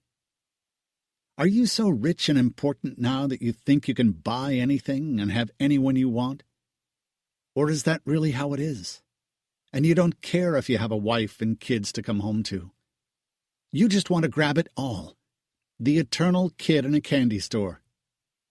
The trouble is, you're 28 years old, almost 29. You're at the top of your game, and you can have any woman you want. You never used to care about all that, but you do now. You shouldn't be stuck with me, Zach. That was our big mistake. You were my best friend. But I guess I'm not very interesting compared to the women you meet now. And they all want you. And you need all of us, not just me. You're turning into your father, or you will if you're not careful. He needs a flock of women to feed his ego. You want them to fill the void you can never fill. I don't want to be part of a team, Zach. I don't want to share you, or be the home team while you have Marlene's on the road. If that's what you want, you shouldn't be married. Not to me, anyway. And the worst of it was, she was 26 years old, and if she stayed with him, he would break her heart again and again, forever. She knew that now, and if she stayed, she couldn't pretend to herself that it would be any different. It wouldn't be, and they both knew it. This was who he had grown up to be. They were kids when they got married, and this was who Zach Katz was turning out to be as a grown-up, a billionaire and a spoiled brat who wanted his cake and to eat it, and to cheat on his wife.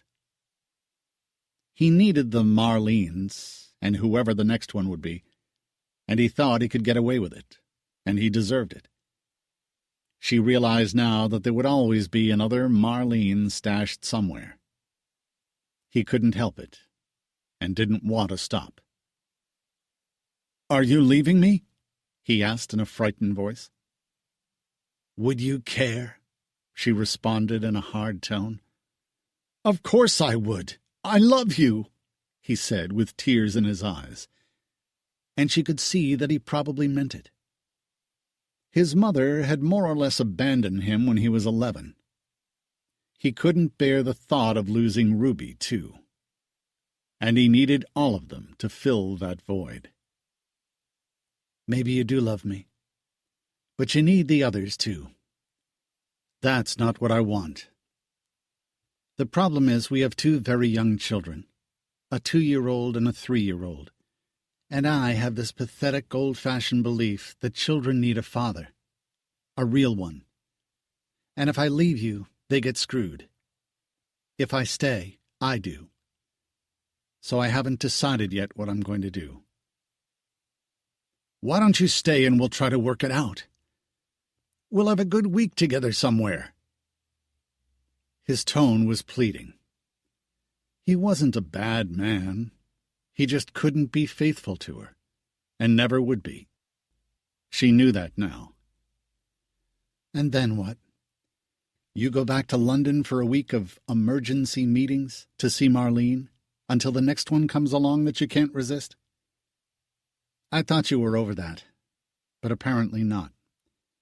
And now I get that you never will be. You're always going to need just one more to fill the void in you that you can never fill. You want me and everyone else, and they're all so willing and desperate to have you because of who you are and what you have. I actually loved you for who you really are, or who you used to be. And I don't like playing second fiddle, or 10th fiddle, or whatever fiddle I am in your busy life. So no, I'm not staying. And I need to think about what I'm going to do now. You can give the alligator bag to Marlene. It'll knock her socks off. I assume she'll be back on board as soon as I leave." She closed her bags then and went to see the captain. She told him she needed a car and driver and a flight out of Nice that evening, most likely to Paris, or any city where she could connect to San Francisco. "You're leaving us, madam?" "I have to get back to my children," she said quietly. And he told her he would get on it immediately. She waited on deck, and he came back to her 10 minutes later. "I'm afraid it's not ideal," he said apologetically. "There's an 11 p.m. flight to Paris, which will get you there an hour later, and an 8 a.m. flight from Paris to San Francisco. You'll have an 8-hour layover at the Paris airport, and you'll have to leave immediately to get to Nice in time for your flight." "That's fine. I'm packed." "I'll have a driver at the dock in 5 minutes, and I'll have the boys get the tender ready," he assured her. It was embarrassing talking to him, knowing clearly now that Zack brought his other women on the boat. She went back downstairs to see Zack, and noticed that he had gotten the lipstick off his neck. "I'm leaving," she said coldly, to mask the overwhelming hurt she felt, and the disappointment. "You won't stay?" He looked at her mournfully. She shook her head. "Don't leave me, Ruby. I swear I won't be an idiot again. I get carried away sometimes. You're right. Women throw themselves at me." "And you catch them." She smiled sadly at him. She got her handbag out of their cabin then. Her suitcase was already gone. She walked down the stairs to where the tender was waiting, got in, and looked up as they pulled away. Zack was standing at the railing, watching her. And she wasn't sure in the twilight, but she thought he was crying. She looked away then, and as they sliced through the water at full speed on their fastest tender, she was sure that Marlene would be back on the boat to console him before she got to Nice. Ruby didn't know if she was going to leave Zack or not and divorce him. But whether she did or not, whatever she did now, the marriage was over. If she stayed, they would be married in name only. It was a lot for her to give up at 26. Chapter 19. When Zack came back to San Francisco from the boat a week later, he checked their bedroom as soon as he arrived, and saw that Ruby wasn't there. It had the orderly look the room had when she was away. He checked her closets, and her clothes were still there. The children's rooms were empty, and he asked the maid if Mrs. Katz was away, and felt foolish doing so. She hadn't called him or left any messages since she left the boat, and he hadn't had the courage to call her. "I think they're at Lake Tahoe, sir." He didn't call her there either. Ruby had been right, of course. He'd had Marlene move onto the boat the night Ruby left. He couldn't help himself. It was always so tempting, and he thought he'd get away with it. And most of the time he did. He hated being alone. He couldn't stand it. It was agony for him. He needed a woman with him at all times to love him. He knew now that it had been a mistake marrying Ruby, marrying anyone. He loved her, but he wanted to have fun too, which to him meant lots of women, not just one. And the older he got, the more he enjoyed the women who flocked to him and adored him. Ruby was wrong. They did fill the void, even if only for a short time. But he loved their children, and so did she. Ruby had gone to Tahoe with the children as soon as she got home. She was there when her grandmother returned from Europe, and she told her what had happened in Saint-Tropez. "What are you going to do about it?" Eleanor asked her. "I don't know," Ruby said honestly. The children are too young. I can't deprive them of their father. What about you? You can't stay in a loveless marriage with a man who cheats on you. You deserve better than that. Maybe in a few years, Ruby said, thinking about it. She spent the rest of the summer in Tahoe, as they always did, and Zach didn't come up or call her. He was afraid that anything he did would push Ruby over the edge, and he didn't want to lose her. He wanted to stay married to her.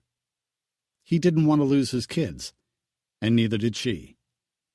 And if she divorced him, she'd take them with her. Or he'd have to leave. Ruby spent the month of August gardening with her grandmother and playing with her children. The gardening they did together made her feel peaceful again. Her grandmother showed her how to do it, and explained that a garden was a living, breathing thing, and it taught you patience and gave you strength. My mother taught me that. She learned how to garden after they lost all their money. It helped me when your grandfather was away in the war. It will help you while you make your decision. Ruby found that she was right, and it did. She went back to the city at the end of August, ready to face the future. She decided to wait a few years before leaving Zach. He was a good father. For her, the marriage had ended in Saint-Tropez. She was staying with him for the children, not for him or herself. Zach didn't ask her what she was going to do after she got home, and she didn't tell him. They continued to live under one roof, as their lives became more divergent year by year. The children were the only thing that kept them together. They hardly spoke anymore. They became strangers to each other. She was sure he had other women, and she didn't want to know. He no longer had her. Kendall was 7 when she saw her mother crying one day. Ruby was 30 and wondering why she stayed with him. She couldn't see any future, except a lonely life with a man who didn't love her anymore, and whom she hadn't loved in 4 years. The spirit of the marriage was dead. She visited her grandmother whenever she could, and they gardened together. Ruby had gotten good with the orchids and loved working with them. They were so beautiful, and she loved the rare species. She had just come back from Tahoe, and the emptiness of her life had hit her again, when Kendall found her crying. "Why are you sad, Mama?" Kendall asked her, and she couldn't answer her. She was too young, and the answer was too big. She was lonely. She and Zach were no longer even friends. Yet, as the children got older, Ruby knew she had done the right thing staying with Zach. Kendall worshipped her father and said she wanted to be like him one day. She loved computers as much as he did. He wanted Nick to come and work with him, too. What they saw was an incredibly successful man, a legend in his industry and in the world, a man everyone admired. There was no denying that he was a genius, but he had broken Ruby's heart irreparably, and staying with him was killing her spirit. Part of her was dead inside, and she knew it, but she tried not to care. Her grandmother knew it too, and hated to see it, but the decision to leave him had to come from her. When Kendall was 14, she turned on her mother and criticized her constantly. Her father was her hero, and she was more and more like him in obvious ways. Hard, demanding, smart. Despite his success, Kendall was actually tougher than he was in some ways. There was a cold side to her that worried her mother. Nick was more sensitive, gentler, kinder, warmer, and more like Ruby. He said he was going to work for his father one day. He was 13, and he wanted to work in finance or computers.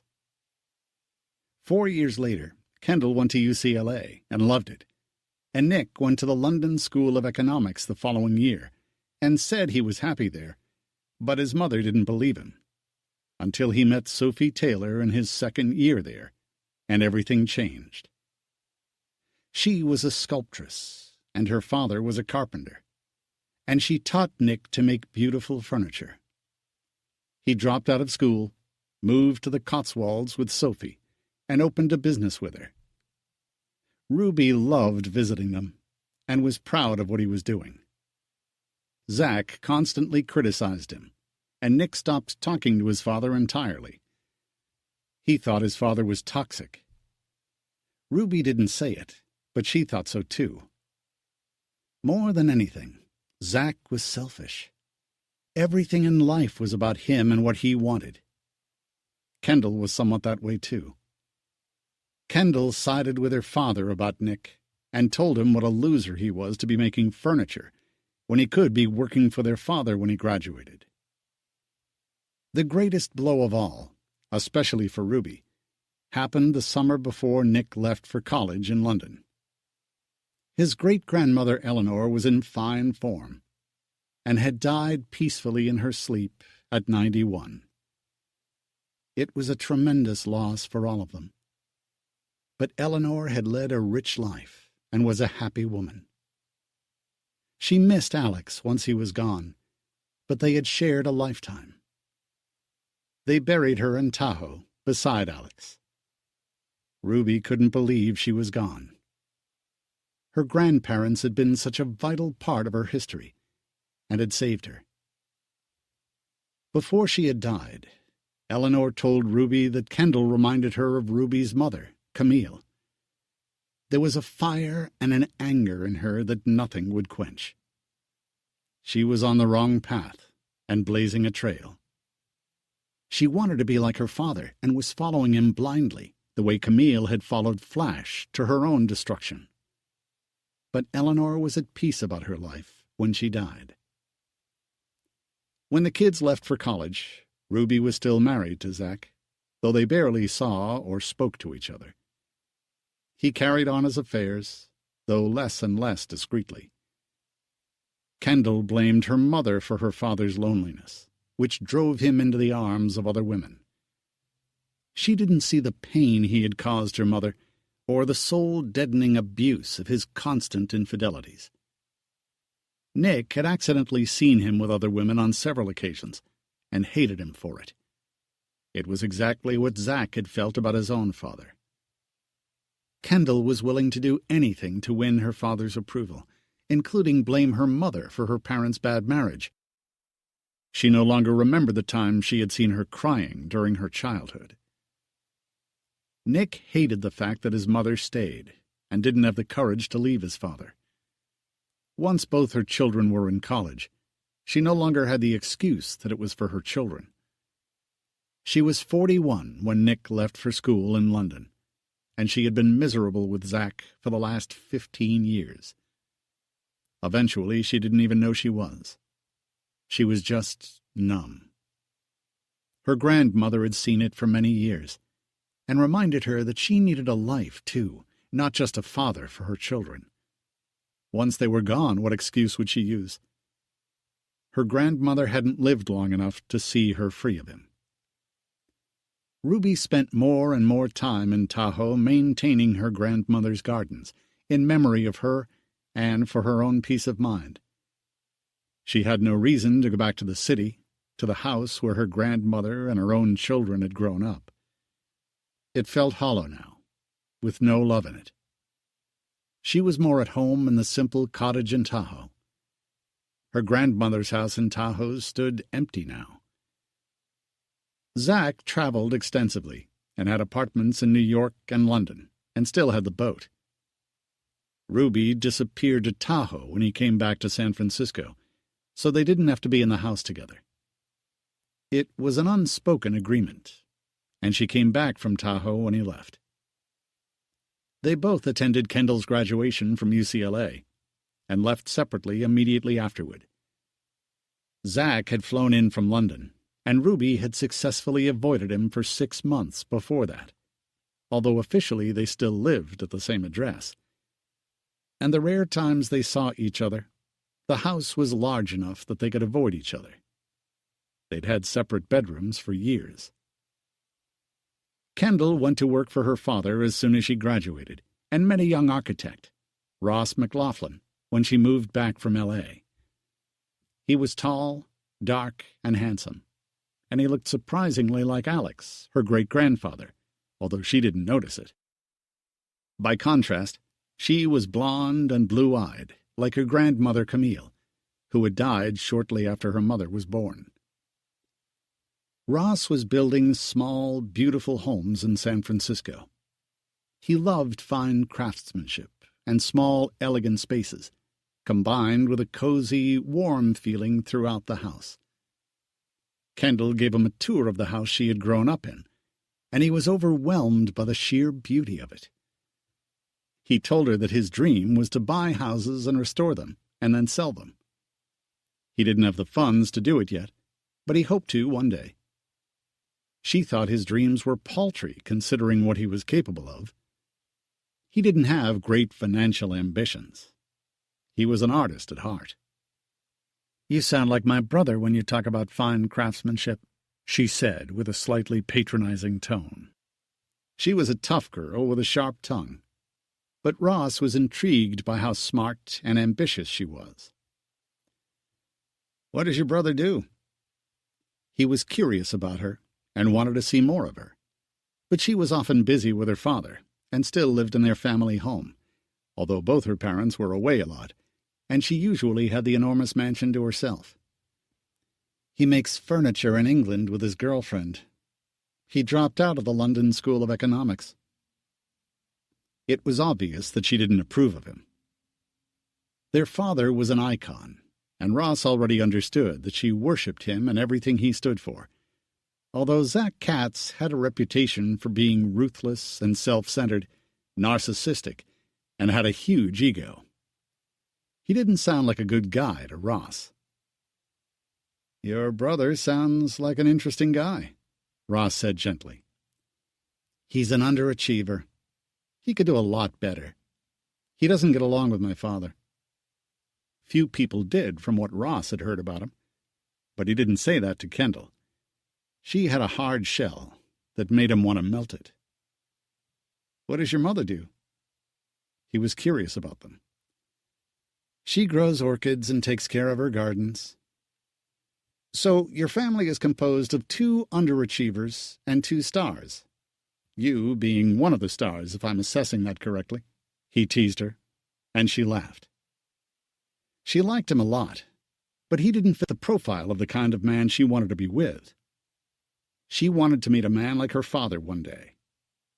Ross was the exact opposite of her father, and different from the men she knew. He was a talented architect and a warm, intelligent, sensible person. He had self-confidence and good values. He wasn't a show-off, and he didn't want to set the world on fire. He wanted a normal life, not to be a legend. He had grown up as an only child, in a family where everyone liked each other, and he was close to his parents. Originally from San Francisco, he had gone to Yale, and then had come back to San Francisco to build his dream houses one day.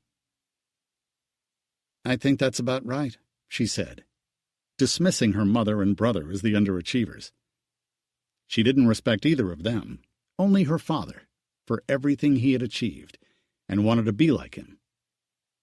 "And my great-grandparents ran a fancy antique store after the family lost all their money in the crash of '29.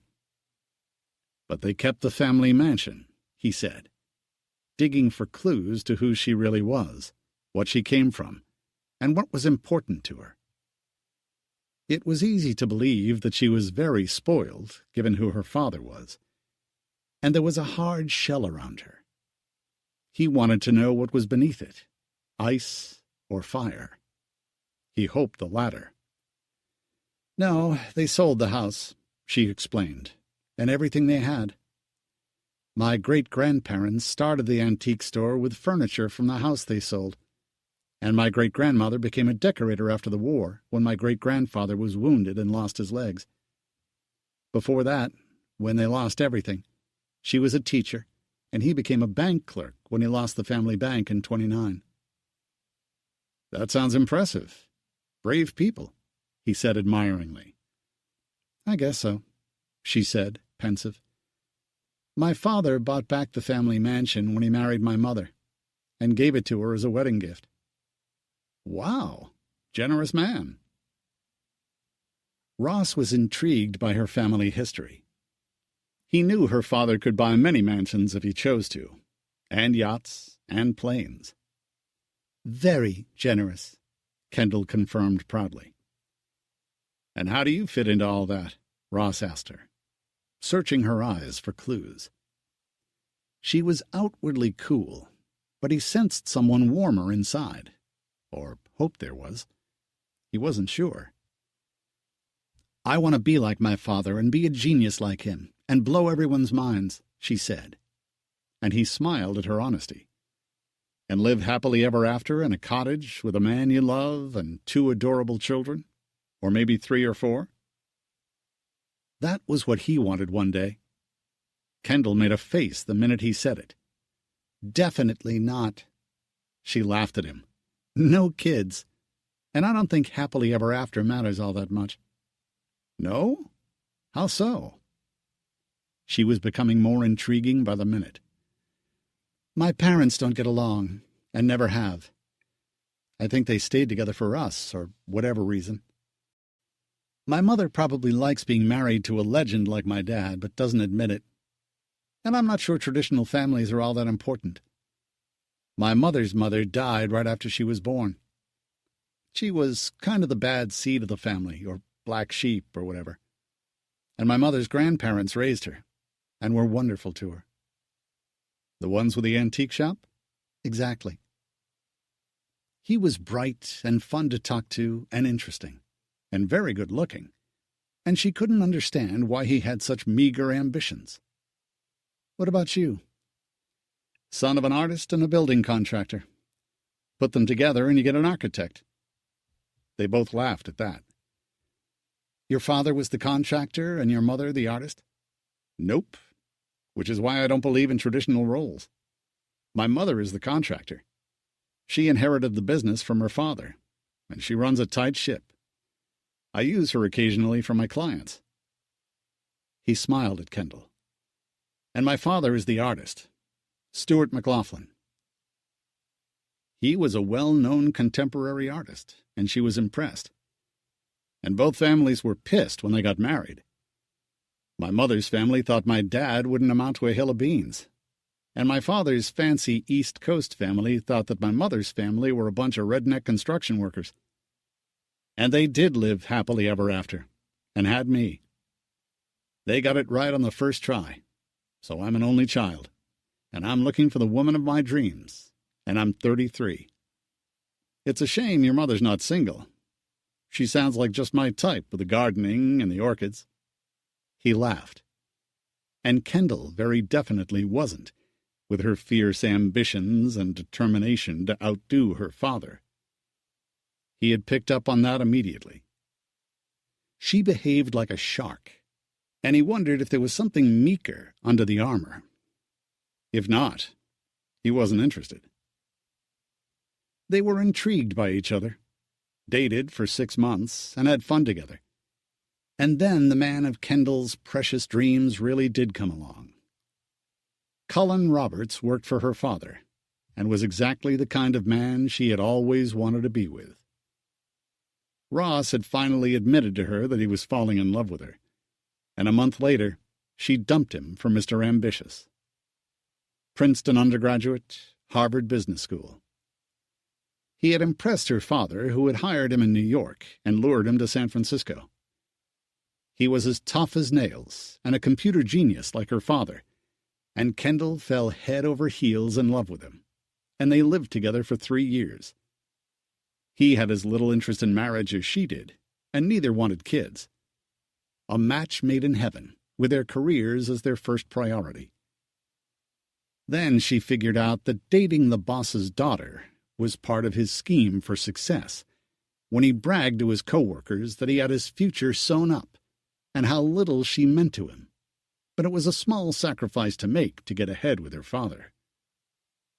It got back to her when someone anonymously sent her a string of his text messages for her perusal. She was 26 years old, and it was her first serious emotional beating. She was still licking her wounds and bitter about it when she ran into Ross again at a party in Marin, 6 months after she and Cullen had broken up. "How's Mr. Wonderful?"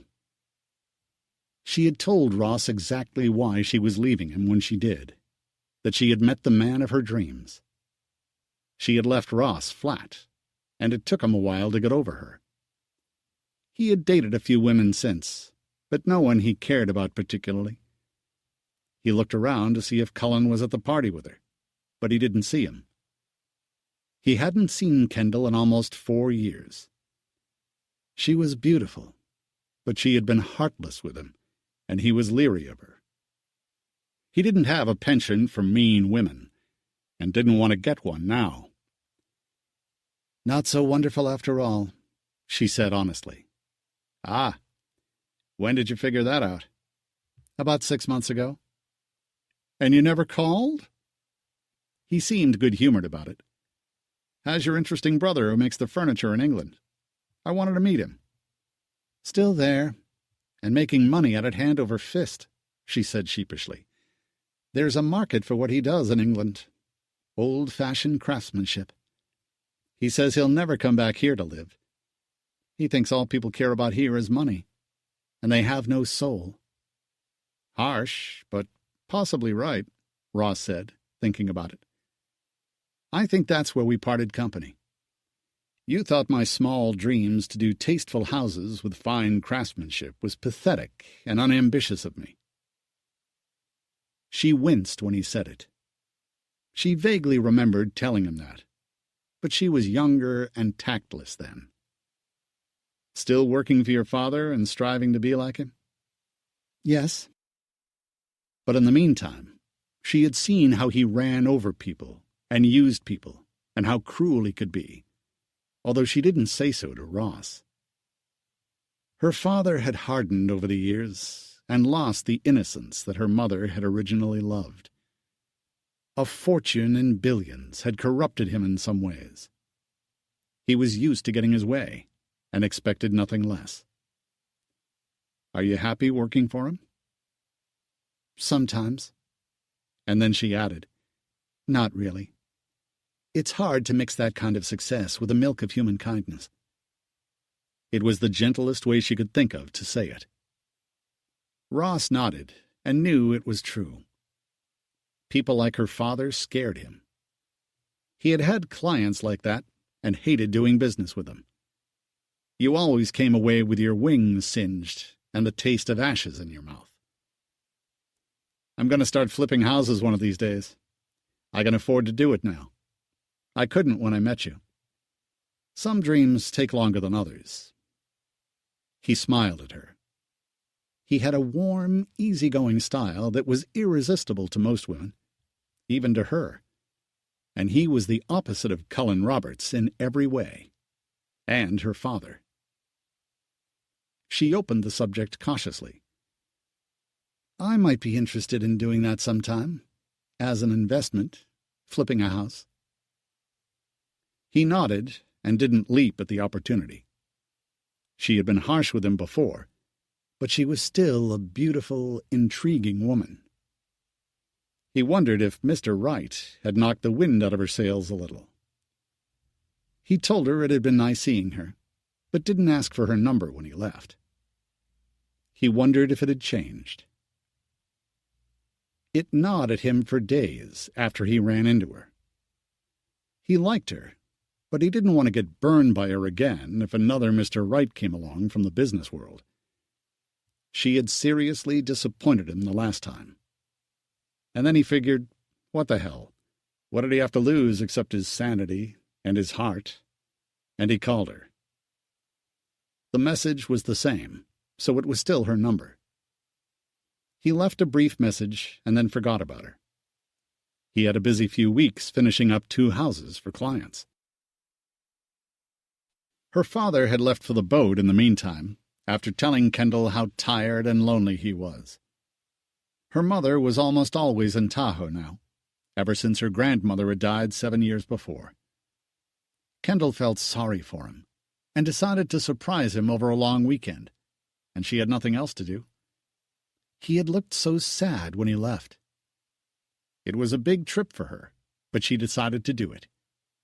She flew to Nice and got a driver to take her to Antibes, where he said he was going. At least he wouldn't be alone.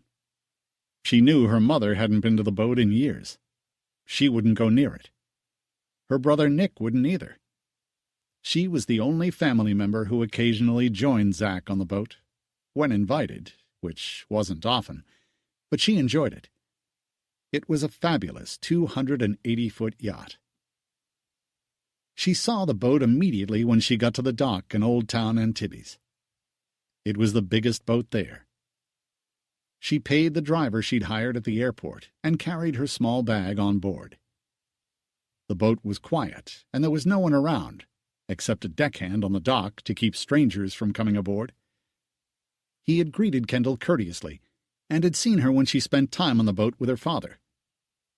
She walked onto the passerelle and on board, and headed downstairs to her father's cabin. There were no other crew around, and she wondered if they were having dinner in the galley. She headed toward her father's suite and opened the door to stick her head in, and found herself inches away from a naked woman. Her father had her against the wall and was having sex with her as the woman moaned, and her father stared into Kendall's face with a look of horror as the girl had an orgasm and screamed with her eyes closed. Kendall slammed the door closed and ran to her cabin. Her father pounded on the door 5 minutes later, and Kendall looked mortified when she opened it. "I'm so sorry, Dad. I had no idea." He thought there was no one on board to interrupt them, so he hadn't locked the door. The crew knew he had a woman with him. They were used to it, since it was a frequent occurrence. The boat was the perfect place to bring women. It always impressed them. "What the hell are you doing here?" he shouted at her. "You looked so lonely and upset when you left, and you complained that Mom never comes on the boat anymore.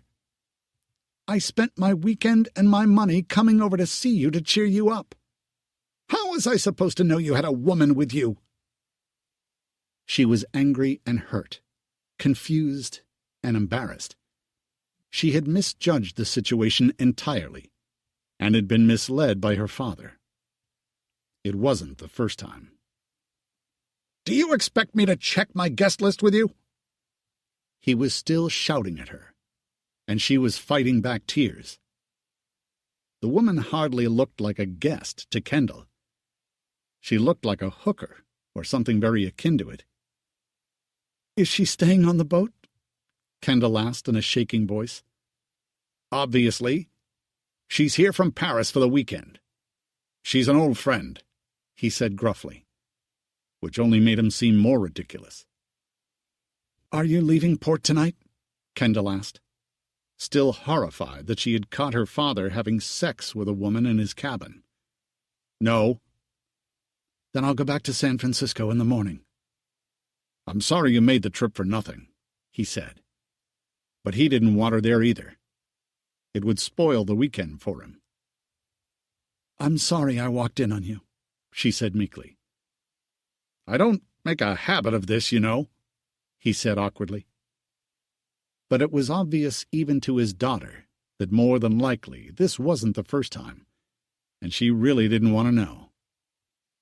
And all of a sudden, as he walked away down the hall in his bathrobe, for the first time, she felt sorry for her mother, and wondered if she knew that he was unfaithful to her.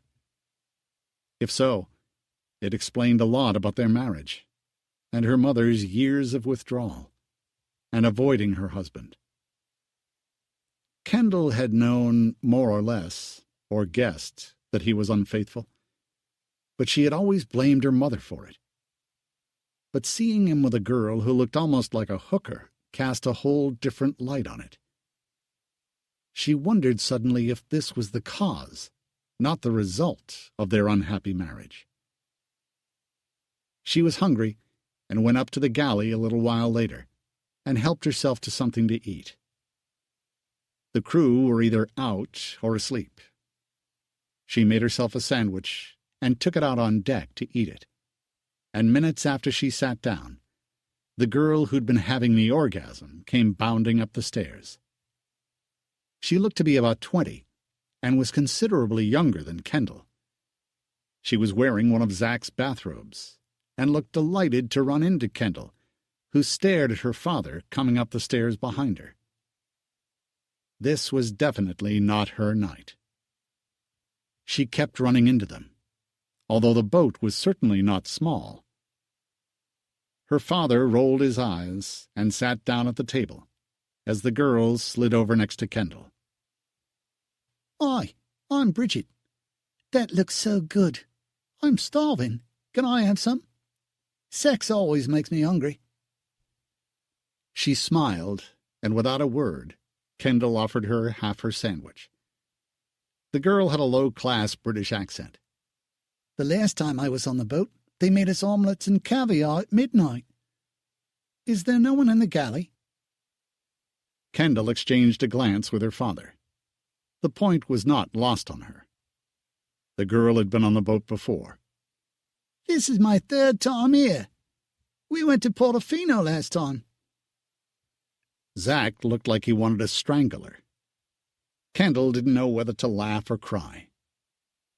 Portofino was one of Kendall's favorite ports, too. Meanwhile, Bridget had happily devoured half of Kendall's sandwich. "We always have such a good time when I come here. Where did you come from tonight?" "California," Kendall said, trying to keep conversation to a minimum so her father didn't have a stroke. "Zach said he'll take me to California sometime. Maybe to L.A. I want to go to Disneyland." "Oh, you'll love that," Kendall said, and her father interrupted. Bridget had done enough damage for one night. Kendall found it interesting that he had promised to take her to California, but to L.A., not San Francisco. "We should go to bed now," he said sternly to Bridget, and she giggled and acted like it was a sexual invitation, which it probably was. Bridget got up and waved at Kendall. She headed for the stairs, and Kendall's father followed her, without looking at his daughter or saying good night. "Nice to meet you," she called back over her shoulder, and Kendall waved. She sat at the table for a few minutes, thinking about the whole experience. Her father's head popped back up a moment later, and he looked uncomfortably at his daughter. "You can stay if you want to," he said stiffly. And Kendall shook her head. It would have been agony being on board with them, with all the sexual innuendo. Tonight had been bad enough. She didn't want her mother to hear about it later and think that she had been in collusion with her father and his floozies. "I'd rather not, but thanks anyway." He disappeared down the stairwell again, and she left a note for the captain to call her a cab at 6 a.m, and she set her alarm for 5. All she wanted to do now was get back to Nice, and from there she'd get a flight to either Paris or New York to connect to San Francisco. It had been a totally wasted trip, except that it gave her new insight into her father. She wondered how long it had been like this, and if it was partially or fully responsible for the disintegration of her parents' marriage. The cab showed up on time in the morning, and the captain saw her off. He seemed surprised to see her there, but less so at her rapid departure in the circumstances. She was at the Nice airport by 7, and caught a flight to Charles de Gaulle, which connected to a flight to San Francisco. With the time difference, she would be back in the city by 1:30 in the afternoon, which would be 10:30 at night for her. It had been an expensive escapade for nothing. After she checked in, she called her brother in the Cotswolds. She hadn't talked to him in months, and wondered if he would pick up when he saw the call was from her. Their conversations were never pleasant, usually about their parents. He answered, sounding guarded, and had let it ring, as if he wasn't sure whether to pick it up or not. "Hi. I'm in Antibes. I thought I'd give you a call." "Are you on the boat?" Nicholas asked her. "I was for about 5 minutes. I think I owe you an apology," she said, "about our mother." "What about her?" "I just dropped in on Dad for an unscheduled visit. He came over for a long weekend, and he was whining about how lonely he was going to be, so I thought I'd surprise him and fly over and keep him company." Her brother laughed, and could guess the end of the story. "And you ran into him with one of his tarts on the boat, I assume." "How do you know?" "Because it's happened to me. The first time when I was about 16. I've run into him a few times in other places, too. Most of the time with girls closer to my age than his. I think he's been doing that for years." "What do you think came first, the chicken or the egg? Do you think he screws around because Mom shut him out? Or do you think Mom shut him out because he cheats on her?" "I'm pretty sure he's been playing around for years. I ran into a woman years ago in London who got all dewy-eyed and said she had an affair with my father. But when I figured out the time frame, I was about 3 at the time. I think Mom just got fed up with it. Who wouldn't?" "Why do you think she stays with him? The money?" Kendall was always more practical than her brother, and harsher. "Why do you always assume the worst about her?" "I think she probably stayed for us at first, and then she just got stuck there. I think she's too depressed to leave by now." "Well, she can't use us as an excuse anymore," Kendall said coldly. "Maybe after a while you just don't care. I don't know why they bother to stay married. They hardly see each other, and they never talk to each other." "I wish she'd leave him," he said sadly. "She deserves a better life. She doesn't care about the money." "Maybe she'd be happier if she did leave." "How are you, by the way?" Kendall asked her brother. "I'm fine." He was expecting the usual diatribe about how he was wasting time making furniture. But he loved what he was doing and was a true artist. One of the royals had recently commissioned one of his pieces, but he didn't bother to tell his sister. She never understood. She was just like his father. It didn't matter to either of them if he loved what he was doing. All that mattered was making billions of dollars and becoming a legend. "How's Sophie?" "Also fine." They called her flight then, and she had to leave. "Call me sometime," she said, sounding friendlier than she had in years. "Yeah, sure," he said, as though hell would freeze over first. She had been too unkind to him too often. She thought about it all the way back to California, and about their mother. Kendall knew she had been hard on both of them. She always defended her father. She slept part of the way back, had lunch, and watched a movie. They arrived on time, and when she got to her apartment to change, she decided not to go into the office. It was Friday.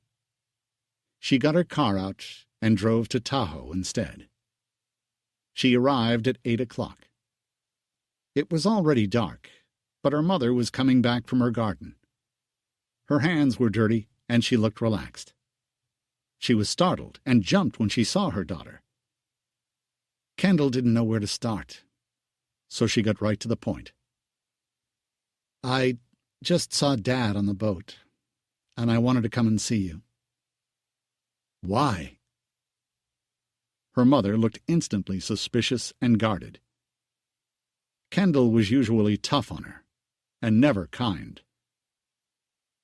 Kendall took a deep breath and decided to be honest. They were standing outside the house, and it was chilly. "He had someone with him, and it made me realize that I haven't been fair to you. I talked to Nick, And he said Dad's been doing that for a long time. Maybe forever.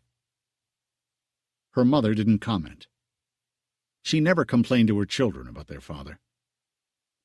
"Do you want to come in for dinner?" her mother asked her. "I'll have a cup of tea or something. Anyway, I just figured that I've been wrong blaming you for the way things are with Dad. I guess he has a part in this too." After all, they were still married, and she had never seen her mother with a man, and was sure there had never been one. Her mother was an honorable woman. "Your father and I haven't gotten along for a long time. There are a lot of reasons for it. It doesn't matter anymore. He has his life, I have mine." They walked into the house, and Kendall sat down in the kitchen while her mother made tea. "Did you stay together for us?" Kendall wanted to know now. She wanted to understand her better. "I thought so. Now I'm not so sure. Maybe in the end it was just laziness and cowardice. I didn't want to get a divorce. I wanted to be like your great-grandparents, married forever. But you have to pick the right person to do that with. Your dad wasn't, for me. He's a genius. You can't expect someone like him to behave like other people, or want the same things." She smiled and set down Kendall's cup of tea, and then sat down across from her. "You don't need to explain it or apologize, or tell me about his other women. I know about them, or most of them. Who was he with? The really young British one from Paris?" Kendall nodded. Ruby always found out, from different people. She couldn't keep count anymore, and hadn't for years. "She's been around for a while." "I'm sorry, Mom. And I've been harsh with you about it. I guess that's what daughters do. They blame their mothers." Nick was much kinder about it, and had always tried to protect her. It made Kendall feel even guiltier for how nasty she had been at times, blaming her for everything. "Do you want to spend the night?" Kendall nodded. She wanted a different kind of relationship with her mother than the one she'd had, but she didn't know how to start it. Ruby made her an omelet, and then they both went to bed. And in the morning, Kendall found her in the garden again. It reminded her of her great-grandmother. Her mother was trimming back some bushes, and she looked peaceful as she did. "You like it up here, don't you, Mom?" Ruby smiled as she nodded. "Maybe I'll move up here one day." "Wouldn't you miss the house in the city?" "Maybe. I don't really need all that. It meant more to Grandma than it did to me. She grew up there. I never did. I grew up over the antique store and up here in the cottage. It was a nice gesture of your father to buy it back for us. It really meant the most to her. They went through so much. It must have been a terrible time. By the time I came along, the worst was over." Ruby had always been comfortable when she was young, and the only great wealth she'd ever known was while she was married to Zach. And they didn't live on the grand scale her family had before 1929. It was hard to conceive of that kind of wealth, or even Zach's. It wasn't very important to her. It meant more to Kendall, who wanted to compete with her father. "Sometimes the simple solutions are better.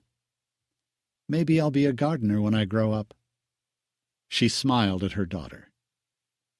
"I think you already are." Ruby leaned over and gave her a hug.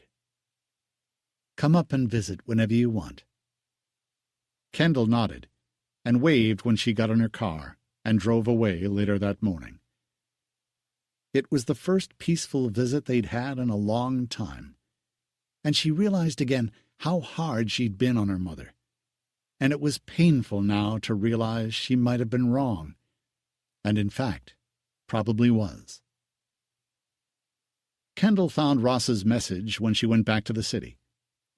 She listened to it and realized she had been hard on him, too. She had dumped him flat for a man she considered a bigger fish at the time, who turned out to be a bad guy who was just using her. She had a lot of fence-mending to do. She called Ross back after she listened to his message. "Hi. Thanks for your message. I'm not sure if this is a crazy idea, but do you want to have another shot at dinner with me? No strings attached, no crazy delusions. Maybe we can talk about flipping houses." He wasn't even sure if he would want to partner with her on that, but there was something about her that always drew him to her. In the past, he had thought it meant she was the one for him. Now he just thought she was a very attractive woman, but probably the wrong one. She had proved that once. "Sure, I'd like to do that," she said easily, and he smiled when he heard it. "Good. Thursday?" He named a restaurant where they'd had dinner before, and when she hung up, she was excited. She had forgotten how much she liked him. Seeing him had brought it all back. And who knew? Stranger things had happened. Maybe they could work together. Suddenly she liked the idea. She had nothing to lose. Chapter 20. It was embarrassing for both of them when Zach came back to the office. Kendall was hoping he wouldn't mention her ill-timed visit to the boat, but he found a time to slip into her office and close the door. "I'm sorry about what happened on the boat. It came together at the last minute. I thought I was going to be alone, and Bridget just dropped out of the sky and turned up in Antibes." She knew he was lying again. And even if Bridget had fallen out of the sky, as he put it, he didn't have to have sex with her as a married man. That didn't even occur to him. It was the weak part of the story, along with all the rest. She could see it was why her brother hated him, because he lied a lot. Maybe all the time. "You don't owe me any explanations, Dad. What you do is your business. We're all adults. The only one you owe an explanation to is Mom, since you're still married to her. It must be hard for her to go back to the boat, knowing someone else was there. I guess that's why she hasn't been to the boat in years." "Why? Did she say something?" He looked panicked. "Your mother has a lot of misconceptions about my life. And if she hadn't shut me out the way she does, none of this would have happened." Kendall could see now how easy he made it to blame her mother, and she always had, out of loyalty to him. "Not really. But I'm sure there's more to the story. That's between you two." "I just don't want you to think it's ever happened before." "What? Having a woman on board for sex?" "I'm a big girl, Dad. I assume it has. That can't have been the first time." She looked right at him, and she could see desperation in his eyes. Her reaction was one of disgust. "Actually, it was." He was digging himself deeper, and Kendall didn't want to hear it. "I'm sorry you came all that way for nothing." "Yeah, me too. You said you were going to be alone on the boat, and I believed you." "I'll know to check with you next time," she said coolly, wishing he'd leave. Suddenly, talking to him was upsetting, and she wondered for how long he'd been lying to her. She felt as though she had sold her soul to the devil, and she wanted it back. Her father was a liar and a cheat. Her role model in life was turning out not to be a good guy. It was unnerving to discover that at 27, or any age. He was brilliant and a creative genius, but immoral and dishonest. She could see now why her brother wanted no part of their father's life. He hadn't for a long time. He had found a life that worked for him and was sticking with it. "Well, just so you know, that was a one-time thing. It won't happen again." Tell that to Mom, she said softly. But he probably had, 1,000,000 times. Maybe it was why her mother's eyes went dead any time someone said his name. He had killed her soul. Maybe she had walked in on him too. It made Kendall wonder now. She met Ross for dinner at the restaurant on Thursday night. It was a funky old Italian restaurant in North Beach. Nothing trendy or chic, just good solid food. He got a quiet booth in the back, and sitting across the table from him was like a déjà vu for both of them. So, here we are back here 3.5 years later. It's kind of weird, isn't it? You met Mr. Right and disposed of him. Now you're back eating spaghetti with Mr. Wrong for old time's sake? He laughed wryly. I never said you were Mr. Wrong, she said softly. I thought you were Mr. Wrong for me. I wanted different things then. I know you did. You wanted to work for your dad and be like him. I can't blame you for that. Who wouldn't want that kind of success? Some people don't. My brother, for instance. And you. My mom. She owns the biggest house in the city, and she'd rather be in a cottage barely bigger than this booth. She said to me the other day, sometimes the simple solutions work better. It's taken me a long time to figure that out. Like 3.5 years, with a good swift kick in the ass from Mr. Right. It turns out he considered me a career move, not a human being. I'm sorry, Kendall. That's ugly, and it must hurt. It did, after 3 years, but better then than later, or married. She thought of her parents. A life like my father's pulls a lot of fish into the net. Some of them are rotten. It's kind of the luck of the draw. You're a smart woman. You can figure out which ones are the bad ones. Not always.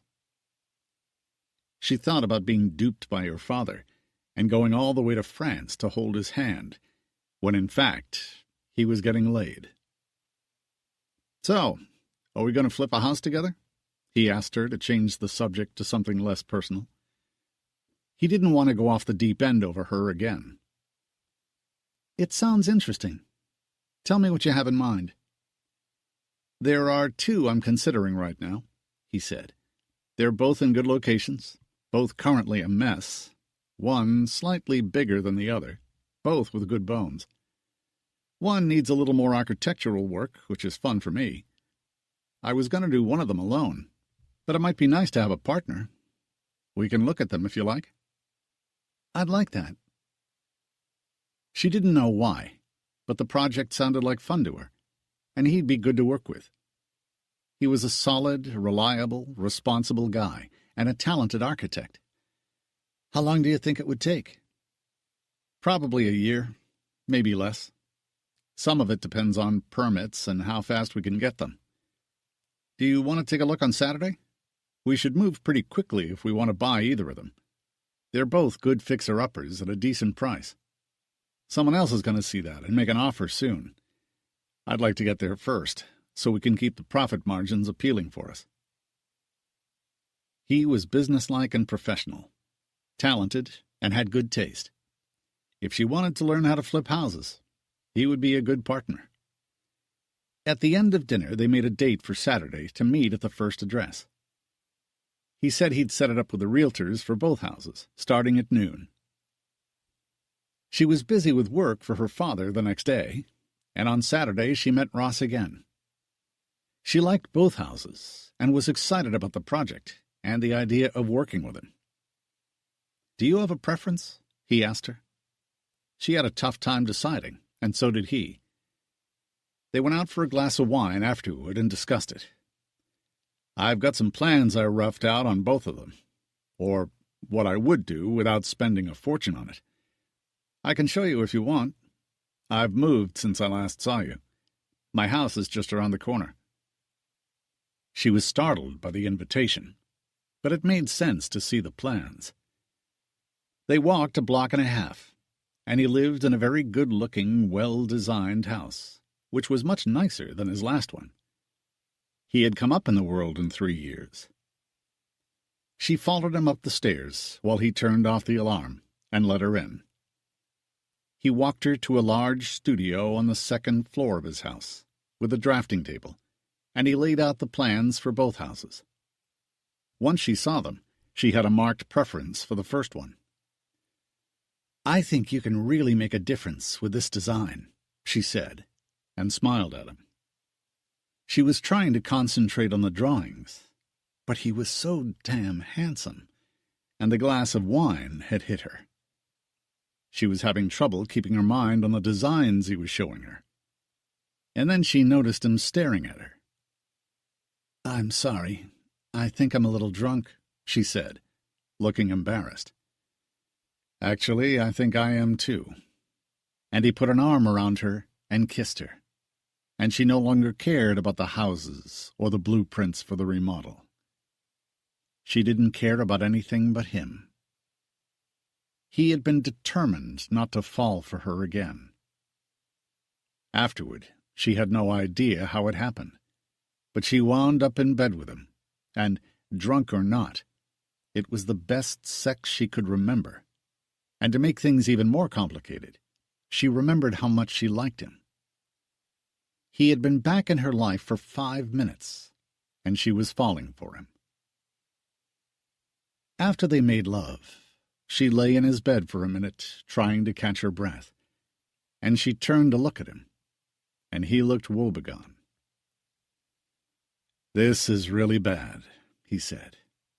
"We're trying to talk business, and I can't keep my hands off you. There is something about you that drives me insane." As he said it, he nuzzled her neck, cupped her breast with his hand, and kissed her. And the next thing they knew, they were making love again. When they came up for air afterward, he lay in bed smiling and staring up at the ceiling. "What are we going to do about this, Kendall?" "I have absolutely no idea," she said happily. "We may have to make it part of the arrangement that we have sex 2 or 3 times a day," he said. "Make it 4, or I won't do the deal." "All right, if you insist. And then what? Would there be an increase if we do a second house together? Should we include an option, like a rent increase, but a sex increase?" "Great idea."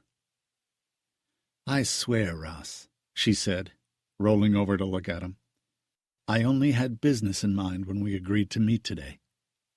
"Yeah, me too. And look what a mess we made of it." She remembered now how great he was in bed, and how much she liked him. And then she fell for that fast-talking idiot who worked for her father, who was a liar and a user, and she had walked out on Ross. "The only thing that worries me about this is that I get hooked on you so easily. And if you break my heart again, it could really screw up the deal."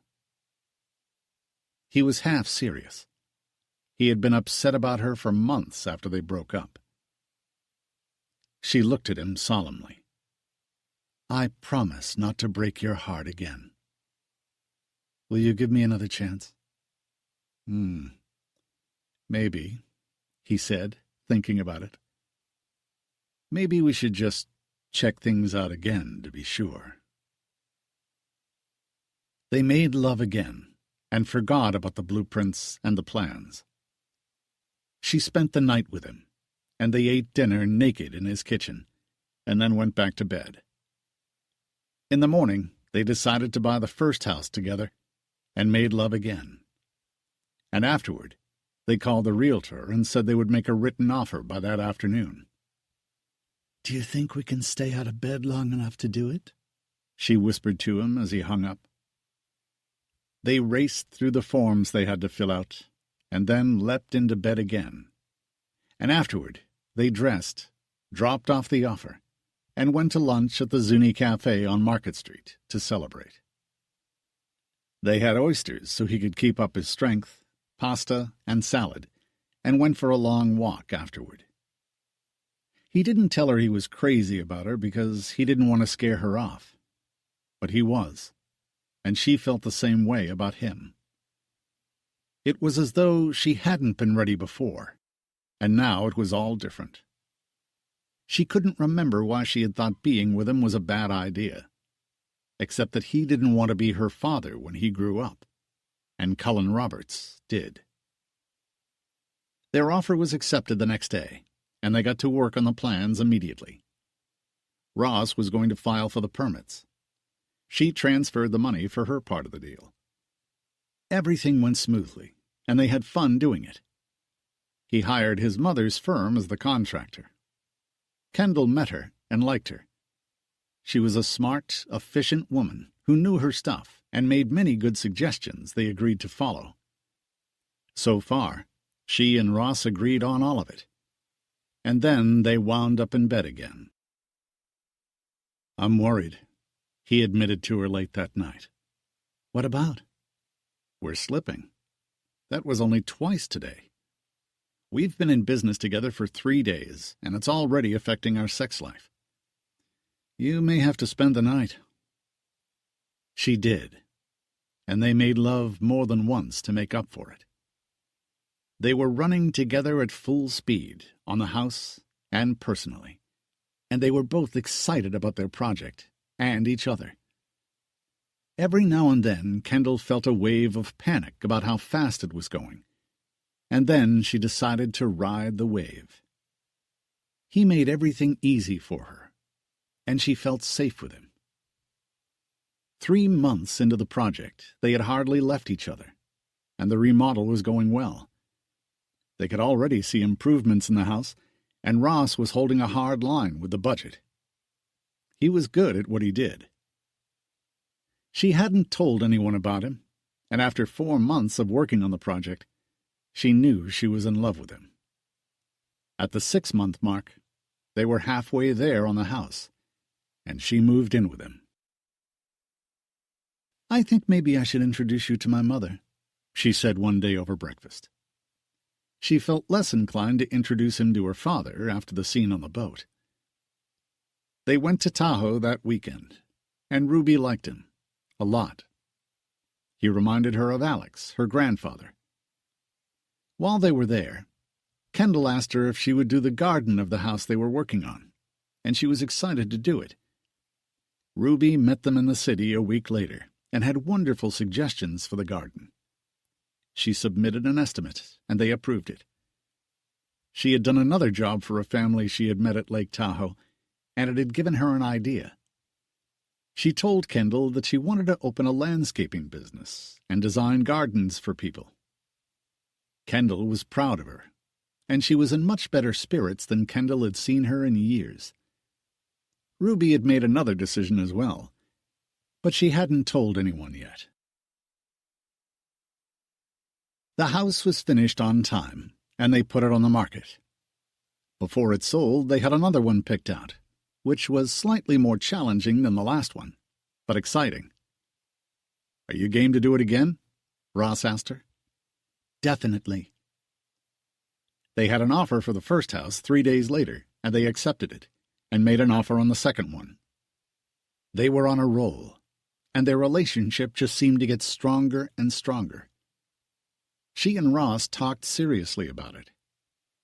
Everything was different this time. They were both 4.5 years older.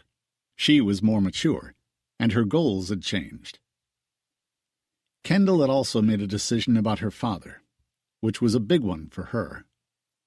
She didn't want to be him, or live in his shadow. She wanted to quit her job and continue flipping houses with Ross. It was proving to be a lucrative business, and she had learned a lot with the first one. Somehow she had changed. She was gentler and mellower and had lost her sharp edge. She was happier than she'd ever been.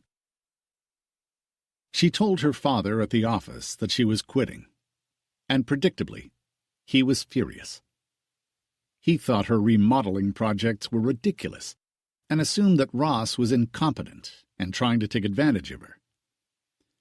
I've already done one with him, she said quietly. What do you know about flipping houses? And that's not a career, for Christ's sake. Think of the degree you have. And now you're going to pick plumbing fixtures for a living? I'm happy, Dad. We got our money out of the first one and made a healthy profit. And we'll do better this time. You're wasting your time and your brain, he said nastily. She was disappointed by his reaction, but not surprised. She didn't offer to introduce him to Ross. She didn't want to expose him to her father's bitterness. Zack had a million women, but no one he loved, and no one who loved him. He had wasted the one good woman he had ever met, and somewhere deep down, he knew it. Kendall gave him 2 weeks' notice, which was all he needed to replace her, and the day she did, he ran into Ruby just in from Tahoe in the hallway of their house. She had come to town to meet a client, and he hadn't expected to see her. She seemed in a good mood when he saw her, and she smiled at him, which was rare. I'm glad to see you. I was meaning to call you, Zack. He looked instantly defensive. What about? He was afraid Kendall had told her mother about her visit to Antibes. I'm starting a landscaping business. I'm just setting it up. I had to meet with a lawyer today, Ruby told him. In Tahoe? I'll take jobs wherever I get them. Tahoe, San Francisco, Marin. She looked happy. And I'm filing for divorce, she said simply. It was years overdue. Aren't you going to discuss that with me? I am. I just told you. This house is yours. It was a gift. The boat and plane are mine, and my lawyers will make you a settlement offer. But is this really what you want, Ruby? It seems to work like this. It had for years. They'd been married for 28 years, and the marriage had been dead for 26. For whom? She asked, giving him a skeptical look. I don't know about you, but I've been a member of the Walking Dead for more than 20 years. You were cheating on me when I had Nick, the day of, in fact, and maybe before that. You cheated on me with that English girl in Saint-Tropez 3 years later. You've had dozens of girls ever since, maybe hundreds for all I know. Is that the life you want? Just a lot of sleazy women who are willing to cheat with you and get what you'll give them? You deserve a nice woman, Zack. One who cares about you. He looked sad, and he knew she was right. You cared about me? You're right, I did. I really loved you. But you beat it out of me, lying to me and cheating on me. I felt like shit for 25 years. What changed? I don't know. My gardens, landscaping, starting this business, people's faith in me. I don't feel like second or third or 10th best anymore. The wife you cast away for some cheesy piece of ass. It takes a toll. I finally decided I have to do something about it. I decided to get divorced. I feel better now. Do you think we could put Humpty Dumpty back together? I loved you too. Maybe we could find that again. He looked momentarily hopeful. I don't think so. It's been dead for a long time. Our kids aren't even here anymore. There's no reason to keep this going. You need to be free, and so do I. So, you're firing me? He looked grim about it. No, I'm firing me as your wife. I'm doing the dirty work for you. You know I won't leave you high and dry. I don't need much. Just enough to live on if I have to stop gardening one day. I'm busy now. It was over. Finally. For both of them. She felt like a new person. Is there a guy? He asked her as an afterthought, looking as though he would fight for her. But they both knew he wouldn't. The fight and the life had gone out of their marriage years before. "No, there isn't," she said simply. "You should move your things out. I'm going back to Tahoe tonight. You can do it now before I come back. I don't think we should live in the same house anymore." That had been deadening too, feeling rejected by him, ignored, duped, lied to, unloved, and even hated at times. It was so degrading. They had been terrible years. "I think the kids will be relieved that we finally dealt with it," she said. And he looked shell-shocked. First, Kendall had quit that afternoon, and now Ruby was divorcing him. It was a clean sweep. And the alternative women he had suddenly seemed so inferior. They were fine as long as he had Ruby as his wife, as some sort of object he could keep on his mantelpiece. The wife. But she didn't want to be the wife anymore. It had taken her 26 years to free herself of him, after she first discovered he was cheating on her. It had taken much too long, but it was never too late. She was nearly 50 now, with a lot of good years ahead, especially once she and Zach were divorced. Now that she had started the process, she could hardly wait. He was still standing in the hallway, looking shocked and sad, when she went downstairs with a light step. The only thing missing for Ruby was that she wished her grandmother could have seen her do it. She knew she would have been proud of her. They had saved her as a child, and now she had finally saved herself as an adult. She would have liked to be married like them for 55 years, and she thought she could have done it with the right man. But she had picked the wrong one. Now she was free at last. As Ruby knew he would, Zach recovered quickly. He bought a flashy penthouse apartment in the newest, tallest building in San Francisco, as soon as she told him she was filing for divorce. The day after Ruby returned from the city after seeing her lawyer to start her business and file for divorce, she noticed activity at the main house of the Tahoe property, which had been uninhabited for 80 years. The first Earl who had bought it had seen it 3 times in his lifetime. His son, not at all. The son had died around the same time Alex did, and Ruby knew the original Earl's grandson had inherited it, but he had never come to see the property either, and now someone was moving trunks and boxes into the house. She wondered if it had been sold again. When she asked the overseer, he said that it was in fact the most recent Earl who had come to stay for several months to see how he liked it. "How nice," Ruby said, hoping they'd be pleasant people. "Does he have a family? Children?" If so, she hoped they wouldn't trample her flower beds, and she thought maybe she should put up some signs. The overseer said he had moved in alone. She was working in her flower beds that afternoon, rescuing some roses, when she heard a voice behind her and saw a large golden retriever wagging his tail at her, and a stocky English bulldog sitting next to it, and their owner smiling at her. "What beautiful gardens you have. I've been admiring them all morning as I walked around.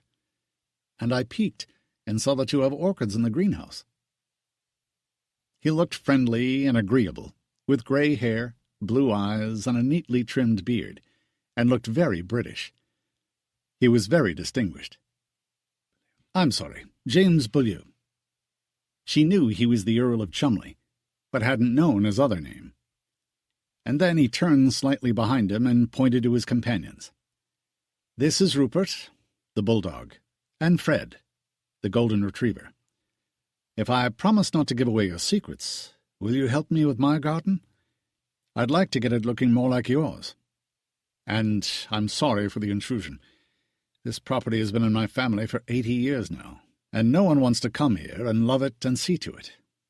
I thought it was high time someone did. Have you lived here for long?" "My great-great-grandfather purchased the land when no one wanted to be here, and my great-grandfather built the houses. My great-grandparents and grandparents came to live here when they lost their house in the city in the crash of 1929, and in 1930 they sold the bulk of this property to your family, she explained. They retained this very small sliver of the property with a cottage and what used to be the servants' house, where I live now. My grandfather bought it, actually. He smiled at her admiringly. He was mesmerized by her red hair, although it had faded slightly, but was still very bright. How intriguing that you're still here after so long. And that you still own it. She smiled in return. I haven't been here for 80 years, but my family has. Now I live here some of the time. I've just started a landscaping company, actually. I've fallen in love with gardening, which was my grandmother's passion, and her mother's. Music to my ears. I need all the help I can get. He held out a hand and shook hers. So happy to meet you. I didn't catch your name? I'm sorry. Ruby Allen. The original family name is Devereux. My grandmother was a Devereux. She had just requested to change her name back to Allen. It felt liberating to have her own name back. Well, I'm very happy to meet my neighbor. If you need anything or any help, let me know. And you're welcome to use the boats in the boathouse. Most of them are yours, but 2 are mine. They're classics, but they're all in working order. If I promise to drive reasonably, would you give me a tour around the lake sometime? He asked, and she smiled at him. I'd love it. And with that, he and Rupert and Fred went back to the main house. He looked to be about Ruby's age, and was a very handsome man. Ruby felt like she had a new lease on life. Ross and Kendall finished the second house slightly faster than the first one. They needed fewer permits, and they completed the work in just under 9 months. They didn't even have time to stage it. It sold before it even went on the market, the day after it was completed, before the stager could give them an estimate. Someone in the neighborhood had been watching the remodel and loved it. They had dropped by. Ross had given them a tour, and they made a very good offer. Well done! Ross and Kendall congratulated each other, and the profit margin was better this time, too. They hadn't found a third one to buy yet, but were going to start looking in the next week or 2. Now what are we going to do? Kendall asked him, as they lay on the bed after accepting the offer. Maybe we should take a vacation with all this money we're making. Europe, Japan, China, Paris. That sounds very exotic. Actually, I like that idea. What about Venice? I love Venice. I have another idea, he said, as he reached for her hand and rolled slowly off the bed onto one knee. I actually think that Venice is more of a honeymoon spot, don't you? And we've been doing this house-flipping thing for 2 years. I think we're a pretty good team. Kendall Katz, will you marry me? He asked her formally, as she stared at him, not sure if he was joking or not. Are you serious? Actually, yes, I am. I think we should get married before we start another house. We cleaned up this time. Let's take a nice, long honeymoon in Europe. Paris, Rome, Venice. What do you say, Miss Katz? What will it be? He leaned over and kissed her, and when he stopped, she smiled at him. She loved him more than she had ever thought possible, and her feelings for him grew every day. That would be a yes, Mr. McLaughlin. Definitely a yes. And this time, she kissed him. Chapter 21. The house was filled with flowers. It looked almost exactly as it had for Eleanor and Alex's wedding, minus the army of footmen, although there were almost as many caterers serving champagne from silver platters. and the guests were wearing black tie instead of white tie and tails.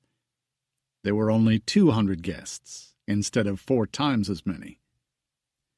Zack was waiting nervously in his old study, and Ruby was helping Kendall dress and carefully step into the 82-year-old gown.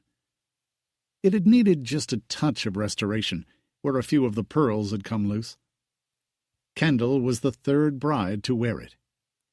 She was taller than her mother, but only a little, and Kendall was wearing the same veil and her great-great-grandmother's tiara. Ruby handed her bouquet, which was entirely made of orchids and lily-of-the-valley, as Eleanor's and Ruby's had been. Ruby had grown them herself in the hothouse she'd built in Tahoe. She was wearing a simple, deep purple gown, which set off her red hair, and she had a tan from working in the sun all the time. She stepped back with a smile, and Kendall left the room to meet her father. His hands shook when he saw her. She looked so much like her mother, a blonde version this time. Zack walked down the grand staircase with his daughter, and she smiled at him. He knew his sins hadn't been forgiven, but he had been accepted as he was, and he was still her father. It was the best he could hope for, and he was proud of giving Ruby back her family home. She spent occasional nights there when she came to the city, and had improved the gardens immeasurably, adding her own touch to what was already there. It was the perfect place for their daughter's wedding, and maybe her daughter's children's one day too. The wedding gown Kendall wore looked as though it had been made for her. Ross caught his breath when he saw her, waiting with the minister for her to reach him on her father's arm.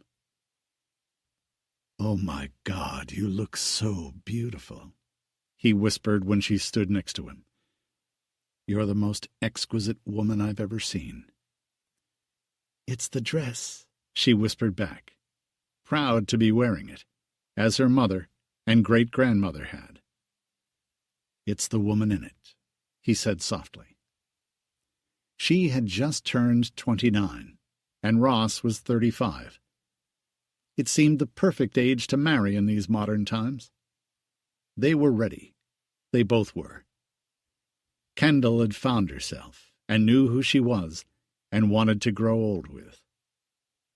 And then they turned to the minister to get down to business, as Zack took his seat next to Ruby.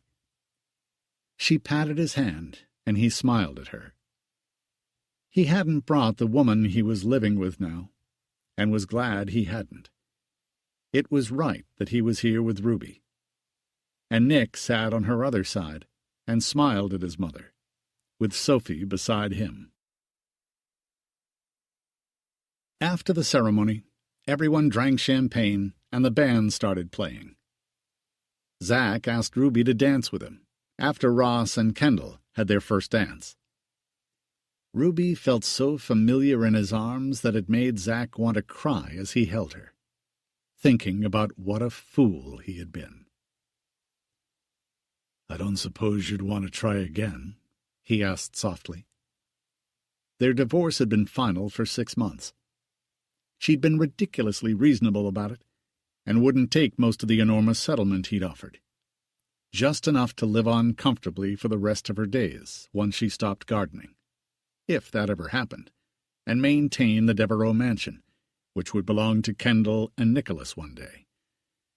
And Ruby wouldn't stop working for a long time. She was only 52, and with her freedom and her work, she felt fully alive again, and excited about the future. "No, I wouldn't want to try again," she answered his question. "But I'll always be your friend, Zack. That's how we started, and how I want it to be. We have wonderful children, and we should always be friends." They hadn't even been friends for years now. He nodded, with a lump in his throat when he heard her answer. He knew he would never find another woman like her. He had totally missed the boat for their entire marriage. Besides, you can't marry your gardener. It's not dignified. You need someone a lot jazzier than that." He laughed, and when the dance ended, she went to talk to her son Nick and Sophie. Ruby smiled, thinking of how it had all turned out. A cabinet maker, a gardener, and a house flipper. Hardly lofty aspirations, but they had each found exactly the path they wanted. And as she had said to Kendall, sometimes the simplest solutions were the best ones. All three of them were happy. Zack was the computer genius, the stuff of which legends were made. She had discovered that it was much harder to love a legend than an ordinary person. She watched Kendall dancing with Ross. She had taken off the veil and the tiara, and the gown looked exquisite on her.